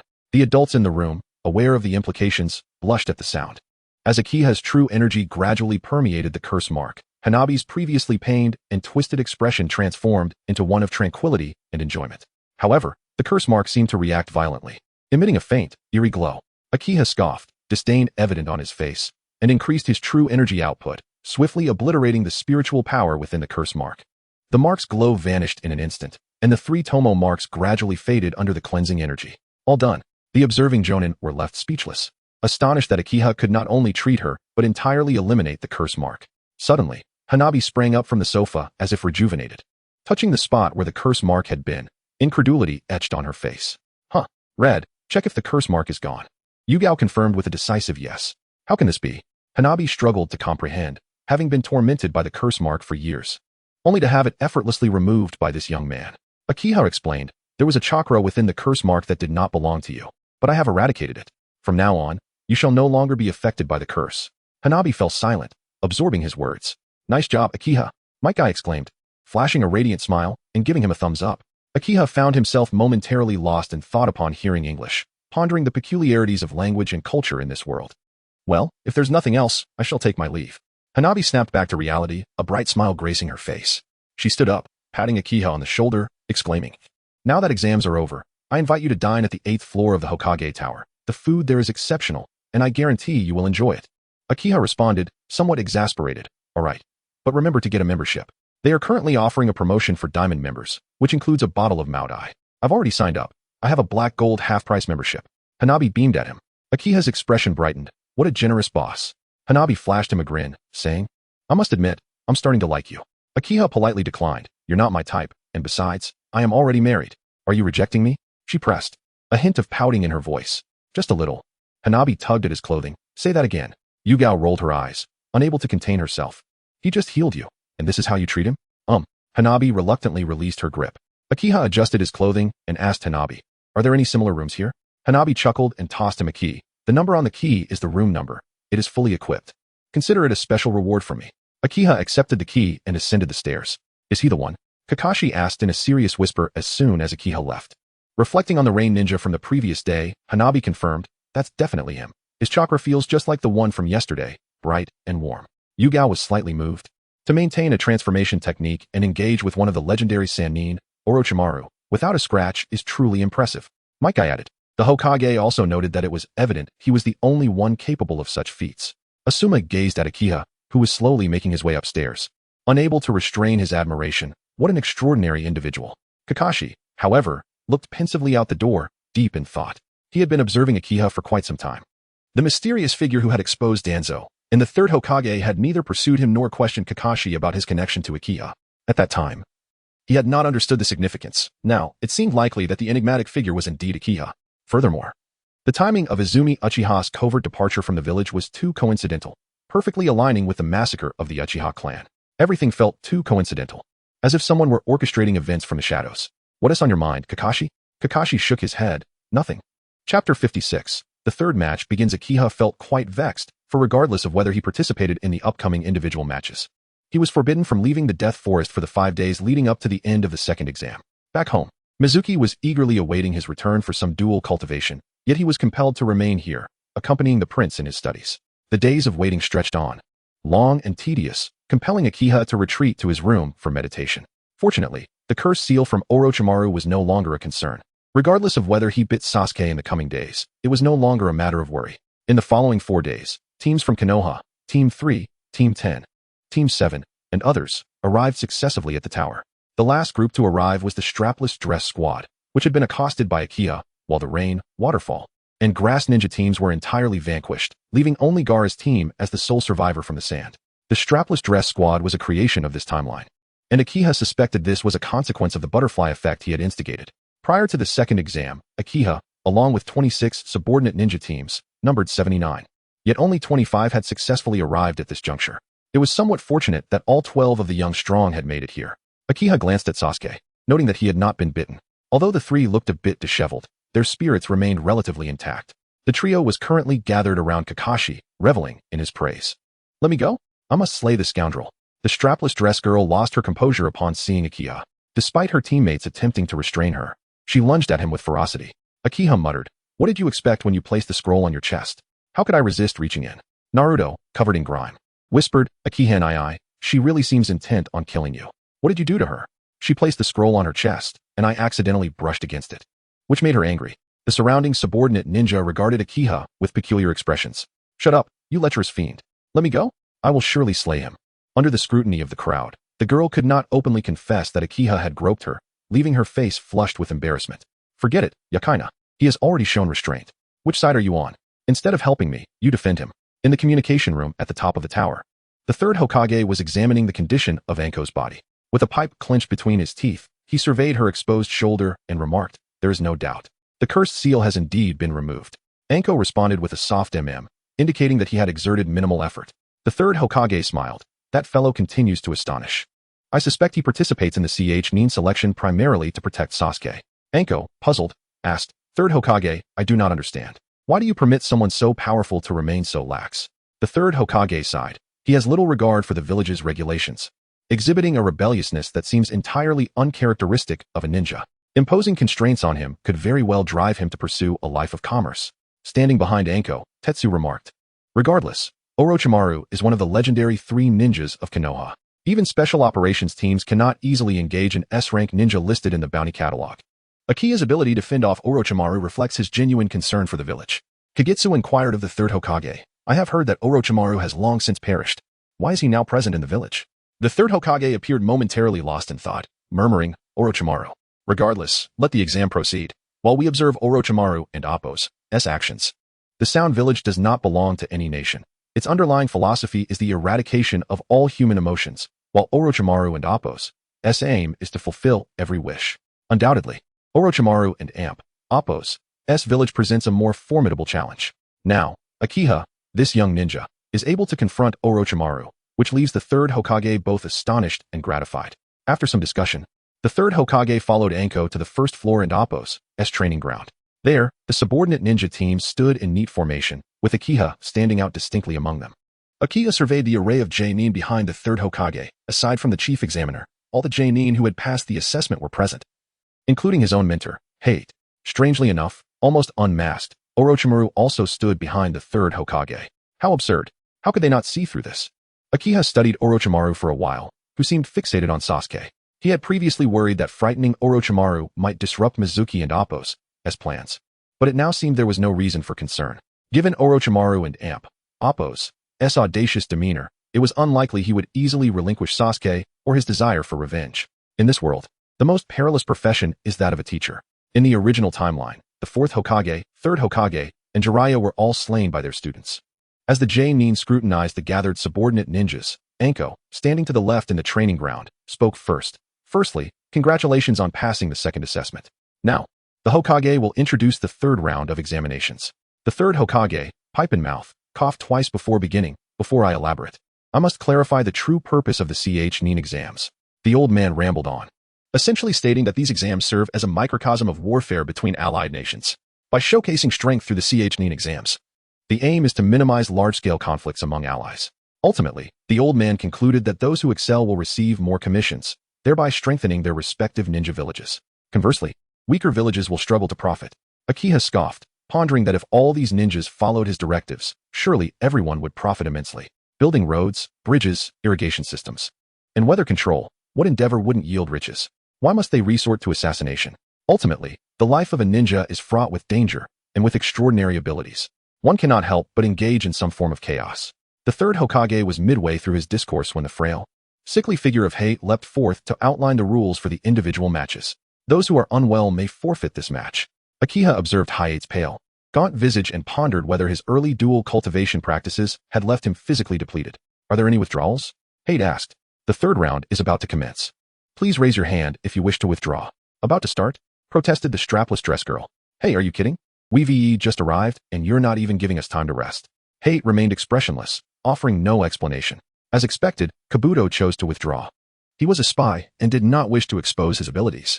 The crowd turned their gazes to Kabuto, while some fatigued subordinate ninjas contemplated whether they should withdraw. Hate glanced at Kabuto, then flipped through the ninja profiles in his hands, locating Kabuto's information. Ah, you are Kabuto from Konoha, I see. Yes. I have reached my limit. I cannot participate in the upcoming matches, Kabuto stated, turning to leave without a hint of hesitation or regret. Akiha chuckled inwardly, contemplating how to eliminate this troublesome individual at an opportune moment. The 3rd Hokage raised his gaze to Kabuto, sensing something amiss, as Kabuto had also withdrawn midway during the last exam. The conspicuous pattern made him uneasy. Ibiki requested Anko to retrieve Kabuto and Appo's records. As she perused them, she replied, Kabuto has failed the exams for 6 consecutive attempts. The 3rd Hokage's expression hardened. What is his history? Anko replied, he was never notable during his student years, barely passing his graduation exam after 3 attempts. His mission count is also low, 2 C-rank missions and 13 D-rank missions. Akiha couldn't help but smile at this. He had completed 13 C-rank and 30 D-rank missions, making him a veritable model of diligence in comparison to Kabuto. The 3rd Hokage observed Do and Appo's departure, his eyes betraying a hint of skepticism. Would anyone else withdraw? Autumn Leaf had no intention of retreating, with the 3rd on the verge of passing. Such a withdrawal would only invite chaos, an unwise choice indeed. As Moonlight Gale noticed that no further hands were raised, he commenced the explanation of the rules for the 3rd match. There were no formal rules, save for the stipulation that the contest would continue until one side was either defeated, incapacitated, or conceded. To prevent unnecessary casualties, should I deem the outcome evident, I shall terminate the bout. Upon concluding his remarks, Moonlight Gale cast a glance toward the side where Red Bean stood, who then activated the electronic bulletin board through the microphone. The technological prowess of this world was indeed perplexing. While computers had become commonplace, combat still relied on archaic weaponry. Soon, the names of the lower ninjas began to scroll across the screen. To Autumn Leaf and Apos' astonishment, he found himself to be the very first lower ninja to compete, and his opponent was none other than Rock Lee. Chapter 57. Overcoming strength with gentleness. Moonlight Gale glanced at the names that had come to a halt on the electronic board and declared, "The two contestants on the announcement board, please step forward." Chiyoya and Rock Lee exchanged glances before stepping to the sides of Moonlight Gale. Gale looked at the two and stated, "The participants for the first match are Chiyoya and Rock Lee. Any objections?" Both Chiyoya and Rock Lee replied in unison, "None." With a cough, Gale announced, "Begin the first round now. Other contestants, please proceed to the upper floor." Upon hearing this, the other genin ascended the stairs to the viewing platform on the second floor. Mike Guy, unusually serious, approached Lee and placed a hand on his shoulder, saying earnestly, "Lee, Chiyoya is exceptionally strong. Give it your all." "Yes, Teacher Guy." Rock Lee understood the significance of the upcoming match, as Chiyoya's kunai during the first exam had left a lasting impression on him. After advising Rock Lee, Mike Guy approached Chiyoya, draping an arm around his neck and whispering, "Take it easy. Don't injure my precious student." Chiyoya chuckled and nodded lightly. Once Guy departed, Bayan Zhaojin approached Chiyoya, exasperatedly saying, "You ought to show some determinations. Do you intend to remain idle at home forever?" Chiyoya smiled at the middle-aged man who had taught him wind release, responding, "I am tirelessly striving for the dream of world peace. How can you claim I do nothing at home?" At the mention of world peace, Zhaojin grew irritated. Two exemplary students advocating for peace, yet one remained a genin and the other had forsaken being a ninja altogether. Bayan Zhaojin sighed, "You must carry on my ninja way. At the very least." Chiyoya smiled, understood. As the crowd dispersed, in the center of the training arena stood the referee, Gale, who observed that both Chiyoya and Rock Lee were ready. With a swift downward motion of his right hand, he announced, "Begin." The two contestants immediately assumed their stances, the atmosphere growing tense. Chiyoya regarded Rock Lee, who was significantly shorter than him, feeling somewhat guilty for the size difference. "What did Teacher Guy just tell you?" Rock Lee asked. "He said you are strong and advised me to be cautious." A smile appeared on Rock Lee's face as he looked up at Mike Guy, who responded with a sheepish grin. On the upper floor, Naruto leaned over the railing, muttering, "That guy with the thick eyebrows is really unlucky to face Chiyoya brother." Sasuke snickered in agreement, acknowledging Rock Lee's strength, recalling how he had been bested by Lee during a recent scuffle over a scroll. Had his body not adapted to take more punishment, his team would have likely been eliminated by now. The observing Nin remained silent. Chiyoya had already repelled Orochimaru, and Rock Lee was no match for him. Even Mike Guy grappled with conflicting emotions, his fists clenched, his eyes reflecting a mix of pride and concern. He was acutely aware of Chiyoya's prowess and the significance this battle held for Lee. Lee, facing him is truly challenging. Youth is rife with bittersweet moments. Rock Lee initiated the attack, spinning through the air and unleashing a whirlwind kick aimed at Chiyoya's neck. Chiyoya stood firm, grasping Rock Lee's attacking leg, using his rotational momentum to spin rapidly before hurling him away. Rock Lee, taken aback, managed to flip in the air and land safely. But before he could regain his footing, Chiyoya appeared before him with astonishing speed. So fast, Rock Lee gasped, caught off guard as Chiyoya delivered an elbow strike, sending him crashing against the edge of the arena, leaving a deep dent in the wall. Chiyoya had shown considerable restraint. His physical strength far exceeded that of a typical ninja. Although Rock Lee possessed greater speed and strength than an average genin, he lacked the means to compete with Chiyoya unless he released the constraints on his physical power, especially while carrying weights. Yet, Rock Lee was not one to concede easily. He quickly regained his composure and charged at Chiyoya with renewed vigor. Chiyoya remained calm, transforming his fist into an open palm, preparing to counter. Rock Lee, smiling slightly, leapt into the air, attempting a downward kick aimed at Chiyoya's forehead. Chiyoya's gaze sharpened as he preemptively struck Rock Lee's abdomen. Rock Lee winced in pain, propelled backward by the force of Chiyoya's punch, creating distance between them. Chiyoya did not pursue, instead remarking, 6 years ago, even Teacher Guy had to open the third gate to withstand my speed. Do you truly believe that carrying weights will allow you to triumph over me? Rock Lee, drenched in cold sweat, glanced up at Mike Guy, who stood above. Kakashi, observing from the side, inquired, 6 years ago? You were able to pressure him into opening the third gate at just 13? Mike Guy nodded, affirming Kakashi's inquiry, then called out to Rock Lee, "Lee, remove them. He is not an ordinary opponent." Hearing Mike Guy's voice, Rock Lee hesitated. "But, teacher, didn't you say I could only remove them if I protect many important people?" Mike Guy gave a thumbs up. "It's fine. I give you permission." With Guy's approval, Rock Lee grinned, removing the metal weights from his calves. Temari scoffed. Believing Rock Lee had no chance against Chiyoya, Gaara coldly remarked, "How dull." Unfazed, Rock Lee discarded the weights, and with a thunderous crash, they struck the ground, creating a massive crater. The observing genin were left agape. Even Orochimaru showed interest, casting a curious glance at Rock Lee. Might Guy, brimming with enthusiasm, shouted, "Go for it. Lee, youth must be unleashed." Understood. Rock Lee responded, invigorated by Guy's words, his eyes ablaze with determination. He inhaled deeply, his muscles tensing, and earnestly addressed Chiyoya, "Senior Chiyoya. I'm coming at you." Chiyoya remained unfazed, poised to test the ferocity of Rock Lee's strikes with Tai Chi calm. No sooner had he spoken than Rock Lee vanished in a blur, launching himself toward Chiyoya. With a resounding whoosh, Rock Lee unleashed a barrage of punches and kicks, each strike aimed at exploiting Chiyoya's blind spots. Yet, Chiyoya seemed to possess an uncanny awareness, effortlessly deflecting and neutralizing Rock Lee's every attack. Rock Lee's onslaught resembled a tempest, each blow infused with the power to shatter stone, yet Chiyoya met each with the fluid grace of Tai Chi, effortlessly dissipating Rock Lee's energy and redirecting his momentum. In terms of physical strength, not even Might Guy could compare to Chiyoya, and without speed, power, or reflexes, Rock Lee's aggressive style revealed numerous vulnerabilities. How swift!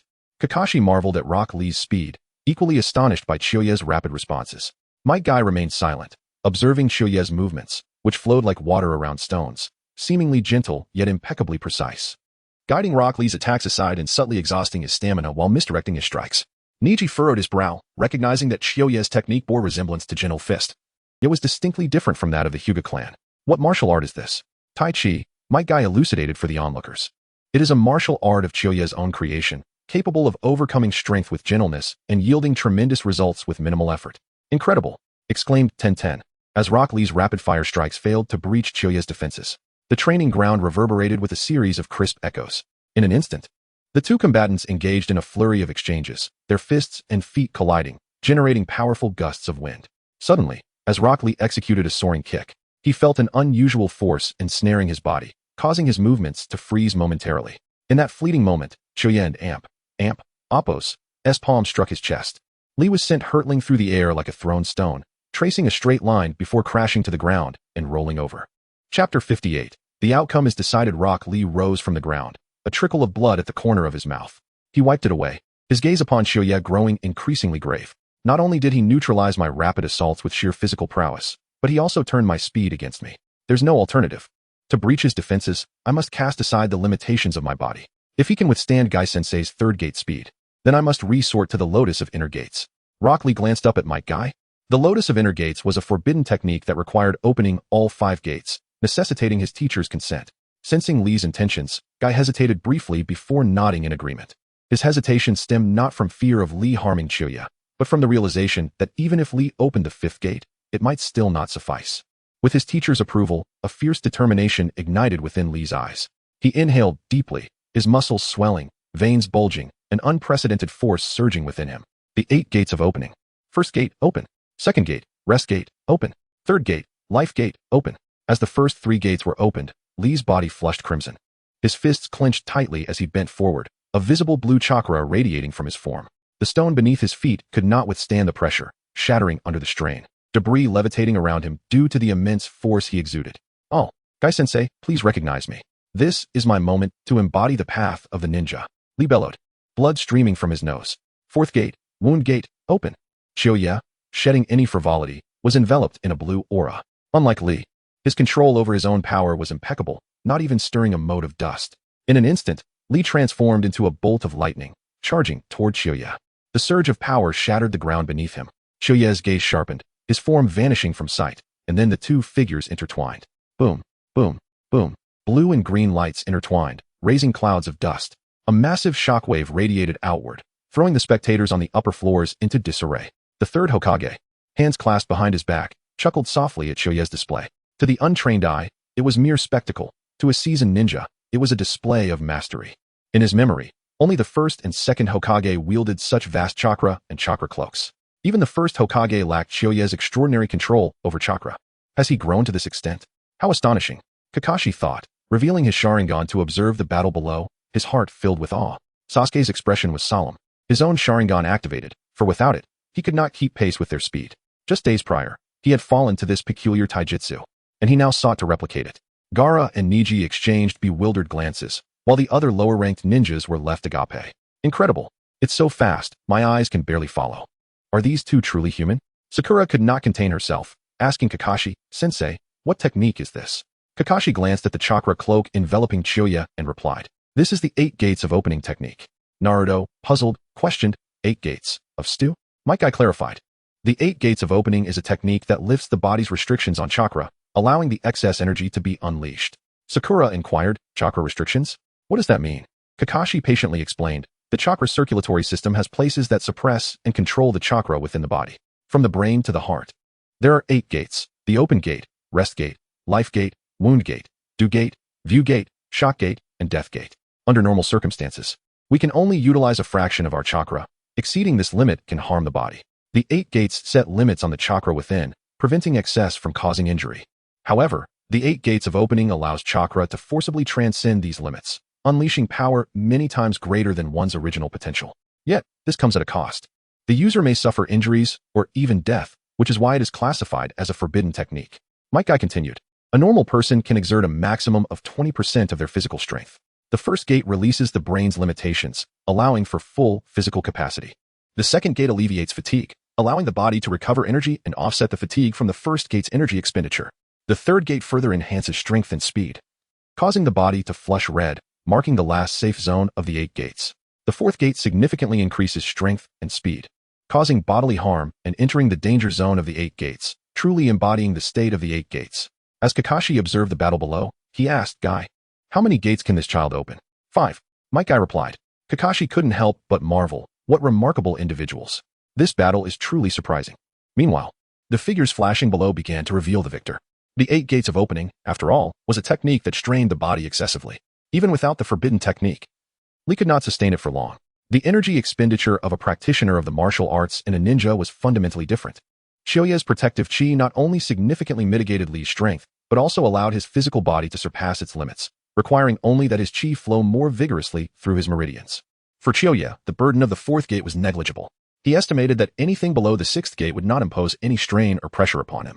The two were entirely different systems, with no basis for comparison. For someone like Chiyoya, the 8 gates were merely 8 points of obstruction in his meridians. He had shunned the 8 gates in the past due to their considerable drawbacks within the chakra system. Boom, boom, boom. The blue light flickered in the air, with Lee closely following. After exchanging blows countless times, Lee, now breathless and on the verge of muscle failure, distanced himself. At this moment, Lee was gasping for air, his muscles threatening to tear, while Chiyoya remained unperturbed, not a bead of sweat on his brow. Lee understood, if a victor was not determined soon, his defeat was inevitable. Let us end this with the Lotus of Inner Gates. Such speed was impressive among lower-ranked ninjas, but for Chiyoya, it was still too slow. This battle was merely a warm-up for him. He wouldn't hesitate to confront Lee and Appo's 5th gate head-on. Upon hearing Chiyoya and Appo's words, a fiercer flame ignited in Lee and Appo's eyes. He inhaled deeply, slowly unwrapping the white bandages from his hands. Then, he crossed his arms, secretly gathering his strength, his muscles swelling, green light erupting forth. A greater power surging from within. 5th gate, do gate, open. Chiyoya's eyes shimmered with blue light, his vision enhanced to its utmost by the infusion of true essence. Practitioners of martial arts could not only cultivate their chi to their internal organs, but also heighten their 5 senses. Certain techniques even specialized in refining visual acuity. He had chosen not to follow the path of the snake, for he held disdain for the external ways. No matter how formidable the Sharingan, could it rival the 1,000-mile eye or the fire eye? Could it compare to the heavenly eye or the Dharma eye? With a fierce roar, Lee's figure accelerated abruptly, appearing before Chiyoya in an instant, delivering a punch aimed directly at his vital points.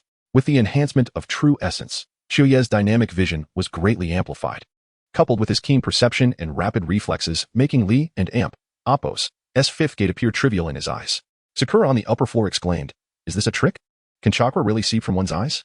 Kakashi remarked, "Under normal circumstances, concentrating chakra in the eyes is exceedingly arduous. How could he possibly achieve such a feat amidst battle?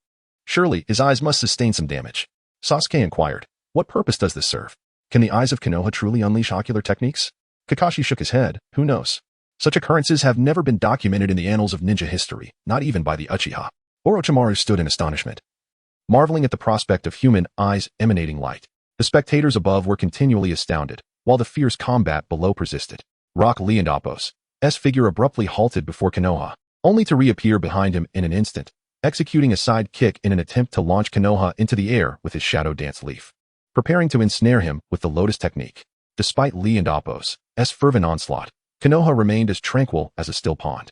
He swiftly pivoted, his hands gracefully tracing the air to form a blue Tai Chi diagram with his true essence.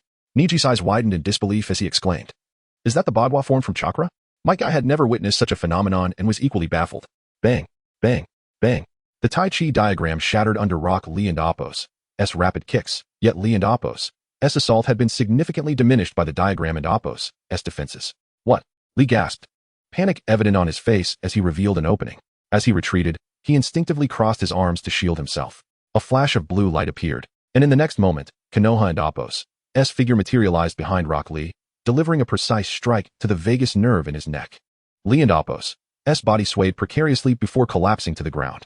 The impact upon the vagus nerve induced unconsciousness, determining the outcome of the match. Lee, my guy could not contain his outcry, while Kakashi lowered his forehead protector to conceal his Sharingan. Moonlight Gale glanced at the unconscious Lee and promptly declared the results. The victor is Konoha. Chapter 59, The Yin and Yang of the Tao Medical Team. With a shout from the third Hokage, several young ladies clad in white uniforms rushed in, carrying a stretcher with remarkable speed. The head of the medical team examined the situation and reported to the third Hokage, "The hand muscles are torn, but there is no danger to life." Upon hearing this, the third Hokage nodded slightly. Mikate, witnessing the scene, finally felt a weight lift from his heart. After all, this was a life-and-death contest, and no one wished to see their beloved disciple meet an untimely demise during the competition. As for the muscle tear, it was merely a side effect of the 8 Gates technique, unrelated to Chiyoya. Chiyoya dispelled his protective chakra and leapt to the back of Bayun Zhaochen, who was spectating from the second floor. All eyes turned to Chiyoya. Even the Jonin were astonished by the recent battle. A young lady in a strapless dress glanced at Chiyoya with a slight blush, whispering, "Take a closer look. This guy is actually quite good-looking."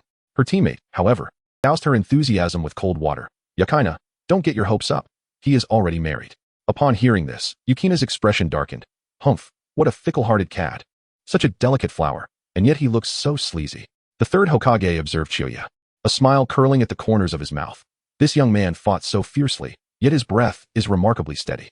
Bayun Zhaochen, usually stoic, now wore a childlike grin, eager for others to know that Chiyoya was once his prized pupil, as if to say, "Look, this is my disciple. Isn't he impressive?" The second round of matches commenced. With Chiyoya setting a high standard, the subsequent battles appeared somewhat lackluster. Interestingly, while a few opponents remained unchanged, most had their adversaries swapped for those from a different timeline. For instance, the opponent of the second pillar shifted from the bespectacled member of the Toby team to a hunchbacked bandaged man from the Sound team. Gaara's opponent transitioned from Rock Lee to a shape-shifting creature from Toby's squad, and Kankuro faced another member of Toby's team who could absorb chakra, among others. However, the overall results remained largely unchanged. Strength is strength, and the shift in opponents did not significantly alter the outcomes. Even Naruto, who could only use shadow clone technique, was a standout among the genin. After a fierce competition, only 11 individuals remained from the initial 24 in the preliminaries. Among them, all 3 members of Gaara's team advanced, along with Chiyoya, Uzumaki Naruto, Uchiha Sasuke, Hyuga Neji, Nara Shikamu, Yamanaka Ino, the beautiful Yukina from the Kurama clan, and Sakuta from the Sound Village, who adeptly manipulated wind pressure with a hole in his palm. In the final circle of 11, 7 hailed from Konoha. If following the customary rules of previous years, these 11 would essentially be regarded as the new chunin of the ninja world. Chiyoya felt a twinge of regret that the Sound Ninja girl had lost, which meant she would become a living sacrifice for Orochimaru's Edo Tensei. That man had no qualms about exploiting such a delicate creature. Once the matches concluded, the third Hokage summoned the 11 victors to discuss the finals. The finals? Shikamaru's emotions spiraled out of control. He had barely made it this far, believing that winning meant graduating to chunin, only to be informed by the third Hokage that another round awaited them. The third Hokage explained languidly, "The reason we are utilizing a preliminary mechanism that has not been employed in 5 years is that, a month from now, the daimyos, ministers, and leaders from the various ninja villages will be visiting Konoha to witness the finals. To save time, we must reduce the number of competitors." Shikamaru frowned deeply. "Then who can become a chunin? What are the evaluation criteria?" The third Hokage replied, "The evaluation will be determined by the attending daimyos and esteemed ninja leaders. Even if you lose in the first round, as long as your performance is outstanding, you may still become a chunin." Shikamaru asked incredulously, "So you mean all 11 of us have a chance to become chunin?" The third Hokage nodded, adding, "Of course. It is also possible that none of you will qualify." Kankuro, impatient, exclaimed, "Why wait a month? Can't we start tomorrow?" Chiyoya felt speechless at their eagerness. "You lot are so eager to take down the old man. I'm not in such a rush." The third Hokage glanced at Kankuro and replied, The reason for waiting a month is to allow Konoha to host and arrange for the prominent figures from various countries. You can also take this opportunity to refine your skills, gather intelligence on your opponents, and improve your chances. As the third Hokage finished speaking, an unusual silence enveloped the venue. The Chunin, each with their own agendas, fixated on their opponents, contemplating strategies to defeat them. Shoya remained unconcerned. Although he would face two opponents in the first round of the finals, he would be the last to compete. By then, the Sand-Sound Alliance would already be engaged. And who would still care about the matches? All right, return and prepare, the third Hokage instructed. The Chunin, following their respective Jonin mentors, dispersed. Orochimaru also left with Sasuke, clearly unwilling to relent without taking a bite out of him. Shoya cast a glance at Orochimaru before departing the Forest of Death. Early in the morning, Izumi meticulously adorned herself before arriving at the entrance of Training Ground 44. Today marked the 5th day of the Chunin selection, and her heart raced with anticipation. Shoya should be emerging soon, right? These 5 days felt like an eternity for Izumi, as her chakra points brimmed with energy. Her eyes, ears, mouth, and other orifices were in peak condition, her entire being saturated with vitality. She eagerly craved to train with Shoya, as the sun lazily ascended from the east. Casting its rays overhead, the sound of footsteps stirred her heart like a refreshing oasis in the desert. Upon turning, she spotted Shoya standing at the entrance. A mischievous grin plastered on his face as he gazed at the air between her legs. Izumi's heart raced. Yet a playful smile curled on her lips as she teased. Well, our future Chunin finally decided to emerge from the forest? I thought you had been lured away by some mischievous sprite, unable to find your way home. Shoya's smile widened. Hey, that's a bit unreasonable. You were the one who called me out here. Now you question me about my escapades? You must be so engrossed in training that you're splashing all over the place. Izumi's cheeks flushed crimson at his words, and she retorted softly, say that again. And I might just let you experience what the Beisui Shoha feels like. Shoya paused, momentarily stunned, before bursting into laughter. Leaning in closer, he whispered in her ear. Our Izumi is truly a prodigy of the ninja world, her chakra points brimming with energy. I'm just afraid your intense training might affect your health. I'm here to help you unwind. Hey, if that energy has no outlet, wouldn't it just explode? Izumi, flustered by his half-serious teasing, felt an overwhelming impulse to drag him into the woods for a wild rendezvous. Startled by her own thoughts, she quickly grasped Shoya's arm and whispered, Stop it. Let's hurry home. By the way, where's Sasuke? Shoya replied leisurely, He's behind us, being babysat by Orochimaru. He's safer than a vault. Izumi exclaimed, Huh? Did you just hear what you said? Shoya chuckled. I said Orochimaru is acting as Sasuke's bodyguard. Izumi rolled her eyes. Are you sure you and Appos? Were you not trying to pull my leg? Shoya grinned mischievously. Rest assured, I've personally verified it. My chakra can handle the curse mark. If Orochimaru wants to bite, let him have at it. A glimmer of surprise flashed in Shuenmei's eyes as she inquired. Have you truly tried it? Indeed, it was a piece of cake, came the reply. Kwanmei patted her forehead, chuckling wryly. I have brought this upon myself. All right, let us head home. Tonight, I shall treat you splendidly. Shoya observed her hesitance with a mischievous grin. The experience card. Your world has this one flaw.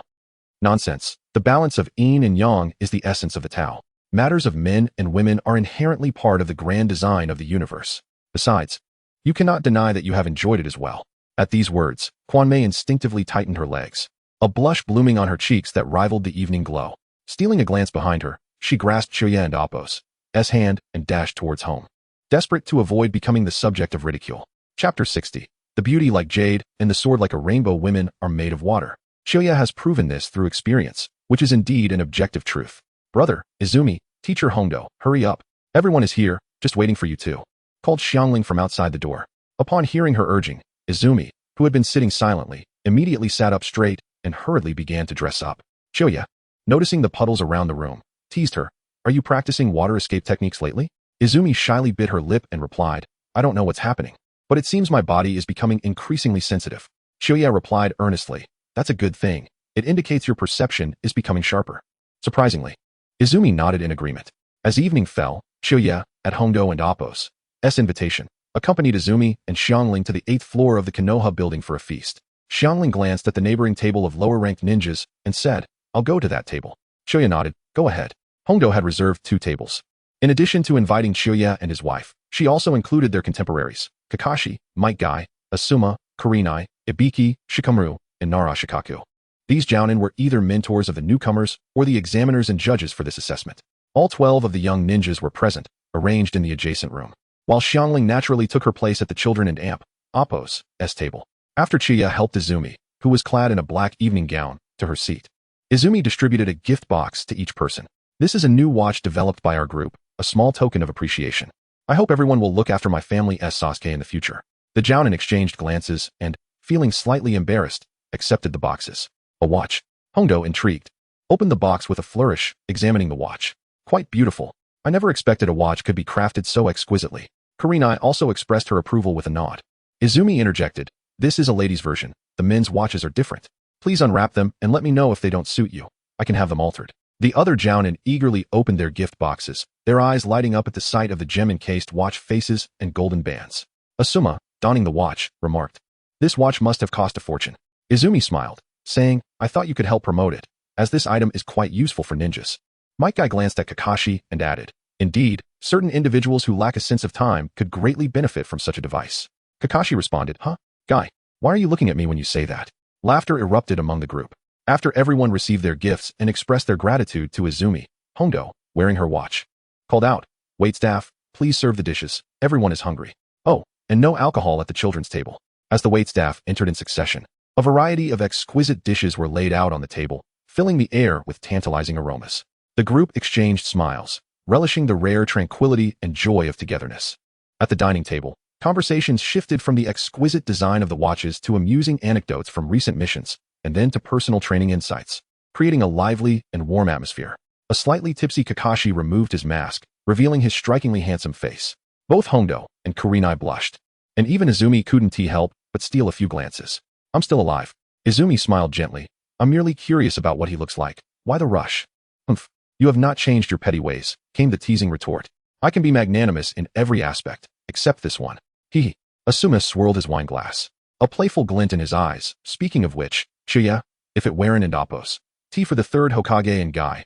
Oh, and you're guiding Jounin. You and Izumi might have already been labeled as rogue ninjas." Izumi shot Asuma a glance but remained silent. Chuya, unsure of Asuma's sudden comment, simply chuckled, "Thanks to Guy. Back then I was just a naive youth eager to explore the world." Might Guy interjected, "Hey, Asuma, why bring up such gloomy topics? Chuya is doing splendidly. You saw his performance in this assessment." Hondo added, slightly annoyed, "Exactly. What in Appos? Is wrong with you today?" Asuma awkwardly replied, "Just a private joke. Drank too much wine." Chuya nonchalantly replied, "To be honest, I did argue with the third Hokage numerous times. There are many unreasonable aspects of the ninja village system, and I hope for some improvements. Unfortunately, he was stubborn, which led to the darkness represented by Danzo. Eventually, I came to terms with it. Since I couldn't change the village system, I decided to earn more and try to improve everyone's lives. Reading novels, singing, dancing, playing cards, traveling, and falling in love. My dream is for everyone to live a more relaxed life. Even if we face death tomorrow, we still have the right to live as we wish." Upon hearing this, the group fell silent for a moment, then smiles broke out among them. Kakashi remarked, though a bit naive, "It seems you and Appos, V, genuinely achieved that. Everyone has indeed changed. The third Hokage even abolished the Umbu." Asuma nodded in agreement. The third Hokage has changed significantly. Since Danzo's departure, the village feels entirely different. He had to admit that Shoya and his wife had done much good. Orphanages, pensions, Jounin benefits, and subsidies for impoverished households, all thanks to the Konoha family group. Hondo raised her glass, toasting to Chuya, "An admirable dream. Here's to your dream." The others echoed the sentiment, the sound of clinking glasses mingling with laughter and joy. "Niji, mark my words. I will defeat you," declared Naruto, the prince, whose presence was always conspicuous. However, today he had reason to sulk, as his future bride had been bested by Niji, and he was to dine with Niji later that evening. "Humph, how dare the underdog boast? What did you say?" At that moment, sounds of children-esque laughter and occasional squabbles from the neighboring room added a whimsical touch to the evening's banquet. Hondo picked up a piece of tantalizing dream fish and savored it, her eyes closing in satisfaction. Speaking of which, this gathering is truly a rarity. Everyone is usually busy with missions, and opportunities to come together like this are becoming increasingly scarce. Might Guy, upon hearing this, grew serious for a moment before reverting to his characteristic smile. "The village is at peace. We should hold more gatherings like this in the future." Kakashi quipped, "No money." Izumi replied with a gentle smile, "It's all right. I'll speak to the front desk manager and allow Kakashi-senpai to have a tab." As the evening progressed, the atmosphere became even more animated. They not only shared their stories, but also envisioned a bright future together. Izumi suggested that they could hold such gatherings every weekend, providing everyone a chance to relax and connect amidst their busy lives. The group clinked their glasses into the late hours, the banquet concluding amidst laughter and joy. As they staggered away from the table, tipsy and happy, they made plans for their next gathering. "Xiangling, you go back alone. Your brother and I have had too much to drink, so we'll stay in a room on the 20th floor tonight. Xiangling, observing the two inebriated men, unusually refrained from protesting. Suddenly, thunder boomed, and rain began to pour. Alas, the thunder echoed loudly, amplifying the solitude. However, within the confines of the 20th floor room, the thunder stirred the flames of passion, illuminating the beauty like jade and the sword like a rainbow. Chapter 61. The absence of ninja virtue. The fierce winds do not last throughout the day, nor do torrential rains persist indefinitely. After the storm, the sun emerges, and the hidden leaf village shines anew. In the temporary activity area designated by the Sound Ninja Village, Orochimaru leans against a pillar in the corridor, his gaze penetrating as he observes the serene and harmonious leaf village before him. He murmurs, "This village seems to have truly embraced peace. Yet nations are preoccupied with military expansion, preparing to stake their claim in the next war." Beside him, Kabuto responds softly, "Are they preparing to seize it?" A cold glimmer flashes in Orochimaru's eyes as he inquires, "What is Sasuke's current situation?" Kabuto replies, 3 hours ago, Izumi Uchiha took him back from the hospital." A meaningful smile creases Orochimaru's lips. While there remains a sliver of darkness in Sasuke's heart, we must swiftly extricate him from that confining place. Kabuto's expression turns troubled. With a month remaining until the final match, seizing Sasuke now may prove challenging. Orochimaru's tone sharpens. "Find an opportunity to bring him out. If that woman poses an obstacle, eliminate her." Kabuto hesitates, but her husband, Akiha, seems formidable. Orochimaru narrows his eyes, his gaze intense. "You failed to notice a shinobi of such caliber in the village beforehand?" Kabuto shakes his head helplessly. He has been traveling abroad, only returning to the village last spring. Orochimaru queries, "What about his past experiences?" Kabuto responds, "I do not know much. I only know he is an orphan who kept a low profile during his student years. Yet the teachers at the Ninja Academy claim he is the strongest graduate in the history of the Leaf." "Ridiculous." Orochimaru scoffs disdainfully. "He is only marginally stronger than Kakashi, though his chakra reserves are unexpectedly vast." Adjusting his glasses, Kabuto tentatively asks, "Have you not made a firm decision yet?" Orochimaru turns away, his gaze drifting beyond the overlapping rooftops. "Indeed, I am uncertain if beheading that old man is worthwhile." Kabuto chuckles lightly, a hint of insight in his tone. "Is that so? Yet I sense your hesitation. The future Akatsuki organization will sweep across the entire shinobi world, and the Sound Ninja Village is among them. It may not be easy for you to remain uninvolved." Orochimaru's expression darkens, and after a prolonged silence, he finally speaks, "The fourth Kazekage is dead. We must stir the winds of destruction against the Leaf, lest the backlash engulf us. Sasuke harbors hatred still. For the sake of vengeance, he will surely seek me out. Let him ignite this storm." In the kitchen of her home, Izumi is seething as she prepares a nourishing medicinal soup, her voice tinged with displeasure as she warns the nearby Kyuko. "Many ninjas from other villages have arrived. It would be wise for you to avoid secluded places to prevent being abducted." Kyuko, uninterested in her tirade, retorts, "What is wrong with Sasuke?" Izumi snaps back. "What could it be? He has attracted the attention of nefarious individuals." Kyuko presses, "And the villains?" Izumi replies curtly, "They have fled." Kyuko inquires again, "What about my brother? Why did he not return with you?" Izumi's temper flares. "Do you not have feelings for Sasuke? He is ill, and instead of attending to him, you inquire about your brother?" Kyuko murmurs, "I was merely asking. Why are you so angry?" Izumi's frustration peaks. She had been in a continuous state of blissful practice until her training was abruptly interrupted. She had to rush to care for Sasuke early in the morning. Kakashi, that unfortunate soul, truly deserves to remain single. Could he not wait a few days? Orochimaru, that perverse fiend, could not have chosen a worse time. Were it not for his utility, I would have relished the opportunity to eliminate him immediately. Akiha is correct. Seclusion is vital for cultivation. The waves of ecstasy that enveloped me were intoxicating. Who would willingly abandon such a state? The forced interruption of my practice feels like a cruel punishment. Akiha claims this is greed in meditation, which is ill-advised. Yet, she disregards such concerns. Happiness is paramount. She resolves that once the F4 are vanquished, she shall dedicate herself to a period of seclusion to savor the joys of training. The F4. Akiha's term for the higher-ups in the Leaf. They are inept in all endeavors except for betraying their own, a veritable pack of ruthless werewolves. Previously, Izumi had been oblivious, but since sharing Akiha and Appo's memories, she realized there is not a single shinobi leader with political acumen in the shinobi world, not even the so-called wise second Hokage. Her obsession with vengeance has waned. After all, everyone possesses a soul, and perhaps reincarnation exists. The boundaries between life and death have blurred, rendering the significance of many things increasingly tenuous. Izumi now comprehends that this transformation is a gift of her training. In truth, Akiha is the only one who captivates her heart. Other trivial desires merely aim to restore some semblance of normality and beauty to this distorted world. Her determination to eliminate the F4 is not only for the sake of the departed, but also to clear obstacles for the living Uchiha clan.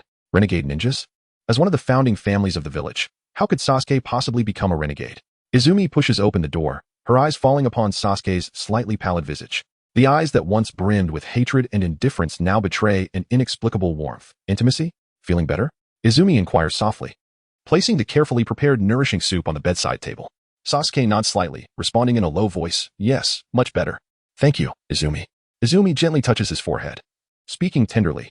Yes, the fever has subsided. You should be fine now. Indeed, my physical condition is stable, and the pain has diminished, Sasuke states, glancing at the spot on his shoulder where he was bitten last night, noticing that the peculiar tomo marks have vanished without a trace. What about that mark?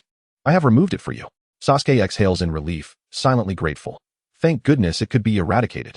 I still wonder whether that thing was saliva or some virus. It was utterly revolting. Recalling that moment sends a shiver down Sasuke's spine. That creature seemed less than human, more a monster concealed beneath a facade of flesh. Izumi, do you know about Orochimaru? A flood of questions fills Sasuke's mind. After the banquet last night, upon returning home, he found Orochimaru lurking in his room. Before he could react, he had been immobilized by a jutsu. Then, that wretched figure had extended its neck and bitten into his shoulder. Izumi begins to explain. Orochimaru, one of the legendary Sannin, was a disciple of the third Hokage. He once held significant prestige in Konoha, but after failing to become Hokage, he turned to forbidden jutsu, conducting human experiments on the village's ninjas in secrecy. When his actions were exposed, he defected. Now, that Sound Ninja Village is a new village he established himself. Sasuke's eyes sharpen, alertness flooding back. Orochimaru, does he seek my Sharingan? Izumi smiles gently, neither confirming nor denying, and poses a question in return. Did he say anything to you? Sasuke snorts dismissively, his tone laced with disdain. He mentioned that if I desired power, I should seek him out. How presumptuous. To think he, one of the Sannin, would ambush a mere genin, truly. Izumi interjects with a chuckle, the absence of ninja virtue. Yes, precisely. Sasuke, having witnessed the world, recognizes that both Izumi and Uchiha are exceptional talents. Not to mention Orochimaru. Even the third Hokage would not regard him highly. Furthermore, Izumi and Uchiha treat him as if he were family, and the surviving members of the Uchiha clan eagerly anticipate his restoration of their glory. He must be deranged to associate with a rogue ninja. Chapter 62, Breaking Through Izumi. Concerned that Sasuke might jeopardize Orochimaru's plans, thoughtfully advised him, be cautious moving forward. Cover the bite marks to feign the presence of the cursed seal, lest he bites you again. Orochimaru would likely sense the removal of the cursed seal, but he would probably only think it was sealed, never suspecting that someone could entirely eliminate it. Sasuke looked at her in confusion and said, why go through all this trouble? We could just eliminate that inhuman fiend. Izumi countered, he is an elite shinobi. It is not so simple to kill him. Sasuke shrugged, not bothering to argue further. Finish your soup and rest well. I'm fine. Kakashi mentioned he would teach me lightning release to help me improve. Izumi replied, you must drink your soup first. Sasuke gulped down the soup in a few swallows, wiped his mouth, and dashed away. Regarding Raikiri, Izumi had only seen it in the memories of Uchiha. As an S-rank lightning technique that combines changes in chakra form and nature, it is indeed a remarkable ninjutsu. For a novice to master it for practical use, not only must they meet speed standards, but also coordinate with the Sharingan. Sasuke's current speed was approaching that of Gai-sensei's normal level. The reason for his significant improvement was straightforward. He was the fastest in his class. With the enhancement of Greer energy to improve his physique, along with Uchiha's training and the Sharingan's ability to replicate Lee's movements, he was now well equipped to learn Kakashi's Raikiri. Kakashi's Raikiri does not require a sprint, but Sasuke had yet to reach that level and would have to rely on high-speed charges to increase the technique's penetrating power. Whether Chidori and Raikiri are the same ninjutsu remains unclear in Uchiha and Appo's memories. However, most people in their world believe that Chidori is an incomplete version of Raikiri, with similar penetrating power but inferior cutting ability.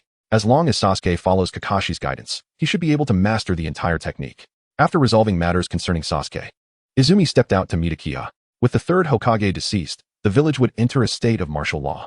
Uchiha and Izumi planned to find a secluded place to diligently train for a month before the war began. When Xiangling saw Izumi donning ultra-short shorts and ankle boots, her backpack stuffed with various alluring clothing and stockings, she couldn't and Appo's help but raise an eyebrow. What are you planning to do?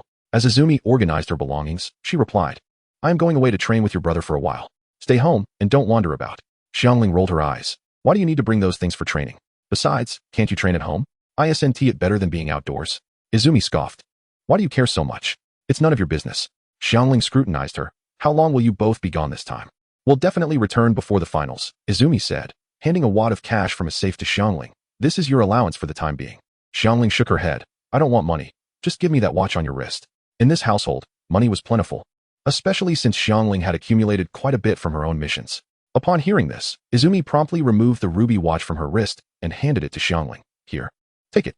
Xiangling's face lit up with joy. She had coveted Izumi's unique ruby watch since the previous night. Take care of the house, Izumi reminded her once more. Sure.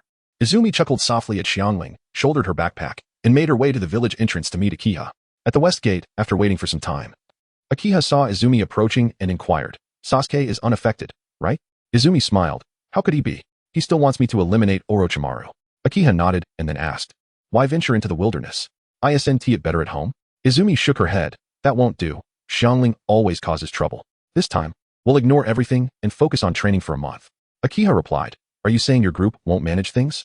Izumi quipped, if I, a president, have to work every day, what kind of president would I be? Akiha sighed, so where shall we go? We can't just find a random grove and start our training, can we? Izumi smiled alluringly. I know a splendid place. Where? It's a location where the 4th Hokage once trained. It features many caves, perfect for seclusion. Akiha and Appo's eyes widened in surprise, then he chuckled. You've even found a place. It seems you've been planning this for a while. Izumi winked proudly, indeed. It's not only tranquil but also quite rustic. My goodness, is this method truly legitimate? Izumi used to be so serious. How did she become so wild in just a few years? Though Akiha felt some internal dissent, his face was filled with anticipation. All right, just don't say you don't want to go when the time comes. I would do anything to go. As they conversed and walked, they soon left the confines of Konoha village, heading towards a distant range of mountains. After 3 days of arduous travel, they finally arrived at their destination, a secluded valley hidden among the mountains. It was indeed as Izumi had described, quiet and surrounded by dense trees, seemingly isolated from the world. The valley was dotted with numerous man-made caves of various sizes, ideal for concentrated training. See, I told you this place is great, Izumi exclaimed, pointing to a spacious cave, her eyes sparkling with excitement. Akiha surveyed the surroundings and nodded in approval. Yes, it's quite good. We will likely spend more and more time in seclusion, so let us make this our training ground. They immediately began to arrange their training space, unpacking various necessary items and essentials from their backpacks, organizing the cave meticulously. Once everything was set up, they officially entered a state of seclusion. Izumi seemed to unleash her true nature, exhibiting an array of bizarre movements and postures. Akiha, watching Izumi, couldn't help but ask, doesn't this feel uncomfortable? Do you think this is the right time to discuss such matters? We are practicing chi, not performing acrobatics. Enough with the chatter, just go for it. Akiha felt that he and Izumi were bound to become unorthodox practitioners. Who trains in such a manner? The Buddhist concept of breaking ignorance to establish a righteous path came to Akiha's mind, yet he believed that in this lifetime, he and Izumi would only manage to practice the joyful Buddha. However, beneath this seemingly absurd training, Izumi and Akiha were adhering to an ancient and profound method of cultivation, aimed at uniting body and mind in a state of ultimate harmony to unlock human potential and attain transcendence. Despite its unconventional appearance, the core principle remained rooted in embodying the universe within oneself. In the cave's dimness, their breaths gradually deepened and lengthened.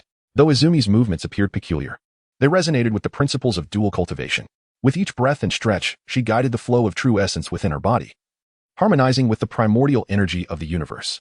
Initially astonished, Akiha soon became immersed in this unprecedented training experience. He realized that this might be the key to accessing a higher level of power. He began to focus intently on each breath and movement, striving to synchronize perfectly with Izumi's actions. They disregarded the distractions of the outside world, wholly dedicating themselves to their practice. According to the 9 transformations of the heart, a woman's body is entirely yang, possessing only a trace of true yin. After absorbing a significant amount of true yang energy, Izumi felt as if her body was ignited. Conversely, a man's body is entirely yin, with only a trace of true yang. After absorbing a considerable amount of true yin energy, Akiha felt as though he had plunged into the depths of the underworld. Akiha, Izumi snapped back to reality, screaming excitedly, hang in there. We are about to break through. Originally, it was believed that it would take 3 years to complete a transformation, yet unexpectedly, only 1.5 years had passed, and they found themselves on the threshold of a breakthrough. In the next moment, the cave erupted with brilliant light, and a 3-foot square yin-yang fish pattern materialized above their heads. The yin-yang fish pattern slowly rotated in the air, emanating a soft and mysterious glow that cast an ethereal illumination throughout the cave. Qiu Yi and Quan Mei exchanged a glance, each reflecting disbelief and exhilaration in the other's eyes. The manifestation of the yin-yang fish signified that their cultivation had reached a significant milestone. Soon thereafter, a black fluid began to seep from their skin. Qiu Yi frowned slightly. This was not the toxins and impurities of the body, but rather the gateway of chakra.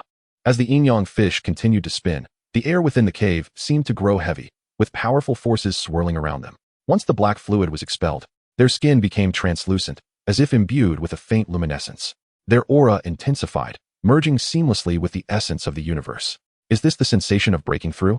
Xiaoyi murmured, feeling the vital energy of the cosmos continuously flowing into him, his power ascending relentlessly, as if to shatter some shackles and reach an entirely new realm.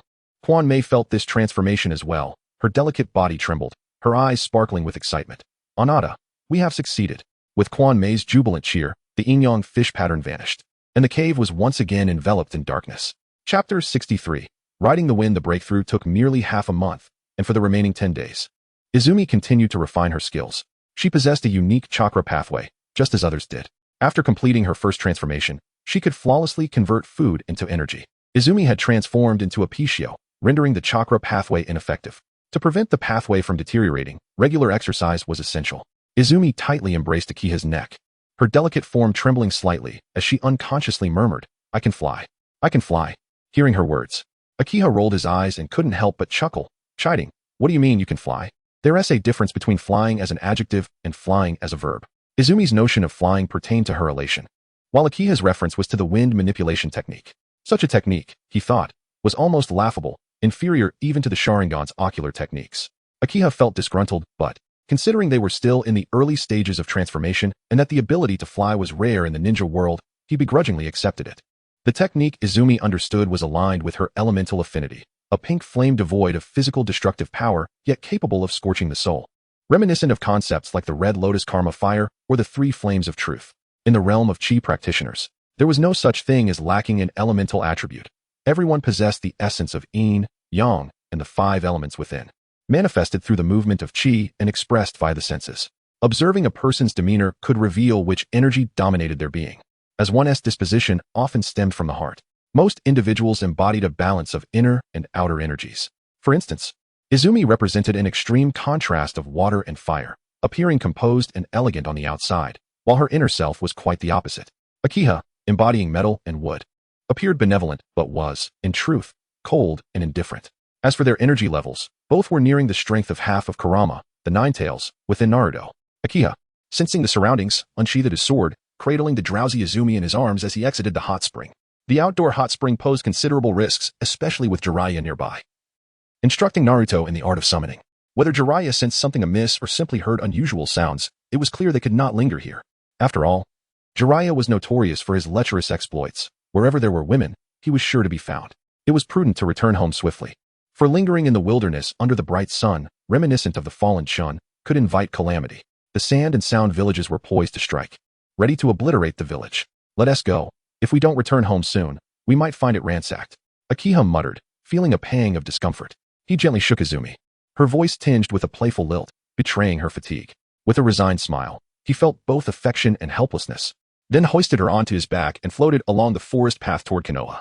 Ever since Akiha and Izumi departed, Xiangling had been living in a state of trepidation. For reasons unknown, strange figures had been lurking around her home. Their movements were erratic and elusive, particularly one individual who instilled a deep sense of dread within her. The chakra of this mysterious figure was immense, emanating a chilling aura that weighed heavily upon her. Each time this person approached, an invisible pressure bore down on her, nearly suffocating her. Feeling helpless, Xiangling ultimately decided to pack her belongings and relocate to the Konoha Tower Hotel. However, she was utterly unprepared for the fact that the persistent, bothersome figure had followed her like a ghost to the hotel. Fortunately, the hotel was guarded by elite ninjas, and perhaps due to their presence, the figure refrained from causing any disturbances within the premises. Despite this, her heart remained unsettled, a lingering fear gnawing at her. Sitting in her room, she clutched the hem of her clothing, her brow furrowed as she pondered her next move. Should she inform the third Hokage? If she did, would it invite unnecessary trouble?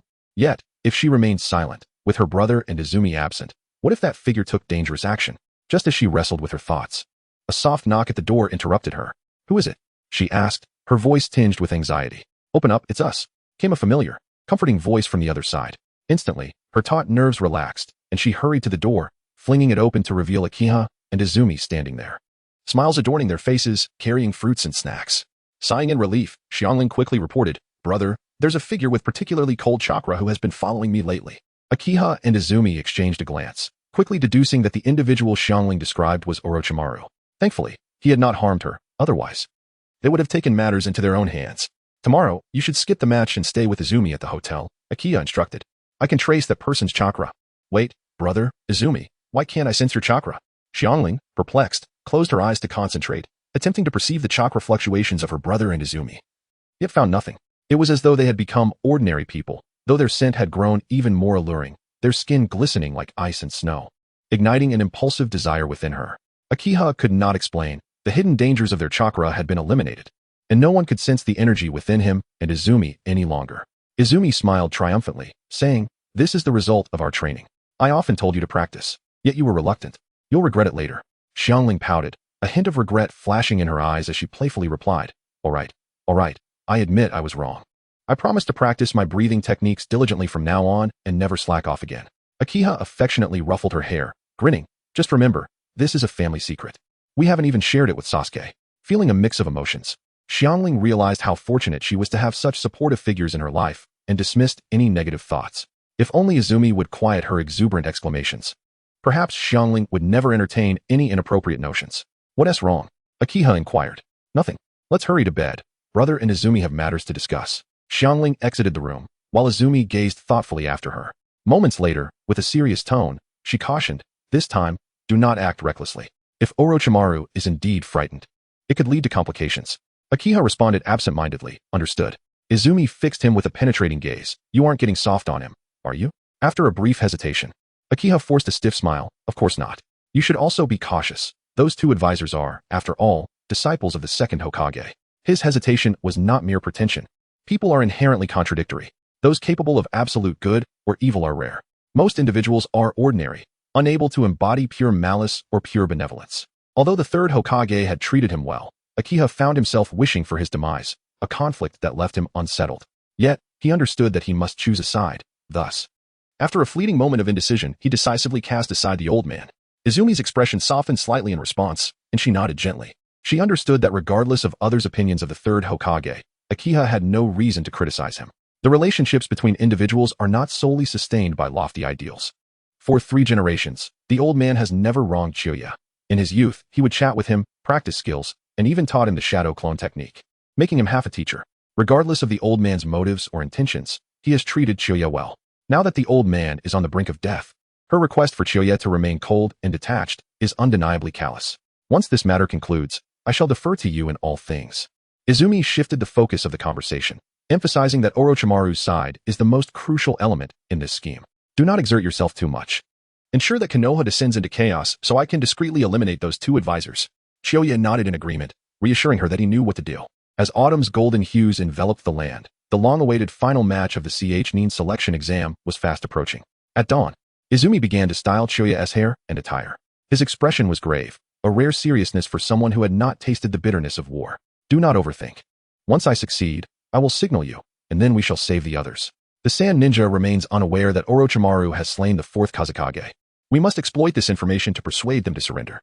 This way, the village's losses will be minimized. Chuya cautioned, "If F4 perishes, so be it.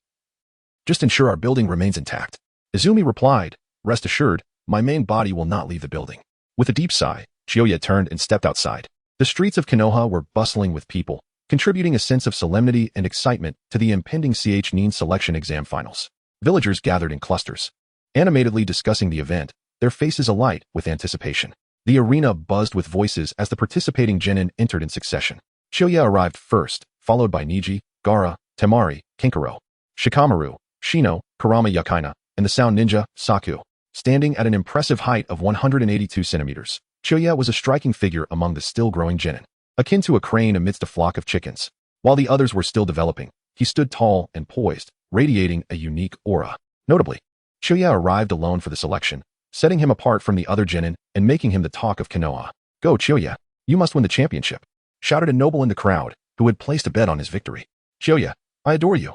a blushing girl exclaimed. "Wow, he's so handsome. Is he really a man?" Another girl mused dreamily. Even with his past experiences, the enormity of the occasion made Chuya feel a hint of shyness. Yet, his extraordinary mental fortitude soon steadied him.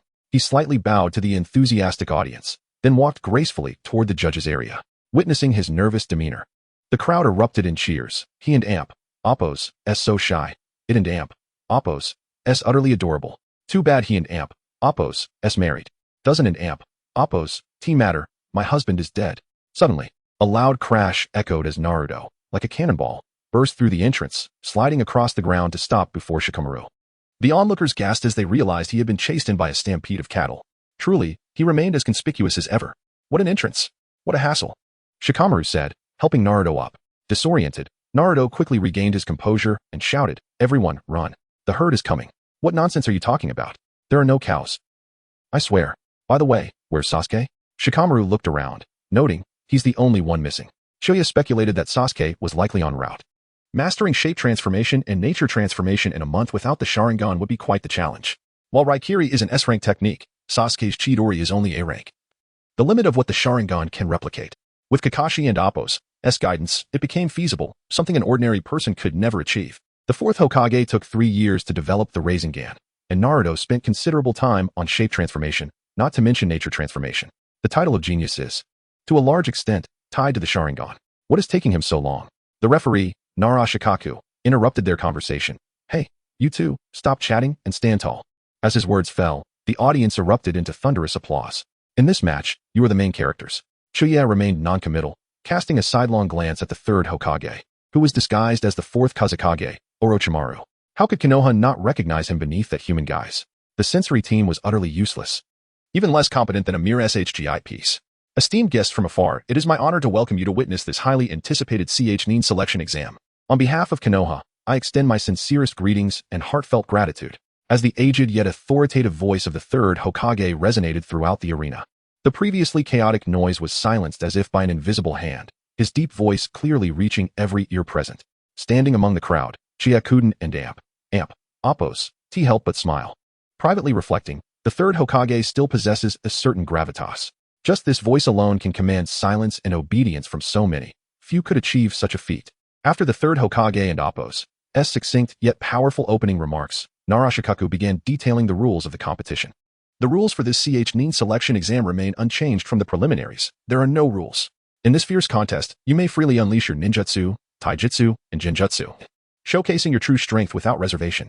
The match concludes only when one party is dead or voluntarily concedes. Furthermore, as the referee, should I determine the outcome, I will intervene without hesitation. Any resistance will be deemed a violation and punished. Do you understand? Upon hearing this, Naruto hesitated, raising his hand as if he wished to speak, but then hesitated. Nara Shikaku turned his gaze to Naruto, asking, "What is it?" Naruto replied, Sasuke still hasn't shown up. What do we do? Should he not arrive by the time his match begins, it will be counted as a defeat, Nara Shikaku replied calmly. Now, for the first round, Uzumaki Naruto and Hyuga Neji will remain to prepare for their match. The other contestants may wait in the rest area. Chapter 64. Calamity. The Abyss possesses 9 variations, drawing from the numerical significance of 9 and 3. An overflowing expanse of water, indiscriminate in its inundation, culminates in the formation of a profound chasm. An abundance of 3 portends misfortune, while 4 breeds trepidation. Indeed, the fates of the 3rd and 4th generations were less than felicitous. Why did Orochimaru assassinate the 3rd Hokage? At first glance, it seems unfathomable, considering the 3rd had spared him in the past. The Hokage's mantle held less allure for Orochimaru than one might surmise. However, Orochimaru embodied the sentiment. I may not covet it, but it is not yours to deny me. As Akiba ascended the spectator platform, he discerned 2 figures subtly converging upon him from either side. These individuals appeared as mere onlookers, yet their energy signatures betrayed their extraordinary nature. With the dissolution of the Umbu, covert operations necessitate transformation techniques for most ninja. Orochimaru's Sound 4, similarly disguised as Sand Village guards, brazenly perched atop the high platform. My eyes possess the acuity to discern one's inherent potential. Destiny preordains one's path from birth. Those destined to become Hokage are innately endowed with this fate. The Hokage's mantle is not attainable through mere diligence. Such is the decree of fate. Mortals subsist within the confines of their immutable destinies, yet one fate unites all: death. Below, Naruto's brother-in-law expounded upon his doctrine of predestination, each word a veritable pearl of wisdom, an undeniable truth. Not only in this world, but even in China of yesteryear. How many truly command their destinies? The common folk are devoid of agency, often unaware of how they are chosen, oppressed, and liberated. Their lives are consumed by toil, with simple deliberation exhausting their meager reserves of morality and vigor. But what of it? Naruto wiped the blood from his lips, a resolute and confident smile gracing his countenance. I shall not yield so easily. Akiba responded with a subtle smile. The Tao aligns with the heavens. Destiny is mine to shape. Cough, cough. Hinata, witnessing Naruto's setback, grew anxious, exacerbating her old wounds and causing her to cough up blood. Beside her, Kiba patted her back with concern. Coughing blood. Have the injuries from the preliminaries relapsed? Hinata, rally yourself. Hinata coughed again, her body swaying before collapsing against Kiba. Hinata. Kiba cried out in alarm. Allow me to examine her. Kabuto emerged from the shadows with feigned altruism, his intentions less than honorable, ostensibly to administer aid. Kabuto, yet to expose himself, could brazenly appear in the audience. Akiba intercepted him, raising a hand to halt his advance, while the other hand emitted a verdant glow. To Kabuto's astonishment, he pressed his verdant palm against Hinata's chest. The pertness, the tactile sensation, the princess's development is rather precocious. In all sincerity, this is a legitimate sage art, mystical palm technique. Its application to the chest is a standard therapeutic procedure, a fact Kabuto can attest to. Regardless of technique, the therapeutic efficacy is unparalleled in the ninja world. Were it not for his lackluster naming sense, he would have long since renamed the mystical palm technique. Under Akiba's ministrations, Hinata's complexion improved visibly. Her pallid countenance swiftly regained its former rosiness. As Hinata's eyelids fluttered, Akiba ceased the palm technique, retracting his hand discreetly. Hinata, how do you fare? Kiba inquired. Much better. Thank you, Akiba-senpai. Remarkable. Kabuto murmured in admiration, witnessing Hinata's rapid recovery. Akiba maintained a detached demeanor, desiring no interaction with Kabuto. He was not Itachi, who, despite his ruthless disposition toward his parents, harbored affection for Kabuto. Should Kabuto dare expose his espionage, he would meet his end there. Among ninjas, there are only errors of execution, never wrongful deaths. Oh, Naruto seems to have prevailed. Kiba Inuzuka exclaimed as the battle below concluded. Niji's words rang true. Some things are indeed predetermined. It was not his fault he could not defeat the plot-armored Naruto. Akiba closed his eyes, sensing that the Nine-Tails energy within Naruto surpassed his own. If fully unleashed, it would pose a formidable challenge, even for him. Hand-to-hand combat with tailed beasts is too strenuous. The Uchiha bloodline is necessary for suppression. What a remarkable fellow. I never expected the demon fox to actually win. The audience erupted in thunderous applause. Even Ebisu, who loathed Naruto, joined in the ovation. Thank you. Naruto cavorted in the arena, showering the audience with flying kisses. Akiba, observing Naruto's vibrant figure, furrowed his brow slightly. This meticulously orchestrated scene, woven by fate, felt devoid of authenticity. With the conclusion of the first match, the second commenced, Shikamaru versus Temari. The battle was protracted but enthralling, with each move calculated 3 steps ahead. Aside from the Uchiha, only the Nara clan possessed such acumen. However, the Uchiha rely on their eyes, while Shikamaru relies on his intellect. By the time the Shikamaru couple concluded their battle, the sun had shifted considerably. Sasuke and Kakashi, the duo of posturing kings, arrived with dramatic flair. Their entrance marked by high-speed body flicker techniques. The third match pitted Gaara against the sound ninja Zaku. In the original timeline, Gaara's first-round opponent was Sasuke. However, circumstances had changed. Witnessing Gaara transform into a sand sphere, Akiba's pupils contracted. Why is he summoning a divine beast already? The timing is off. Akiba realized that the chunin exams had been thoroughly disrupted. Orochimaru's scheme was to exploit Shikaku to obliterate Konoha. In the original timeline, Sasuke's interruption of Gaara's incantation disrupted Orochimaru's plans. Sasuke was never the linchpin of this conflict. Gaara was. At that moment, the audience noticed white feathers, like snowflakes, descending from the sky. These feathers induced drowsiness. Swoosh, swoosh, swoosh. A series of rapid sounds pierced the air as dozens of figures shed their disguises, leaping from the audience and attacking the Konoha ninja who had succumbed to the genjutsu. The remaining jonin and elite chunin in the audience wore expressions of grim determination. This sudden turn of events had exceeded everyone's expectations. Simultaneously, Orochimaru, disguised as the 4th Kazekage, initiated his assault. Begin. With this command, the Sound Four, concealed behind Orochimaru, swiftly discarded their disguises. Finally, we can dispense with the charade. Now, let the mayhem commence. The 4 hurled smoke bombs at the 3rd Hokage, then dashed forward like lightning, exploiting the element of surprise and the cover of smoke to severely wound the 3rd Hokage's soul guard, Reito Namishi. Akiba charged toward Gaara, intent on preventing his transformation. Bang! The sand sphere surrounding Gaara shattered, unleashing a cloud of dust. Amidst the swirling sand, a colossal, dozens of meters tall tanuki covered in cursed seal markings materialized in the center of the arena. Gaara emerged from Shikaku's head, his expression bloodthirsty, his eyes wild and deranged. He swiftly formed hand seals, chanting, fake sleep technique. As Gaara fell into slumber, Shikaku and Appo's starry eyes swiveled. Yahoo! I and Appo's am finally free. The sand sculpture Shikaku roared with laughter, its jubilant voice piercing the heavens. Chapter 65. Belief in the 3 generations. What manner of monster is this? Someone cried out in terror, their voice brimming with astonishment. The tailed beast. The Jinchuriki of sand. Another person gasped, trembling uncontrollably. What? The crowd around them displayed expressions of sheer horror upon hearing the name. Quick, block it. Otherwise, the village is doomed. Amidst the chaos, someone shouted, attempting to organize a defensive force. Shikaku suddenly appeared in the arena, causing Konoha to descend into pandemonium. Upon receiving the signal, the Sand and Sound Alliance outside began to summon giant serpents to assault the village walls. This war had erupted so unexpectedly that even those uninformed, including Akiha, were caught off guard. At that moment, Might Guy noticed a commotion near the third Hokage. Kakashi, that's... Oh, Orochimaru. Is the third going to be alright? Guy, focus on the present. That is the strongest third Hokage in history. Have faith, Kakashi responded decisively, issuing commands. Team 1. Protect the daimyo. Team 2. Follow me to assist the Hokage. Team 3. Lead the civilians to safety. The Konoha ninjas quickly responded, forming makeshift combat groups to fend off the encroaching enemies while guiding ordinary citizens to safety. Kakashi, what is happening? Sasuke inquired, bewildered. He had intended to showcase his abilities during the exams, only to find the arena engulfed in chaos. Kakashi's expression grew grave. The chunin selection exam has concluded. We now face war. Sasuke, keep your distance. This battle is beyond what you Genin can handle. Don't be in the way.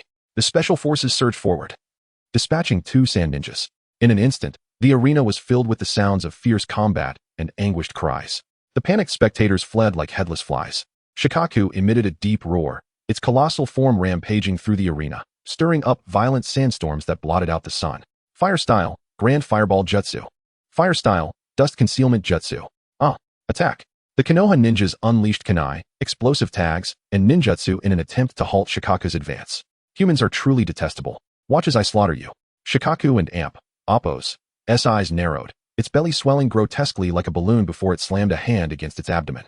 Wind style, Vacuum Sphere. Shikaku opened its exaggerated mouth, unleashing a powerful surge of energy that formed a colossal, transparent wind sphere.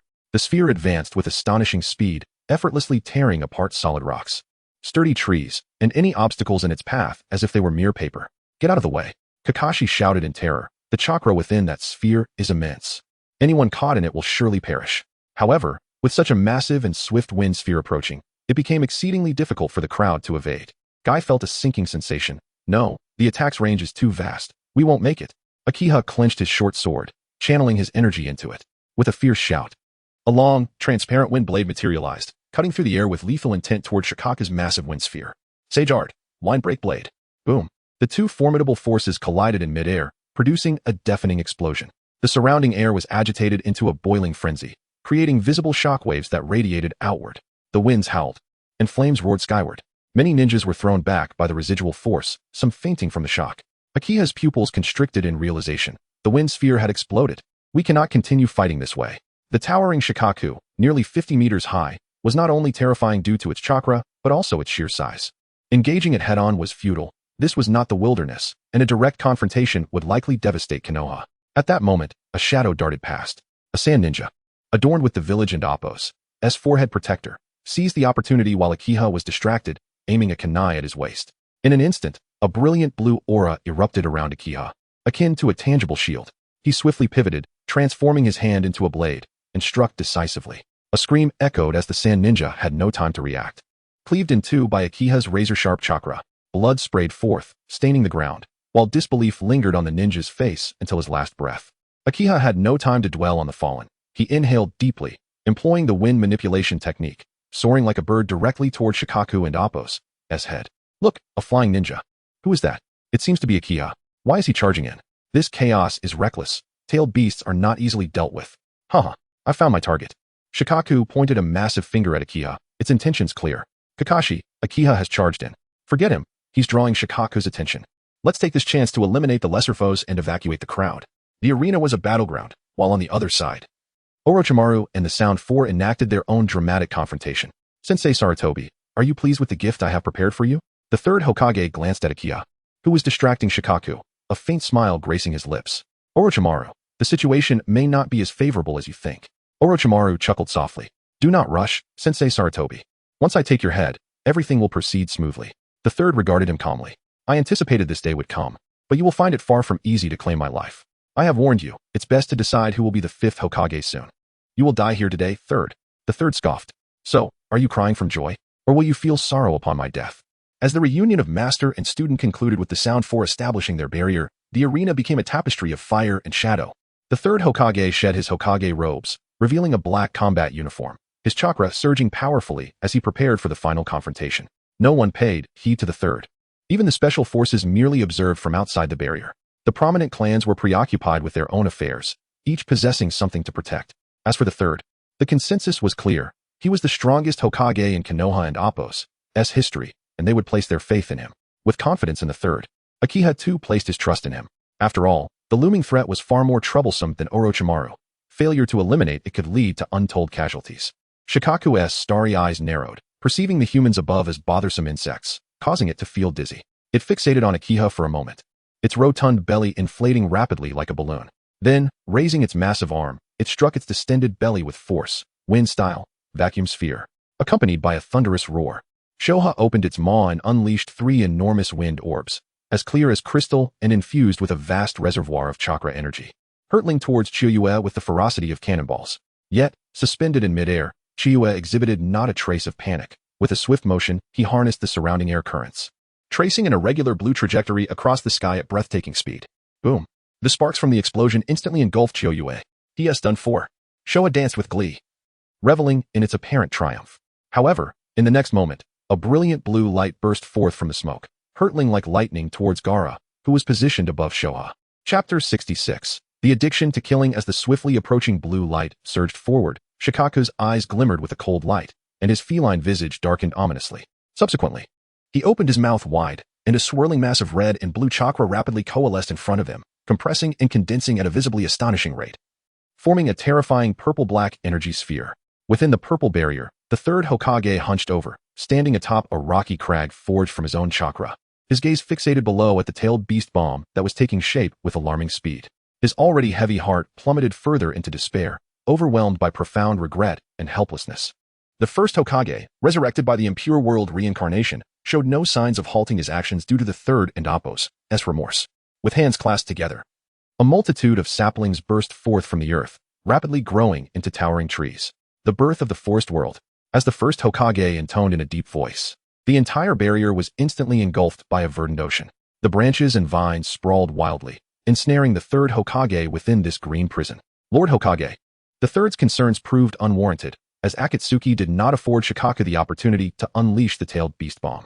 In midair, the blue light halted abruptly, and the black iron spike, forged from Yin-Yang release, in Akatsuki and Appo's hand streaked through the air, piercing Gaara and Appo's body. Gaara let out a chilling wail, his eyes snapping open as he was jolted awake from his slumber. Simultaneously, Shikaku's eyes, once shimmering with mysterious starlight, suddenly dulled, as if stripped of vitality. The tailed beast bomb he had been conjuring began to fracture, disintegrating into countless tiny shards that scattered into the air. Damn it, I finally made it out. Boom. The massive form of the sand raccoon cat shattered into innumerable grains of sand, cascading downwards. Gaara. In the distance, Temari and Kankuro watched the scene unfold, their expressions filled with rage as they raced towards Gaara like arrows released from a bow. Stop. You are no match for him. Retreat. Their mentor, Maki, attempted to intercept the impetuous siblings. Your opponent is me. Inazuka Kiba, with a mouthful of kunai, positioned himself before Maki. Maki, you assist Temari in reclaiming the Jinchuriki. I shall handle this. Meanwhile, from a distance, observing the evolving situation, Kabuto marveled inwardly at the spectacle of Shikaku's disintegration. Truly remarkable, even the one tail. Suddenly, Kakashi appeared behind Kabuto without warning, his voice calm and steady. The one who just utilized the Jinjutsu was you, wasn't he it, Kabuto Yakushi? Taken by surprise, Kabuto paused momentarily but quickly regained his composure. Adjusting his glasses, a subtle smile graced his lips. Ah, truly deserving of the famed copy ninja Kakashi. You found me so swiftly. The howling wind swept through, the tense atmosphere of the battlefield nearly solidified. The stalemate of the conflict shifted dramatically with the unexpected collapse of Shikaku. The tides of battle reversed abruptly, swinging the scale of victory towards Konoha. In a corner of the battlefield, Akatsuki and Appo's figure advanced towards Gaara like a harbinger of death. The Sand Ninja, determined to reclaim their Jinchuriki, unhesitatingly abandoned their foes, charging recklessly towards Akatsuki. Faced with the encroaching Sand Ninja, Akatsuki displayed no sign of retreat. In a flash, he darted into the enemy ranks, his short sword gleaming in the sunlight, moving with astonishing speed. Blue light flickered, blood sprayed. Akatsuki's movements were precise and fluid, each strike targeting the enemy's vital points, offering them no chance to retaliate. In that moment, he resembled an efficient killing machine. Wherever he went, the Sand Ninja fell like harvested grain. The rush of killing seemed to ignite an insatiable craving within him, accompanied by a thrill of destruction. That sensation was akin to tearing apart sheets of white paper in his childhood. Akatsuki licked the warm blood from his hands, a peculiar exhilaration glimmering in his eyes. Temari and Kankuro, witnessing Akatsuki's lethal prowess, broke into a cold sweat. This individual was not only absurdly strong, but relished in slaughter. A veritable nightmare for Sunagakure. At that moment, Gaara lay on the ground, barely clinging to life, his gaze fixed on the approaching Akatsuki. Filled with an overwhelming fear of death, my existence will not vanish. Blinded by rage, Akatsuki disregarded this, thrusting his short sword unhesitatingly towards Gaara's heart. A sand-formed shield instinctively rose before Gaara. Akatsuki was taken aback. It can still move? Sand binding. The sand quickly ensnared Akatsuki's legs. Then the sand ninja surged forward in a frenzy. The blue light created an afterimage, tracing an irregular path around him, as blood rained down upon Akatsuki. Kankuro and Temari, using the cover provided by their fellow sand ninja, seized the opportunity to rush to Gaara's side. Temari held her iron fan before Akatsuki, her face resolute. Kankuro, you take Gaara and flee. Kankuro, Temari quickly go. Kankuro cast a sorrowful glance at Temari, hoisting Gaara onto his back as they fled towards the village outskirts. Don't even think about escaping. The second pillar immediately pursued. Wait, Sasuke. At that moment, Naruto also approached Akatsuki. Akatsuki, will Gaara die? Having keenly observed the battle, Naruto, empathizing with Gaara as a fellow Jinchuriki, wished for his survival. Akatsuki regarded Naruto, halting his pursuit and regaining a semblance of reason. What is it you wish to say? Naruto hesitated. Nothing, I just feel a bit sorry for that guy. Akatsuki fell silent.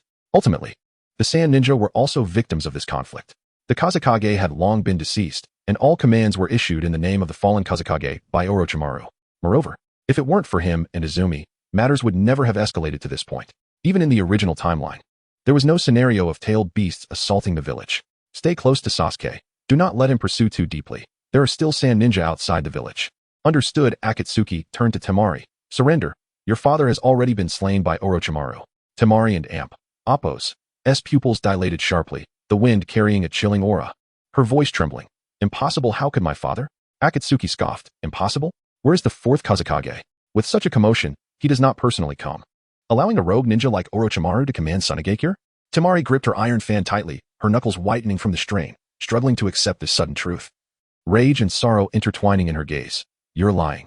That bastard Orochimaru could never kill my father. Akatsuki's gaze was cold and calm, his words cutting like ice. Whether you believe it is your choice. The advantage is mine. I have no need to waste words. Tell Maki, surrender, or I will eliminate you all. Temari bit her lip, the internal struggle and unwillingness nearly tearing her apart. She knew that with just herself and the remaining Sand Ninja, they could not possibly withstand Akatsuki. Regardless of the truth behind Akatsuki's claims, Sunagakure was destined to lose this war. Suddenly, from the direction of the Konoha building, a dazzling red light shot into the sky. Akatsuki breathed a sigh of relief. The red flare was a signal from Izumi, indicating she had successfully dealt with the two advisors.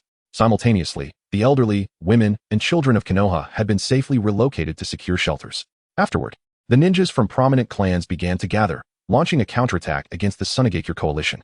Chapter 67. Nothing will remain within the confines of the Four Purple Flames formation. The third Hokage summoned the Shiki F gene, preparing for a mutual demise with Orochimaru. Age had taken its toll on the third, causing a significant decline in his chakra. To successfully seal the souls of the first and second Hokage, he was compelled to employ the shadow clone technique, distributing his dwindling chakra evenly between two clones. The technique was not a mere illusion. As the third lost visibility within the barrier, those outside could only perceive an impenetrable darkness. This was an illusion designed to obscure vision, yet the third managed to sense the reanimated first and second Hokage. Sealing.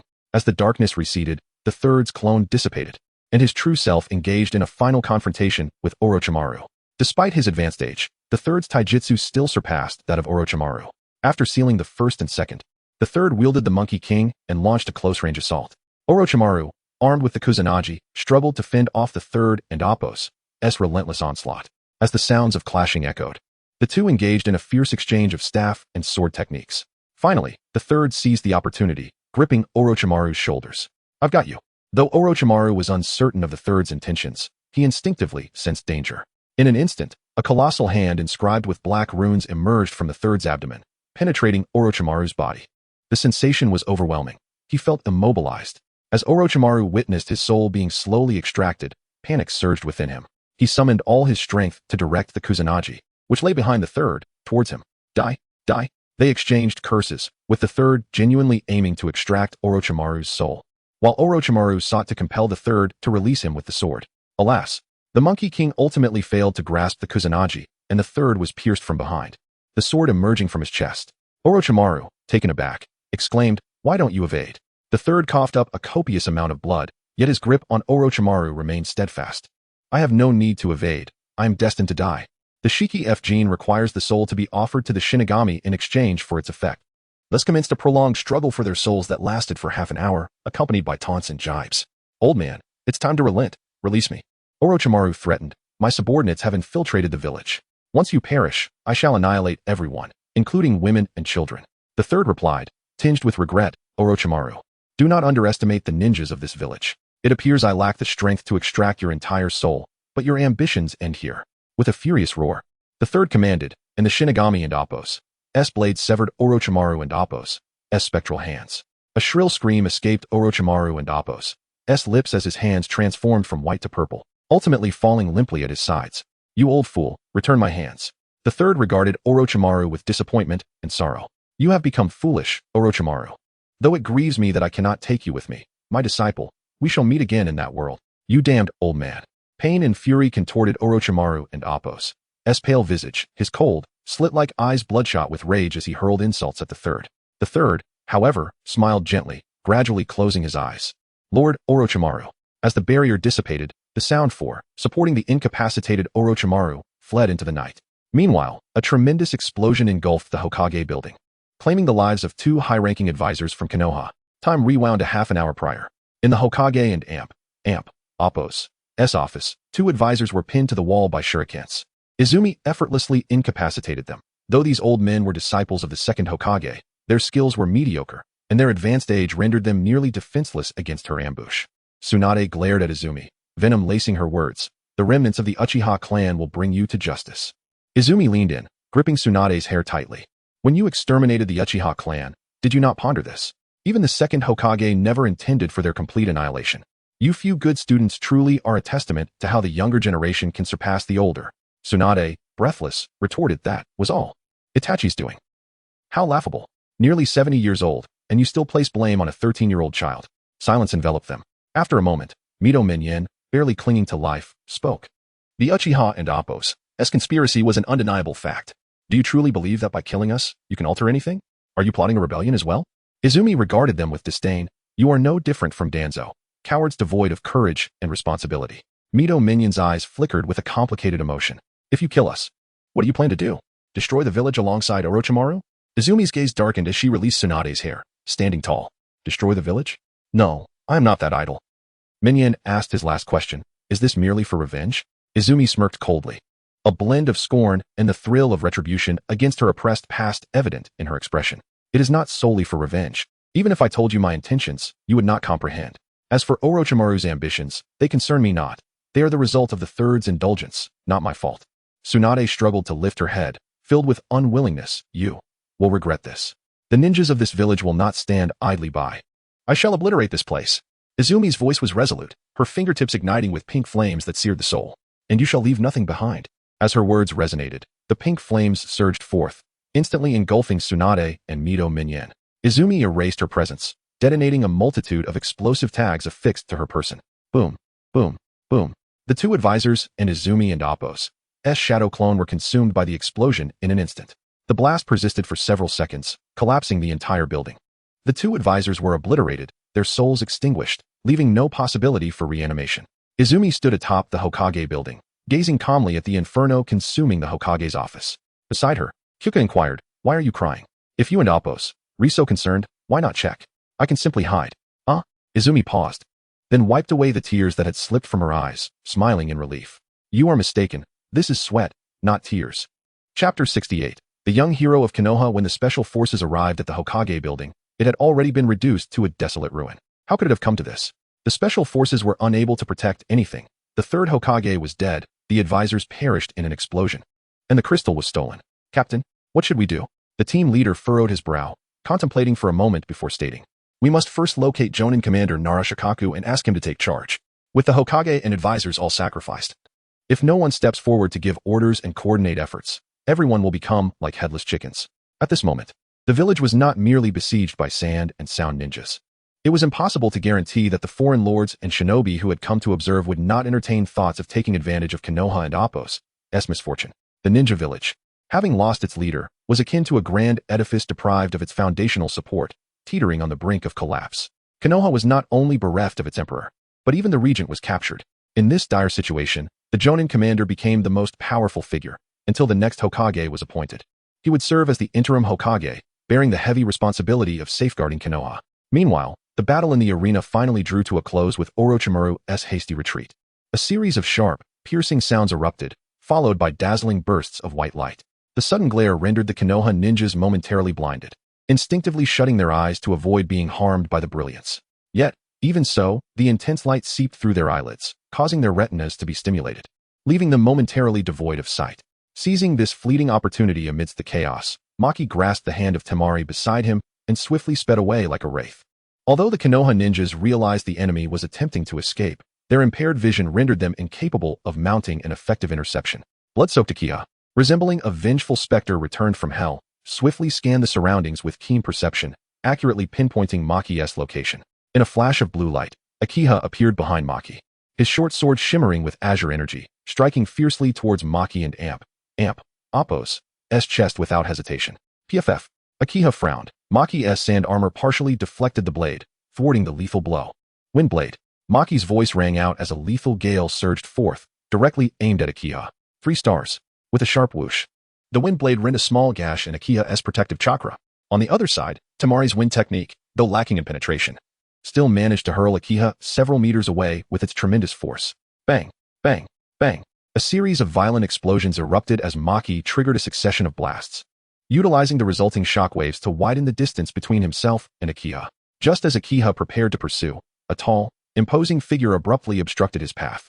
Calm down, Akiha. The sand ninjas have fully surrendered, stated Mike Guy with a serious expression. Upon hearing this, the bloodlust in Akiha's eyes gradually faded, and he lowered his sword, allowing Maki and Temari to escape. This sudden assault resembled a summer storm, striking abruptly and departing swiftly. The battlefield, once filled with the clamor of battle cries and clashing metal, fell into a profound silence, leaving only scars and devastation in its wake. Akiha followed several Jonin up to the rooftop where the third Hokage lay. Indeed, as a master of his craft, his control over power was unparalleled, despite the fierce combat. Neither the building nor the roof had collapsed. The third Hokage's face retained a serene smile even in death, with his abdomen torn open, revealing the black swirling seal beneath. This man, who had governed Konoha for decades and was known as the ninja scholar, had sacrificed his soul to seal away Orochimaru's hands. The group regarded the third Hokage's body in silence. After a long pause, Asuma knelt to embrace the third's lifeless form and departed quietly. Akiha, feeling a sense of disinterest, turned to leave. As night descended, Akiha reclined in a bathtub, allowing Izumi to tenderly caress his weary body. The gentle ripples of water contrasted with the haunting memories of the day's carnage echoing in his mind. Losing control at the sight of blood had been a flaw from his previous life. In that life, whenever he fought, the mere sight of red would send him into a frenzy, mercilessly beating his opponent. To his dismay, he found himself plagued by a similar flaw in this life. Whether bloodthirsty or murderous, such tendencies were hardly commendable habits. Fortunately, Izumi, being somewhat of a pervert herself, seemed unperturbed by his sanguinary proclivities. How does it feel to take revenge? Not bad, Izumi replied, her words slurred and off-topic. Akiha inhaled sharply, his thoughts drifting far away. The next morning, Konoha held a solemn memorial service. There were no victors from the previous day and Appo's conflict. The Sound ninjas faced utter annihilation, with only 4 fleeing alongside Orochimaru, while the rest were exterminated. The leader of the Sound, Orochimaru, had vanished without a trace. The invading Sand ninjas suffered catastrophic losses, with only a handful escaping. Most of the survivors were imprisoned in Konoha and Appo's dungeons, awaiting emissaries from the Wind Country and Sand Village for negotiations. Konoha, too, bore a heavy toll. The controversial third Hokage had been slain by Orochimaru, and both advisors were turned to ash in the explosion at the Hokage building. The casualties among the mid-level ninjas were significant, and the northern city wall had been largely destroyed. The village of Konoha, aside from the core buildings remaining relatively intact, saw most of its areas suffer varying degrees of damage. Even Izumi, who had avenged herself, found little joy in the aftermath. Otherwise, she wouldn't have indulged so excessively the previous night. When girls were upset, they often sought solace in fine delicacies. Shikaka stood before the third Hokage and Appo's tombstone and softly proclaimed, "We gather here to hold a funeral, mourning the brave souls lost in this war, including the third Hokage and other heroes. The expressions of the clan's jonin were somber, akin to those mourning a father. Akiha felt no stirrings of emotion within. In fact, he nearly laughed. Why the sorrow? Why didn't you support the third Hokage yesterday? 1-4 Purple Flames formation wouldn't have been beyond your capabilities. Would it? Life is but a play, reliant on performance. Observing this assembly, Akiha felt he had much room for improvement. While others battled minor foes, he had faced tailed beasts unarmed. Many began to draw comparisons between him and Minato, which was hardly a development he welcomed. If only he could inherit Minato's power. He might accept such a fate. However, it was clear these individuals had no intention of granting him such authority. They hastily awarded him an honorary title and dismissed him. The young hero who saved Konoha? The last young hero to save Konoha had not lived to see 25, and he had perished alongside his wife. As rain began to fall from the heavens, Asuma, mourning his deceased father, looked skyward and lamented. Is even the heavens weeping? The heavens showed him no mercy as the sun quickly reemerged. Shortly after the memorial service concluded, the Jonin gathered in the Konoha mansion and Appo's conference room to confirm the selection of the next Hokage. Lord Jiraiya, you are one of the legendary Sannin, renowned for your prestige and exceptional strength, and a disciple of the third Hokage. You are the best candidate to inherit the title of Hokage. However, Jiraiya shook his head in refusal, saying, my temperament is ill-suited for the role of Hokage, but I do have a candidate in mind. Shikaku inquired who. Tsunade smiled, remarking that she would be far more suitable for the role of Hokage than his own languid disposition. The elite shinobi exchanged glances, contemplating her words before nodding in agreement. Indeed, Tsunade was an excellent candidate, being the granddaughter of the first Hokage, the disciple of the third, and one of the legendary Sannin. Her heritage, prestige, and prowess were beyond reproach. Jiraiya stated, I shall hasten to bring Tsunade back. In the meantime, I entrust the affairs of the village to you all. Kakashi slightly inclined his head, assuming the mantle of acting Hokage, and issued orders. The village will enter a state of heightened alert. Inform the diplomatic missions of all nations to return promptly. Remain vigilant regarding the movements of our adversaries. Assemble personnel to patrol the borders, ensuring no incursions from hostile nations. Furthermore, we must expedite the reconstruction of the Hokage building and restore other damaged structures within the village. As for the financial matters, I shall engage the daimyo for further discussions. In these extraordinary times, I ask for your unwavering cooperation. Understood. The elite shinobi dispersed, each attending to their respective duties. Though Konoha had suffered significant losses, under Kakashi's guidance, order was swiftly restored. In terms of intellect, even the combined wits of F4 would struggle to rival his. The demise of the advisor, paradoxically, proved to be a boon for Konoha. With the constraints of the advisor no longer in play, efficiency soared. Chapter 69. The tale of Kurizetsu's maternal rescue. The restoration efforts in the Hidden Leaf Village were in full swing, with citizens diligently engaged in rebuilding their homes and repairing damaged facilities. In stark contrast, Akiha and Izumi were leisurely lounging at home, their poker cards snapping rhythmically. The sun shone warmly, and a gentle breeze wafted through the air. Akiha reclined languidly on a bench in the corridor, his head resting between Izumi's smooth, jade-like thighs. Bored and indifferent to the world around him, he yawned widely, seemingly oblivious to the bustling activity outside. Spending every day at home practicing together is quite dull. Akiha lamented. Hearing his words, Izumi paused momentarily in her grooming, but quickly resumed trimming his nails. With a nonchalant tone, she replied, What? Do you wish to go out and flirt with those widows? They merely want to take a picture and get an autograph. Why does it sound like flirting when it comes from you? Izumi let out a cold laugh and pressed further, an autograph? What do you plan to sign with? Hey, you woman, are you done yet? Don't move. Izumi smacked him lightly, insisting he stay still. Look, now you've made me cut too deep. She quickly set aside the nail clippers and took a handkerchief to gently dab the blood oozing from his finger. Gee, why are you so rough? I believe you did that on purpose, Akiha retorted. Such a small wound shouldn't even bleed. By the time blood flows, it would have healed already. I've heard that the Sand Village has sent envoys to seek peace. Huh, what did you say? I said the Sand Village is seeking peace. Peace for what? Surrender. Unconditional surrender. If they want peace, they must compensate the Leaf Village with dozens of tons of gold and pay war reparations. Otherwise, there's no discussion. The Leaf Village was now a melting pot, with countless individuals engaging in espionage under the guise of merchants. Akiha's recently exposed strength was evident to anyone who wasn't blind. With the death of the Wind Shadow and the absence of powerful ninjas in the Sand Village, the Leaf Village only needed to be firm. And the Land of Wind would undoubtedly pay. Izumi queried, but the money won in Appo's. Go to you. Why are you so invested? Akiha replied seriously. I have grown weary of this world and wish to hasten the process of transformation. Izumi frowned slightly. That one in Appo's. Be easy, will it? Akiha shrugged. What is so difficult about it? Gather farmers, build houses, repair roads and bridges, mine resources. First, we shall transform the Leaf into a true stronghold. And then we will eliminate those who obstruct us by force. Finally, We will gather all 5 major ninja villages and establish a rule that ninjas shall not partake in secular conflicts, allowing ordinary people in this world to truly be liberated. To control 100 miles is to wield power over the world. Izumi chuckled softly. A single-tailed beast bomb from the Ten Tails could obliterate your stronghold. Then we shall eliminate the Ten Tails. Besides, where's the Ten Tails now? Does Obito still wish for the Ten Tails? Once my and Amp, Oppo's, Tale of Kurizetsu's maternal rescue and Amp, Oppo's, becomes popular. Can Kurizetsu still mingle with the Akatsuki? You really wrote it? I printed 1 million copies and secretly distributed them to over a dozen countries.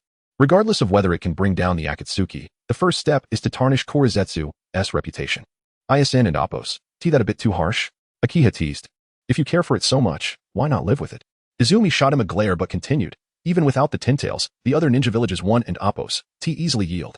With a fierce glint in his eyes, Akiha declared, kill 5, spare 5. If they resist, continue killing until they submit. Izumi regarded him with a mixture of concern and admiration. You have changed so much lately.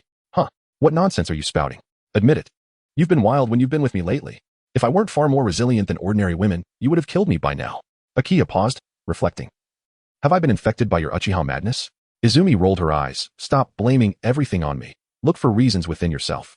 Not all ninjas are bloodthirsty. You, my dear, seem to harbor a bias against the people of this world. Akiha never denied this. It would indeed be strange if he bore no prejudice at all. Stop cutting.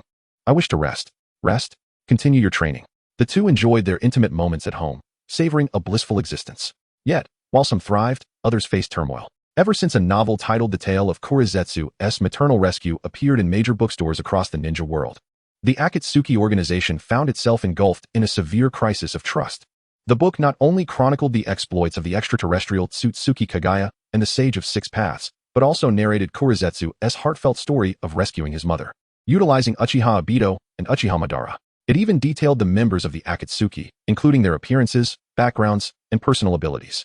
The author's intimate knowledge of such secrets left the Akatsuki members in disbelief.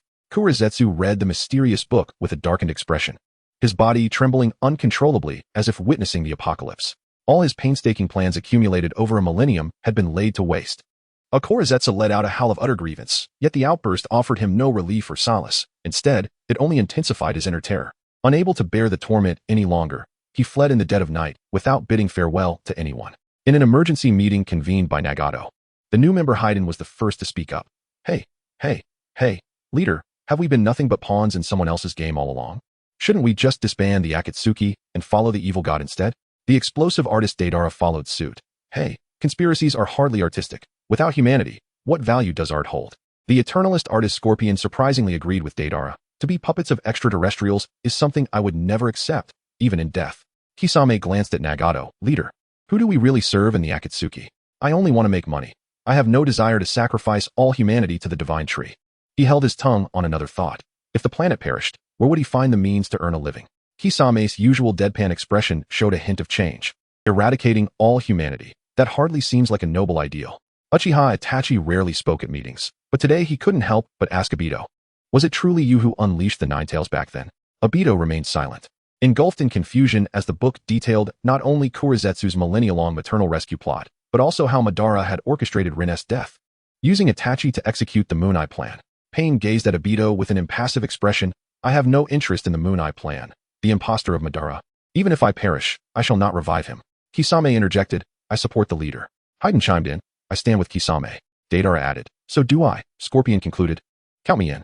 Itachi and Kisame remained silent, and Konan felt no need to express her stance. Obito spoke in a deep voice. You would turn against me over an anonymous novel? Konan coldly replied. Kurizetsu has already vanished. Do you dare claim you did not murder the original members of the Akatsuki? You also played a part in Yahiko's death. Although it was a novel, Nagato had examined his heart, confirming the presence of a cursed seal. The Akatsuki was Yahiko and Oppo's Akatsuki, not yours. If you wish to threaten us into complicity, dream on. Yahiko and Oppo's followers had sensed something amiss and sought to notify him, only to be intercepted and slain by Obito. Konan and Oppo's anger boiled as she learned of these events, wishing she could eliminate Obito on the spot. Obito remained silent, clearly acquiescing to the truth. Denial was futile, as the book had meticulously detailed his experiences and abilities, including the step-by-step manipulation of the long door, as well as assisting Itachi Uchiha in the annihilation of the entire Uchiha clan. Kakuza glanced at Pain and said, Leader, should we eliminate Tobi? Pain replied, You all must cease your activities for the time being. Be vigilant against this impostor posing as Madara. Chapter 70. The collapse. No one desires the annihilation of the world. Kurizetsu is far from human. Artists seek validation for their creations. Haiden demands followers or sacrifices. Kakuzu craves wealth, and Nagato aspires to dominate the world. Even Obito has never contemplated the sacrifice of all humanity. Faced with the unmasked murderous intent of the crowd, Obito deviated from his usual demeanor and solemnly declared, "Rest assured, Madara killed my comrades, and I will not assist him. Instead of worrying about me, you should contemplate your own predicament." Heh. The voice of Sasori dripped with heavy mockery. How laughable. The Uchiha hiding in the shadows, believing themselves to be clever, ultimately reduced to mere pawns for their enemies. One could not deny the admirable patience of Kurizetsu. Upon hearing this, Itachi and Obito and Appo's expressions darkened considerably. According to the accounts within the Black Book, the Uchiha clan had been ensnared by Kurizetsu's machinations since the time of the progenitor Indra. Deidara, with fury etched on his face, shouted at Pain, "Hey leader, Itachi is a spy. We must eliminate him at once." Pain responded with an impassive expression, "If you can manage it, feel free to act." Itachi's mental projection was the first to depart, followed closely by Obito. Itachi, a spy, and Obito, whose dreams lay in ruins. Before the meeting concluded, the Akatsuki had already splintered into 4 factions. Nagato, Konin, the art group, and the zombie group maintained their existing alliances, while Itachi and Obito were not yet ready to part ways, leaving Obito to navigate alone. As for Kurizetsu, deemed the enemy of mankind, anyone encountering him would undoubtedly take a kick at him. The impact of the Black Book upon Kurizetsu was undoubtedly the most severe. After hiding in the shadows for a millennium, on the verge of success, it was abruptly dealt a blow that nearly drove it to madness. That damned book. Had it borne a different title, it might have salvaged its situation. Yet, the cursed name drew the attention of the Akatsuki, leaving Kurizetsu with no time to respond. Now, with Nagato on guard, controlling him with the Rinnegan became exceedingly difficult. Even if Madara were resurrected, would he still execute the Moon and Appo's plan upon witnessing this? If this opportunity were lost, Kurizetsu would have to spend hundreds of years erasing traces and starting anew, a fate it would accept. But would the one who exposed it grant such a chance? The more Kurizetsu pondered, the more it spiraled into despair. Those who wrote and sold books deserved death. Nagato too found himself in a haze, grappling with the notion of being a mere pawn in the reincarnation of the Sage of Six Paths. The sage, unlike him, had chosen faith and love, while he had forsaken belief in favor of hatred. Itachi sat upon the jagged rocks by the sea, allowing the ocean breeze to tousle his long hair. The revelations of the Black Book reminded him of the night of the massacre. The mysterious figure from that time had similarly exposed Danzo's crimes. Could it be the same individual? After a 1 against 7, what are you planning next? Obito and Appo's voice interrupted his thoughts from behind. What about you? Do you still wish to follow Obito in executing the Moon and Appo's plan? Now that everyone was aware of their roles, the conversations became increasingly straightforward. Obito and Appo's eyes reflected a hint of confusion. That plan ISN and Appo's even a false dream. Is there any need to carry it out? His heart was a tumult of emotions. His former master was an illusion, and he found himself uncertain of whom to trust. Upon hearing this, Itachi and Appo's expression softened slightly. Where do you intend to go next? Will you ally with Nagato? Obito scoffed lightly. I and Appo's am uninterested in his ambitions. I would rather stay with you. You're a spy. He won't trust you. We are alike in this regard and can look out for one another. Itachi fell silent. Like him, Obito was a person without a place to belong. Obito had never considered returning to the Mist Village or Konoha. Now that Danzo, the 3rd Hokage, and the advisors were deceased, there was no one left to threaten Sasuke. His return would only cause trouble. As for dealing with Obito, he needed time to prepare. After their dialogue by the sea, Itachi and Obito resolved to temporarily join forces, both for self-preservation and the pursuit of truth. The secrets behind the Black Book extended far beyond what was known, and though Obito felt lost, his trust in Itachi remained inexplicably steadfast, forming a subtle bond between them. Unbeknownst to Obito, from the moment he laid eyes on Itachi, he had already fallen victim to the illusion of the Sharingan. Meanwhile, Nagato and Konin conspired in secrecy. The alliance between the Akatsuki and Obito had shattered. Their objectives diverged. Nagato and Konin sought peace, not destruction. Moreover, Obito had not denied his role in the deaths of the Akatsuki and Appo's initial members, indirectly causing Yahiko and Appo's demise. With such animosity, neither Konin nor Nagato could ever again serve Obito. From this moment forth, whenever the two sides met, it would undoubtedly result in a life-or-death confrontation.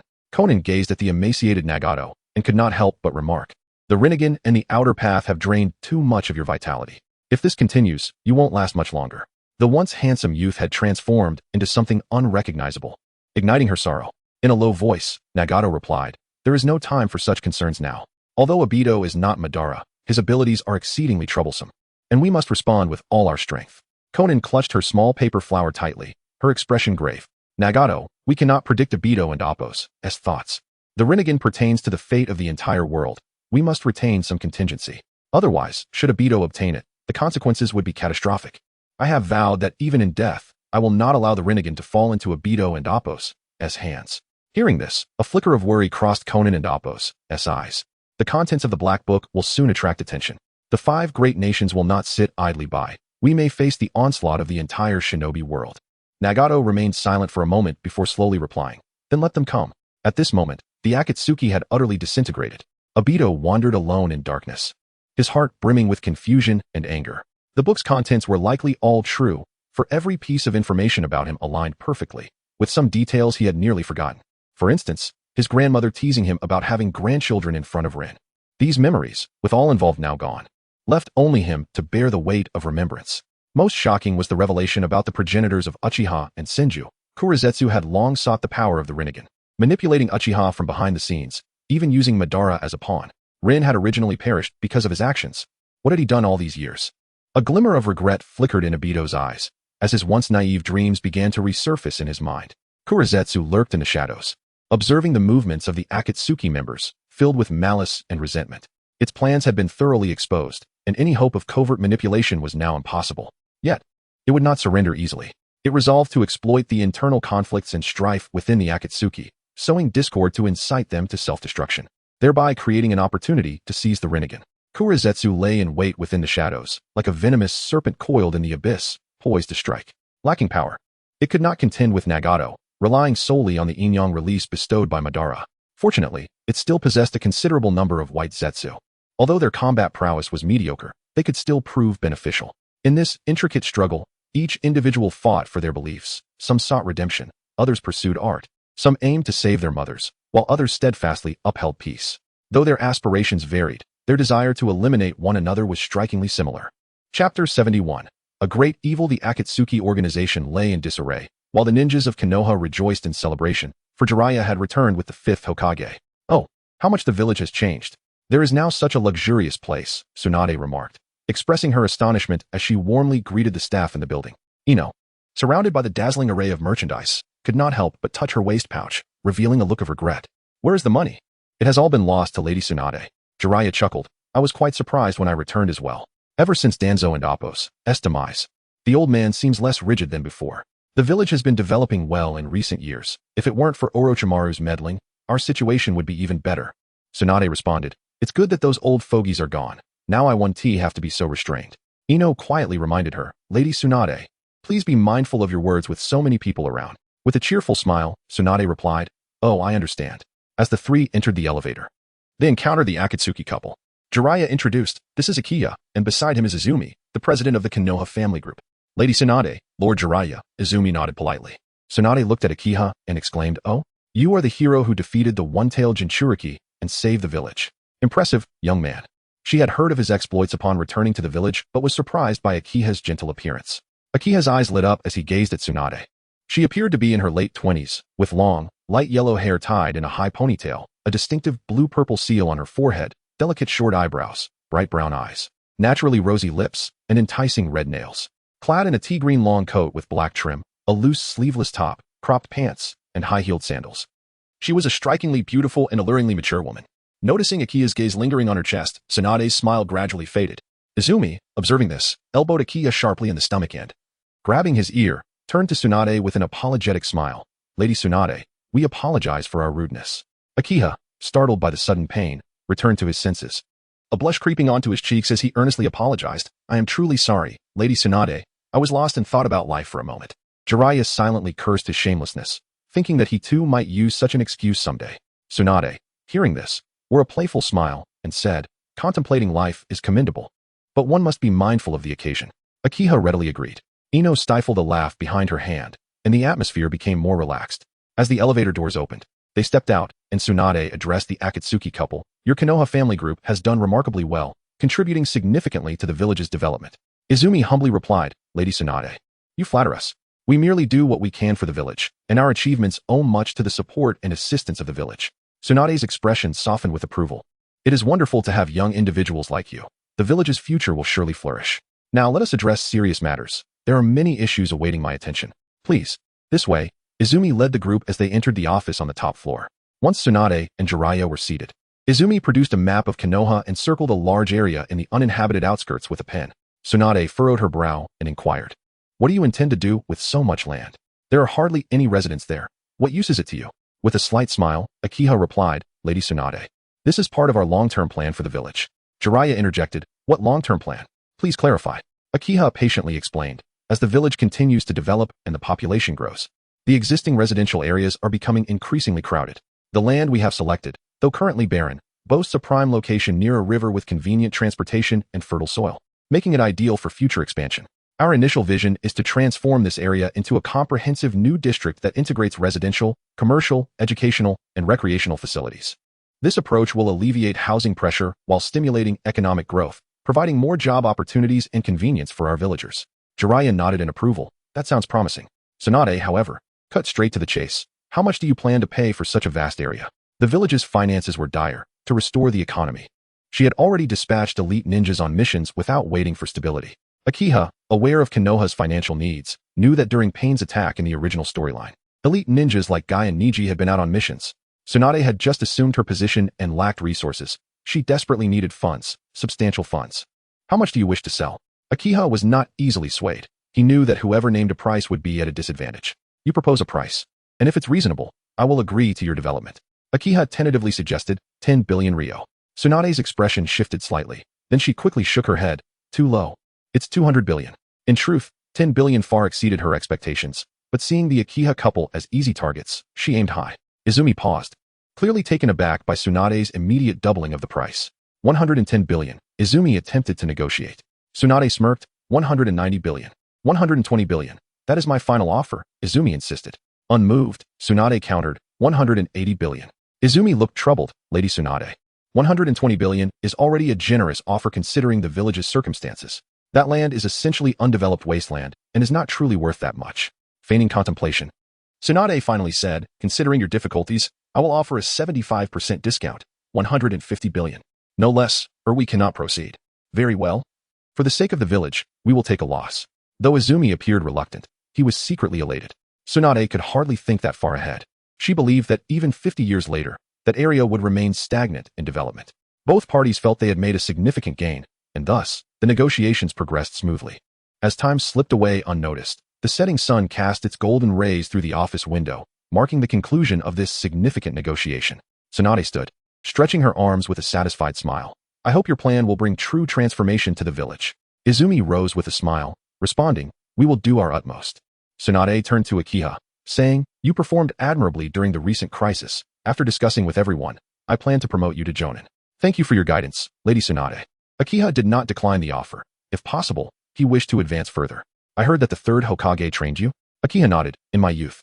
He often trained with me in taijutsu and taught me ninjutsu. I consider him a mentor." Tsunade smiled and patted his shoulder. "Keep up the good work." Jiraiya, observing Akiha, silently nodded in approval. Despite his youth, Akiha and Appo's foresight and talent earned Jiraiya and Appo's admiration. This young man, aside from his slight lechery, seemed to have no major flaws.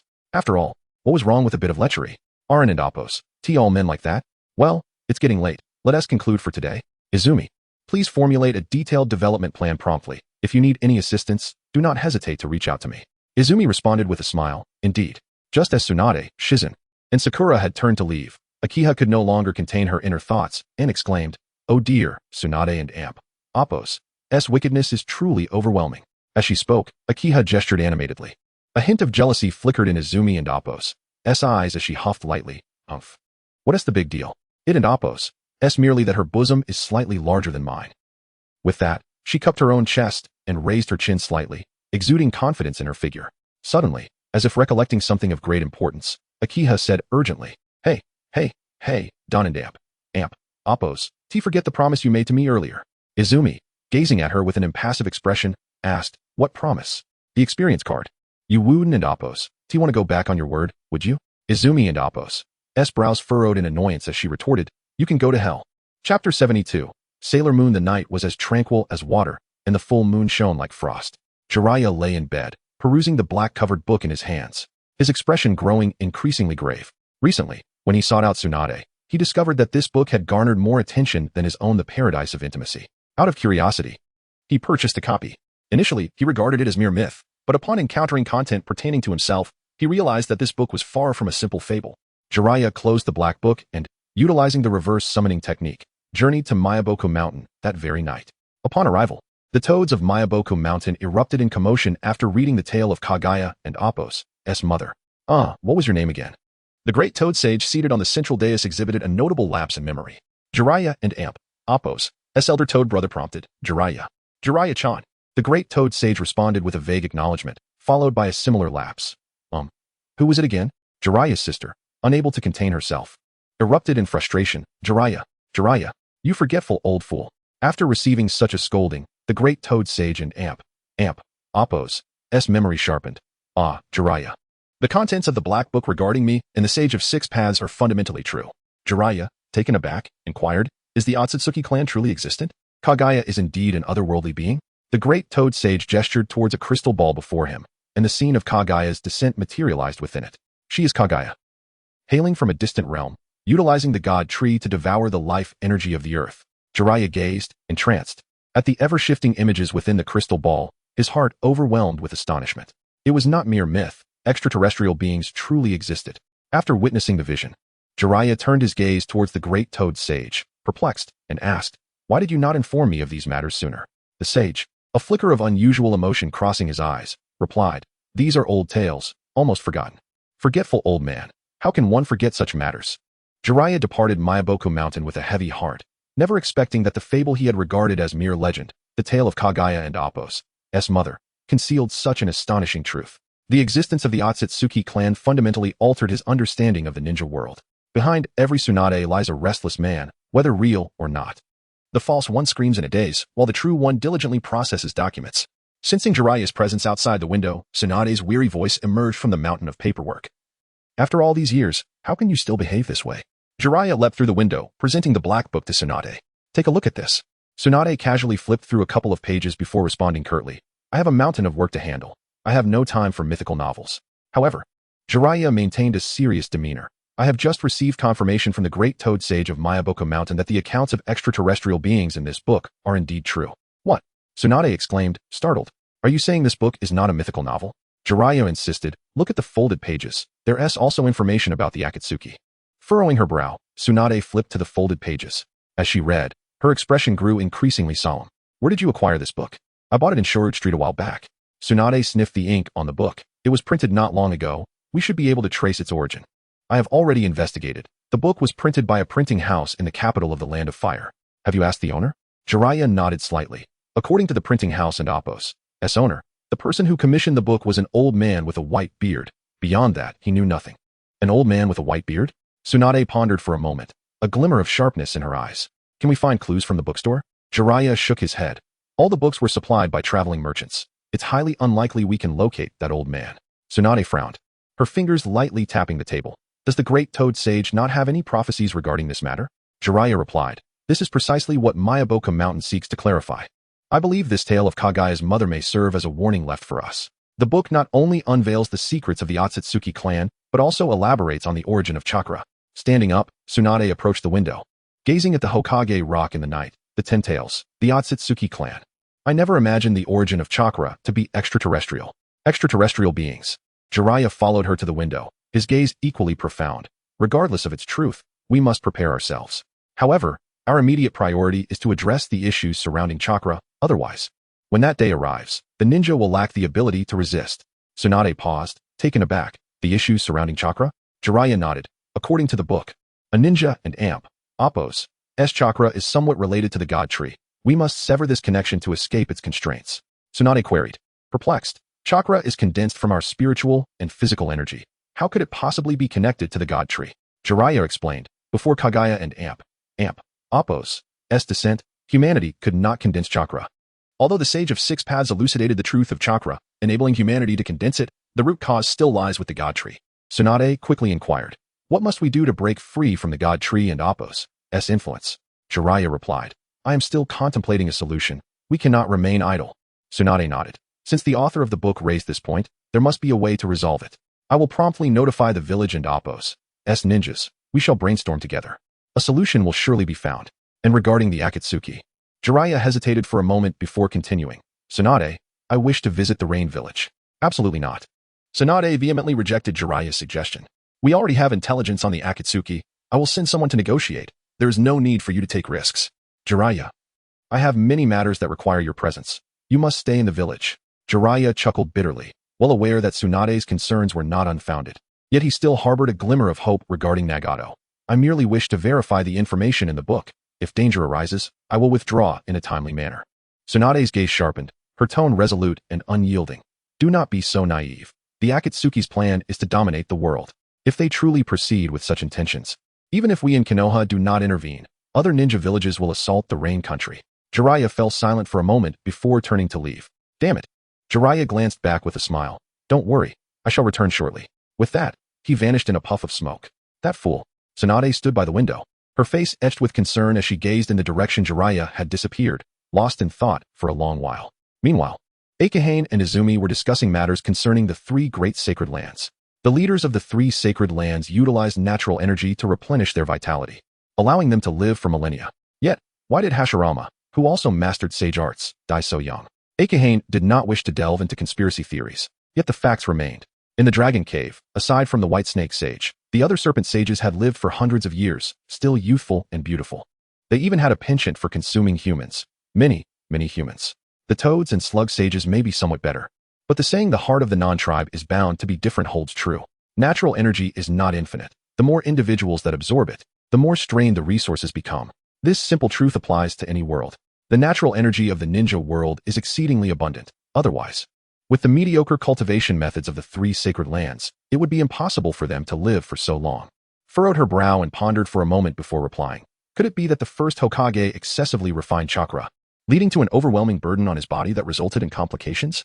Akiya glanced at the foolish woman before him, somewhat speechless, and retorted. Do you not see the folly in your words? Madara is perfectly fine. How could Hashirama and Appos sage body be in trouble? Regeneration is meant to extend life, not diminish it. With a slight frown, asked, are you suggesting that the three great holy lands are keeping secrets? Akiha replied, it and Appos, hard to say. It could also be that the cultivation methods of the Yukai are unsuitable for humans, or perhaps both factors are at play. If Yukai can achieve longevity, there is no reason humans cannot. That makes sense, nodded slightly in agreement. Should we then create a holy land for humanity? What about the techniques? A holy land for humans must have something to teach, right? Continued. Actually, over the years, I have nearly grasped the principles of chi refining and foundation establishment. With a slight modification of the chi's flow, it is possible to absorb natural energy and replenish life force. Akiha, taken aback, asked, what if something goes wrong? Chi refining is not chakra. Energy needs to be stored within the body. It exists here. Playfully extended her delicate hand, lightly pointing to Akiha's lower dantian. Her eyes sparkling with a hint of mischief and confidence. ISN and Appos, see the inner elixir method from your world all about gathering surging energy here? As long as we can successfully refine the seed of chakra, ninjas can certainly store energy in their dantian using this method. Akiha frowned, pressing further, and then what? Smiled charmingly, and said, next, we naturally follow the traditional cultivation methods, operating the circulatory cycle. Through this approach, we can continuously refine and strengthen the energy within our bodies. I've already had Sasuke try it, and the results were quite remarkable. Upon hearing this, Akiha's expression darkened, and he shouted angrily, foolish woman, without proper cultivation, you will surely create countless Madaras in the future.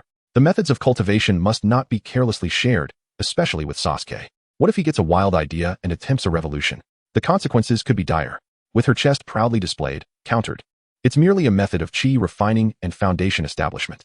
Do you really think he could achieve the golden elixir? We lack the methods for forming the elixir. Do you believe Sasuke could manage it? Even if he could, it would take him centuries.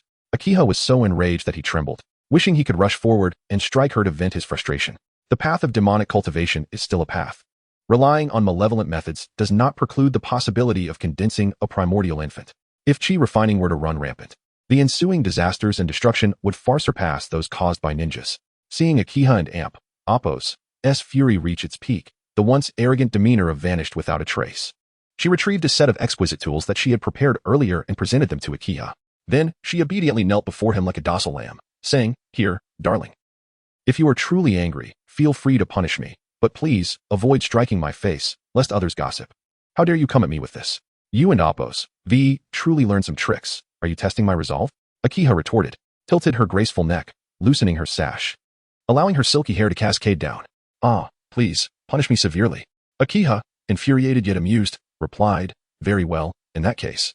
Tonight, I shall make you thoroughly acquainted with my methods. No sooner had he spoken than the room was filled with exaggerated cries of distress, which persisted for half the night. Endured a harsh punishment, yet Akiha found no solace in it. Gazing into Ndapo's captivating eyes, Akiha felt a resurgence of wicked desire. This woman was beyond redemption. At this rate, she would undoubtedly become a full-fledged enchantress. The agile form of slithered closer to Akiha, and she softly whispered into his ear, "My dear, has your anger subsided a bit?" Akiha sighed. Chi refining is not ninjutsu. The timing is not yet right. Engaging in such practices now could lead to serious issues. Embraced him, assuring, I understand. I promise not to act recklessly again. You know that the daimyo and Hokage have their own agendas, and we are in dire need of capable confidants. One person is not enough. The ninjas of Konoha cannot rely solely on money. Akiha gently shook his head. Well, since we have begun, we might as well make some preparations. Let us find a few loyal confidants, teach them how to channel energy into their bodies, and only consider helping them establish a foundation if their character passes muster. Pursed her lips. Darling, it is not easy to find good people. I am not too reassured about the ninjas in the village. After a moment and Appos' consideration, Akiha remarked, Today, I gathered from Tsunade's words that she seems to have plans to groom me as her successor for the next Hokage. If I can ascend to that position and implement reforms, the establishment of a holy land for humanity will be much smoother. Of course, we cannot rely solely on Tsunade. You must utilize the resources at your disposal to win over the powerful clans. If I undertake actions that benefit the nation and its people, you should ensure that the media, reporters, and newspapers promote my efforts, leaving no room for error. Once I become Hokage, there will be plenty of people eager to pledge their loyalty to me. Nodded earnestly. Akiha continued, I will keep an eye out for potential confidants. Remember, the methods for establishing a foundation must not be disclosed until we hold overwhelming power. Shot him a glance of reproach, exclaiming, Humph, I and Appos, am not a child. Do you think I need you to remind me of such things? Akiha contemplated for a moment. Actually, that guy seems quite promising. Paused in surprise, huh? Are you referring to Orochimaru's subordinate? Akiha nodded. This individual possesses an abundance of physical energy, but lacks mental fortitude, leading to a dangerous imbalance. Your Sharingan could stabilize him. And if we teach him calming techniques to strengthen his mind, he should pose no significant issues. Mused, he is indeed a candidate, but he is still Orochimaru and Appos' subordinate. What is he in terms of Orochimaru? At most, he is merely a test subject. Find him and have him serve as your enforcer. All right, now, you should rest. It's about time for you to transform into the beautiful warrior, and Appos' cheeks flushed a deep crimson. Yes. Chapter 73. The messenger. The resounding cry of an eagle echoed through the night sky, rousing the elite shinobi of Konoha from their slumber, compelling them to hasten towards the conference room of the Hokage and Appos' building. The room was brightly lit, yet the number of attendees was sparse. In the expansive chamber, only a handful of individuals were present. Konoha was still in a phase of recovery. The formidable Xiangling had either been dispatched to the borders or were engaged in A-rank missions or even more critical assignments. Thus, apart from the clan leaders, the remaining participants were merely those Xiangling who were accompanied by novices and had little to occupy their time. Tsunade surveyed the gathering and turned to Shizen beside her, instructing, now that everyone is here, please distribute the materials. Shizen nodded softly and began passing out the printed documents. Seated at the back, Akiha appeared dazed, as he had been deeply engrossed in the second round of training with the false Tsunade. However, at that crucial moment, the real Tsunade had summoned him here, abruptly interrupting his meditation and leaving his consciousness struggling to detach from the world of dreams. Once Shizen completed the distribution, Tsunade and Appos' voice resonated with gravity. The reason for this late gathering is due to a matter that concerns the very survival of our world. Most Xiangling exchanged bewildered glances, while a select few began to read the documents with earnest focus. Riku furrowed his brow and spoke slowly. Could it be the outsiders? It sounds like a tale from mythology. Tsunade's expression turned solemn. The existence of the celestial being, Kagaya Tsutsuki, sealed upon the moon has been corroborated by the three great sanctuaries of my Bokuzen. The infinite Tsukuyami has already been unleashed upon this land. According to the sage of the six paths, had it not been for his brothers and Appos' intervention, the world would have perished long ago. Upon hearing this, shock spread across the faces of the gathered shinobi. There is more intelligence regarding the Akatsuki. Let us review it before we discuss further. Tsunade and Appos' voice, fierce yet composed, commanded attention. As the attendees perused the documents, a wave of murmurs arose when they encountered the information concerning Obito Uchiha. Obito Uchiha? Wasn't he the fallen hero of the Shinobi World War? Lady Tsunade, did Obito not perish? Kakashi exclaimed, incredulous.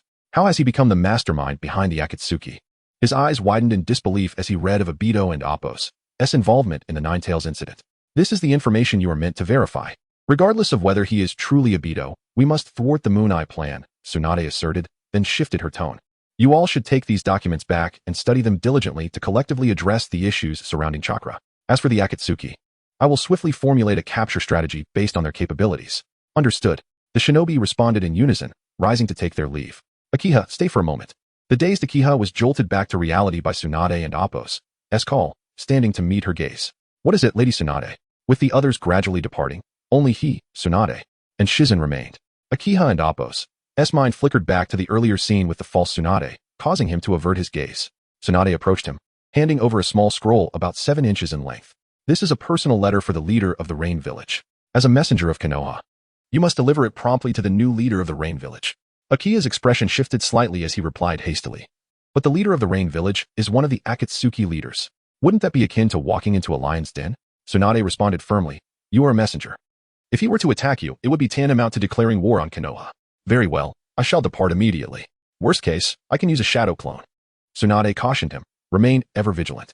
Should you sense any danger, utilize your flying ability to retreat. You alone possess this capability in the village, which is why I chose you as the messenger. Akiha nodded, accepting the scroll before turning to leave.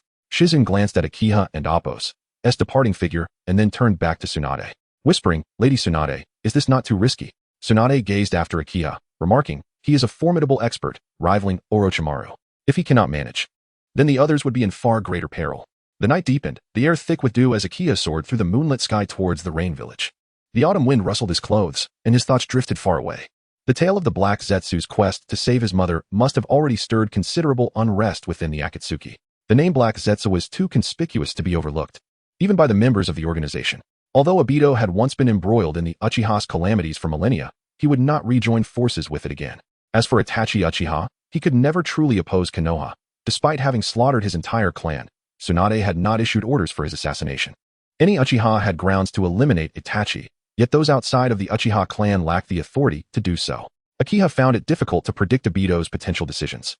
He was a being of extremes, exceedingly virtuous at times, yet capable of heinous acts, even against Kushina, whom he had once cherished. Kushina had shown him unwavering kindness. Yet when he chose to act, he did so without hesitation. With a person like him, any decision he made could not surprise Akiha. Deidara posed a considerable challenge, as his protective chakra could not withstand the might of a meteor. Yet, pain would likely not permit him to wreak havoc in the Rain Village. Akiha surmised that Deidara and Sasori would not be overly concerned with the Akatsuki or the Rain Village itself, especially that madman Deidara, who relentlessly pursued the perfection of explosive art, even at the cost of his own life. Though Akiha lacked a deep understanding of art, he could appreciate the fervent spirit of one who dedicates themselves to their craft. Sasori, on the other hand, was easily dealt with. A few strokes of blade energy would suffice to send him on his way. However, the true source of Akiha's headache lay with Nagato and Konan.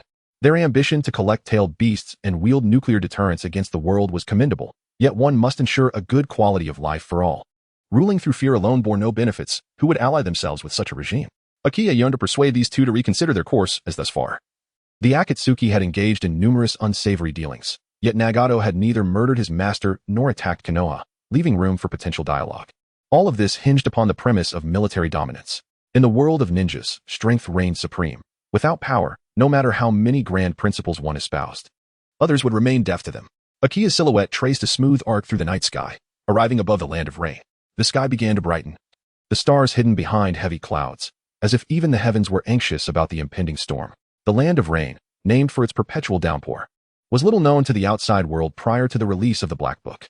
It was only known for its internal strife and civil war, with its ninja village being Amigakure. Following the death of Hanzo the Salamander at the hands of Nagato, he took control of the entire nation and instituted a policy of isolation. As Akiha drew closer, the outline of Amigakure became increasingly distinct. It was a small town, weathered by rain, with scarcely a soul in sight, save for the occasional muted footsteps and distant dog barks. The rain fell like delicate threads, enveloping Amigakure in a shroud of mist. Akiha reached out to catch some raindrops, shutting his eyes to reverse search for the spiritual source hidden within the rain. Within a towering structure, Nagato abruptly opened his eyes. Beside him, Konan inquired, "What is it, Nagato?" Nagato, somewhat incredulous, replied, An outsider has entered the village, and they have managed to use the rain to conduct reconnaissance here, yet I cannot perceive any trace of their presence. Conan looked shocked. How can that be possible? After a moment of contemplation, Nagato finally spoke. Our intelligence has been compromised. Others may have discovered a method to counter us. Conan's gaze sharpened. I will investigate immediately. Upon finishing her words, Conan transformed into a flurry of paper butterflies, fluttering toward Akiha. As Akiha descended slowly at the checkpoint, he was about to proceed when 5 rain ninjas, donned in conical hats and cloaked in raincoats, brandishing weapons, obstructed his path. Halt! Akiha paused, removing his hood to reveal the Leaf Village forehead protector upon his brow. The 5 glanced at the protector, and the leader of the group, who appeared to be their captain, scrutinized him with caution and inquired, "Are you a ninja from the Leaf Village?" Akiha nodded. "Yes. I am Akiha from the Hidden Leaf Village, dispatched by Lord Hokage to deliver a letter." The leader of the rain ninjas gazed at him, demanding, "Where is the letter?" Akiha retrieved a green scroll from within his robes, displaying the Hokage's seal. The leader extended his hand, handed over. Akiha shook his head. "I cannot. I have been instructed to deliver this letter directly to the new leader of the Hidden Rain Village, Nagato." At his words, the other rain ninjas immediately aimed their spears at him. "You intend to approach Lord Pain under the pretense of diplomacy, do you?" Akiha replied coldly. "Raising your weapons against me signifies a declaration of war against the Leaf Village. You would be wise to reconsider." The expressions of the rain ninjas shifted, evidently shaken by Akiha's declaration. They were acutely aware of the strength of the Leaf Village and the dire consequences of engaging in conflict with them. "Wait." After a moment's hesitation, the leader of the rain ninjas finally instructed his comrades to lower their spears, turning to a companion beside him. "Go inform the leader. Tell him a Leaf Ninja seeks an audience." "Yes."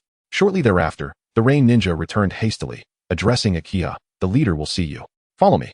Akiha nodded and followed the rain ninja through the mist-laden streets, arriving at the heart of the Hidden Rain Village.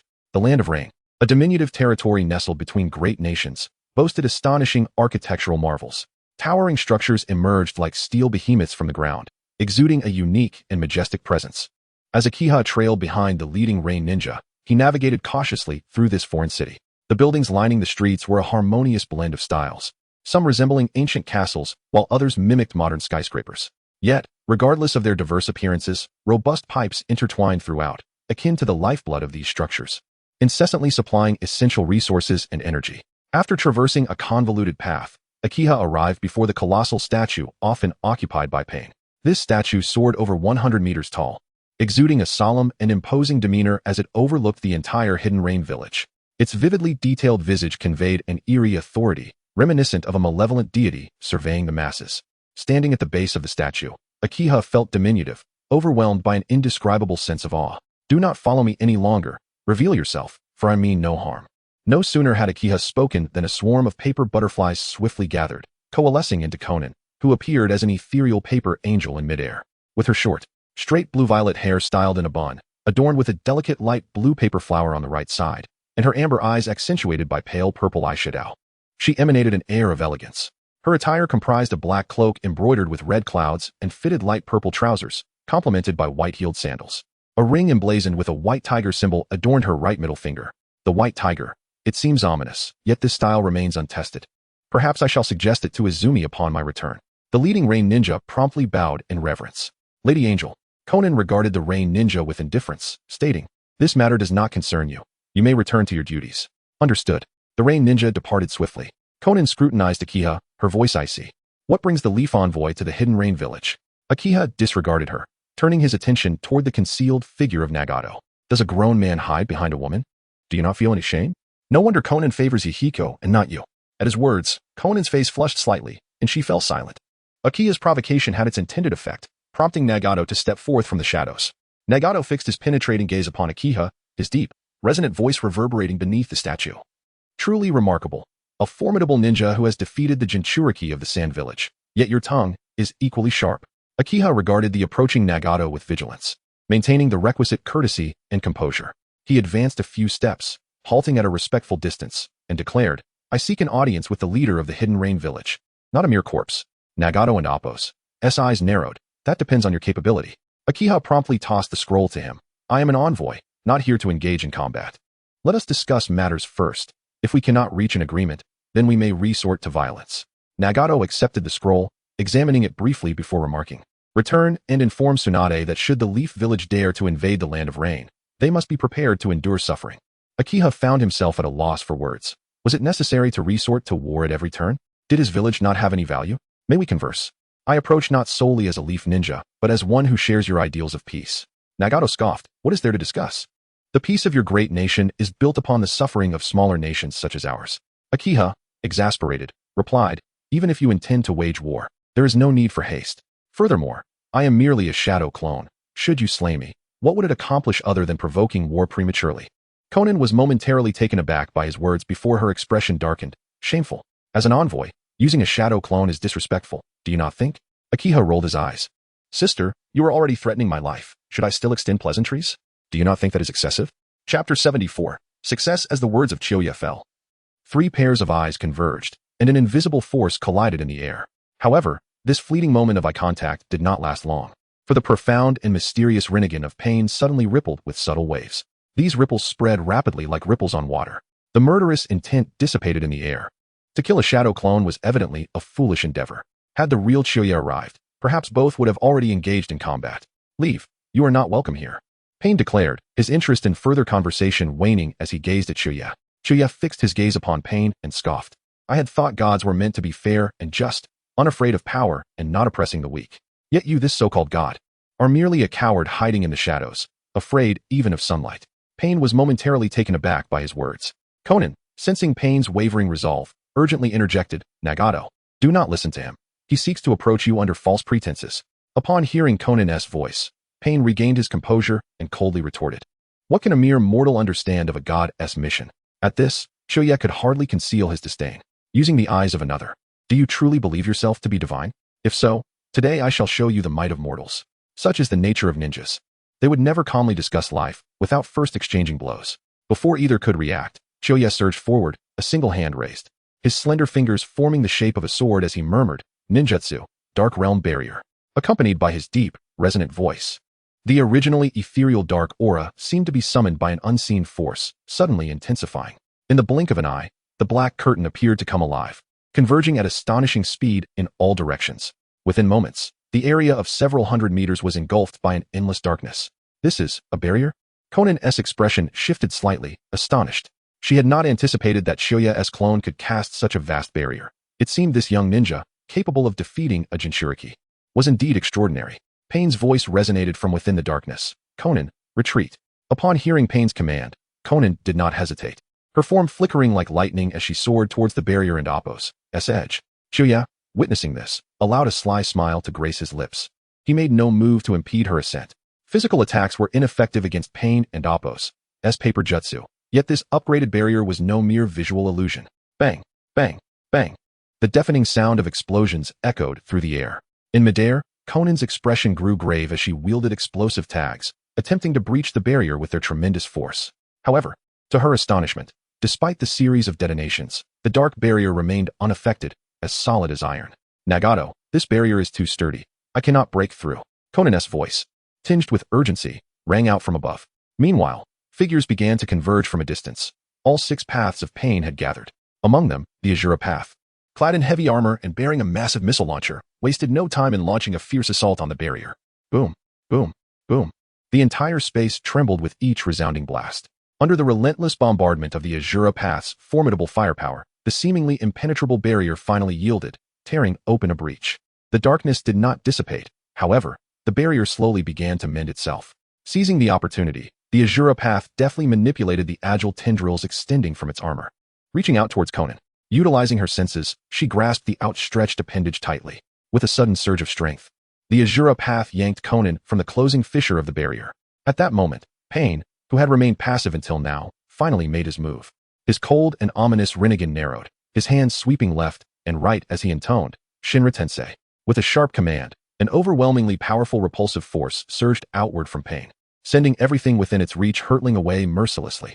In an instant, the previously tranquil dark space rippled, followed by an explosive eruption of force that surged forth like a tempestuous wave, sweeping through the surroundings as if the very air were being displaced. Such strength. Even with protective energy cushioning him, Chiyoya was still flung backward. The barrier was breached, yet the darkness persisted. The Shinra Tensei, capable of repelling all objects, proved ineffective against the upgraded illusion. An illusion? Pain was astonished. Such a robust barrier was merely an illusion. Chiyoya was equally taken aback by Pain's ferocity. employing such ruthless tactics within his own domain. A blue light, like lightning, traced a dazzling arc through the darkness as Chuya spun in midair to dissipate the impact. Seizing the moment of cool down for Pain's Shinra Tensei, he launched his counterattack without hesitation. Ninjutsu Wind-Breaking Sword. With a fierce cry, a torrent of energy erupted from Chuya's core. In an instant, hundreds of transparent, sword energies coalesced, resembling a rain of blades descending upon Pain from above. Simultaneously, Pain and Amp, Oppo's, S5 paths outside the darkness detected the blue light and Amp, Oppo's, S position. However, rather than charging into the gloom, they took advantage of the barrier and Amp, Oppo's, S collapse, allowing the Azura path to initiate a remote assault. In an instant, dozens of small yet formidable missiles shot forth like arrows released from their bowstrings, their flames roaring as they sliced through the endless night, converging on the blue light from every angle. Boom, boom, boom. An ear-splitting cacophony erupted. Flames surged skyward, illuminating the surroundings as brightly as day. The missiles from the Azura path and Chuya's sword energies nearly collided in midair, producing a colossal shockwave that surged outward like a tidal wave, interspersed with countless razor-sharp wind blades. The speed of the sword energies was astonishing, nearly impossible to react to. In the blink of an eye, they were upon Pain. Moreover, the attack's range was unfathomably vast, enveloping Pain in an expansive net that blocked all avenues of escape. Less than 5 seconds, and Pain had no visibility. Success. Both the Azura path and Chuya simultaneously uttered the exclamation. Chapter 75. The Inshi, regardless of being outside or deep within the shadows, the Rinnegan is powerless to penetrate the veil of darkness. Consequently, Pain, ensnared by the illusion, finds himself blind, unable to leverage the Rinnegan to share vision. Though they perceive a blue light, they are incapable of detecting the sword energy. The Shinra Tensei has a cooldown of a full 5 seconds, and within this fleeting interval, the razor-sharp sword energy is sufficient to reduce Deva Path Pain to mere fragments. Furthermore, the wind-breaking sword is not composed of chakra. Even if the hungry ghost path were to arrive for assistance, it would likely be futile. In the obscurity, Deva Path Pain emitted a harrowing wail, his form swiftly engulfed by the overwhelming sword energy.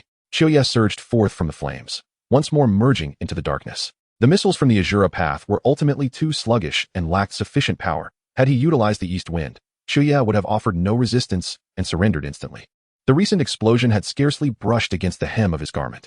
The wind blades savagely sliced through the air, producing a piercing, shrill whistle. Wherever they passed, be it Deva Path Pain or the Pipe Tower, all were effortlessly torn asunder and subsequently reduced to dust amidst the violent energy storm. Pain. Xiangling was about to unleash her paper shuriken at the blue light when a wave of dizziness struck her, causing her to collapse to the ground. What? How could this be? When did? Xiangling and Amp, Oppo's, S face was one of disbelief. The goddess paper technique was supposed to grant immunity to physical attacks, and she could not fathom how she had suddenly lost her strength. Was her reaction truly so sluggish? You have long since been corroded by the true in chi of the barrier. True in chi? As a mere ninja, Xiangling was utterly unfamiliar with such specialized terminology. The moment you exited the barrier, you had already fallen victim to my technique. You simply failed to realize it. Chuya and Amp, Oppo's, S dark barrier was originally an A-rank illusion to obscure vision, but as a practitioner of chi, after completing the first stage of nurturing in, the darkness possessed the ability to extract marrow and essence, regardless of the technique employed by the opponent. As long as they are alive, they would be eroded by the in chi, rendered as feeble as a shrimp. If the in chi within her body could not be expelled, Xiangling would soon be drained dry by Chuya's true in chi. Pain, being a corpse, was unaffected by the extraction of marrow and essence. Xiangling, the hungry ghost path outside the dark veil, was completely unaware of the plight that had befallen Xiangling, and upon witnessing her vitality rapidly depleting, he became utterly flustered. Simultaneously, Xiangling and Amp, Oppo's, S complexion visibly darkened, and after losing a significant amount of life force, she could no longer maintain the goddess paper technique, gradually revealing her true form. Can we talk now? In a moment, she may be beyond saving. Even if you eliminate this clone of mine, you cannot save her. In the darkness, Chuya and Oppo's, S tone bore an ominous chill. Pain hesitated, too fearful to make a move. Nagato. Please, don't. Let her go. You can discuss anything you wish. The beast path Pain acted without thought. Xiangling was the only person he truly cared for, and he dared not take any risks.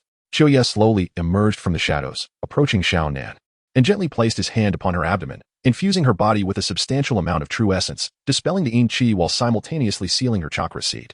Xiangling let out a soft moan, her cheeks flushing crimson. What did you do to me? Xiangling felt a wave of heat coursing through her body, wishing to invoke a ninjutsu, only to find that she could not condense her chakra at all.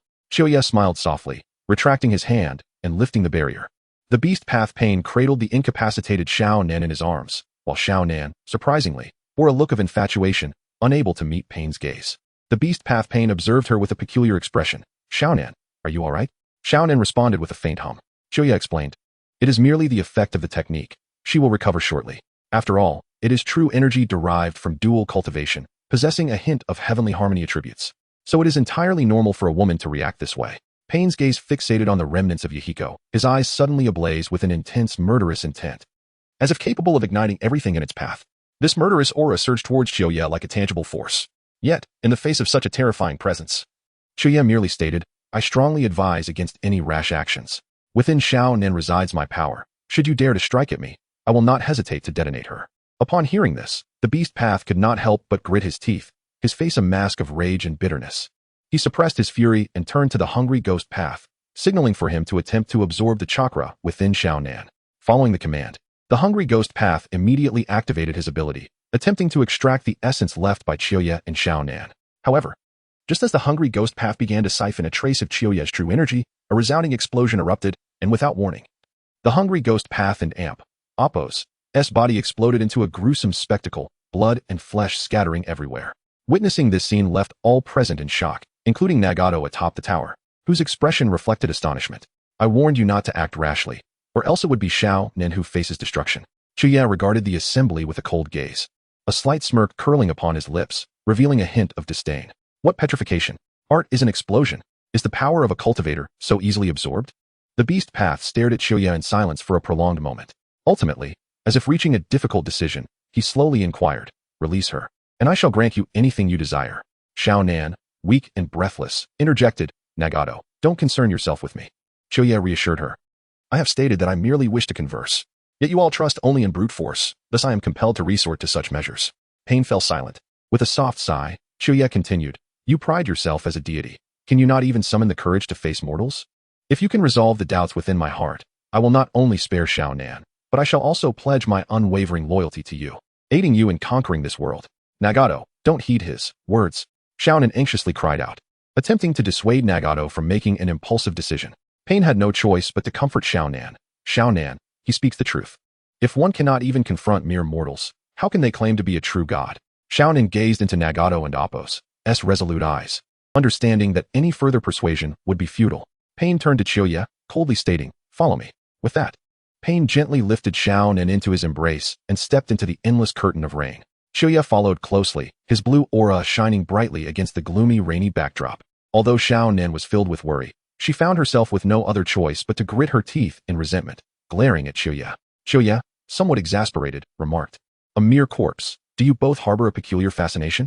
The three proceeded along their winding path, ultimately arriving before a towering edifice that pierced the clouds. This tower, ancient in appearance, bore the marks of time upon its facade. Upon entering the tower, the light dimmed instantly.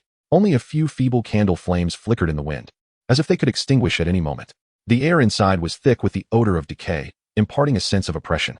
Without a moment's hesitation, Chuya employed the wind control technique, his body floating upward with the lightness of a feather. In the blink of an eye, he reached the summit where Nagato awaited. Chapter 76. After the piece with a creaking sound, the door at the top of the tower slowly swung open. Chuya pushed the slightly ajar wooden door and stepped inside. The room was cold and dimly lit. In the center of the wall directly opposite the door stood a mechanical wheelchair, upon which sat a gaunt middle-aged man with red hair, his face haggard and emaciated, the ribs on his chest starkly visible, resembling a withered tree. On either side, tubes delivering nutrient solutions were inserted, and behind him, a multitude of black rods of varying lengths were horrifyingly prominent. Chuya shook his head inwardly. A life so morbid could hardly harbor any positive, sunny thoughts. Even if it did, they would surely be warped. As their gazes met, a potent sense of oppression emanated from Nagato and Appo's eyes, causing even the seasoned Chuya, now in the second transition realm, to feel a chill. Truly, the eyes of Uchiha Madara exuded a dominion over all beings. Just then, light footsteps echoed from outside, and Jinchuriki, cradling Xiao Nan, slowly entered. Though his steps were light, they resonated distinctly in the stillness of the room. Nagato glanced at Xiao Nan and then turned his gaze to Chuya, speaking in a slow, deep tone, release Xiao Nan from her shackles, and I shall grant you anything you desire. Upon hearing this, Xiao Nan brandished a kunai, pressing it against her throat, resolutely staring at Chuya. You won't use me to threaten Nagato. Chuya smiled nonchalantly, a deep green light glowing in his hand, an immense life force instantly enveloping the room, as if the verdancy of spring were quietly blossoming in the cold confines. To demonstrate my sincerity, let me first heal your leg. Both Nagato and Xiangling were taken aback by the green light emanating from Chuya and Amp, Appo's hand. Xiangling quickly cautioned Nagato. Nagato, don't be deceived. Chuya chuckled. Even if I were to command him to take his own life, I doubt he would resist. Why would I need to deceive him? If I truly intended harm, I could simply detonate you without any fuss. After a prolonged silence, Xiangling finally inquired, can you really heal Nagato and Appo's leg? Chuya nodded, then shook his head. Not certain, but let's give it a try. My life force can ripen fruit overnight. Healing his leg should pose no issue. Nagato looked at Chuya in confusion, asking, why? With a resolute expression, Chuya declared, divinities should not hide in the shadows, living such a torn and distorted existence. Should the opportunity arise, I invite you both to Konoha for a meal. The two fell silent, unable to utter another word. Chuya slowly approached Nagato, bending down to gently place his palm on the charred remnants of Nagato's leg. I shall begin. Following their earlier conversation, Nagato seemed to sense that Chuya bore no ill intent and slowly nodded in agreement. The tower and Appo's apex erupted in brilliant light. A surge of life force pouring into Nagato's withered leg through its scorched skin. Chuya's palm technique, having absorbed Greer's power and fused with yin and yang, had reached a sublime level of mastery. Thus, under the enhanced technique, sensation quickly returned to Nagato's injured leg. New muscle and subcutaneous tissue rapidly regenerated, restoring Nagato's withered limb to a robust and rounded state. Nagato's expression shifted. He felt his leg truly healing. This sudden joy left him momentarily at a loss. At that moment, several white zetsu gradually manifested on the surface of Nagato's body, a product of Chuya's influence. Their forms were twisted and bizarre, as though they had grown from within Nagato himself. The black zetsu's spore technique remained undetectable until the spores matured, at which point they would envelop the host, siphoning off their chakra. Black zetsu lurked in the shadows, constantly observing Nagato's every move, relying on this variability. Had it not been for Chuya's power, these entities would have been exceedingly difficult to unearth. The white zetsu could replicate the chakra of their host, making them virtually undetectable through conventional means, even to Nagato himself. Xiangling gasped in astonishment at the sight of the white zetsu. This is White Zetsu. How did you discover us? Chuya, disinclined to offer explanations, simply instructed Nagato, capture them. Without hesitation, Nagato unleashed several black rods, pinning the white zetsu firmly against the wall. The four white zetsu let out a cry before feigning death on the ground. Chuya continued the treatment for a while longer, halting only when Nagato's body began to regain a semblance of flesh. Healing comes without charge, yet the most precious is often free. The moment Chuya and Appo's vital energy entered Nagato and Appo's meridians, Nagato and Appo's fate lay entirely in Chuya and Appo's hands. Similar techniques existed with Hashirama. In the original narrative, Madara absorbed Hashirama and Appo's chakra, while Hashirama imparted a technique that resonated with chakra to Sasuke. Although Sasuke ultimately did not employ it, Hashirama indeed possessed abilities akin to a cultivator. To assimilate a cultivator and Appo's power, one must possess overwhelming superiority in realm. These entities were likely sent to monitor you. They only revealed themselves under the influence of my power. Nagato rose from his wheelchair and slowly approached the corpses of the white zetsu, gazing at them with complex emotions flickering in his eyes. Xiangling, astonished at Nagato's newfound mobility, exclaimed, Nagato, your leg. Nagato nodded, his eyes directed at Chuya, lacking any significant gratitude. He understood that both he and Xiangling's lives were now in the hands of this young man. Let's be direct. What do you want us to do? Chuya replied. As I mentioned, if you can answer my questions, I shall not only spare you and Xiangling, but will also pledge my unwavering allegiance to you. However, should you fail to answer, you will become my subordinates. How does that sound? Quite fair, wouldn't it, Appo's? Do you agree? Nagato regarded Chuya silently, a flicker of doubt crossing his weathered features. Chuya's earnest gaze met his, clear and resolute, devoid of any jest. After a moment, Nagato spoke. You seem serious. This doesn't feel like a joke. Chuya nodded. So, what do you think of my proposal? Nagato scoffed. Sounds fair enough. If only you would release Xiangling. It would be even fairer. Chuya chose not to respond, redirecting the conversation. Your dream is to end warfare and bring peace to the world, is it not? Without hesitation, Nagato affirmed, indeed. Chuya paused before continuing. And what comes after peace is established? Is that truly all there is? Even with peace, people must continue to live. You cannot simply abandon them once harmony is achieved. Nagato was taken aback, having never contemplated this question, nor understood Chuya's implication. Xiangling responded matter-of-factly. Once peace is attained and conflict ceases, people will naturally live well. Chuya nodded. Sister Nan speaks wisely. Yet the crux lies within those four words. Live well. Chapter 77. Uniting the world. Nangmin was perplexed. What does it mean? With a gentle smile, Qiuyue patiently guided the two. What do you believe constitutes a good life? Is it not the ability for everyone to have their fill of food daily?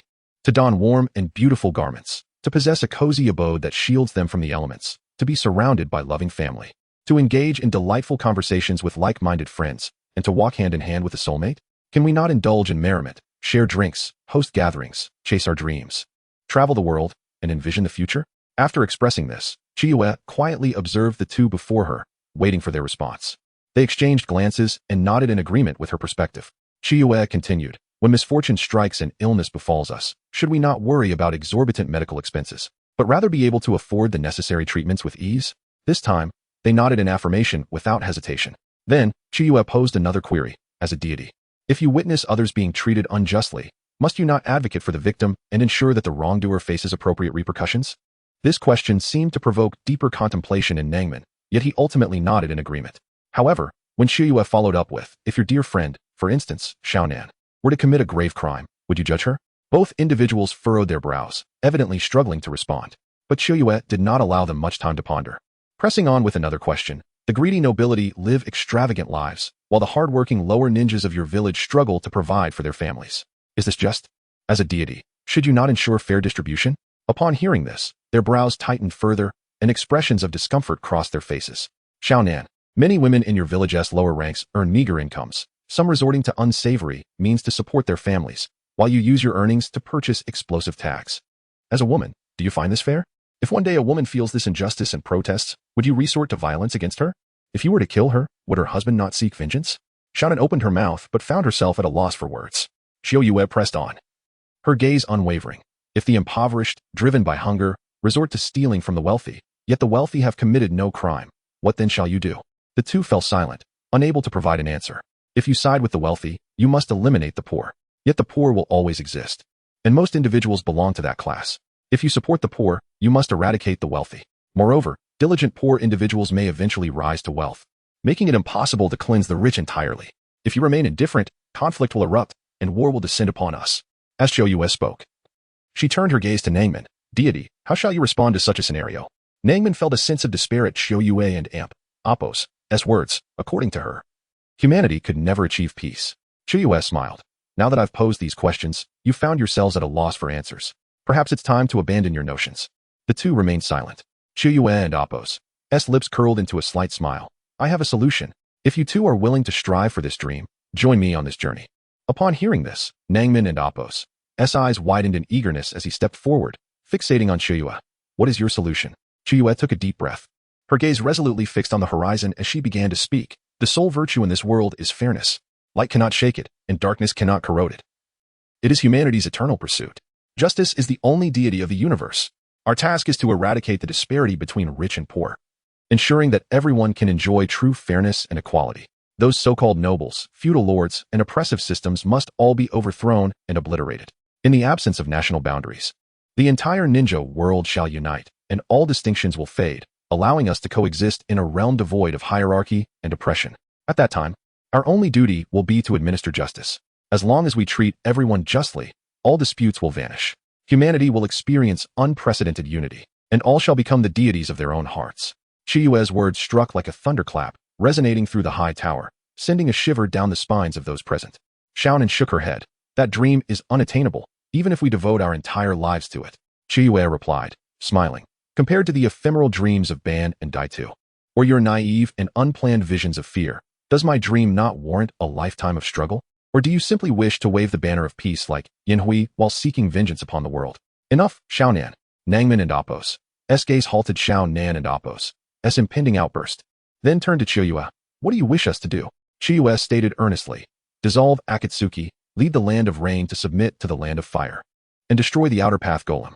Upon hearing this, Nangmin exhibited a flicker of hesitation, a wavering of past beliefs, and a yearning for an unknown future. He spoke slowly, his voice trembling slightly. Destroy the outer path golem. Do you truly believe that we alone can bring forth the fairness and peace you speak of? Qiuyue fixed her gaze on Nangmin, her tone resolute. The outer path golem is the shell of the Ten Tails. As long as it remains, the risk of the Ten Tails revival persists. Abandoning the outer path golem, your essence can still wield the power of the Rinnegan, and I shall grant you even greater strength, not only to you, but also to Xiangling. I assure you, as long as you become my companions, your power will not fall short of that of the Sage of Six Paths. Even without the outer path golem. Xiangling scoffed. Who knows if you genuinely seek peace? Perhaps this is merely a guise for your own ambitions. Chiyue remained unfazed. You have witnessed my power. To be candid, my strength grows daily, and my wife is even stronger than I. Within a decade, we could conquer the entire ninja world solely through our might. The reason I implore you is that my wife and I understand that only by having more individuals comprehend us, join us, and become part of us can this world usher in true peace. Reflect on it. Did Yanhui not do the same? The two were left in a daze, their mental defenses gradually crumbling. Chiyue continued. As for the land of rain becoming a vassal to the land of fire, it may appear as submission, yet in truth, it is the beginning of our dismantling the old order and constructing a new world. The land of fire possesses formidable strength and stable governance. It can spearhead the transformation. You will serve as the seeds of this change, deeply rooted in this war-torn land. Only by becoming part of the land of fire can the people of this land find security. Even if war breaks out in the future, they can relocate to the land of fire, where the climate is more suitable for habitation. Xiangling, who had initially resisted, gradually fell into contemplation. So, how do we persuade the land of fire to accept such an arrangement? How can we ensure they do not exploit us and instead wage war on other nations? Chiyue smiled slightly. To expand your territory without the use of force is a coveted prospect for any ruler. You can leverage diplomatic channels to propose suitable conditions, such as demanding autonomy for the Rain Ninja Village. This way, while you are nominally part of the Land of Fire, you effectively retain a degree of independence. It is imperative that the Land of Fire understands that your allegiance is solely due to my personal influence. I require this power so that I may expedite the unification of the ninja world in the future. Chapter 78. My Money. As the autumn leaves swayed, Jiraiya stealthily infiltrated the Rain Ninja Village after a long night of effort, following Akatsuki's disbandment initiated by Nagato. As a friend to women, Jiraiya naturally sought out information from the local brothels, where the charming young ladies were not only delightful in appearance, but also candid in conversation, provided the payment was adequate. Thus, he found himself in an establishment named Warm Heart, True Love, where he engaged the services of a lady dressed in a cow costume. After an intimate exchange of heartfelt conversation, the lady finally opened up. To Jiraiya and Appo's surprise, she revealed that she was already married. With a sincere smile, she confessed, "Yes. My husband is merely a low-ranking ninja in the village, earning far too little, which is why I have to work." Pretending to feign dissatisfaction, Jiraiya only then expressed understanding. "That must be quite arduous for you." The lady, feeling more at ease, continued. "My husband mentioned that the rain in the village is all due to Lord Pain's techniques. Anyone caught in the rain, regardless of where they are or what they are doing, can be instantly tracked." Upon hearing this, Jiraiya's smile faded, replaced by a growing unease. If what she said was true, he had already exposed himself. Meanwhile, Nagato was convening a disbandment meeting for Akatsuki, leaving no time to concern himself with Jiraiya. For the first time, Nagato's true form appeared in the mental conference, where the walls of the base flickered with eerie flames, casting varied expressions upon the gathered members. As Nagato announced the dissolution of the organization, Deidara could contain himself no longer and shouted, "Huh? Disband? Hey, we haven't surrendered. Why are you giving up, leader?" His confusion was palpable, his golden hair flying wildly with his agitation. Despite regaining some vitality, Nagato remained expressionless, showing no intention to explain. Kakadu, who was solely focused on monetary gains, scowled further upon hearing of the disbandment. He turned to Konan, his voice low and menacing. "Hey, little girl, how will the money be divided?" To Kakazu, whether Akatsuki disbanded was irrelevant. What mattered was the money they had amassed over the years, most of which he had painstakingly earned. "What money? I have none," Konan replied, her eyes clear and innocent, as if genuinely unaware of Kakuzu's concerns. Seeing her reaction, Kakuzu's eyes turned a furious shade of green. "Are you trying to hoard our commissions?" Konan remained unfazed, stating, "The commissions have long been spent." Kakuzu trembled with rage, his mouth opening and closing in disbelief, as if a fiery fury was raging within his throat. He glared at Konan, his eyes filled with a murderous intent. Nagato, observing Kakuzu's reaction, scoffed with disdain, his gaze commanding, "If you desire money, feel free to retrieve it from the Rain Village." Kakuzu, infuriated by his words, felt as if he would explode. His chest heaved violently, and he cursed inwardly. So all the work over these years has been for naught. Those two are truly despicable. "That is my money. My money." If not for the fear of combat, Kakuzu would have undoubtedly gone to the Rain Village to claim what was his. The others were indifferent.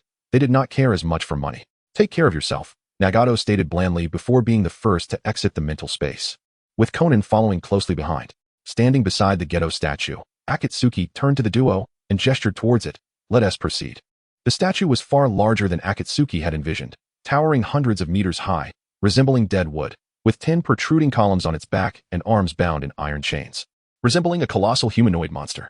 After a moment of contemplation, Conan inquired, "Your so-called dream, don't you think even the Land of Fire would oppose it? At that point, would you betray Konoha and the Land of Fire for your ideals? I have no concept of nations or villages. If the Land of Fire obstructs my aspirations, I shall overthrow the entire nation." Akatsuki paused, locking eyes with Conan. "Are you satisfied with this answer?" Conan tilted her head slightly, contemplating. This man, more beautiful than any woman, possesses eyes deeper than the Rinnegan. Just a glance nearly captivated me. Unaware of Conan's thoughts, Akatsuki continued, "However, we must not hastily declare war, should conflict arise. It is the ordinary people who will bear the brunt of the suffering. You have both experienced turmoil. You should understand my perspective."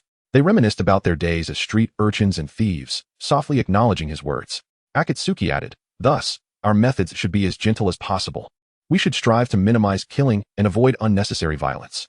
Do not constantly lament your own suffering. Many suffer far worse than you. How does personal pain compare to the suffering of humanity as a whole?" At this, Nagato's gaze fell, a hint of shame surfacing on his countenance. Akatsuki regarded him. "If you have resolved to follow me, do not hesitate. Even without you, I would tread this path." Nagato shook his head. Jiraiya-sensei's dream is too naive. Can the nobility truly comprehend the plight of the commoners? The notion of mutual understanding is merely a foolish fantasy of Jiraiya-sensei. Only your dream holds the true answer. Concerned that Nagato might rashly incite a revolution, Akatsuki hastily warned, "From now on, your actions must receive the organization and Appo's approval. We cannot expose our plans prematurely." They nodded in understanding. Not long after, a cacophony of explosions, rumblings, and cutting sounds intermingled. The rumble intensified as various ninjutsu struck the Geto statue, which began to crumble under the assault. The statue displayed signs of pain as a viscous substance oozed from its core. Although the Geto statue was merely the shell of the 10 tails, its resilience surpassed Akatsuki's expectations, even after having its chakra drained. Fortunately, the statue could not retaliate. Under the relentless bombardment from the trio, it ultimately shattered into fragments. "Nagato, collect the shards. I wish to take them with me," Akatsuki commanded. The fragments of the 10 tails were rare treasures, not only potentially assisting Izumi in upgrading her Rinnegan, but also useful for crafting purposes. Chapter 79. Kinship. Nagato gazed at Akiba, furrowing his brow as he inquired, "What purpose do you have for the shards?" Akiba replied earnestly, "I intend to study the 10 tails, to better prepare for the eventuality of encountering another." The two were taken aback. "There is another one?" The Otsutsuki clan comprises more than just Kaguya. She is merely a minor figure among them. Their leader possesses abilities beyond your imagination.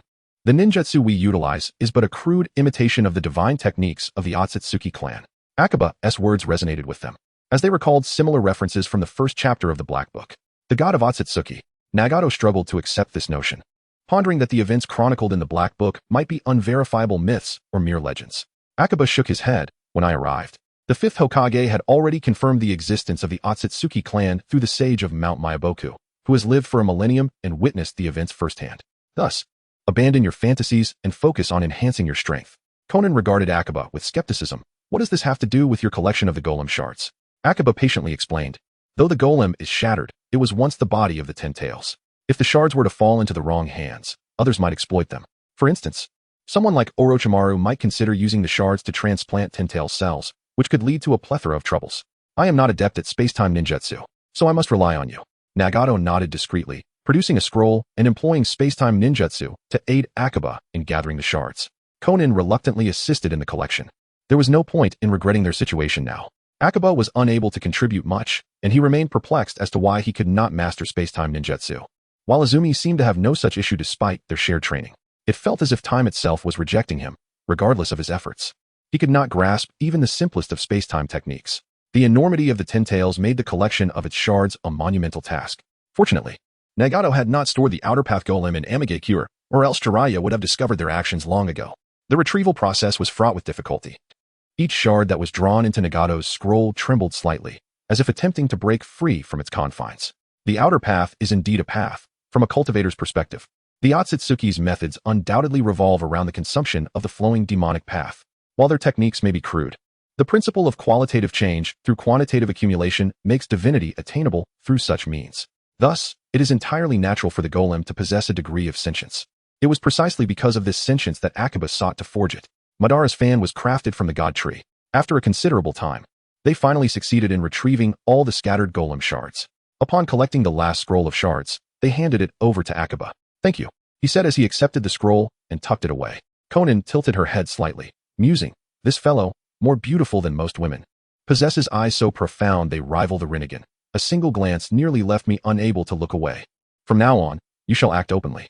We are engaged in a grand endeavor and need not hide in the shadows. The outer path golem has been destroyed, and I will spread the word, removing any justification for others to target you. Convincing two individuals lacking formal education was not a formidable challenge. The harsh living conditions predetermined a narrow scope of vision for their lives. They were either perishing in silence or becoming warped through their endurance. In this world created by such meager existence, the same holds true. Akaba's ideology undoubtedly opened a new realm of possibilities for Nagato, expanding his perspective in unprecedented ways. Shall we implement a policy of equality in the Land of Rain? He pondered. Let us first secure autonomy. Akaba, concerned that Nagato might act impulsively in a revolutionary fervor, cautioned, henceforth, your actions must receive my approval. We cannot expose our plans prematurely. Otherwise, many lives will be lost, and our scheme will face opposition from the entire ninja world. Nagato nodded in understanding. Conan inquired, is the breathing technique you taught truly capable of granting immortality? Women often place great value on their appearance, and Conan was no exception. My wife has practiced for less than a decade, and barring unforeseen circumstances, she should live for at least 300 years. I cannot ascertain whether you will reach our level, but with 10 years of dedicated practice, you can extend your lifespan by approximately 60 years. Akaba imparted to them the method of guiding energy into their bodies, leaving the subsequent training methods contingent upon their performance. What about the power you left within us? Why does it make us? Conan's face flushed as she struggled to articulate her thoughts. Akaba clarified. I have reinforced your bodies with my power, restoring Nagato's health and granting you both regenerative abilities. Of course, you will have to pay a corresponding price for this power, as it is not inherently yours, and the effects will be unavoidable. Rest assured, I am willing to exchange sincerity for your trust. I shall not harm you. Not quite. Akaba's vital essence possessed a euphoric quality. Periodically, they would need to draw upon his or Izumi's energy to quench their thirst, lest they suffer unbearable itching.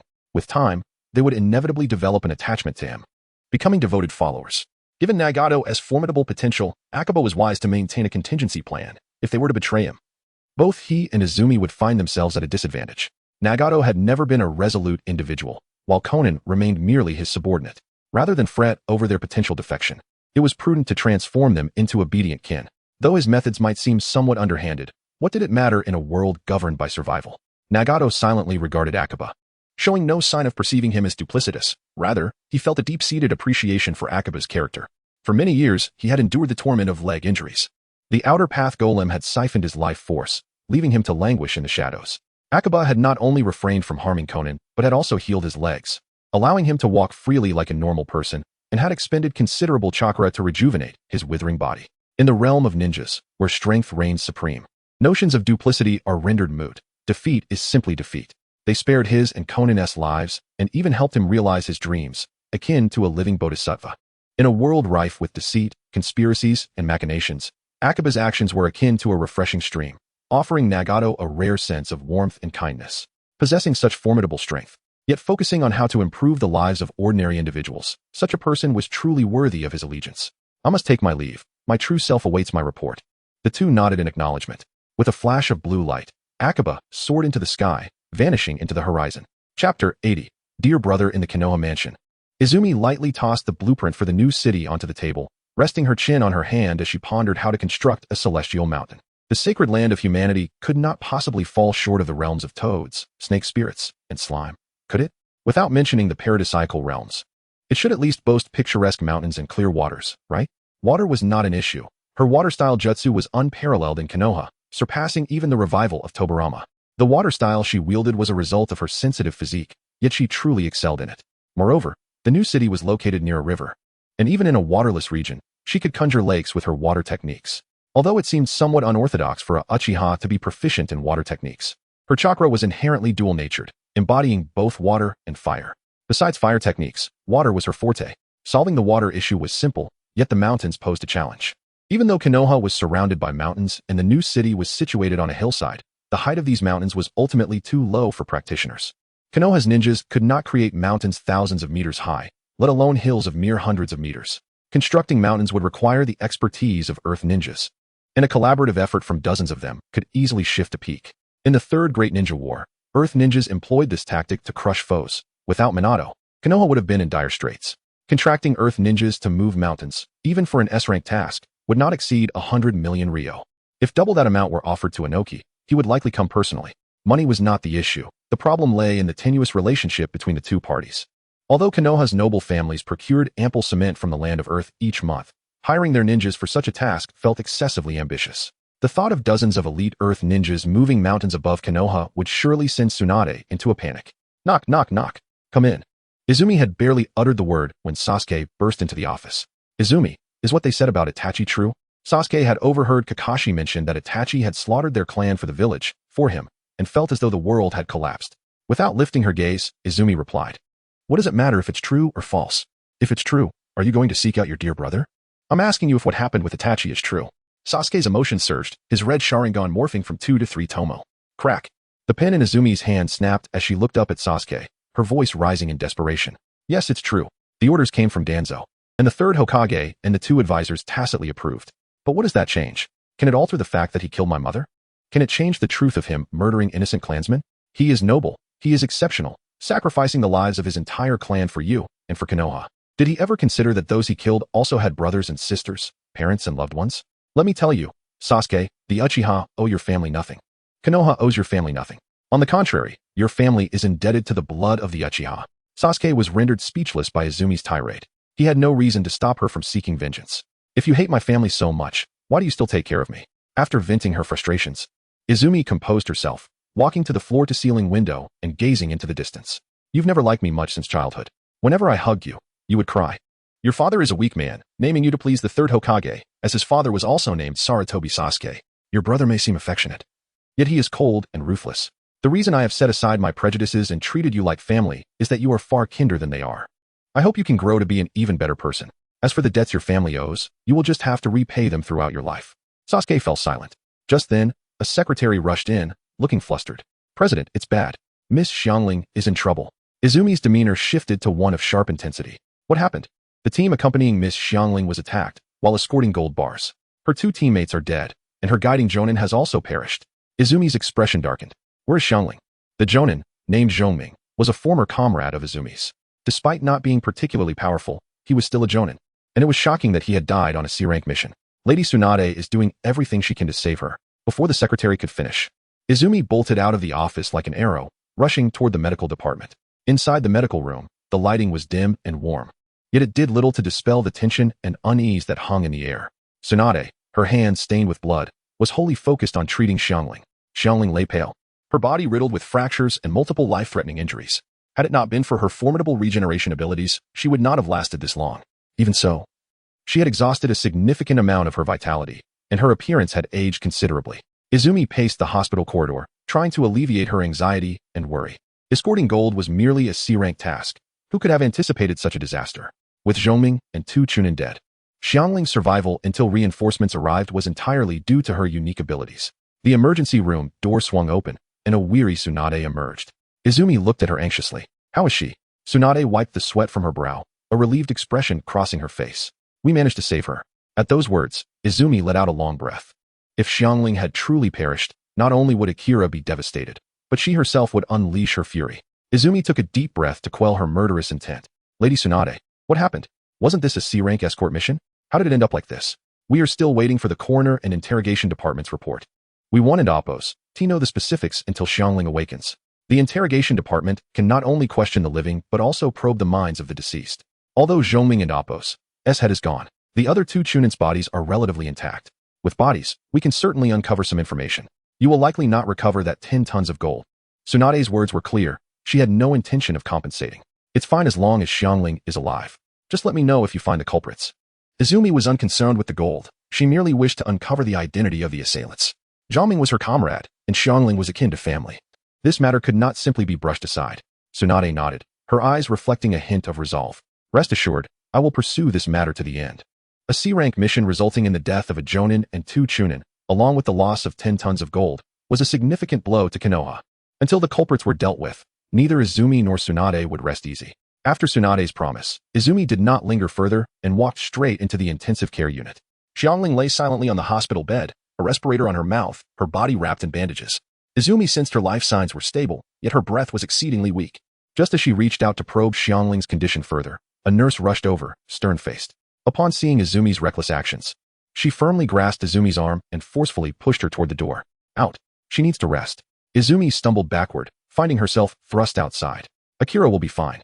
His medical ninjutsu is quite good. Tsunade, overhearing Izumi's comment, appeared deeply offended, her expression sour.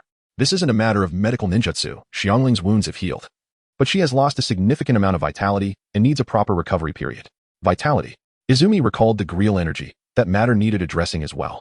If this matter is not addressed promptly, it will soon be sealed away. At that moment, Shizune hurried in, accompanied by a ninja clad in interrogation department attire.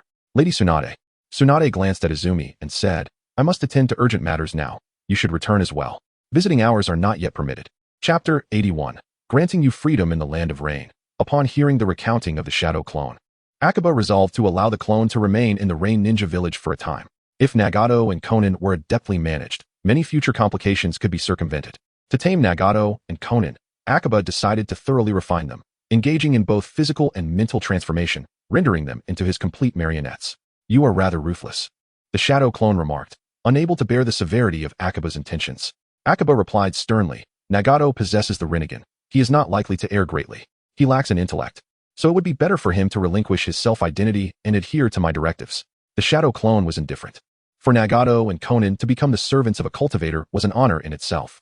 In time, as their master attained enlightenment, both would rise alongside him. A fortuitous outcome indeed. This is a fragment of the 10 Tales. Here, take it all. The shadow clone presented a scroll to Akiba. Akiba acknowledged with a nod. Accepting the scroll, and then instructed, I shall take my leave. Should any changes arise, return to inform me. Wait, the shadow clone called after him. I have a favor to ask.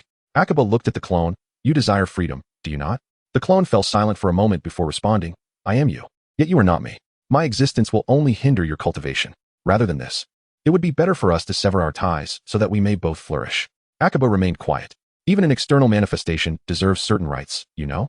Moreover, I cannot resist your will. Should you perish, I too would meet the same fate. But should I cease to exist, you would merely lose some of your power. Very well, I shall expedite the formation of your body, Akiba replied.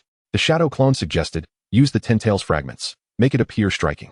Akiba regarded the clone intently before departing in a flash of light. The shadow clone felt exhilarated. Freedom was finally within reach. With Akiba gone, the clone initiated its plans for its original body. Both Nagato and Konin exhibited promising aptitude for cultivation, with Nagato achieving a sense of chi in merely 3 days, while Konin required only a week.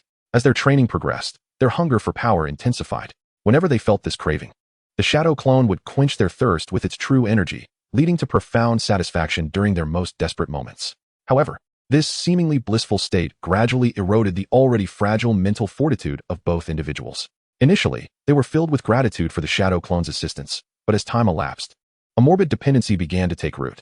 They ceased to exert effort in their training, instead placing all hope in the shadow clone's energy. Whenever they experienced hunger, their thoughts shifted from overcoming it through personal diligence to eagerly awaiting Akiba and Appo's return. Their willpower waned, and the once unwavering determination gradually faded. Throughout this process, their minds resembled a castle under siege, collapsing beneath a facade of apparent beauty. Now, both were ensnared in an inescapable state. Konin even resorted to playful coaxing of Akiba, hoping for more of his energy. Let go of your body and soul, surrender completely to me, and only then can you truly master this power. The shadow clone would seduce them during their moments of utmost relaxation, coaxing them to relinquish their final vestiges of self. Nagato sensed something amiss but was ensnared by the pleasure, unable to escape. Even Izumi found it difficult to detach from such sensations. The shadow clone employed not illusions, but rather a manipulation of their minds and spirits. Those with sound minds were impervious to such control. However, few ninjas possess such mental stability, rendering them easy to manipulate. Ninjas, being outsiders, lacked spiritual cultivation, thus unable to resist the tactics of cultivators. Faced with the shadow clone, both Nagato and Konin had lost all rationality. In recent days, they had begun to shadow the clone, for without its presence, they felt an overwhelming emptiness. This was no mere physical reaction. They had developed a psychological dependence on the shadow clone. Both their bodies and minds had become subservient to its power. As long as the clone was near, their hearts experienced an unprecedented tranquility, rendering all troubles and woes trivial. Seeing the opportune moment at hand, the shadow clone commenced the formal process of refining their bodies. Konin, the forthcoming training may be somewhat painful, but endure it, and you shall undergo a transformation, becoming my true companion. The clone's voice reverberated like an enchanting melody in Konin's ears, while Nagato remained oblivious to any sense of foreboding. The shadow clone placed its hands gently on Conan and Appo's bare back, channeling true energy to cleanse her body. As she sensed the familiar warm current flow within her, pleasure surged through Conan, causing her to involuntarily moan. This sensation was more intense and prolonged than ever before. Every inch of her skin and every cell quivered with delight. Yet, this was swiftly followed by an unbearable agony, akin to 1,000 needles piercing her marrow, rendering her visage as pale as parchment. Then, the pain receded, only for joy to return once more. The relentless oscillation between suffering and ecstasy shattered her last remnants of mental fortitude. In that moment, her heart was solely devoted to Akiba. Even if he commanded her demise, she would comply without hesitation. Endure. This is merely the process of expelling impurities from your body. To this, Conan remained silent, gritting her teeth, her hands clenched into fists, nails digging into her palms to distract from the pain and maintain clarity. As time passed, the excruciating torment dissipated, replaced by an unparalleled sense of peace and comfort. Conan felt as though her body had been remade. Every meridian and bone brimmed with vitality and strength. More importantly, a connection of power with Akiba had formed within her. A mindset dominated by Akiba took precedence in her consciousness. The shadow clone's lips curled into a smile. Conan had been thoroughly refined. Regardless of the strength she attained in the future, as long as this bond existed, she would be unable to oppose him. He could extract her power at will. This method was inspired by the concept of chakra, likening Conan and Appo's connection to him to that of the god tree and chakra. Should Akiba, as the master, perish, Conan would not survive either. Nagato, your body requires nurturing. You cannot engage in this training for now. Once you recover, allow Conan to assist you. Nagato nodded slightly, the last vestiges of his vigilance dissipating. Akiba deliberately positioned Conan as Nagato and Appo's master, aiming to extinguish the final flicker of resistance within him. Very well, it is time for me to return. Upon hearing this, Conan panicked. I wish to accompany you. Akiba smiled gently. You may come to Konoha once you have resolved matters in the Land of Rain. Also, once Nagato and Appo's body has healed, do not forget to aid him in his cultivation. Conan blushed and nodded softly. Nagato remarked, Tsunade has yet to respond, clearly indicating her distrust of us. The shadow clone advised, you must demonstrate sincerity. Only then will they believe you have genuinely disbanded Akatsuki. Conan inquired eagerly. What sincerity do we need to show? What must we do? Deliver a corpse of an Akatsuki member to Konoha. For instance, Kakazu, who is currently being hunted by Konoha. Locate him, eliminate him, and send the body to Konoha. This will convey genuine intent for the peace talks. Upon hearing this, the two exchanged glances and nodded without hesitation. Chapter 82. The rift in the tumultuous history of the ninja world. The 63rd year of Konoha was undoubtedly the most chaotic. In August, Orochimaru seized the opportunity presented by the chunin selection exams to assassinate the 4th Kazekage and orchestrated an assault on Konoha with the Sand Shinobi, resulting in the demise of the 3rd Hokage. By October, the Black Book incident had escalated, exposing the true nature of the Akatsuki organization before the public eye. Under Konoha's stringent accountability measures, the leader of the Rain Village was compelled to destroy the Ten Tails Husk, the Outer Path Golem, and disband the Akatsuki. Subsequently, in November, under the leadership of the Rain Village's leader, the Land of Rain willingly submitted to the Land of Fire. In the same month, a minister from the Land of Fire was dispatched secretly to the Land of Rain for peace talks. This action by the Land of Fire was akin to opening Pandora's box, triggering a series of repercussions. After threats and protests failed, other great nations began amassing troops at their borders, poised to strike at the Land of Rain, with war looming ominously. Nagato and Conan, as the leaders of the Rain Village and key members of the Akatsuki, found themselves cornered and had no choice but to flee to Konoha in search of refuge. As December approached, the situation grew increasingly dire. The Land of Earth swiftly invaded the Land of Grass, the Land of Wind followed suit, annexing the neighboring Land of Birds, and the Land of Lightning launched an offensive against the Land of Frost. Meanwhile, the Land of Water, though not taking significant action, dispatched elite forces to infiltrate the Land of Waves and the Land of Hot Water. Concurrently, several smaller nations surrounding the Land of Fire began a frenzied military buildup, preparing for the impending chaos. Akira had once believed this was an opportune moment for the unification of the ninja world. However, as the New Year's bells began to toll, Maid Conan approached the meditating Akira, insisting on serving as his housekeeper, which he found difficult to refuse. As for Nagato, he took residence in the estate provided by the feudal lord, who, after all, owed him a favor for having sold a nation. Lord Akira, Lady Izumi. I have urgent news to report, said a subordinate. Izumi, engrossed in her efforts to absorb Akira's chakra, remained oblivious. Akira trembled briefly, then tightly embraced Izumi, murmuring, Is there a battle? No. Akira, growing impatient, retorted, If it's not a battle, why are you here so late? If you're feeling unwell, go seek Nagato for a dual cultivation session. Conan felt a rush of warmth at his words, taking a deep breath to suppress her agitation, and continued. You should come and take a look. Izumi furrowed her brow slightly. Darling, she doesn't want you, does she? Akira shook his head. It seems something is truly amiss. Since a while ago, the natural energy in the air has thickened. Izumi licked her lips, focusing her senses, her delicate face revealing a hint of astonishment. I thought it was our cultivation causing this. My goodness, such vast natural energy. Could it be the Ten Tails has revived? As he donned his attire, Akira retorted. We used the shards of the Ten Tails for forging. How could it possibly revive? There's not just one Ten Tails. Perhaps another has emerged early. At that moment, Xiangling's voice drifted in from outside. Brother, something has truly happened. It seems it's at the Forest of Death. Many people have rushed there. Akira opened the door and gazed towards the Forest of Death. He then turned to Izumi on the bed. Something significant has occurred. Izumi, clad in a strapless dress and bare-legged, dashed out. The group looked towards the Forest of Death, their expressions filled with disbelief. A bizarre rift had appeared in Konoha.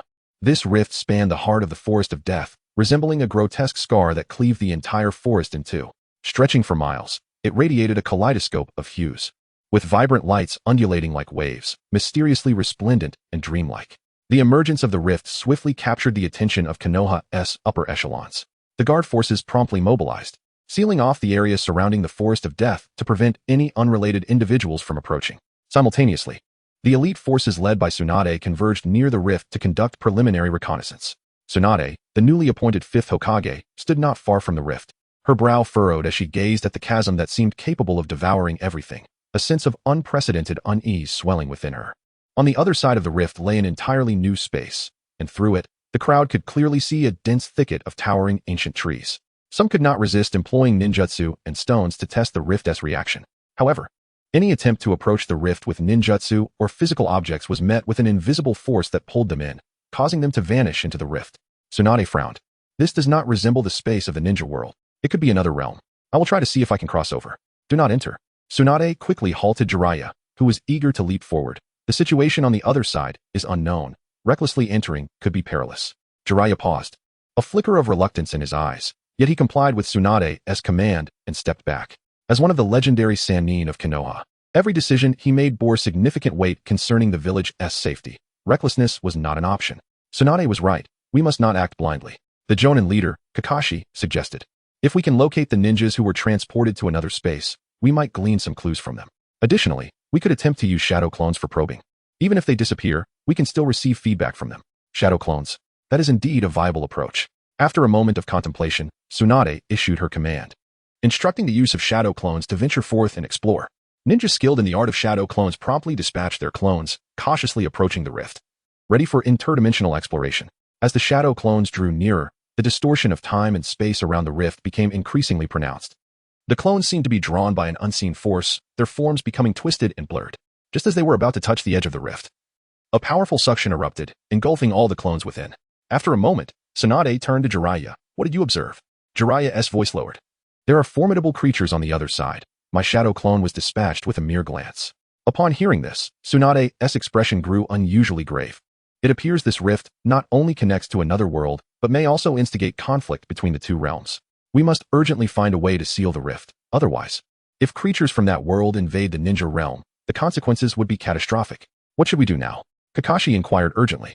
Tsunade pondered briefly before decisively stating, first, we must heighten our vigilance to ensure the safety around the rift. Secondly, we need to summon all ninjas proficient in sealing techniques to collaboratively research methods for sealing the rift. Meanwhile, we will continue to dispatch shadow clones to gather as much information as possible about that world. Soon, a meeting of the Jonin convened in Konoha's council chamber. The atmosphere thick with tension. The leaders of various clans engaged in heated debates regarding the rift's origins, its implications, and potential strategies for response. Some advocated for an immediate sealing of the rift to guard against the invasion of the unknown world. Others proposed a deeper exploration to unveil the truth of that realm. Just as the discussion reached an impasse, a Konoha ninja burst into the council chamber, breathless, bearing shocking news. Rifts had also been discovered in other parts of the ninja realm, with some locations even experiencing incursions from otherworldly creatures. This revelation struck like a thunderbolt, instantly stunning everyone present. The rift's emergence was no longer an isolated incident, but had become a widespread phenomenon across the ninja realm, indicating that the crisis they faced far exceeded their initial expectations. How is this even possible? According to the intelligence relayed by the operatives, the lands of earth, wind, water, and thunder along with several other smaller nations, have all manifested fissures of varying sizes. Even the rock ninjas stationed at the front lines have retreated back to the land of Earth. Tsunade, with her fingers interlocked and her gaze piercing, concluded. It appears that we are confronted not merely with a challenge from one world, but with the tumult of the entire space-time continuum. We must immediately issue a warning to all major nations and unite our forces to confront this unprecedented catastrophe. Seated in the back, Akiha remained bewildered. He had merely altered the trajectory of the shinobi world's time and space. Surely, it could not have provoked such a grand upheaval. Moreover, this was not the first alteration of time's course. If the Deva path were to pursue accountability, it should have begun with Izumi. Why wait until now? The original plan had been for a grand battle among the shinobi, followed by the unification of the world, after which he could simply enjoy restful slumber each day. Now, however, it was a chaotic clash of realms, and the prospect of reigning supreme was overshadowed by the uncertainty of survival. Akiha gently rubbed his temples, attempting to untangle his thoughts. At that moment, a flash of insight struck him like lightning. Could it be that the physical form cultivated from the remnants of the Ten Tails had triggered the forbidden aspects of time and space? Yet, that seemed improbable. If the Ten Tails possessed such power, would it have met such a fate? As Akiha pondered, the discussions within the council chamber grew increasingly fervent, with myriad opinions colliding and intertwining like an invisible storm raging within every heart. We should dispatch more personnel. Only by thoroughly understanding the situation on the other side of the fissure can we address the root of the problem and halt the spread of this disaster. Tsunade regarded the speaker, Sarutobi Mukamura, with a critical eye. You wish to go? Mukamura flushed at her words, quickly adopting a stance of righteous valor. If the fifth Hokage agrees, I am willing to lead the expedition. Tsunade's expression remained impassive.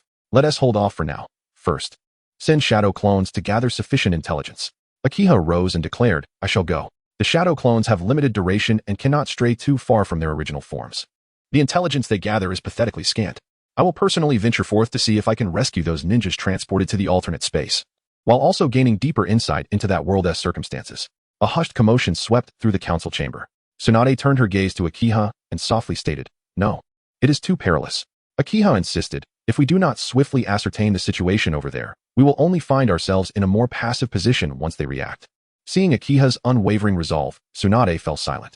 This matter transcended Akiha's personal safety. Every action could potentially dictate the fate of the entire shinobi world, leaving no room for her to be careless. Very well, if you are determined, then go and see for yourself. Tsunade quickly made up her mind, looking at Akiha with solemnity. Should you encounter danger, retreat immediately without hesitation. Akiha reassured her, do not worry, I will proceed with caution. Tsunade hesitated for a moment before saying, return and bid farewell to your family, just in case. Akiha responded softly and departed the meeting room. Upon returning home, he found Izumi and relayed the discussions from the council chamber, as well as his decision to personally venture into the alternate space. Izumi's eyes sparkled with excitement upon hearing this, and she immediately began to pack her belongings, eager to join him on this adventure. Akiha, bemused, interjected. I will be back shortly, you need not accompany me.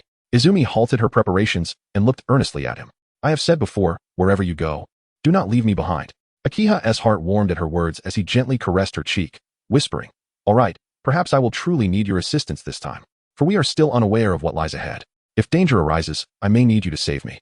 Izumi smiled sweetly. Yes, even in death. I wish to perish alongside you. During the festive season, refrain from speaking of death. It is inauspicious. The two shared a tender moment before they began to gather the necessary items for their journey. We are going to scout, not to engage in warfare. Why are you bringing so many thongs? Regardless, we have scrolls. Bringing a few extras won't hurt. Akiha replied exasperatedly. What if they cannot utilize ninjutsu? Izumi paused for a moment. Surely not? Akiha insisted. In an entirely new world, anything is possible. Quickly discard your non-essentials and bring as many necessities as you can. The two selected a few lightweight yet practical ninja tools and some items potentially useful for trade or research, preparing for unforeseen circumstances. They then said their farewells to Conan and Xiangling and set off toward the Forest of Death. Upon arriving near the fissure, they encountered a group of ninjas skilled in sealing techniques, who were anxiously deliberating methods to close the fissure. This is the very wall between two realities. If sealing techniques were effective, it would be a miracle. Akiha greeted them before leading Izumi through the fissure. Upon entering the alternate space, Akiha was immediately overwhelmed by a wave of dizziness. He fought against the discomfort as he surveyed his surroundings. Before him lay a dense forest, ancient trees towering high, obscuring the sun and Apos' rays. From the rich essence of the world's energy, Akiha discerned that they were no longer in the familiar shinobi realm. Bizarre plants and creatures, unlike anything they had encountered, surrounded them, while an indescribable energy pulsated through the air, causing their chakra to stir restlessly. Is this the alternate world? Izumi gazed around, her eyes shimmering with curiosity and excitement. Keep your voice down. Akiha hastily placed a hand over her mouth. Do you think this is a vacation? Izumi mumbled. There's no one around. Even if there's no one, you still attracted attention. The two cautiously navigated through the woods, searching for the ninjas who had been transported here. However, there seemed to be no sign of human presence. Instead, powerful creatures roamed the forest, occasionally casting curious glances their way. Akiha felt a tightness in his chest. These native creatures possessed power levels comparable to his and Izumi's. Fortunately, they appeared uninterested in attacking. Otherwise, the two might not have escaped this forest. They remained vigilant, carefully steering clear of the creatures as they ventured deeper into the unknown. After what felt like an eternity, Akiha finally stumbled upon an abandoned campsite. Scattered throughout were various ninja gear and belongings, indicating that humans had once lingered here. Chapter 83. Tu Jiao. The two searched for a while and discovered signs of a fierce battle nearby, along with some shattered shurikens scattered around. Izumi picked up a bloodied piece of cloth from the ground and sniffed it, quickly deducing, a team of 4, and judging by the amount of blood, their injuries are severe. Akiha frowned, observing, from the traces left here, it seems this happened at least 10 or 8 days ago. Izumi was astonished. Didn't the rift appear early this morning? We could have only arrived 2 or 3 hours later, right? What is so strange about it? It's not the same world. Different rates of time flow are quite normal. They should have headed in this direction. Izumi pointed at the leaf markings on the trees. Puzzled, if they were injured, why didn't they escape back? Akita shook his head. It's probably not that simple. Have you not noticed that the path behind us is disappearing? Upon hearing this, Izumi was taken aback and turned to look behind her. The path they had taken was now blurred, as if being gradually consumed by an invisible mist, the surroundings fading from view at an eerie pace. Her expression changed slightly, a sense of foreboding rising within her. Are you saying we might disappear here? Izumi and Appo's voice trembled slightly as she looked at Akiha, hoping for a negative response. Akiha, with a grave expression, nodded. It seems so. The rules of the world connected by the rift are entirely different from what we know. Time distortion and spatial twisting are common phenomena. Once we step in here, it's likely there's no turning back. They may have realized this too, which is why they chose to delve deeper rather than retreat. Izumi pressed her lips together, her gaze scanning the surroundings rapidly, seeking any possible escape route or signs of other survivors. However, apart from the increasingly indistinct trees and the occasional low growl of an unknown creature, there was nothing else. We won't be trapped here, will we? Izumi asked stubbornly, her voice echoing in the empty forest, sounding particularly small. Akiha took a deep breath. Let's leave this place first. Izumi nodded, and the two continued along the markings left by the Konoha ninjas. The ground beneath their feet seemed to change subtly, at times hard as iron, at others soft as mud. As they ventured deeper, the surroundings grew increasingly bizarre. The trees became towering and twisted, with strange glimmers of light flickering among the leaves, light that belonged to no ordinary world.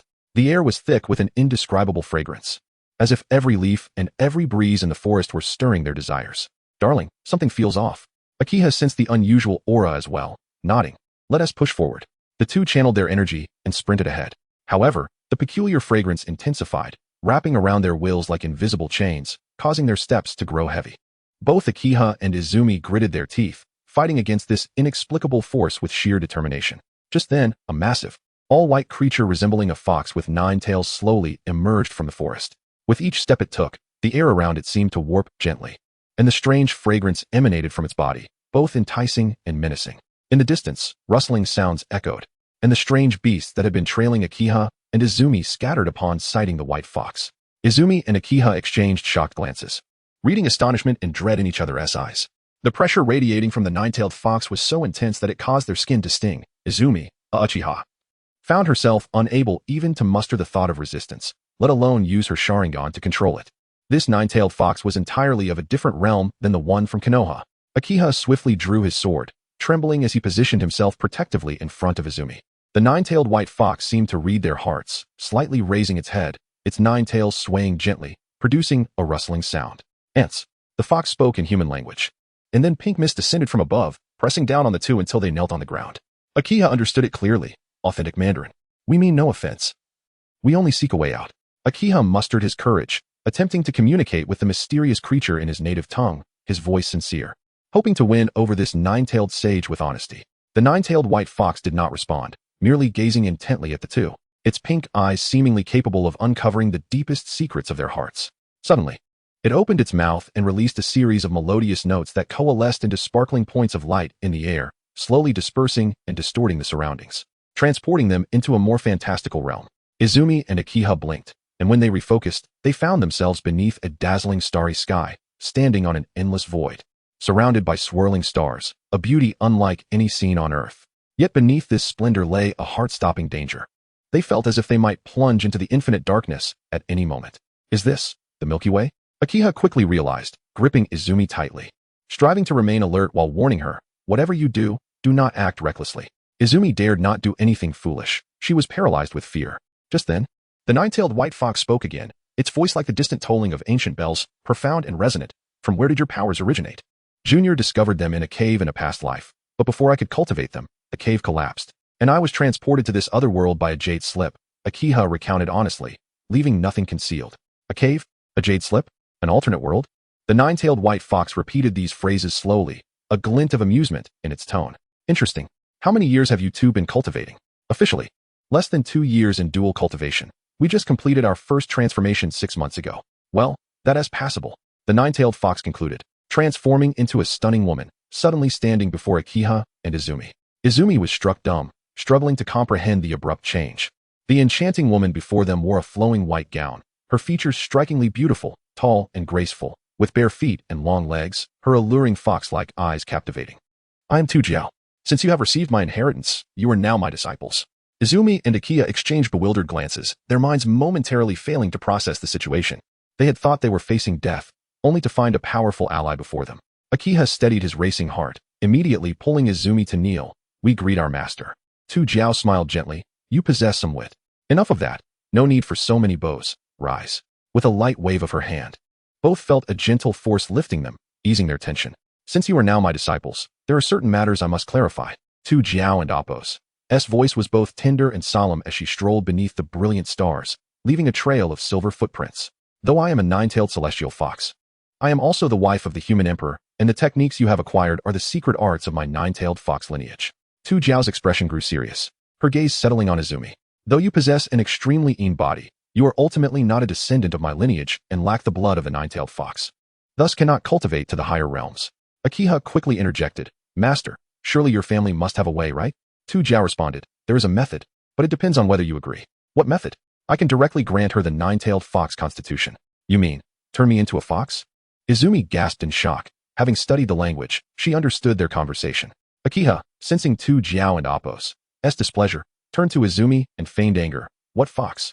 If you can and Appo's, speak. Don't open your mouth. In my hometown, the nine-tailed fox is regarded as a being even more sacred than dragons and phoenixes. We, the people of Huaxia, possess a lineage that is partly derived from the nine-tailed fox. Kwame quickly realized her misstep and hastily apologized. That's not what I meant. I will follow my master's arrangements. Tu Jiao's expression softened slightly, and with a light snort, she remarked, were it not for your husband, I would never bestow upon you the body of a celestial fox. With that, a droplet of golden blood emerged from the tip of Tu Jiao and Appo's right index finger. She gently blew upon it, and the golden blood entered Quan Mei and Appo's forehead. Quan Mei felt a warm force surge from her brow, spreading throughout her body, as if countless little foxes were frolicking within her veins, bringing waves of tingling sensations and an extraordinary warmth. Her body involuntarily trembled slightly, gradually transforming into that of a fox, until she ultimately became a small white fox. The white fox, Quan Mei, was clearly unable to speak. She tilted her head back, looking up at Qiuyue with an expression of distress. Qiuyue was taken aback, witnessing his perfectly normal wife transform into a fox in an instant. Master, is there no way for her to revert back? Tu Jiao nodded with satisfaction. Naturally, she is merely in the initial stage of integration. Once the celestial fox blood fully merges with her, she will be able to switch forms at will. How long will that take? It largely depends on her. If she progresses quickly, it could take 3 to 5 days, but if slowly, it could take hundreds of years. Hearing this, Quan Mei curled up beside Qiuyue, her eyes brimming with tears as she gazed at him. Feeling a pang of discomfort at this sight, Qiuyue bent down to embrace Quan Mei and earnestly pleaded, Master, hundreds of years is far too long. Could you possibly change her back? Tu Jiao smiled gently. In my view, she will likely complete her integration in no more than 10 to 15 days. Upon hearing this, Qiuyue felt a weight lift from his heart. Thank you, Master. I shall diligently cultivate and not disappoint your expectations. Tu Jiao turned her gaze toward Qiuyue, a hint of amusement in her eyes. Diligence is commendable, but one must also act within their capabilities. With her celestial fox constitution, she is no longer the same. Be cautious, lest she drain you dry.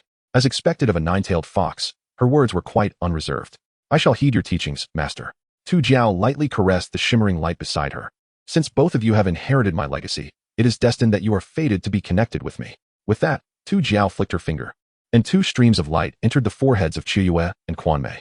These were her insights and various secret techniques collected before her ascension, along with her profound understanding and application of the laws of the universe. Qiuyue and Quanmei felt a thunderous resonance in their minds, an overwhelming tide of knowledge and comprehension flooding in. They closed their eyes, concentrating fully to absorb this invaluable gift. Time seemed to slip away, and when they finally opened their eyes again, a newfound astonishment glimmered within. Is this, truly, the realm of our master? The true realm? The ultimate reality of the vast world? Tu Jiao replied nonchalantly, this realm is known as the Cataclysm Realm, the place where I attained enlightenment. As the name suggests, it is a land of tribulation. This space is congregated with countless beings who have fled here. Your arrival indicates that your original world has been purged due to human interference. If you wish to find a foothold for the creatures of your world, you must compete for survival against others in this realm. Qiuyue frowned at her words. Are you suggesting that our world will be destroyed? Tu Jiao nodded gently. The day the rift disappears will mark the end of your world. The rift is a passage created by the powerful beings of this realm to offer you salvation. Their motives are both compassionate and self-serving, wishing to harness the strength of different realms to achieve their own paths. Exchanging glances, Qiuyue and Quanmei and Apos' eyes reflected shock and fear. They had never imagined they would step into such a mysterious and unfathomable world. Here, opportunities and crises coexist. If you wish to survive, you must continually enhance your strength. Tu Jiao brushed aside a strand of her hair and continued, my legacy is fraught with both opportunity and peril. Whether you can reach my level will depend on your own fate. As she spoke, Tu Jiao extended her right hand, palm facing upward, and a dazzling light erupted from her palm, transforming into a pair of ancient rings that slowly floated toward Qiuyue and Quanmei. These are the cosmic rings. A gift from me to you. They contain fragments I collected before my ascension. I no longer have use for them, so they are all yours. Once you drop your blood upon them, the rings will recognize you as their master, becoming your exclusive treasures. Remember, this is my heartfelt intention. I hope you will cherish and utilize them wisely.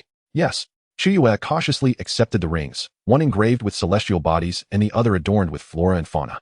Though they appeared unassuming at first glance, they emanated an ancient aura. Taking a deep breath, he decisively pricked his fingertip, allowing his blood to fall upon the ring.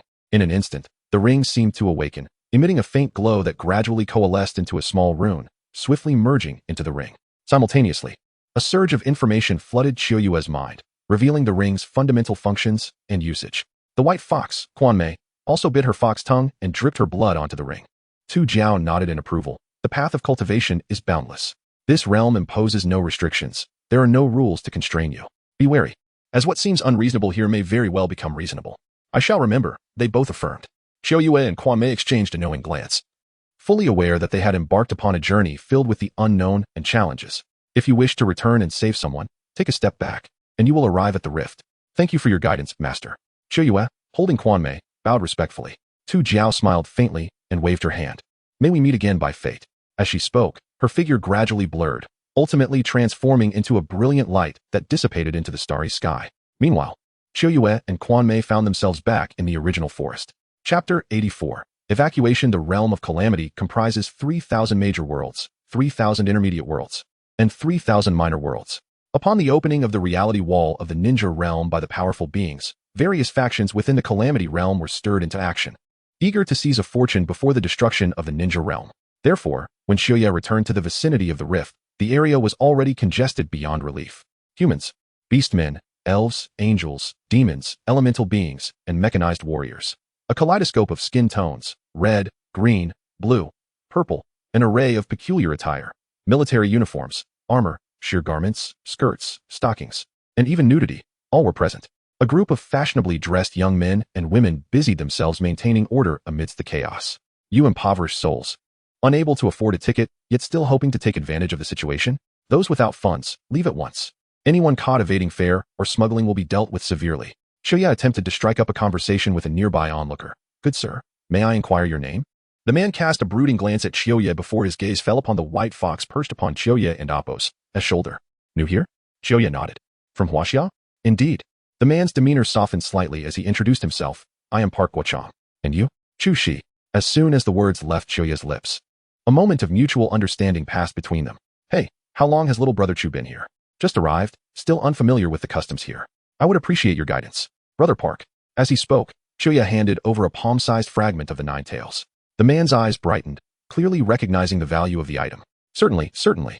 Park Guochang felt a newfound affinity towards Xiuya, accepting the fragment and discreetly stowing it in his storage ring. Brother Park, what does it mean to smuggle a ticket?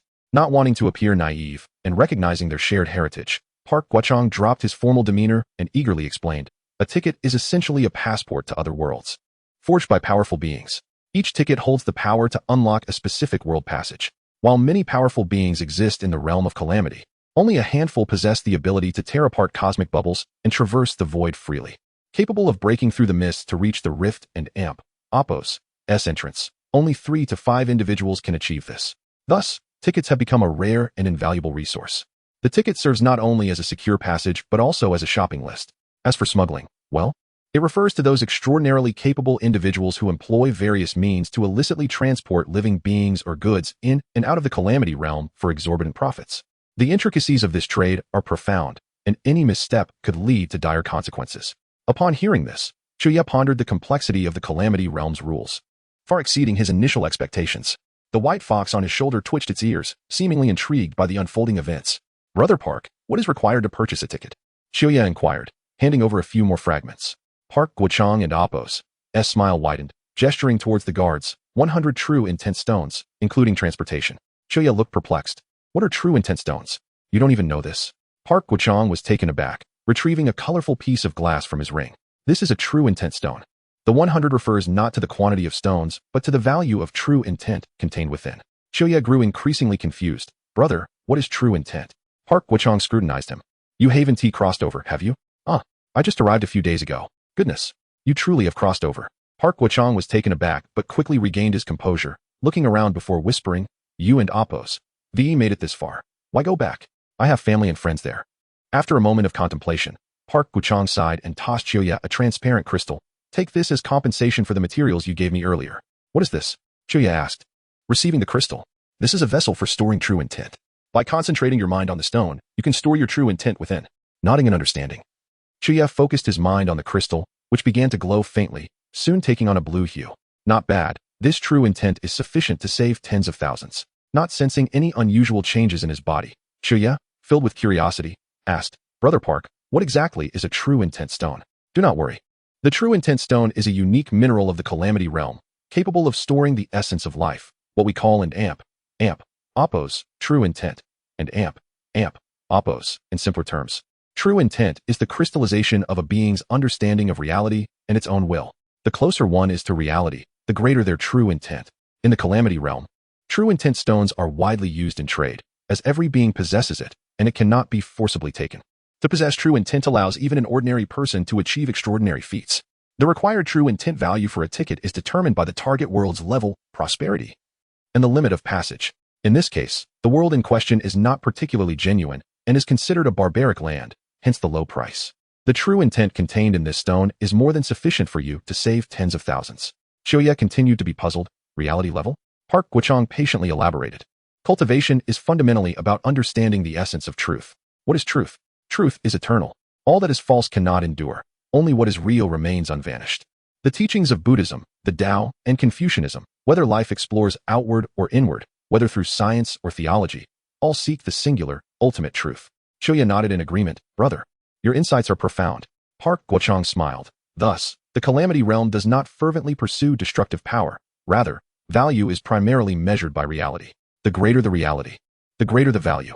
The notion of an ordinary person achieving extraordinary things is commonplace here, as some mortals possess a reality that surpasses even that of deities. Now I understand. You should hurry back to save them. Once the rift appears, your world will be on a 7-day countdown. Upon hearing this, a sense of urgency surged within Xiuya. He understood the preciousness of time. Every moment of delay could mean the loss of countless lives. Gratefully, he looked towards Park Guochang, solemnly stating, Brother Park, I am deeply indebted. Once I return and set everything in order, I shall repay you handsomely. Park Guochang patted Xiuya on the shoulder, his gaze revealing approval. Little brother Chu, there is no need for such formality. As descendants of Huaxia, we ought to support one another.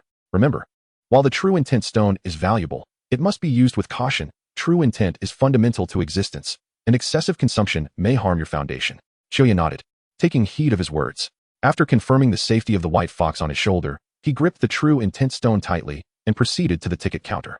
The surrounding crowd remained boisterous, with the sounds of transactions and negotiations ringing out, yet he had no time to spare, his heart set on returning.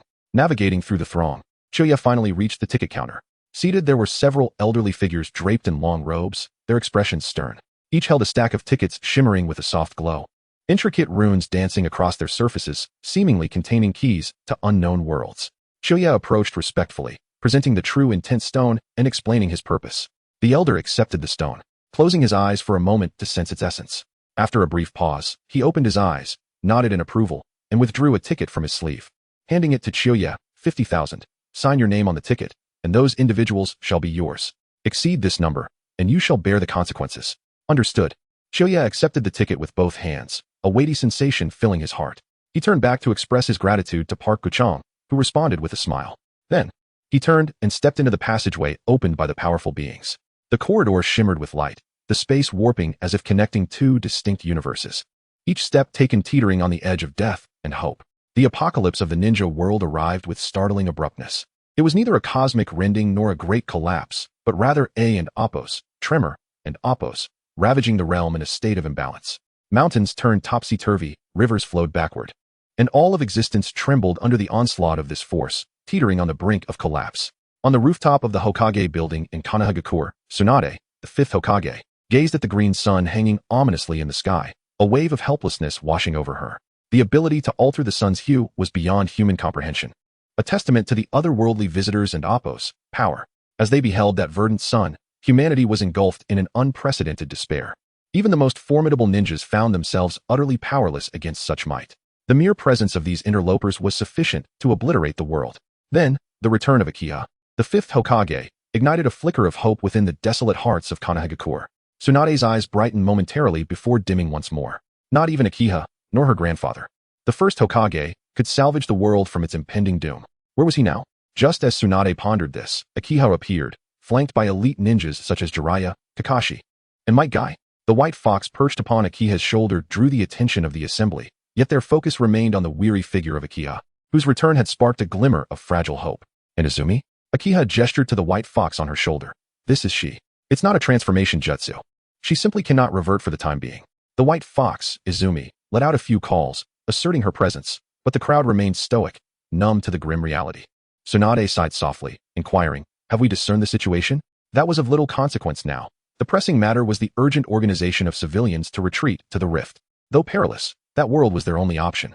In 7 days, this world would cease to exist, that other world. Akiha refrained from divulging the intricacies of time alteration, instead detailing the circumstances surrounding the rift. Tsunade and Appo's brow furrowed. Her expression clouded with uncertainty. Will the inhabitants of that world accept us? There was no notion of acceptance. The rifts served solely as our escape routes.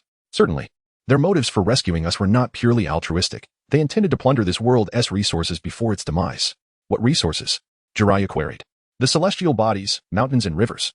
Rare treasures, divine weapons, and even people, all constitute resources. People? Akiha nodded gravely.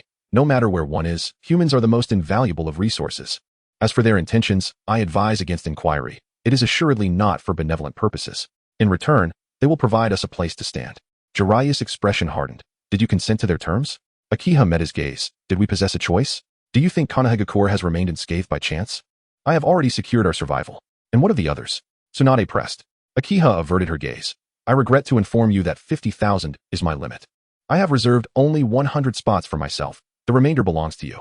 The names of those connected to Akiha, Aya's family, the principal S family, Miko, Xiangling, Konin, Nagato, and the surviving Uchiha, were inscribed. Jiraiya clenched his fists, his voice trembling with indignation.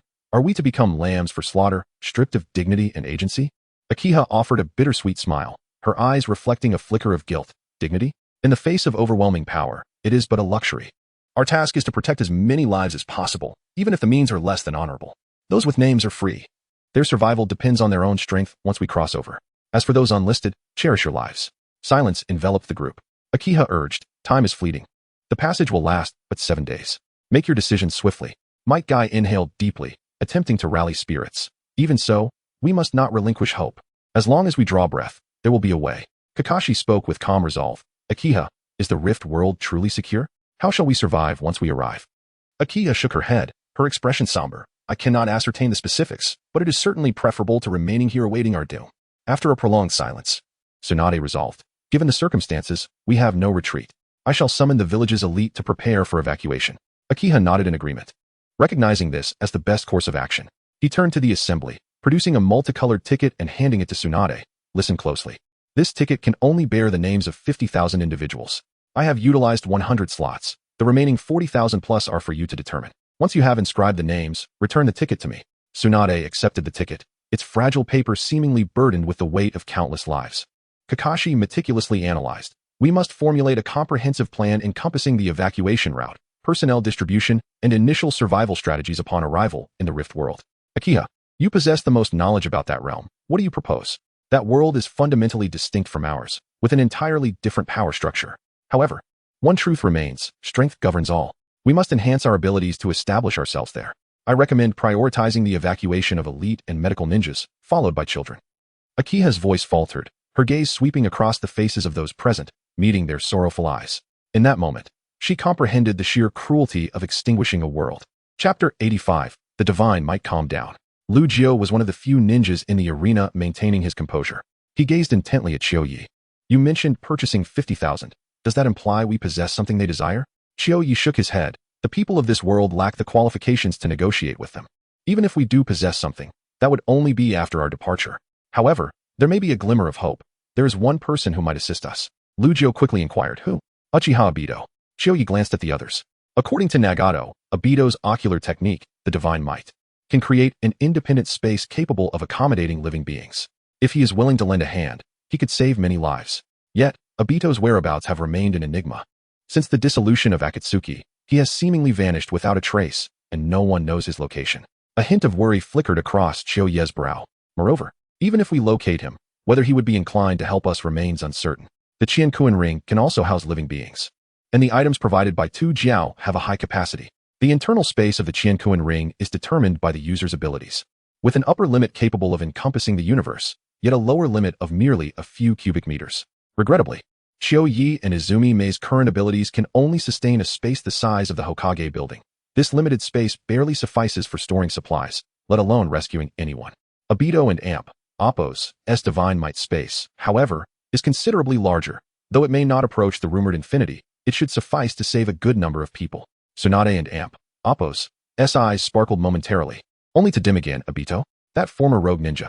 Xiao Yi smiled wryly. Indeed, his past actions are difficult for many to accept. Yet, at this juncture, we have little choice left. Furthermore, to my knowledge, deep down, Obito still harbors a sense of belonging and longing for Konoha and the Hokage. He has merely allowed hatred and pain to blind him. Besides, with the world on the brink of collapse, saving lives surely outweighs harboring hatred, does it not? Kakashi pondered for a moment before stating, I will seek him out. I know his whereabouts. The others turned their gaze towards Kakashi. He continued, he saw me out last night. Xiao Yi nodded. We cannot afford to delay. Act swiftly. I will prepare some supplies and equipment that may prove useful in case of emergencies. The group sprang into action, and Konoha village plunged into a flurry of activity. Tsunade began formulating a retreat plan.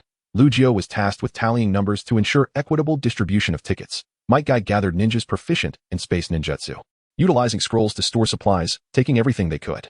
Understood. As the verdant sun dipped below the horizon, the ninja world was swiftly engulfed by darkness. Xiangling curled up by the door, her gaze vacant, resembling a statue. I have returned. Upon hearing the familiar voice, Xiangling shot up, sprinting forward to embrace Xiao Yi tightly, tears streaming down her face. Whoa, brother, I thought you had abandoned me. Xiao Yi gently patted her back, speaking softly, silly girl. How could I ever abandon you? He then turned to Conan. Quickly gather your belongings. We must prepare to escape. Xiangling wiped her face and glanced at the fox. Then, puzzled, asked, where's Izumi Mei? Why hasn't she returned? Xiao Yi pointed to the fox. She has been transformed into a fox by those on the other side of the rift, and cannot revert for the time being. Xiangling paused, then reached out to stroke the white fox, grinning, hee, Izumi Mei, you're so cute. The white fox, Izumi Mei, bared her teeth at her before leaping off Xiao Yi and dashing toward her bedroom. Xiao Yi, unfocused on playing, turned to Conan with a serious expression. What about Nagato? Conan's expression darkened. He has returned to the rain country, stating he must go back to protect those people. Xiao Yi sighed inwardly. Quickly assist Izumi Mei in packing her belongings. I need to visit the Hokage building. Xiangling acknowledged and headed to the inner courtyard. Inside the Hokage building, the lights blazed brightly, yet an eerie silence prevailed, punctuated only by the occasional hurried footsteps that shattered the stillness. Chiyo-yi moved briskly through the corridors, mentally compiling a list of necessary supplies. He meticulously searched every storage room, from medical ninja tools to food supplies. From ninja tool scrolls to communication devices, each item could prove vital for survival. Regrettably, he lacked the skill in space ninjutsu. Otherwise, he could have sealed everything into scrolls and stored them in the Qiankuan ring, thereby conserving a significant amount of space. Reflecting on this, a sense of discontent welled within him. Izumi Mei, in her fox form, could seal supplies into scrolls. While he had never mastered this skill, even as the world approached its end. They're here. A surge of joy rushed through Chiyo-yi as he focused his senses on the direction of the Hokage building. Obito had arrived. Shortly thereafter, Kakashi appeared before the crowd, accompanied by Obito. Obito and Appo's gaze was complex, filled with both hesitation and struggle.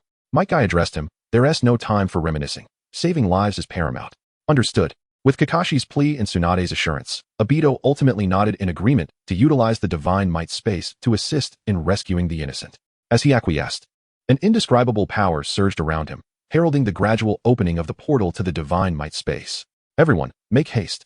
Lu Jio and Appo's voice rang out clearly and resolutely through the chaotic throng.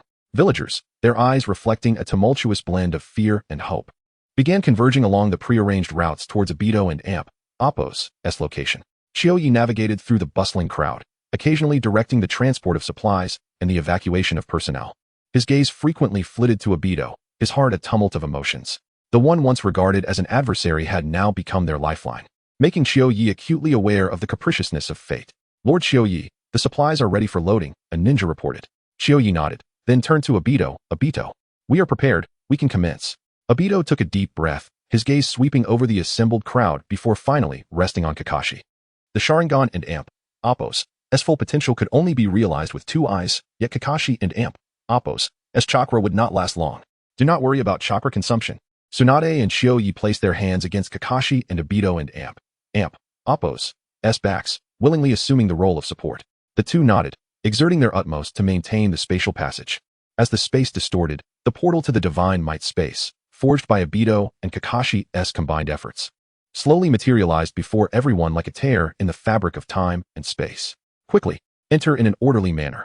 Lu Jio directed the crowd, ensuring that each individual maintained composure amidst the chaos. Villagers, laden with their families, were drawn in one by one, while Chiyo-yi and Tsunade and Appo's faces gradually paled, clearly indicating that sustaining such a large-scale divine might space was a considerable burden for both. The crowd surged like a tide, each person stepping into the divine might space grasping at the last strand of life, their faces a tapestry of fear and hope. The cries of children, the gasps of the elderly, and the calls of the young converged into a complex symphony of life within the distorted threshold of space. Chapter 86. The Apocalypse. As the apocalypse descended, even the most fearsome of creatures could not remain idle. The powerful, such as the Otsutsuki clan, swiftly slipped into the rifts. To them, this cataclysm represented a divine opportunity. The moon was seized, and Kaguya, newly liberated, barely had time to rejoice before a golden collar was fastened around her neck. The collar shimmered with an enigmatic luster, seemingly imbued with an ancient and formidable power, causing her movements to momentarily falter. An immortal body? Not bad, I suppose.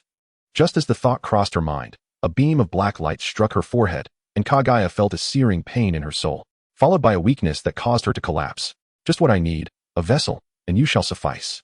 A deep, magnetic voice echoed in her ears, laden with an undeniable authority. She raised her gaze to see a strikingly handsome man clad in an ornate black robe, his eyes glinting with a roguish spark. Upon encountering this figure, Kaguya's discontent flared momentarily, only to be met with another jolt of agony in her soul.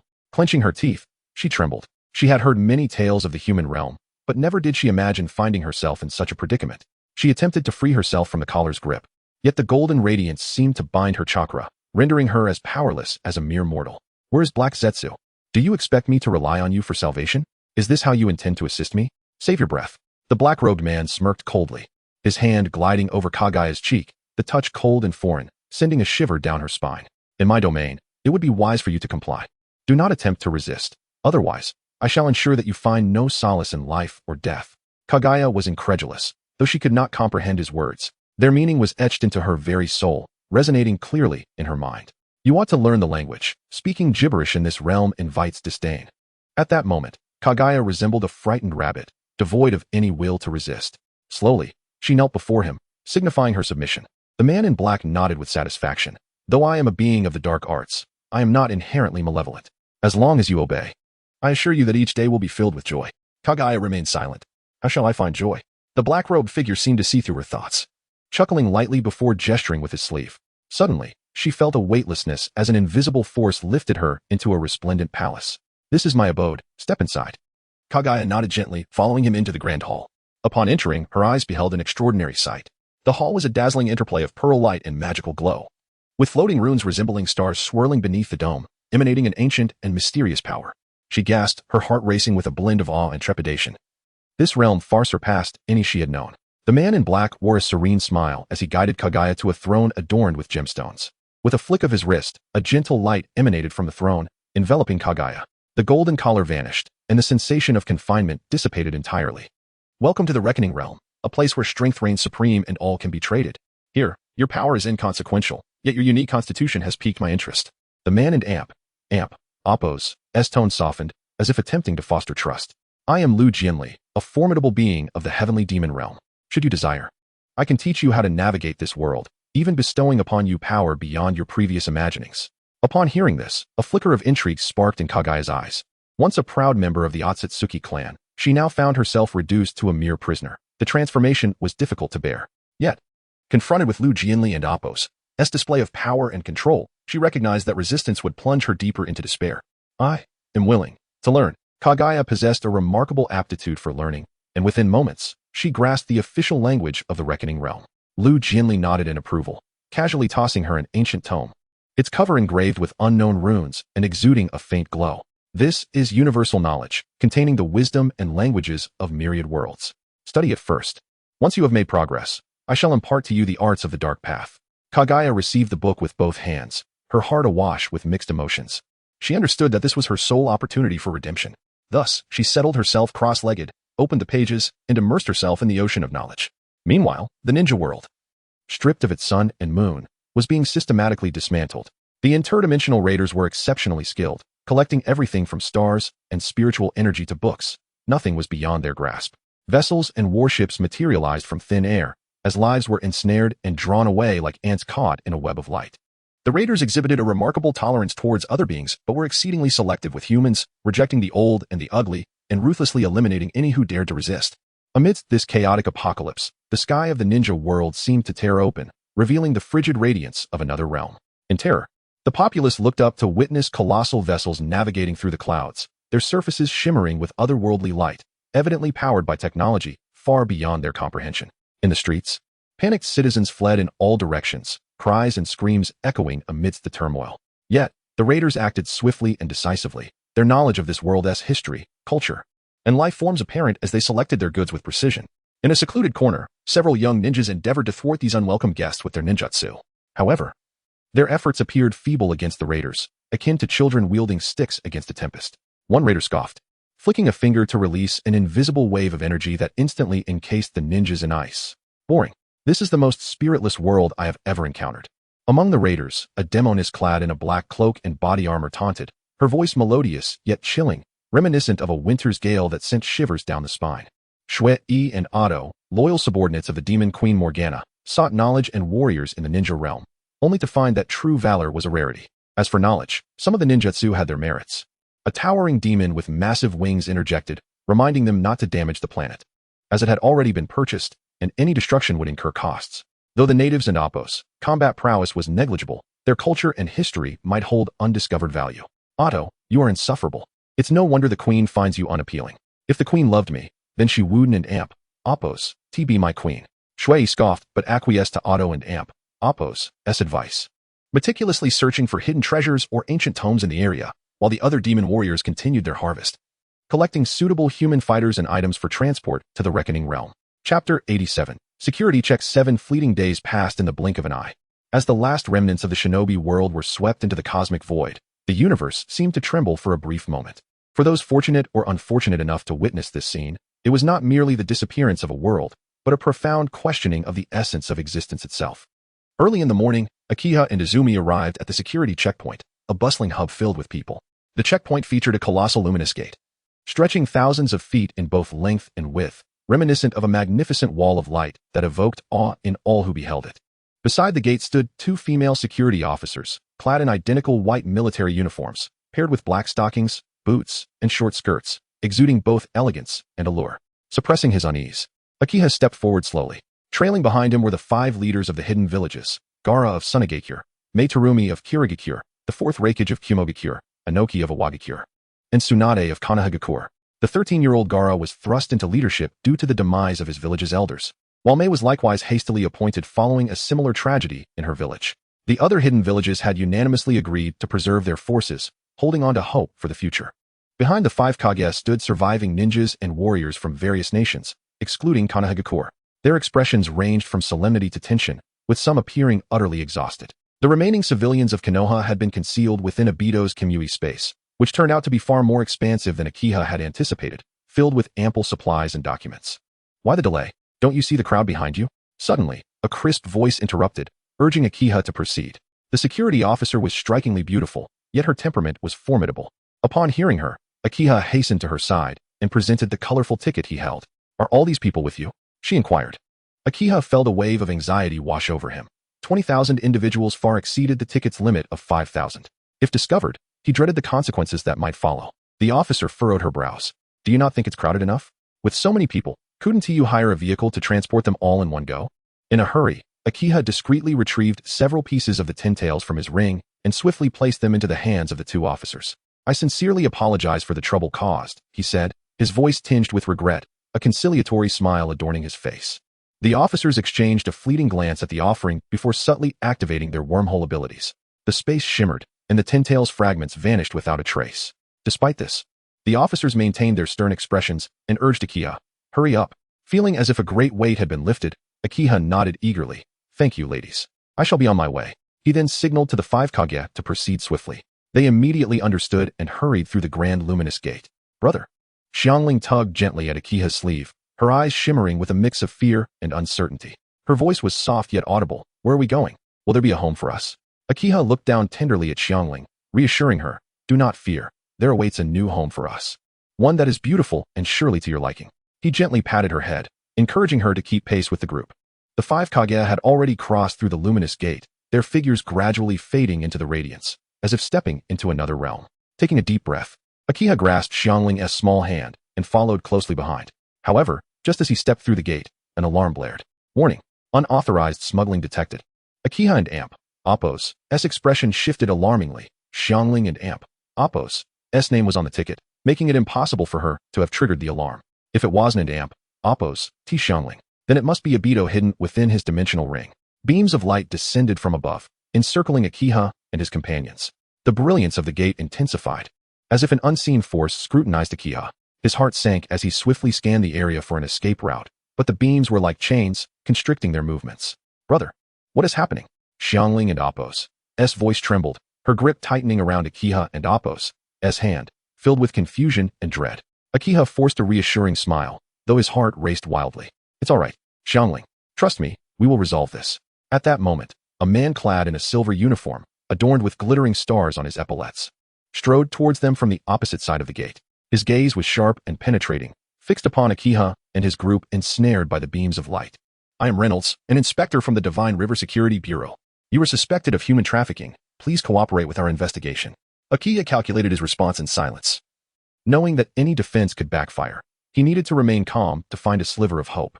He stepped forward slowly, striving to sound earnest. Inspector Reynolds, we have processed our immigration paperwork through proper channels. According to the regulations of the Dragon Rising Star, we are now lawful residents of the Azure Dragon Empire. Regarding the alarm, I suspect it may stem from a misunderstanding involving some unregistered items we possess. Reynolds frowned, seemingly weighing Akiha and Appo's words. At that moment, another security officer rushed in with a report in hand. Inspector, preliminary scans indicate that this gentleman's personal space does contain an unknown energy reaction, consistent with the alarm records. Akiha and Appo's heart tightened, yet he maintained his composure. Yes, that is a friend of mine who is healing for special reasons within my storage ring. However, he has not exceeded the immigration limit. I simply failed to provide detailed information during the processing. I am willing to take responsibility and undergo any necessary inspections to ensure compliance with interstellar law. Reynolds pondered for a moment, seemingly contemplating a solution. Finally, he nodded. Very well, Mr. Akiha. For safety's sake, We will need to conduct a thorough examination of your friend to ensure he poses no threat to the Dragon Rising Star. Meanwhile, you and your party must remain in the isolation zone until the investigation concludes. Akiha and Amp, Appo's heart sank, but he feigned calmness. Of course, please proceed immediately. He nodded in agreement, guiding his group orderly into the isolation zone, silently praying that Obito would pass the inspection without jeopardizing their hopes. Chapter 88. The Ascendance of the Dragon and Appo's star accompanied by a ripple in space, Obito and Appo's figure slightly distorted before landing steadily on the ground. Shoya looked at Obito with a serious expression and advised, coordinate with them for the inspection, and please refrain from making any dangerous moves. Obito nodded earnestly, extending his arms towards Reynolds. Observing this, Reynolds immediately signaled the security personnel nearby to employ an advanced detector for a comprehensive scan. Beep, beep, beep. The detector emitted a series of alarms, and the screen flickered with an array of intricate data. Reynolds and Amp, Appo's gaze grew increasingly grave. The tension in the group escalated. They were on the brink of venturing to a new planet, and any misstep at this moment could spell disaster on this isolated island in deep space, leaving them with no avenue for escape. What to do? The wreckage could no longer sit still. The incessant beeping of the detector made it evident that there was something amiss with Obito. Tsunade restrained his hand, shaking her head slightly. There's no path ahead, let alone whether we can defeat the guards. Even if we win, where can you escape to? The White Fox, Kurenai, whispered to the guards, while Choya translated for the others. Those two female security officers can open portals at will. If a conflict arises, their reinforcements will arrive in an instant. Rest assured, you have come here through legitimate means. If anything happens, I will bear the responsibility alone. At that moment, the prosecutor's voice rang out. Mr. Choya, I implore you to speak truthfully. Otherwise, I will have to request a reading of your thoughts. Choya and Amp, Appo's heart sank. The capability to read thoughts was unexpectedly stringent for a low-tier martial planet and Amp, Appo's security. Mr. Reynolds, I do not comprehend what you are implying. Reynolds coldly replied. Since you are unwilling to cooperate, do not blame me. Amelia, summon Lord Mingwe. Before his words faded, a shimmer in the space behind Reynolds heralded the appearance of a beautiful celestial warrior, adorned with a black breastplate and a blue skirt. Her back graced with pristine white wings. Angel, this gentleman. The angel waved her hand, indicating her understanding. She then turned to Choya, her eyes rolling back as she commenced a reading of his mind. Panic surged through Choya. He desperately endeavored to steady his mind, casting aside distractions, striving to enter a state of serene detachment. Within the isolation zone, the five shadows and other ninjas exchanged anxious glances, the atmosphere thick with tension. The wreckage, in his brashness, even contemplated challenging the angel to an arm wrestling match. How intriguing. The angel and Appo's voice suddenly pierced the oppressive silence of the isolation zone. As she regarded Choya with a slight smile, her tone laced with incredulity. I initially presumed you to be a malevolent human, yet you appear rather amiable. Though perhaps a tad too indulgent, moderation is advised. Choya offered an awkward smile, inwardly lamenting, dressed like that, and exuding such fragrance, what man could possibly resist? The angel gazed at him with a teasing glint in her eyes. This star system is co-governed by angels and humans. Since you harbor no ill intentions, I, on behalf of the Divine River Civilization, extend a warm welcome to you. Divine River Civilization? Choya felt a flicker of recognition. In his past life, he had encountered an anime featuring a civilization that engineered deities known as the Divine River. The angel nodded gently, her eyes seemingly piercing through Choya's soul. Indeed, it is the very civilization you envision. However, our angels have united with the three major deity engineering civilizations of Divine River, and this star system is now referred to as New Divine River. Choya felt a wave of confusion. It seemed the Super God Academy was also embroiled in this calamity. Reynolds, they are merely refugees. Please assist them in completing their immigration procedures. Gratefully, Choya expressed, thank you, Angel. We shall abide by interstellar laws and refrain from any unlawful conduct henceforth. Reynolds, although still harboring doubts, could only acquiesce to the Angel and Appo's decree. He waved his hand, signaling the dissolution of the light barrier, and the restrictions of the isolation zone faded. The five shadows and others, relieved from the impending crisis, exhaled deeply, their faces adorned with expressions of survival. Follow me. I shall assist you in processing your paperwork. Choya and his companions trailed behind Reynolds to a spacious palace filled with an array of advanced technology, where complex data and images flickered on projection screens. Reynolds seated himself at a grand table, summoning a sophisticated artificial intelligence. A beam of golden light descended from above, enveloping Obito. Instinctively, he adopted a defensive posture, preparing to phase out, only for the angel to materialize beside him. Do not worry, the angel reassured, gently patting Obito and Appo's shoulder. This is merely a scan of the personnel information within your space. Once your identities are recorded, you shall be recognized as legal immigrants of the Dragon Star. Obito and Amp, Appo's cheeks flushed, though he could not comprehend the angel and damp. Appo's divine river tongue, her alluring presence, and every gesture seemed to tantalize him, stirring feelings of distraction. The angel, Mingyue, beamed at him, amused by his shyness despite his rare wormhole capabilities. Meanwhile, Chuye, unperturbed by such thoughts, focused solely on ensuring everyone's stability. Let us remain here for now. We shall finalize the arrangements swiftly. The five shadows nodded, aware that this was not the time for idle chatter, and patiently awaited their outcome. As moments ticked by, Reynolds finally ceased his operations, presenting Chuye with a blue crystal sphere. This is your immigration document. Keep it safe and do not misplace it. Chuye inquired. Is there no form of identification? We are the Galactic Security Bureau, not the Immigration Bureau. With this document, you may proceed to the Xiangling Empire for further processing. Nodding, Chuye accepted the crystal sphere, expressing his gratitude once more. The angel regarded Chuye earnestly. Ensure that your companions behave. Your identity information has been recorded in our Qiankuan system. Should you pose a threat to the Super God Academy or angels, even if you manage to escape this star domain, the Divine River shall pursue you relentlessly. Chuye, somewhat sheepishly, replied, we would never dare to oppose the Divine River. In the future, if ever in need of our assistance, please do not hesitate to ask, Angel. The angel smiled warmly. You must learn to adapt to this new world. Whether Divine River or Calamity Realm, mastery of the Divine River language is essential for your survival. Furthermore, adherence to local laws is paramount. Otherwise, no one will be inclined to accept you. With a serious expression, Chuye affirmed, should anyone dare to act recklessly, even if local laws were lenient, we would never easily forgive them. Hearing Chuye's solemn words, Reynolds' demeanor softened slightly. He refrained from further comment, nodding in acknowledgement. At that moment, the beautiful angel suddenly unfurled her snow-white wings, gracefully ascending into the air. Her skirt fluttered, revealing a glimpse of her form beneath, which caught Chuye's gaze. Kurenai shot him an admonishing glare, biting his neck in reprimand for his dazed expression. Ouch! Why did you bite me? She flew up herself. The angel and Appo's melodious voice echoed like heavenly music in the air. Reynolds, activate the portal to Dragon and Appo's star immediately. I wish to visit there personally. At your command, Angel. Reynolds replied respectfully, promptly initiating the portal activation sequence. Chapter 89, Shadow Sect Longting Star, a vast and boundless planet, boasts an astonishing east-west span of a staggering 126,000 kilometers, with a north-south distance equally impressive at 119,000 kilometers.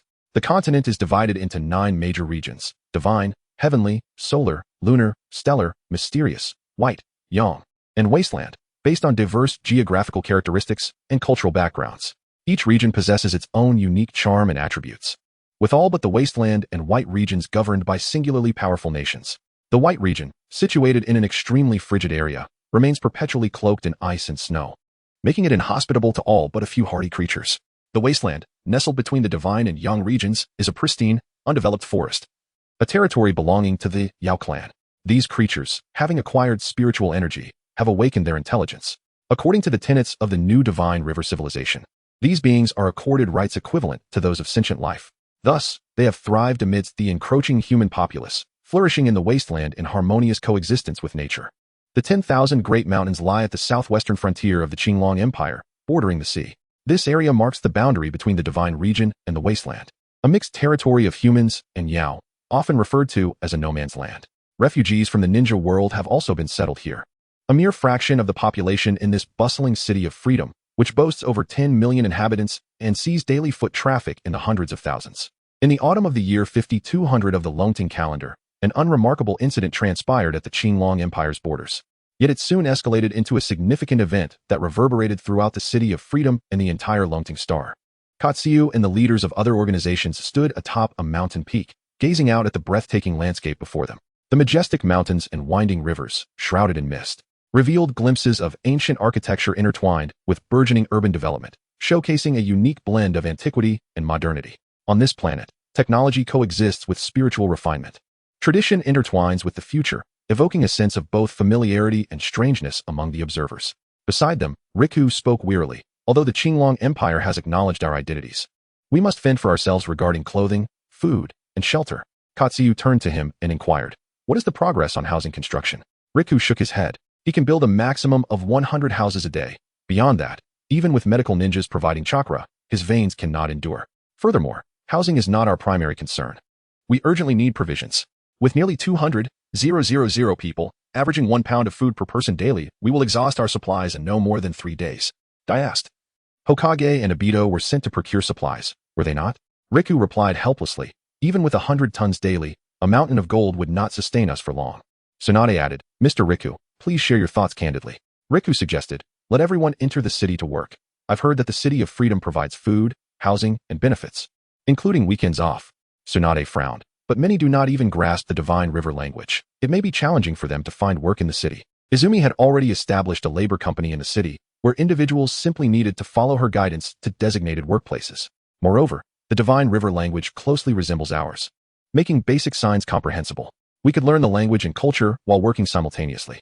As Riku finished speaking, a gentle breeze rustled a few fallen leaves atop the mountain. Dai nodded. Winter is fast approaching. Although locals claim this place enjoys eternal spring, we must prepare for the cold. Let us retain essential construction personnel while the rest enter the city to work. Riku looked at Katsuyu, hesitating to voice further thoughts. Tsunade smiled gently. Mr. Riku, speak freely. We have all fallen to this state. What is there left to conceal? Riku carefully considered his words, articulating cautiously, we have drawn the attention of the local sects. If we wish to re-establish the ninja sect, we may encounter numerous challenges. Raikage scoffed. According to the laws of the Xiangling Empire, extraordinary powers may not be wielded against ordinary people, but no such rule exists among those with extraordinary abilities. Should they seek trouble, we may eliminate them without fear of retribution from those celestial beings. Dai concurred. It is best to avoid conflict, but if unavoidable, we shall have no choice. Moreover, the name ninja sect is ill-suited. This is not the ninja world. We must adapt to local customs and henceforth refer to ourselves as the Shadow Sect. Izumi gently brushed her wind-tousled hair. I support the Earth Shadow's proposal. Yet we must establish an effective management system to ensure every refugee is adequately settled while preventing internal discord. The others nodded in agreement. The Shadow Sect not only inherits the name of Shadow but also aligns with local traditions. Dai remarked, from now on, do not refer to Shadow or Ninja or Samurai. We must strive to erase traces of our past to better assimilate into this society. Mitsuba furrowed her brow. Then what identity shall we adopt in this world? Sword cultivator? Sword master? Dai pondered the intelligence received days prior, uncertainly stating, that seems to be the term. Mitsuba, do not cling too tightly to that title. Henceforth, let us all walk the world as members of the Shadow Sect. Mitsuba and Appo's gaze deepened. And after a moment of contemplation, she nodded. The Earth Shadow speaks wisely.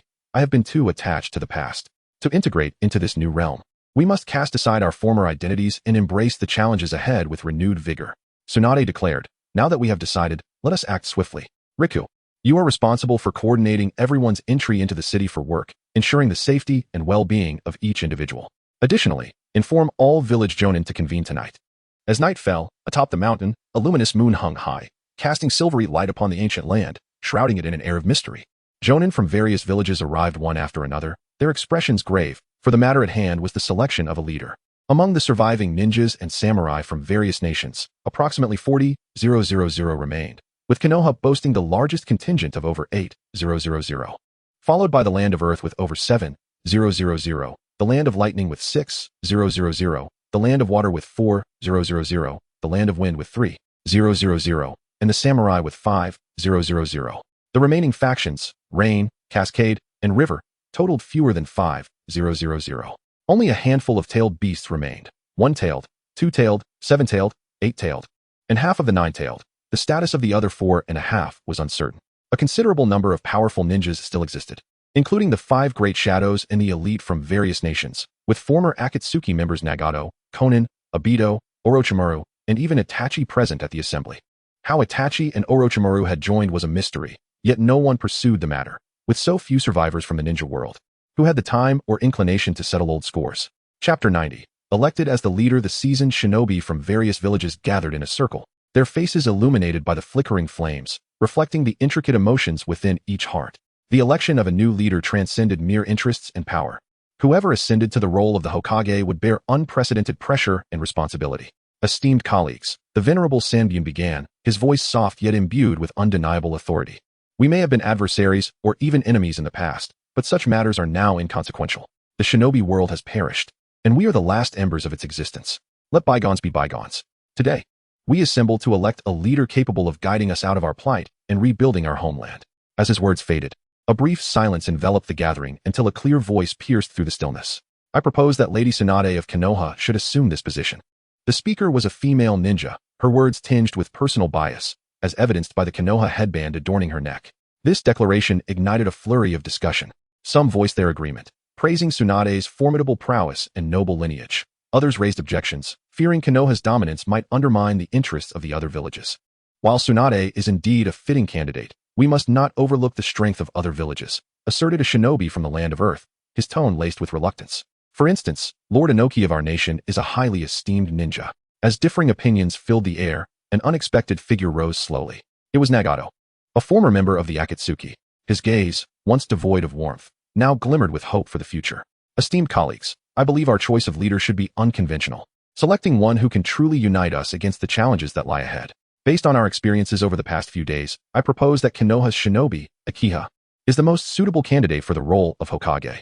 Akiha, thank you. Akiha would have readily accepted the nomination under different circumstances, but now, he feared being chosen. The weight of lives lost in the previous conflict weighed heavily on his conscience. Nagato's words stirred a profound contemplation among those present. Indeed, the current situation demanded not merely a powerful leader, but one who could foster unity and illuminate the path forward. The name Akiha resonated like a gentle breeze, stirring ripples in the hearts of all gathered. Though he hailed from humble origins, without his intervention, none in the shinobi realm would have emerged unscathed. More importantly, Akiha had transcended village boundaries with an extraordinary capacity for understanding and compassion, forging deep friendships with ninjas from various villages. At that moment, Terumi Mei from the land of water smiled softly, breaking the silence. I have no objections. Akiha and Appo's strength is well known, and crucially, he saved us all. Had he not returned, there would be no 5 Kage. Terumi Mei's words acted as a catalyst, swaying the previously hesitant assembly towards supporting Akiha. Voices began to rise in affirmation of his candidacy. I support Akiha, Might Guy proclaimed with unwavering conviction. He is too young, countered the shinobi from the land of Earth, standing in opposition. This concerns everyone in Appo's future. We must choose a leader of stability. Inoki raised his hand, silencing the Earth ninja beside him. Youth is not a hindrance. A new world requires a young leader to carve a path for us. I too believe Akiha is commendable. Despite his youth, he is not reckless. And with our seasoned guidance, any missteps can be amended. I have no objections. Tsunade turned to the Reikage. Reikage, what say you? The Reikage scrutinized Akiha for a moment before glancing at Sanbian, who nodded subtly. As more and more ninjas expressed their support, Akiha and Appo's name began to echo through the crowd. Though he remained silent, his composed demeanor was enough to earn the trust of those present. Eventually, as the multitude of voices coalesced into a formidable force, Inoki rose slowly to address everyone. Since you all place your trust in Akiha, we, the 5 Kage and Samurai, are prepared to bestow this significant responsibility upon him. However, I must remind everyone that becoming the Hokage does not equate to wielding supreme power. Rather, it entails shouldering the future and hopes of us all. May Akiha not disappoint our expectations and lead us towards a brighter future.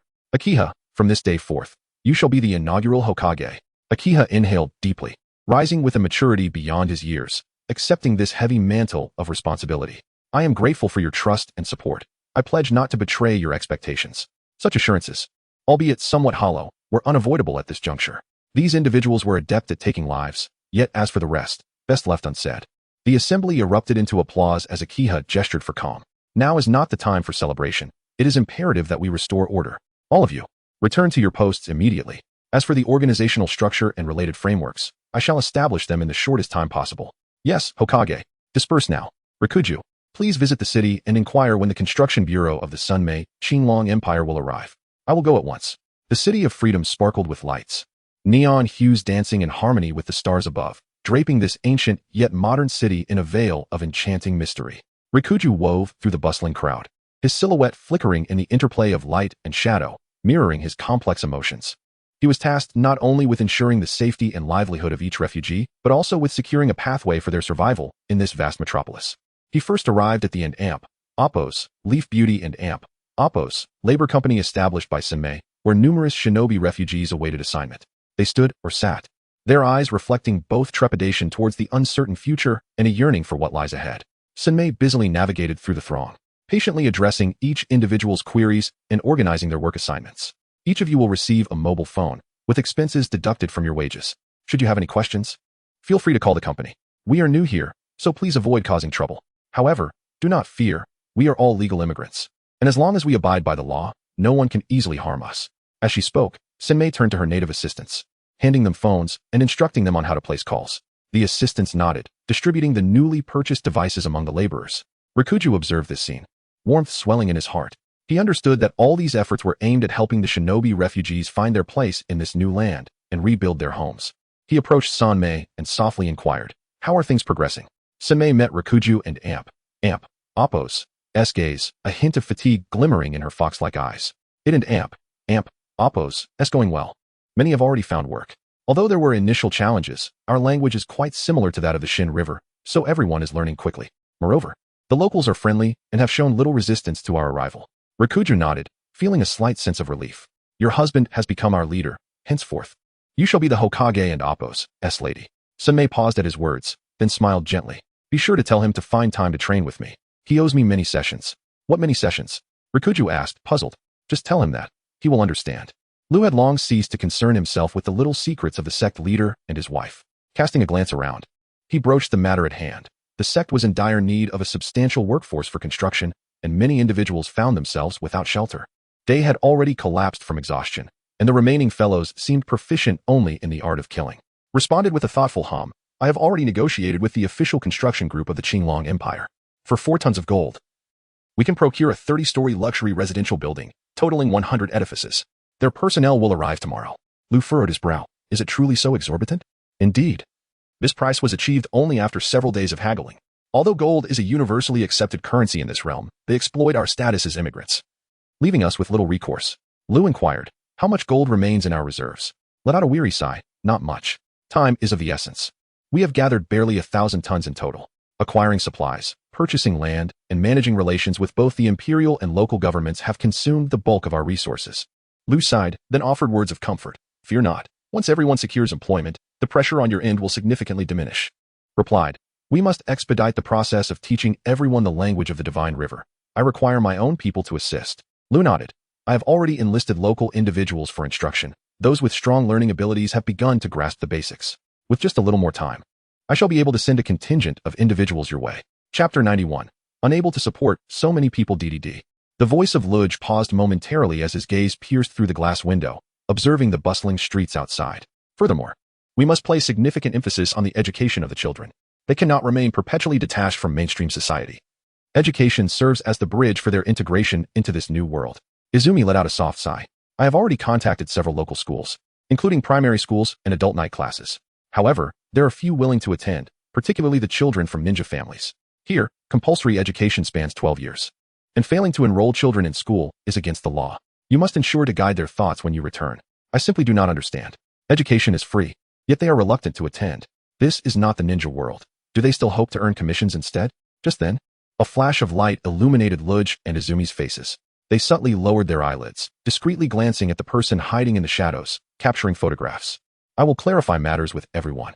You must also exercise caution here. These sneaky individuals do not appear benevolent. Izumi chuckled lightly. Rest assured, they are merely a group of gossip mongers, earning a living through scandalous rumors. They are known as, what is it? Oh right, paparazzi. Luge furrowed his brow at her words. Their aura is not that of ordinary people. Intelligence organizations naturally exist as well. Izumi pushed open the window, allowing the evening breeze to tousle her long, silver hair. Those female angels have already disclosed some of our unique abilities to the higher-ups in the Xiangling Empire. It is only natural for them to take an interest in us. Let them surveil. There is no need for conflict. The collaboration project between the Shinka and the Xiangling Empire could escalate into a serious confrontation. If it comes to blows, not only those female angels, but even the super warriors of the Imperial Academy would suffice to annihilate us. Luge inquired, do you possess any intelligence on them? Izumi turned, retrieving a scroll from her desk drawer and handing it to Luge. This is the recent intelligence the intelligence department has submitted to me. Take it back to my husband. Luge hurriedly took the scroll and left. Meanwhile, Izumi faced a series of troubles, with labor protection officials visiting even late into the night to investigate whether she was employing child labor. Izumi felt overwhelmed. This world places an excessive emphasis on humanity. If she did not enlist Naruto for work, would that not be a disservice to his numerous shadow clones? She forced a smile at the middle-aged man in uniform before her. Didn't you check this morning? We do not employ child labor here. The visitor produced a photograph revealing Naruto, Sasuke, and Sakura in a warehouse, busily moving goods. Ms. Izumi, are these 3 individuals from your company? Izumi and Appo's smile froze. The scene of the trio laboring had been caught on camera. They are my distant relatives, merely here to experience life. The investigation concluded with Izumi being fined 15,000 dragon coins. While not an exorbitant amount, the frequency of their visits made it burdensome. Ms. Izumi, should such a situation arise again, we will be compelled to order your business to cease operations for rectification. Yes, I assure you there will be no next time. Once the labor protection officials departed, Izumi immediately called her personnel. Hello, Xiao Su. Please dismiss Old Li, who oversees the warehouse. What? President Xiao. Dismissing someone without cause is illegal. Izumi pondered for a moment, gritting her teeth, then let him go clean the toilets. Understood. Izumi's emotions were unstable, primarily due to Uchiha Itachi. It was not that she harbored lingering feelings for him. She had genuinely intended to seek revenge. However, after this calamity, she realized that with the mistakes she and Akira had made, they had no right to judge anyone. Had it not been for Akira, perhaps the timeline would not have been altered, and the world would not have faced destruction. Ultimately, she was the root cause. If Akira, a time traveler, felt guilt, how could she, a native of the ninja world, feel otherwise? With these thoughts in mind, Izumi steeled herself, opening her computer to continue searching for relevant recruitment information. Until she arranged for everyone, she lacked the inclination to call Akira. On Akira's end, he was equally troubled. Several female angels roamed the camp, further diminishing the already scarce cohesion among the ninjas. The energy of the Dragon Star was even more potent than that of the ninja world, not quite fitting the description of a declining era. Yet since the angels and Appo's arrival, the desire for immortality through super genes had surged, causing the practice of energy cultivation to decline. Ordinary people could acquire angelic genetic abilities merely by spending a night with an angel. With such an easy path available, who would still wish to pursue the arduous path of cultivation? Nevertheless, the angels were quite selective when choosing partners, beyond physical appearance. They placed great importance on the sense of justice inherent in humanity. If a potential partner exhibited extraordinary powers, their interest would be piqued further. Thus, ninjas also fell within their considerations, as many were strikingly handsome and possessed intriguing abilities. Establishing energy communication with ninjas would grant the angels access to their chakra techniques and genetic capabilities. As for the sect, the elder Inoki, their leader, had consistently emphasized that the elders should merely focus on cultivating breathing techniques, allowing the younger generation to handle the mundane affairs. However, the old man seemed oblivious to this, not only driving away the carefully selected elder Mizukage Terumi and the female steward of the lightning department, Samui, but also constantly directing and critiquing Akira. If it rains, let it rain. If a mother remarries, so be it. Furthermore, we lack the resources to support so many individuals in their cultivation. Inoki and Appo's forehead creased deeply. Did you intentionally let those individuals leave? Akira replied calmly. This is not the ninja world. We do not require such a multitude of ninjas. Naturally, those with a talent for energy cultivation should be nurtured, but we must also respect those who do not wish to be bound by the sect and Appo's constraints. What do you intend to do about those without talent? Akira responded. We shall allocate more resources to those with talent. As for those without, they must rely on themselves. Old man, we are not a ninja village, nor do we have a nation to provide resources. Everything relies on our own efforts. But they possess ninjutsu and can utilize chakra. Akira sighed. Do you know why I personally went to examine that newborn last night? Why? I was checking for the presence of chakra seeds within him. What do you mean? Is it that the new generation can no longer condense chakra? Akira nodded. It is highly likely. Even if they can, the probability will be significantly reduced. What does this imply? I believe you understand this better than I do. Inoki fell silent, contemplating for a long moment before finally speaking. Can one determine a person and Appo's talent in just a month? Akira stated earnestly. A person with great talent will develop a sense of energy within a week. If it takes years, or even decades, for someone to attain an initial sense of energy, are we not wasting their lives? Chapter 92. May you in your next life be as glorious as glass. Inoki felt a profound sense of despair. The newborn lacked the seed of chakra, which signified that future children might be unable to cultivate chakra. Without chakra, ninjutsu would inevitably wither away. Akiha smiled reassuringly. There is no need for such despair. We still have chi refining. Our generation should strive to integrate ninjutsu with chi cultivation. Perhaps there remains a chance for it to be passed down. Inoki sighed deeply. Your breathing technique is indeed commendable, but my body. Akiha cast a glance at the old man. So you were just waiting for me here after all. Despite his grievances, Inoki and Appo's dust release technique still held some merit.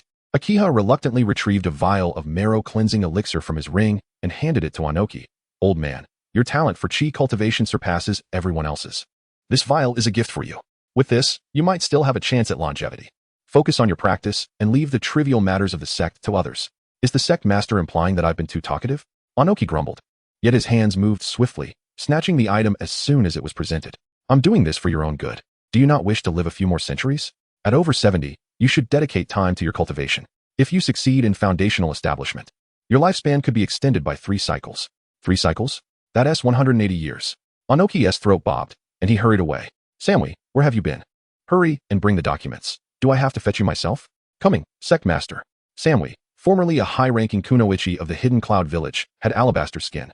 a tall and voluptuous figure, and exquisite features often adorned with a calm and indifferent expression. Her striking blue-green eyes and straight, shoulder-length golden hair complemented her allure, though her ample bosom sometimes caused her shoulder discomfort. Akiha held a fondness for Samui, who never concealed her wealth before him, donning low-cut garments daily, as if to ensure he noticed. "Where are those 3 rogue ninjas?" Akiha inquired. "They await outside for your summons," Samui replied. Akiha pondered for a moment. "Let them in, and also inform the Uchiha clan. Oh, and Naruto, Asuma, and his nephew Konohamaru." "Understood." Uchiha Obito, Uchiha Itachi, and Orochimaru were Akiha's greatest headaches. He wished to ignore them, yet could not. Particularly Orochimaru, whose impulsive nature could lead him to experiment with angelic genes, resulting in widespread chaos. Before long, a throng of individuals arrived at Akiha's makeshift wooden office. He paused in his writing, lifting his gaze to survey the room's occupants. The 3 legendary ninjas, Obito, Kakashi, Naruto, Asuma, Konohamaru, Uchiha Itachi, Sasuke, and the surviving members of the Uchiha clan were all present. Samui's cool voice broke the silence. "Sectmaster, everyone has arrived." Akiha waved his hand dismissively. "Samui, you may step outside." She nodded gently and exited. Once Samui had distanced herself, Akiha addressed the remaining individuals. "You 3 have not fled. May I take it that you wish to become members of the sect?" Obito spoke first, his voice deep and laden with complexity. As if steeped in countless memories, "I am willing to bear the sins of my past. Whatever the sect decides regarding my fate, I will accept." Akiha nodded, acknowledging his contrition. Itachi's gaze was profound as he slowly declared, "I share the same sentiment. Even if my clan demands my life as penance, I shall have no regrets." Akiha suppressed a cold snort. "Then you might as well die." Orochimaru licked his lips, his eyes gleaming with an insatiable thirst for forbidden knowledge. "Rehabilitation is acceptable, but I refuse to die." Akiha shook his head. "You must die?" Orochimaru and Appo's eyes narrowed. "The crimes of those 2 traitors are no less than mine. Why must I be the one to perish?" Akiha retorted coldly. "During this calamity, Obito saved countless lives. There is a consensus to grant him a chance for redemption. The Leaf Village ninjas lack the authority to judge Itachi. His life or death is determined by the surviving Uchiha." "What have you done?" Orochimaru protested. "I have saved numerous Leaf ninjas." Jiraiya interjected. "Orochimaru has decided to reform. Why not grant him a chance?" Akiha gestured to Asuma and Konohamaru. "Ask them if they agree to give Orochimaru a chance. I cannot jeopardize 2 innocent sect members for the sake of a traitor." Silence enveloped the room. Sensing the shift, Orochimaru glanced around, contemplating an escape. At that moment, Pain and Konan entered. Orochimaru's pupils constricted, and he instinctively stepped back. Akiha addressed him. "Do not resist. My intent is to help you." Orochimaru seethed internally. "Do you even hear the nonsense you spout?" Akiha continued. "A portion of your soul has been sealed by the Reaper. In this world devoid of the Shinigami, no matter how many times you reincarnate, your arm will not return. With an incomplete form, you will achieve little, whether in cultivation or transformation." Orochimaru fell silent, contemplating Akiha's words. Akiha produced a black glass bottle. "This is a soul-nurturing vessel crafted from fragments of the 10 tails. I shall have Pain extract your soul. With a few years of nurturing, your arm can be restored. Once your soul is extracted, you shall be free from past debts, and I will arrange your reincarnation. Surely your future achievements will not be diminished?" In truth, Akiha harbored the intention of extracting the souls of all 3 individuals. Retaining those with dark histories would undermine his authority. However, Itachi was gravely ill, and Akiha had no intention of treating him, allowing him to linger for Sasuke and Appo's sake. Orochimaru scrutinized Akiha. "You are not deceiving me?" Akiha shook his head. "My power could easily extinguish your life. There is no need for deception." After a moment of silence, Orochimaru seemed to weigh the pros and cons. Finally, he spoke slowly.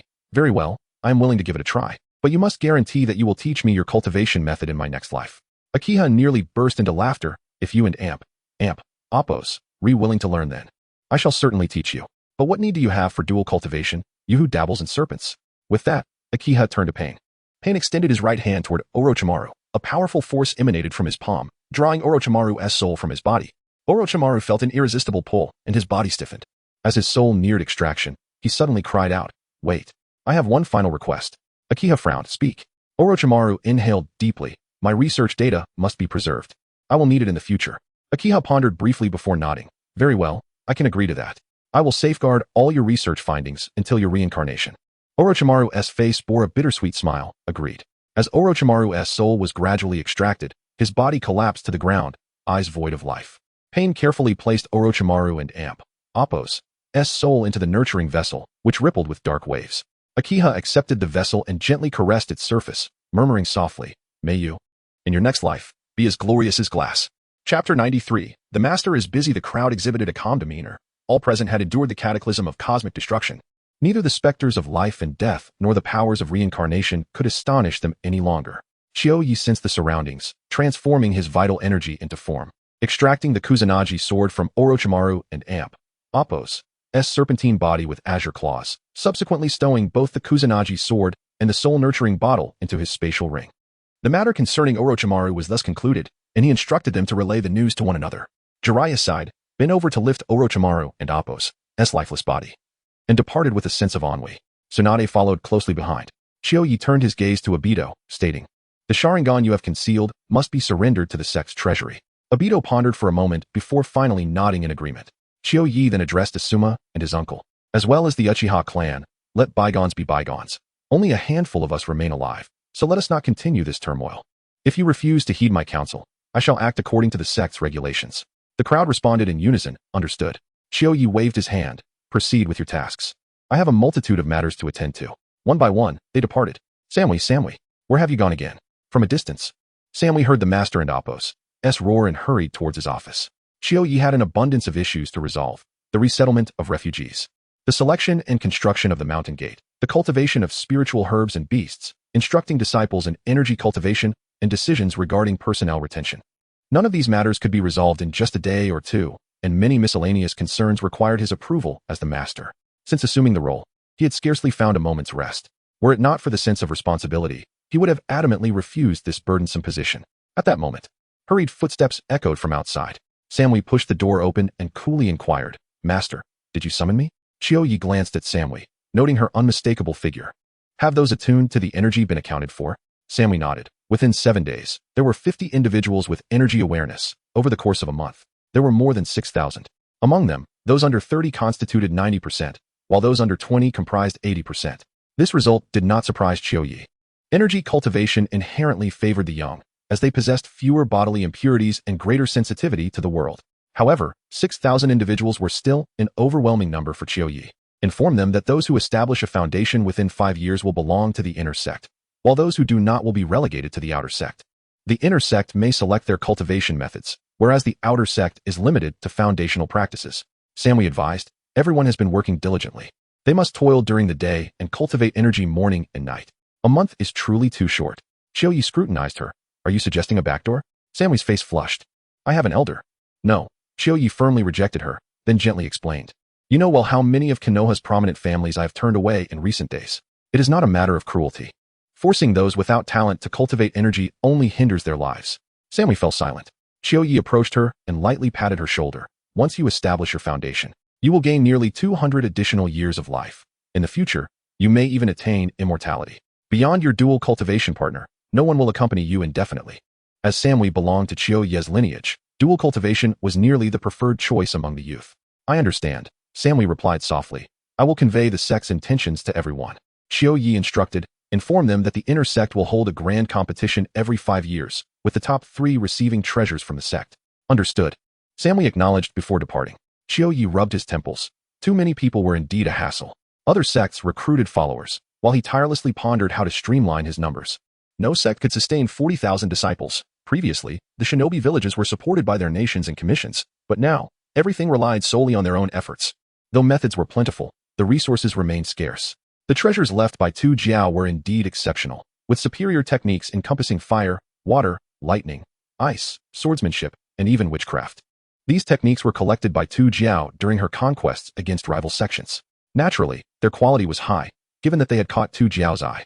Yet, despite the abundance of techniques, resources were lacking. The rare resources left by Tu Jiao were insufficient to sustain both him and Izumi. They could not be used to support the disciples. With techniques secured and land arranged, the pressing issue was finance. Chiyo could not attend to everyone's needs. He could only prioritize resources for the exceptionally talented ninjas. This preferential treatment would inevitably spark discontent among others. There were already warriors flocking to the Royal Swordsman Academy in the imperial capital, as it was the official sword cultivation sect of the Azure Dragon Empire, offering abundant resources and favorable treatment. The allure was understandable. Ninjas were also beginning to succumb to the temptations of the material world. They realized that even without their ninja identities, their capabilities would allow them to lead fulfilling lives in this new world. Some were even pursuing romantic entanglements with heavenly maidens. If they succeeded, it would be a meteoric rise. With such distractions, who would still focus on energy cultivation or the pursuit of immortality? In this regard, Xiaoyi was supportive. He sought only the elite, those loyal to the sect. As for those with ulterior motives, he would be more than pleased if they found better paths. Xiaoyi turned and gazed out the window, contemplating the horizon. According to the intelligence brought back by Lu Jiao, this planet was home to not only superpower organizations collaborating with angels, but also 4 first-rate sects, 9 second-rate sects, and various cultivation families and loose organizations. Sword cultivators, talisman masters, formation masters, body cultivators, and sorcerers. All manner of practitioners existed, ranging from the proficient to the barely competent. While they may claim to be martial artists, their ancestors indeed had records of ascension. Conversely, calling them cultivators would be misleading, as most could not withstand even an RPG. Despite their weakness, competition for resources among these energy cultivation sects was fierce. Even with official restraints, the open and covert conflicts between sects had never ceased. For the sect to establish itself, it required sufficient resources. Ultimately, it all boiled down to finances. While others thrived and prospered, he found himself at a deficit.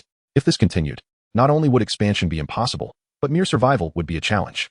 Although these measures could temporarily alleviate resource pressures, sustainable development for the sect necessitated finding a path to self-sufficiency. Just as he sank into contemplation, hurried footsteps echoed outside once more. Soon after, Meiterumi's voice rang out.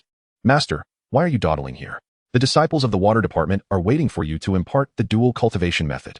Upon hearing her voice, Xiaoyi snapped back to reality, furrowing his brow with an inward sigh. The position of master truly left no room for leisure. "I will head there shortly." "No, you must go immediately. Who is the master here? If you do not proceed, I shall withhold the sealing scroll from Kirigakure." Xiaoyi turned to face Terumi. With her long, chestnut-colored hair cascading almost to the floor, one eye obscured by her tresses, and her lips tinted pink, her figure was alluringly voluptuous.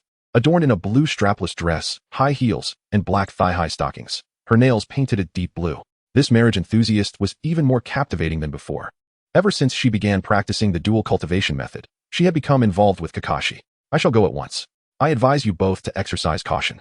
Do not compromise yourselves before establishing your foundations." Terumi's lips twitched. "Who compromised?" "Nonsense." Xiaoyi teased. "Someone captured you two in a rendezvous last night." Terumi's face flushed. "We were merely conversing. Nothing untoward occurred. I am merely offering a friendly reminder. Do not let minor indiscretions lead to greater losses. After establishing your foundations, you may pursue whatever you desire." Terumi turned her head away. "We are aware of our boundaries." Chapter 94. Howren Academy. As winter fades into spring, blossoms bloom and wither, time fleeting as a galloping steed. Sasuke and Sakura, with their luggage in hand, stepped lightly through the gates of the university. The past 5 years had been both fulfilling and unforgettable for them. They had endured apocalyptic trials, fled from peril, rebuilt their homeland, and ventured into the realms of cultivation, foundation establishment, and engagement. They not only broke through their own cultivation barriers, but also achieved remarkable results. Gaining admission to the prestigious Howren Academy of the Xiangling Empire, a dream institution for countless individuals, yet they managed to enter with relative ease. In stark contrast, Naruto, who had grown alongside them, chose a uniquely different path. After graduating high school, he resolutely remained at the sect's rear mountain. Despite possessing considerable talent in cultivation, he harbored a profound aversion to academia, showing little interest in learning. Hinata, too, relinquished her opportunity for higher education, unwaveringly following Naruto into the mountains. "Wow, so handsome." As Sasuke and Sakura entered the campus, a group of girls suddenly surrounded them, pointing at Sasuke with gleaming excitement in their eyes. "Hey handsome, you must be a freshman. Would you like a senior to help you carry your luggage?" One girl stepped forward, her voice sweet and inviting. Sasuke glanced at her expressionlessly, coldly uttering 2 words, "Go away." The girl, taken aback by his indifference, displayed a hint of embarrassment, scoffing softly before turning away. "Wow, so cool." The surrounding girls, undeterred by Sasuke's aloofness, only grew more intrigued by him. At 18, Sasuke's long, tousled hair cascaded down his shoulders like a waterfall, slightly obscuring his deep, piercing gaze. His skin was as pale as snow, and beneath his prominent nose, his lips curled into a barely perceptible smirk of disdain. With a well-defined physique, his chest muscles hinted beneath his white cloak, embodying the peak of youth and attractiveness, further enhanced by his formidable prowess among his peers. "Could you please make way? My boyfriend and I need to register." Sakura, equally striking and spirited, stood confidently beside him. A girl with exquisite features and clad in designer attire huffed indignantly. "Huh, how could someone like her be worthy of such a handsome boyfriend? Handsome, kick her to the curb and come with me. My father is the chairman of the Fonyan group. Who are you calling flat?" Sakura, never one to tolerate insults, bristled at the comment, her cheeks flushing with indignation. "I'm talking about you. Take a look in the mirror." Do you truly think you can compete with me for men? Her brows furrowed, and her fist clenched tightly. Clearly angered by the girl's words, Sasuke gently patted her hand to soothe her. He knew that if Sakura lost her temper, it would not merely be a matter of compensation. Ignore them. Let us go, he urged. Despite their shared cultivation, Sakura remained bashfully coy in Sasuke and Appo's presence. Her cheeks still tinged with pink as she nodded and followed him closely. Most of their generation chose dual cultivation, and Sasuke and Sakura were no exceptions. Sakura's talent was remarkable, earning Sasuke's admiration. Their childhood friendship blossomed into something more, and they quickly became a couple. The number of suitors vying for Sasuke's attention was legion, just as there were many who sought to win Sakura's heart. Just a few steps away, they found themselves encircled by a group of young aristocrats. Faced with these ill-intentioned individuals, both Sasuke and Sakura opted for restraint. They wished to avoid trouble with their sect, suppressing their dissatisfaction while maintaining a veneer of politeness. After all, they had only just settled in, and it was wiser to avoid conflict. Yet, the young aristocrat seemed determined to harass them further. One brazen scion, his face adorned with excess flesh, arrogantly addressed Sakura. Humph, there and Appo's. Nothing I can and Appo's to acquire. Little girl, you should consider yourself fortunate that I have taken an interest in you. Don and Amp. Appo's, be ungrateful. Sakura remained unresponsive, her countenance impassive, failing to acknowledge his taunts. This left the young lord feeling slighted, his eyes flashing with resentment and anger. With a contemptuous snort, he signaled to his companions. The entourage, understanding their cue, stepped forward, blocking Sasuke and Sakura's path with malicious grins. Step aside. Sasuke, unable to endure any longer, shouted in fury, his body crackling with lightning as an overwhelming aura surged forth, sweeping over the group. The henchmen, unaccustomed to such intimidation, turned pale, retreating rapidly. Some even fell to the ground in fear. Lightning technique. The onlookers gasped in astonishment, their eyes wide as they turned to Sasuke, clearly taken aback by his formidable display of power. The young lord's expression shifted, yet he attempted to maintain his composure, sneering. So what if you have some skills? Do you know who my father is? Dare to cross me, and I'll have you dealt with. Sasuke and Appo's gaze remained cold, a smirk of disdain tugging at his lips. I care not for your lineage. Should you dare to lay a hand on my woman, I will render you powerless. The young lord scoffed. You're bold. Let us see if you're still standing after school. Sasuke retorted with a smirk. Is that all you can do? If you lack the ability to back your bravado, you should stay out of sight. The young lord flushed with rage at Sasuke's words. I don't need anyone else to deal with a waste like you.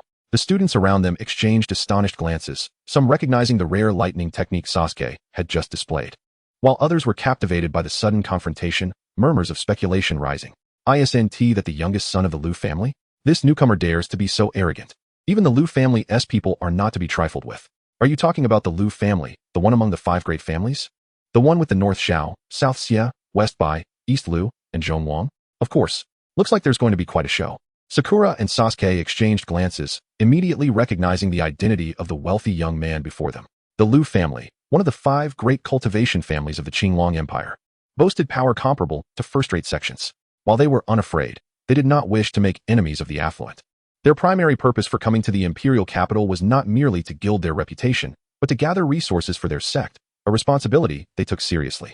They could not afford to make enemies indiscriminately. At that moment, a calm yet authoritative voice cut through the clamor. Enough. This is Hokage Academy, not a venue for settling personal grievances. As the crowd parted, a young man clad in a scholarly blue robe approached, exuding an air of elegance. He radiated a profound presence, embodying the essence of a learned individual. This was Senior Li Yifeng, a mentor of the academy, as knowledgeable students whispered to one another. Li Yifeng stood before them, casting a brief glance at Sasuke and the young lord of the Lu family before speaking slowly. Fighting is prohibited within the academy. If you have grievances, feel free to resolve them at the training grounds where rules and referees are in place. For now, disperse. Though the young lord seethed with dissatisfaction, he seemed reluctant to defy Li Yifeng, merely shooting a resentful glare at Sasuke before retreating with his followers. Chapter 95. What if it works? The middle-aged man gazed at Sasuke and remarked, You are the new students, are you not?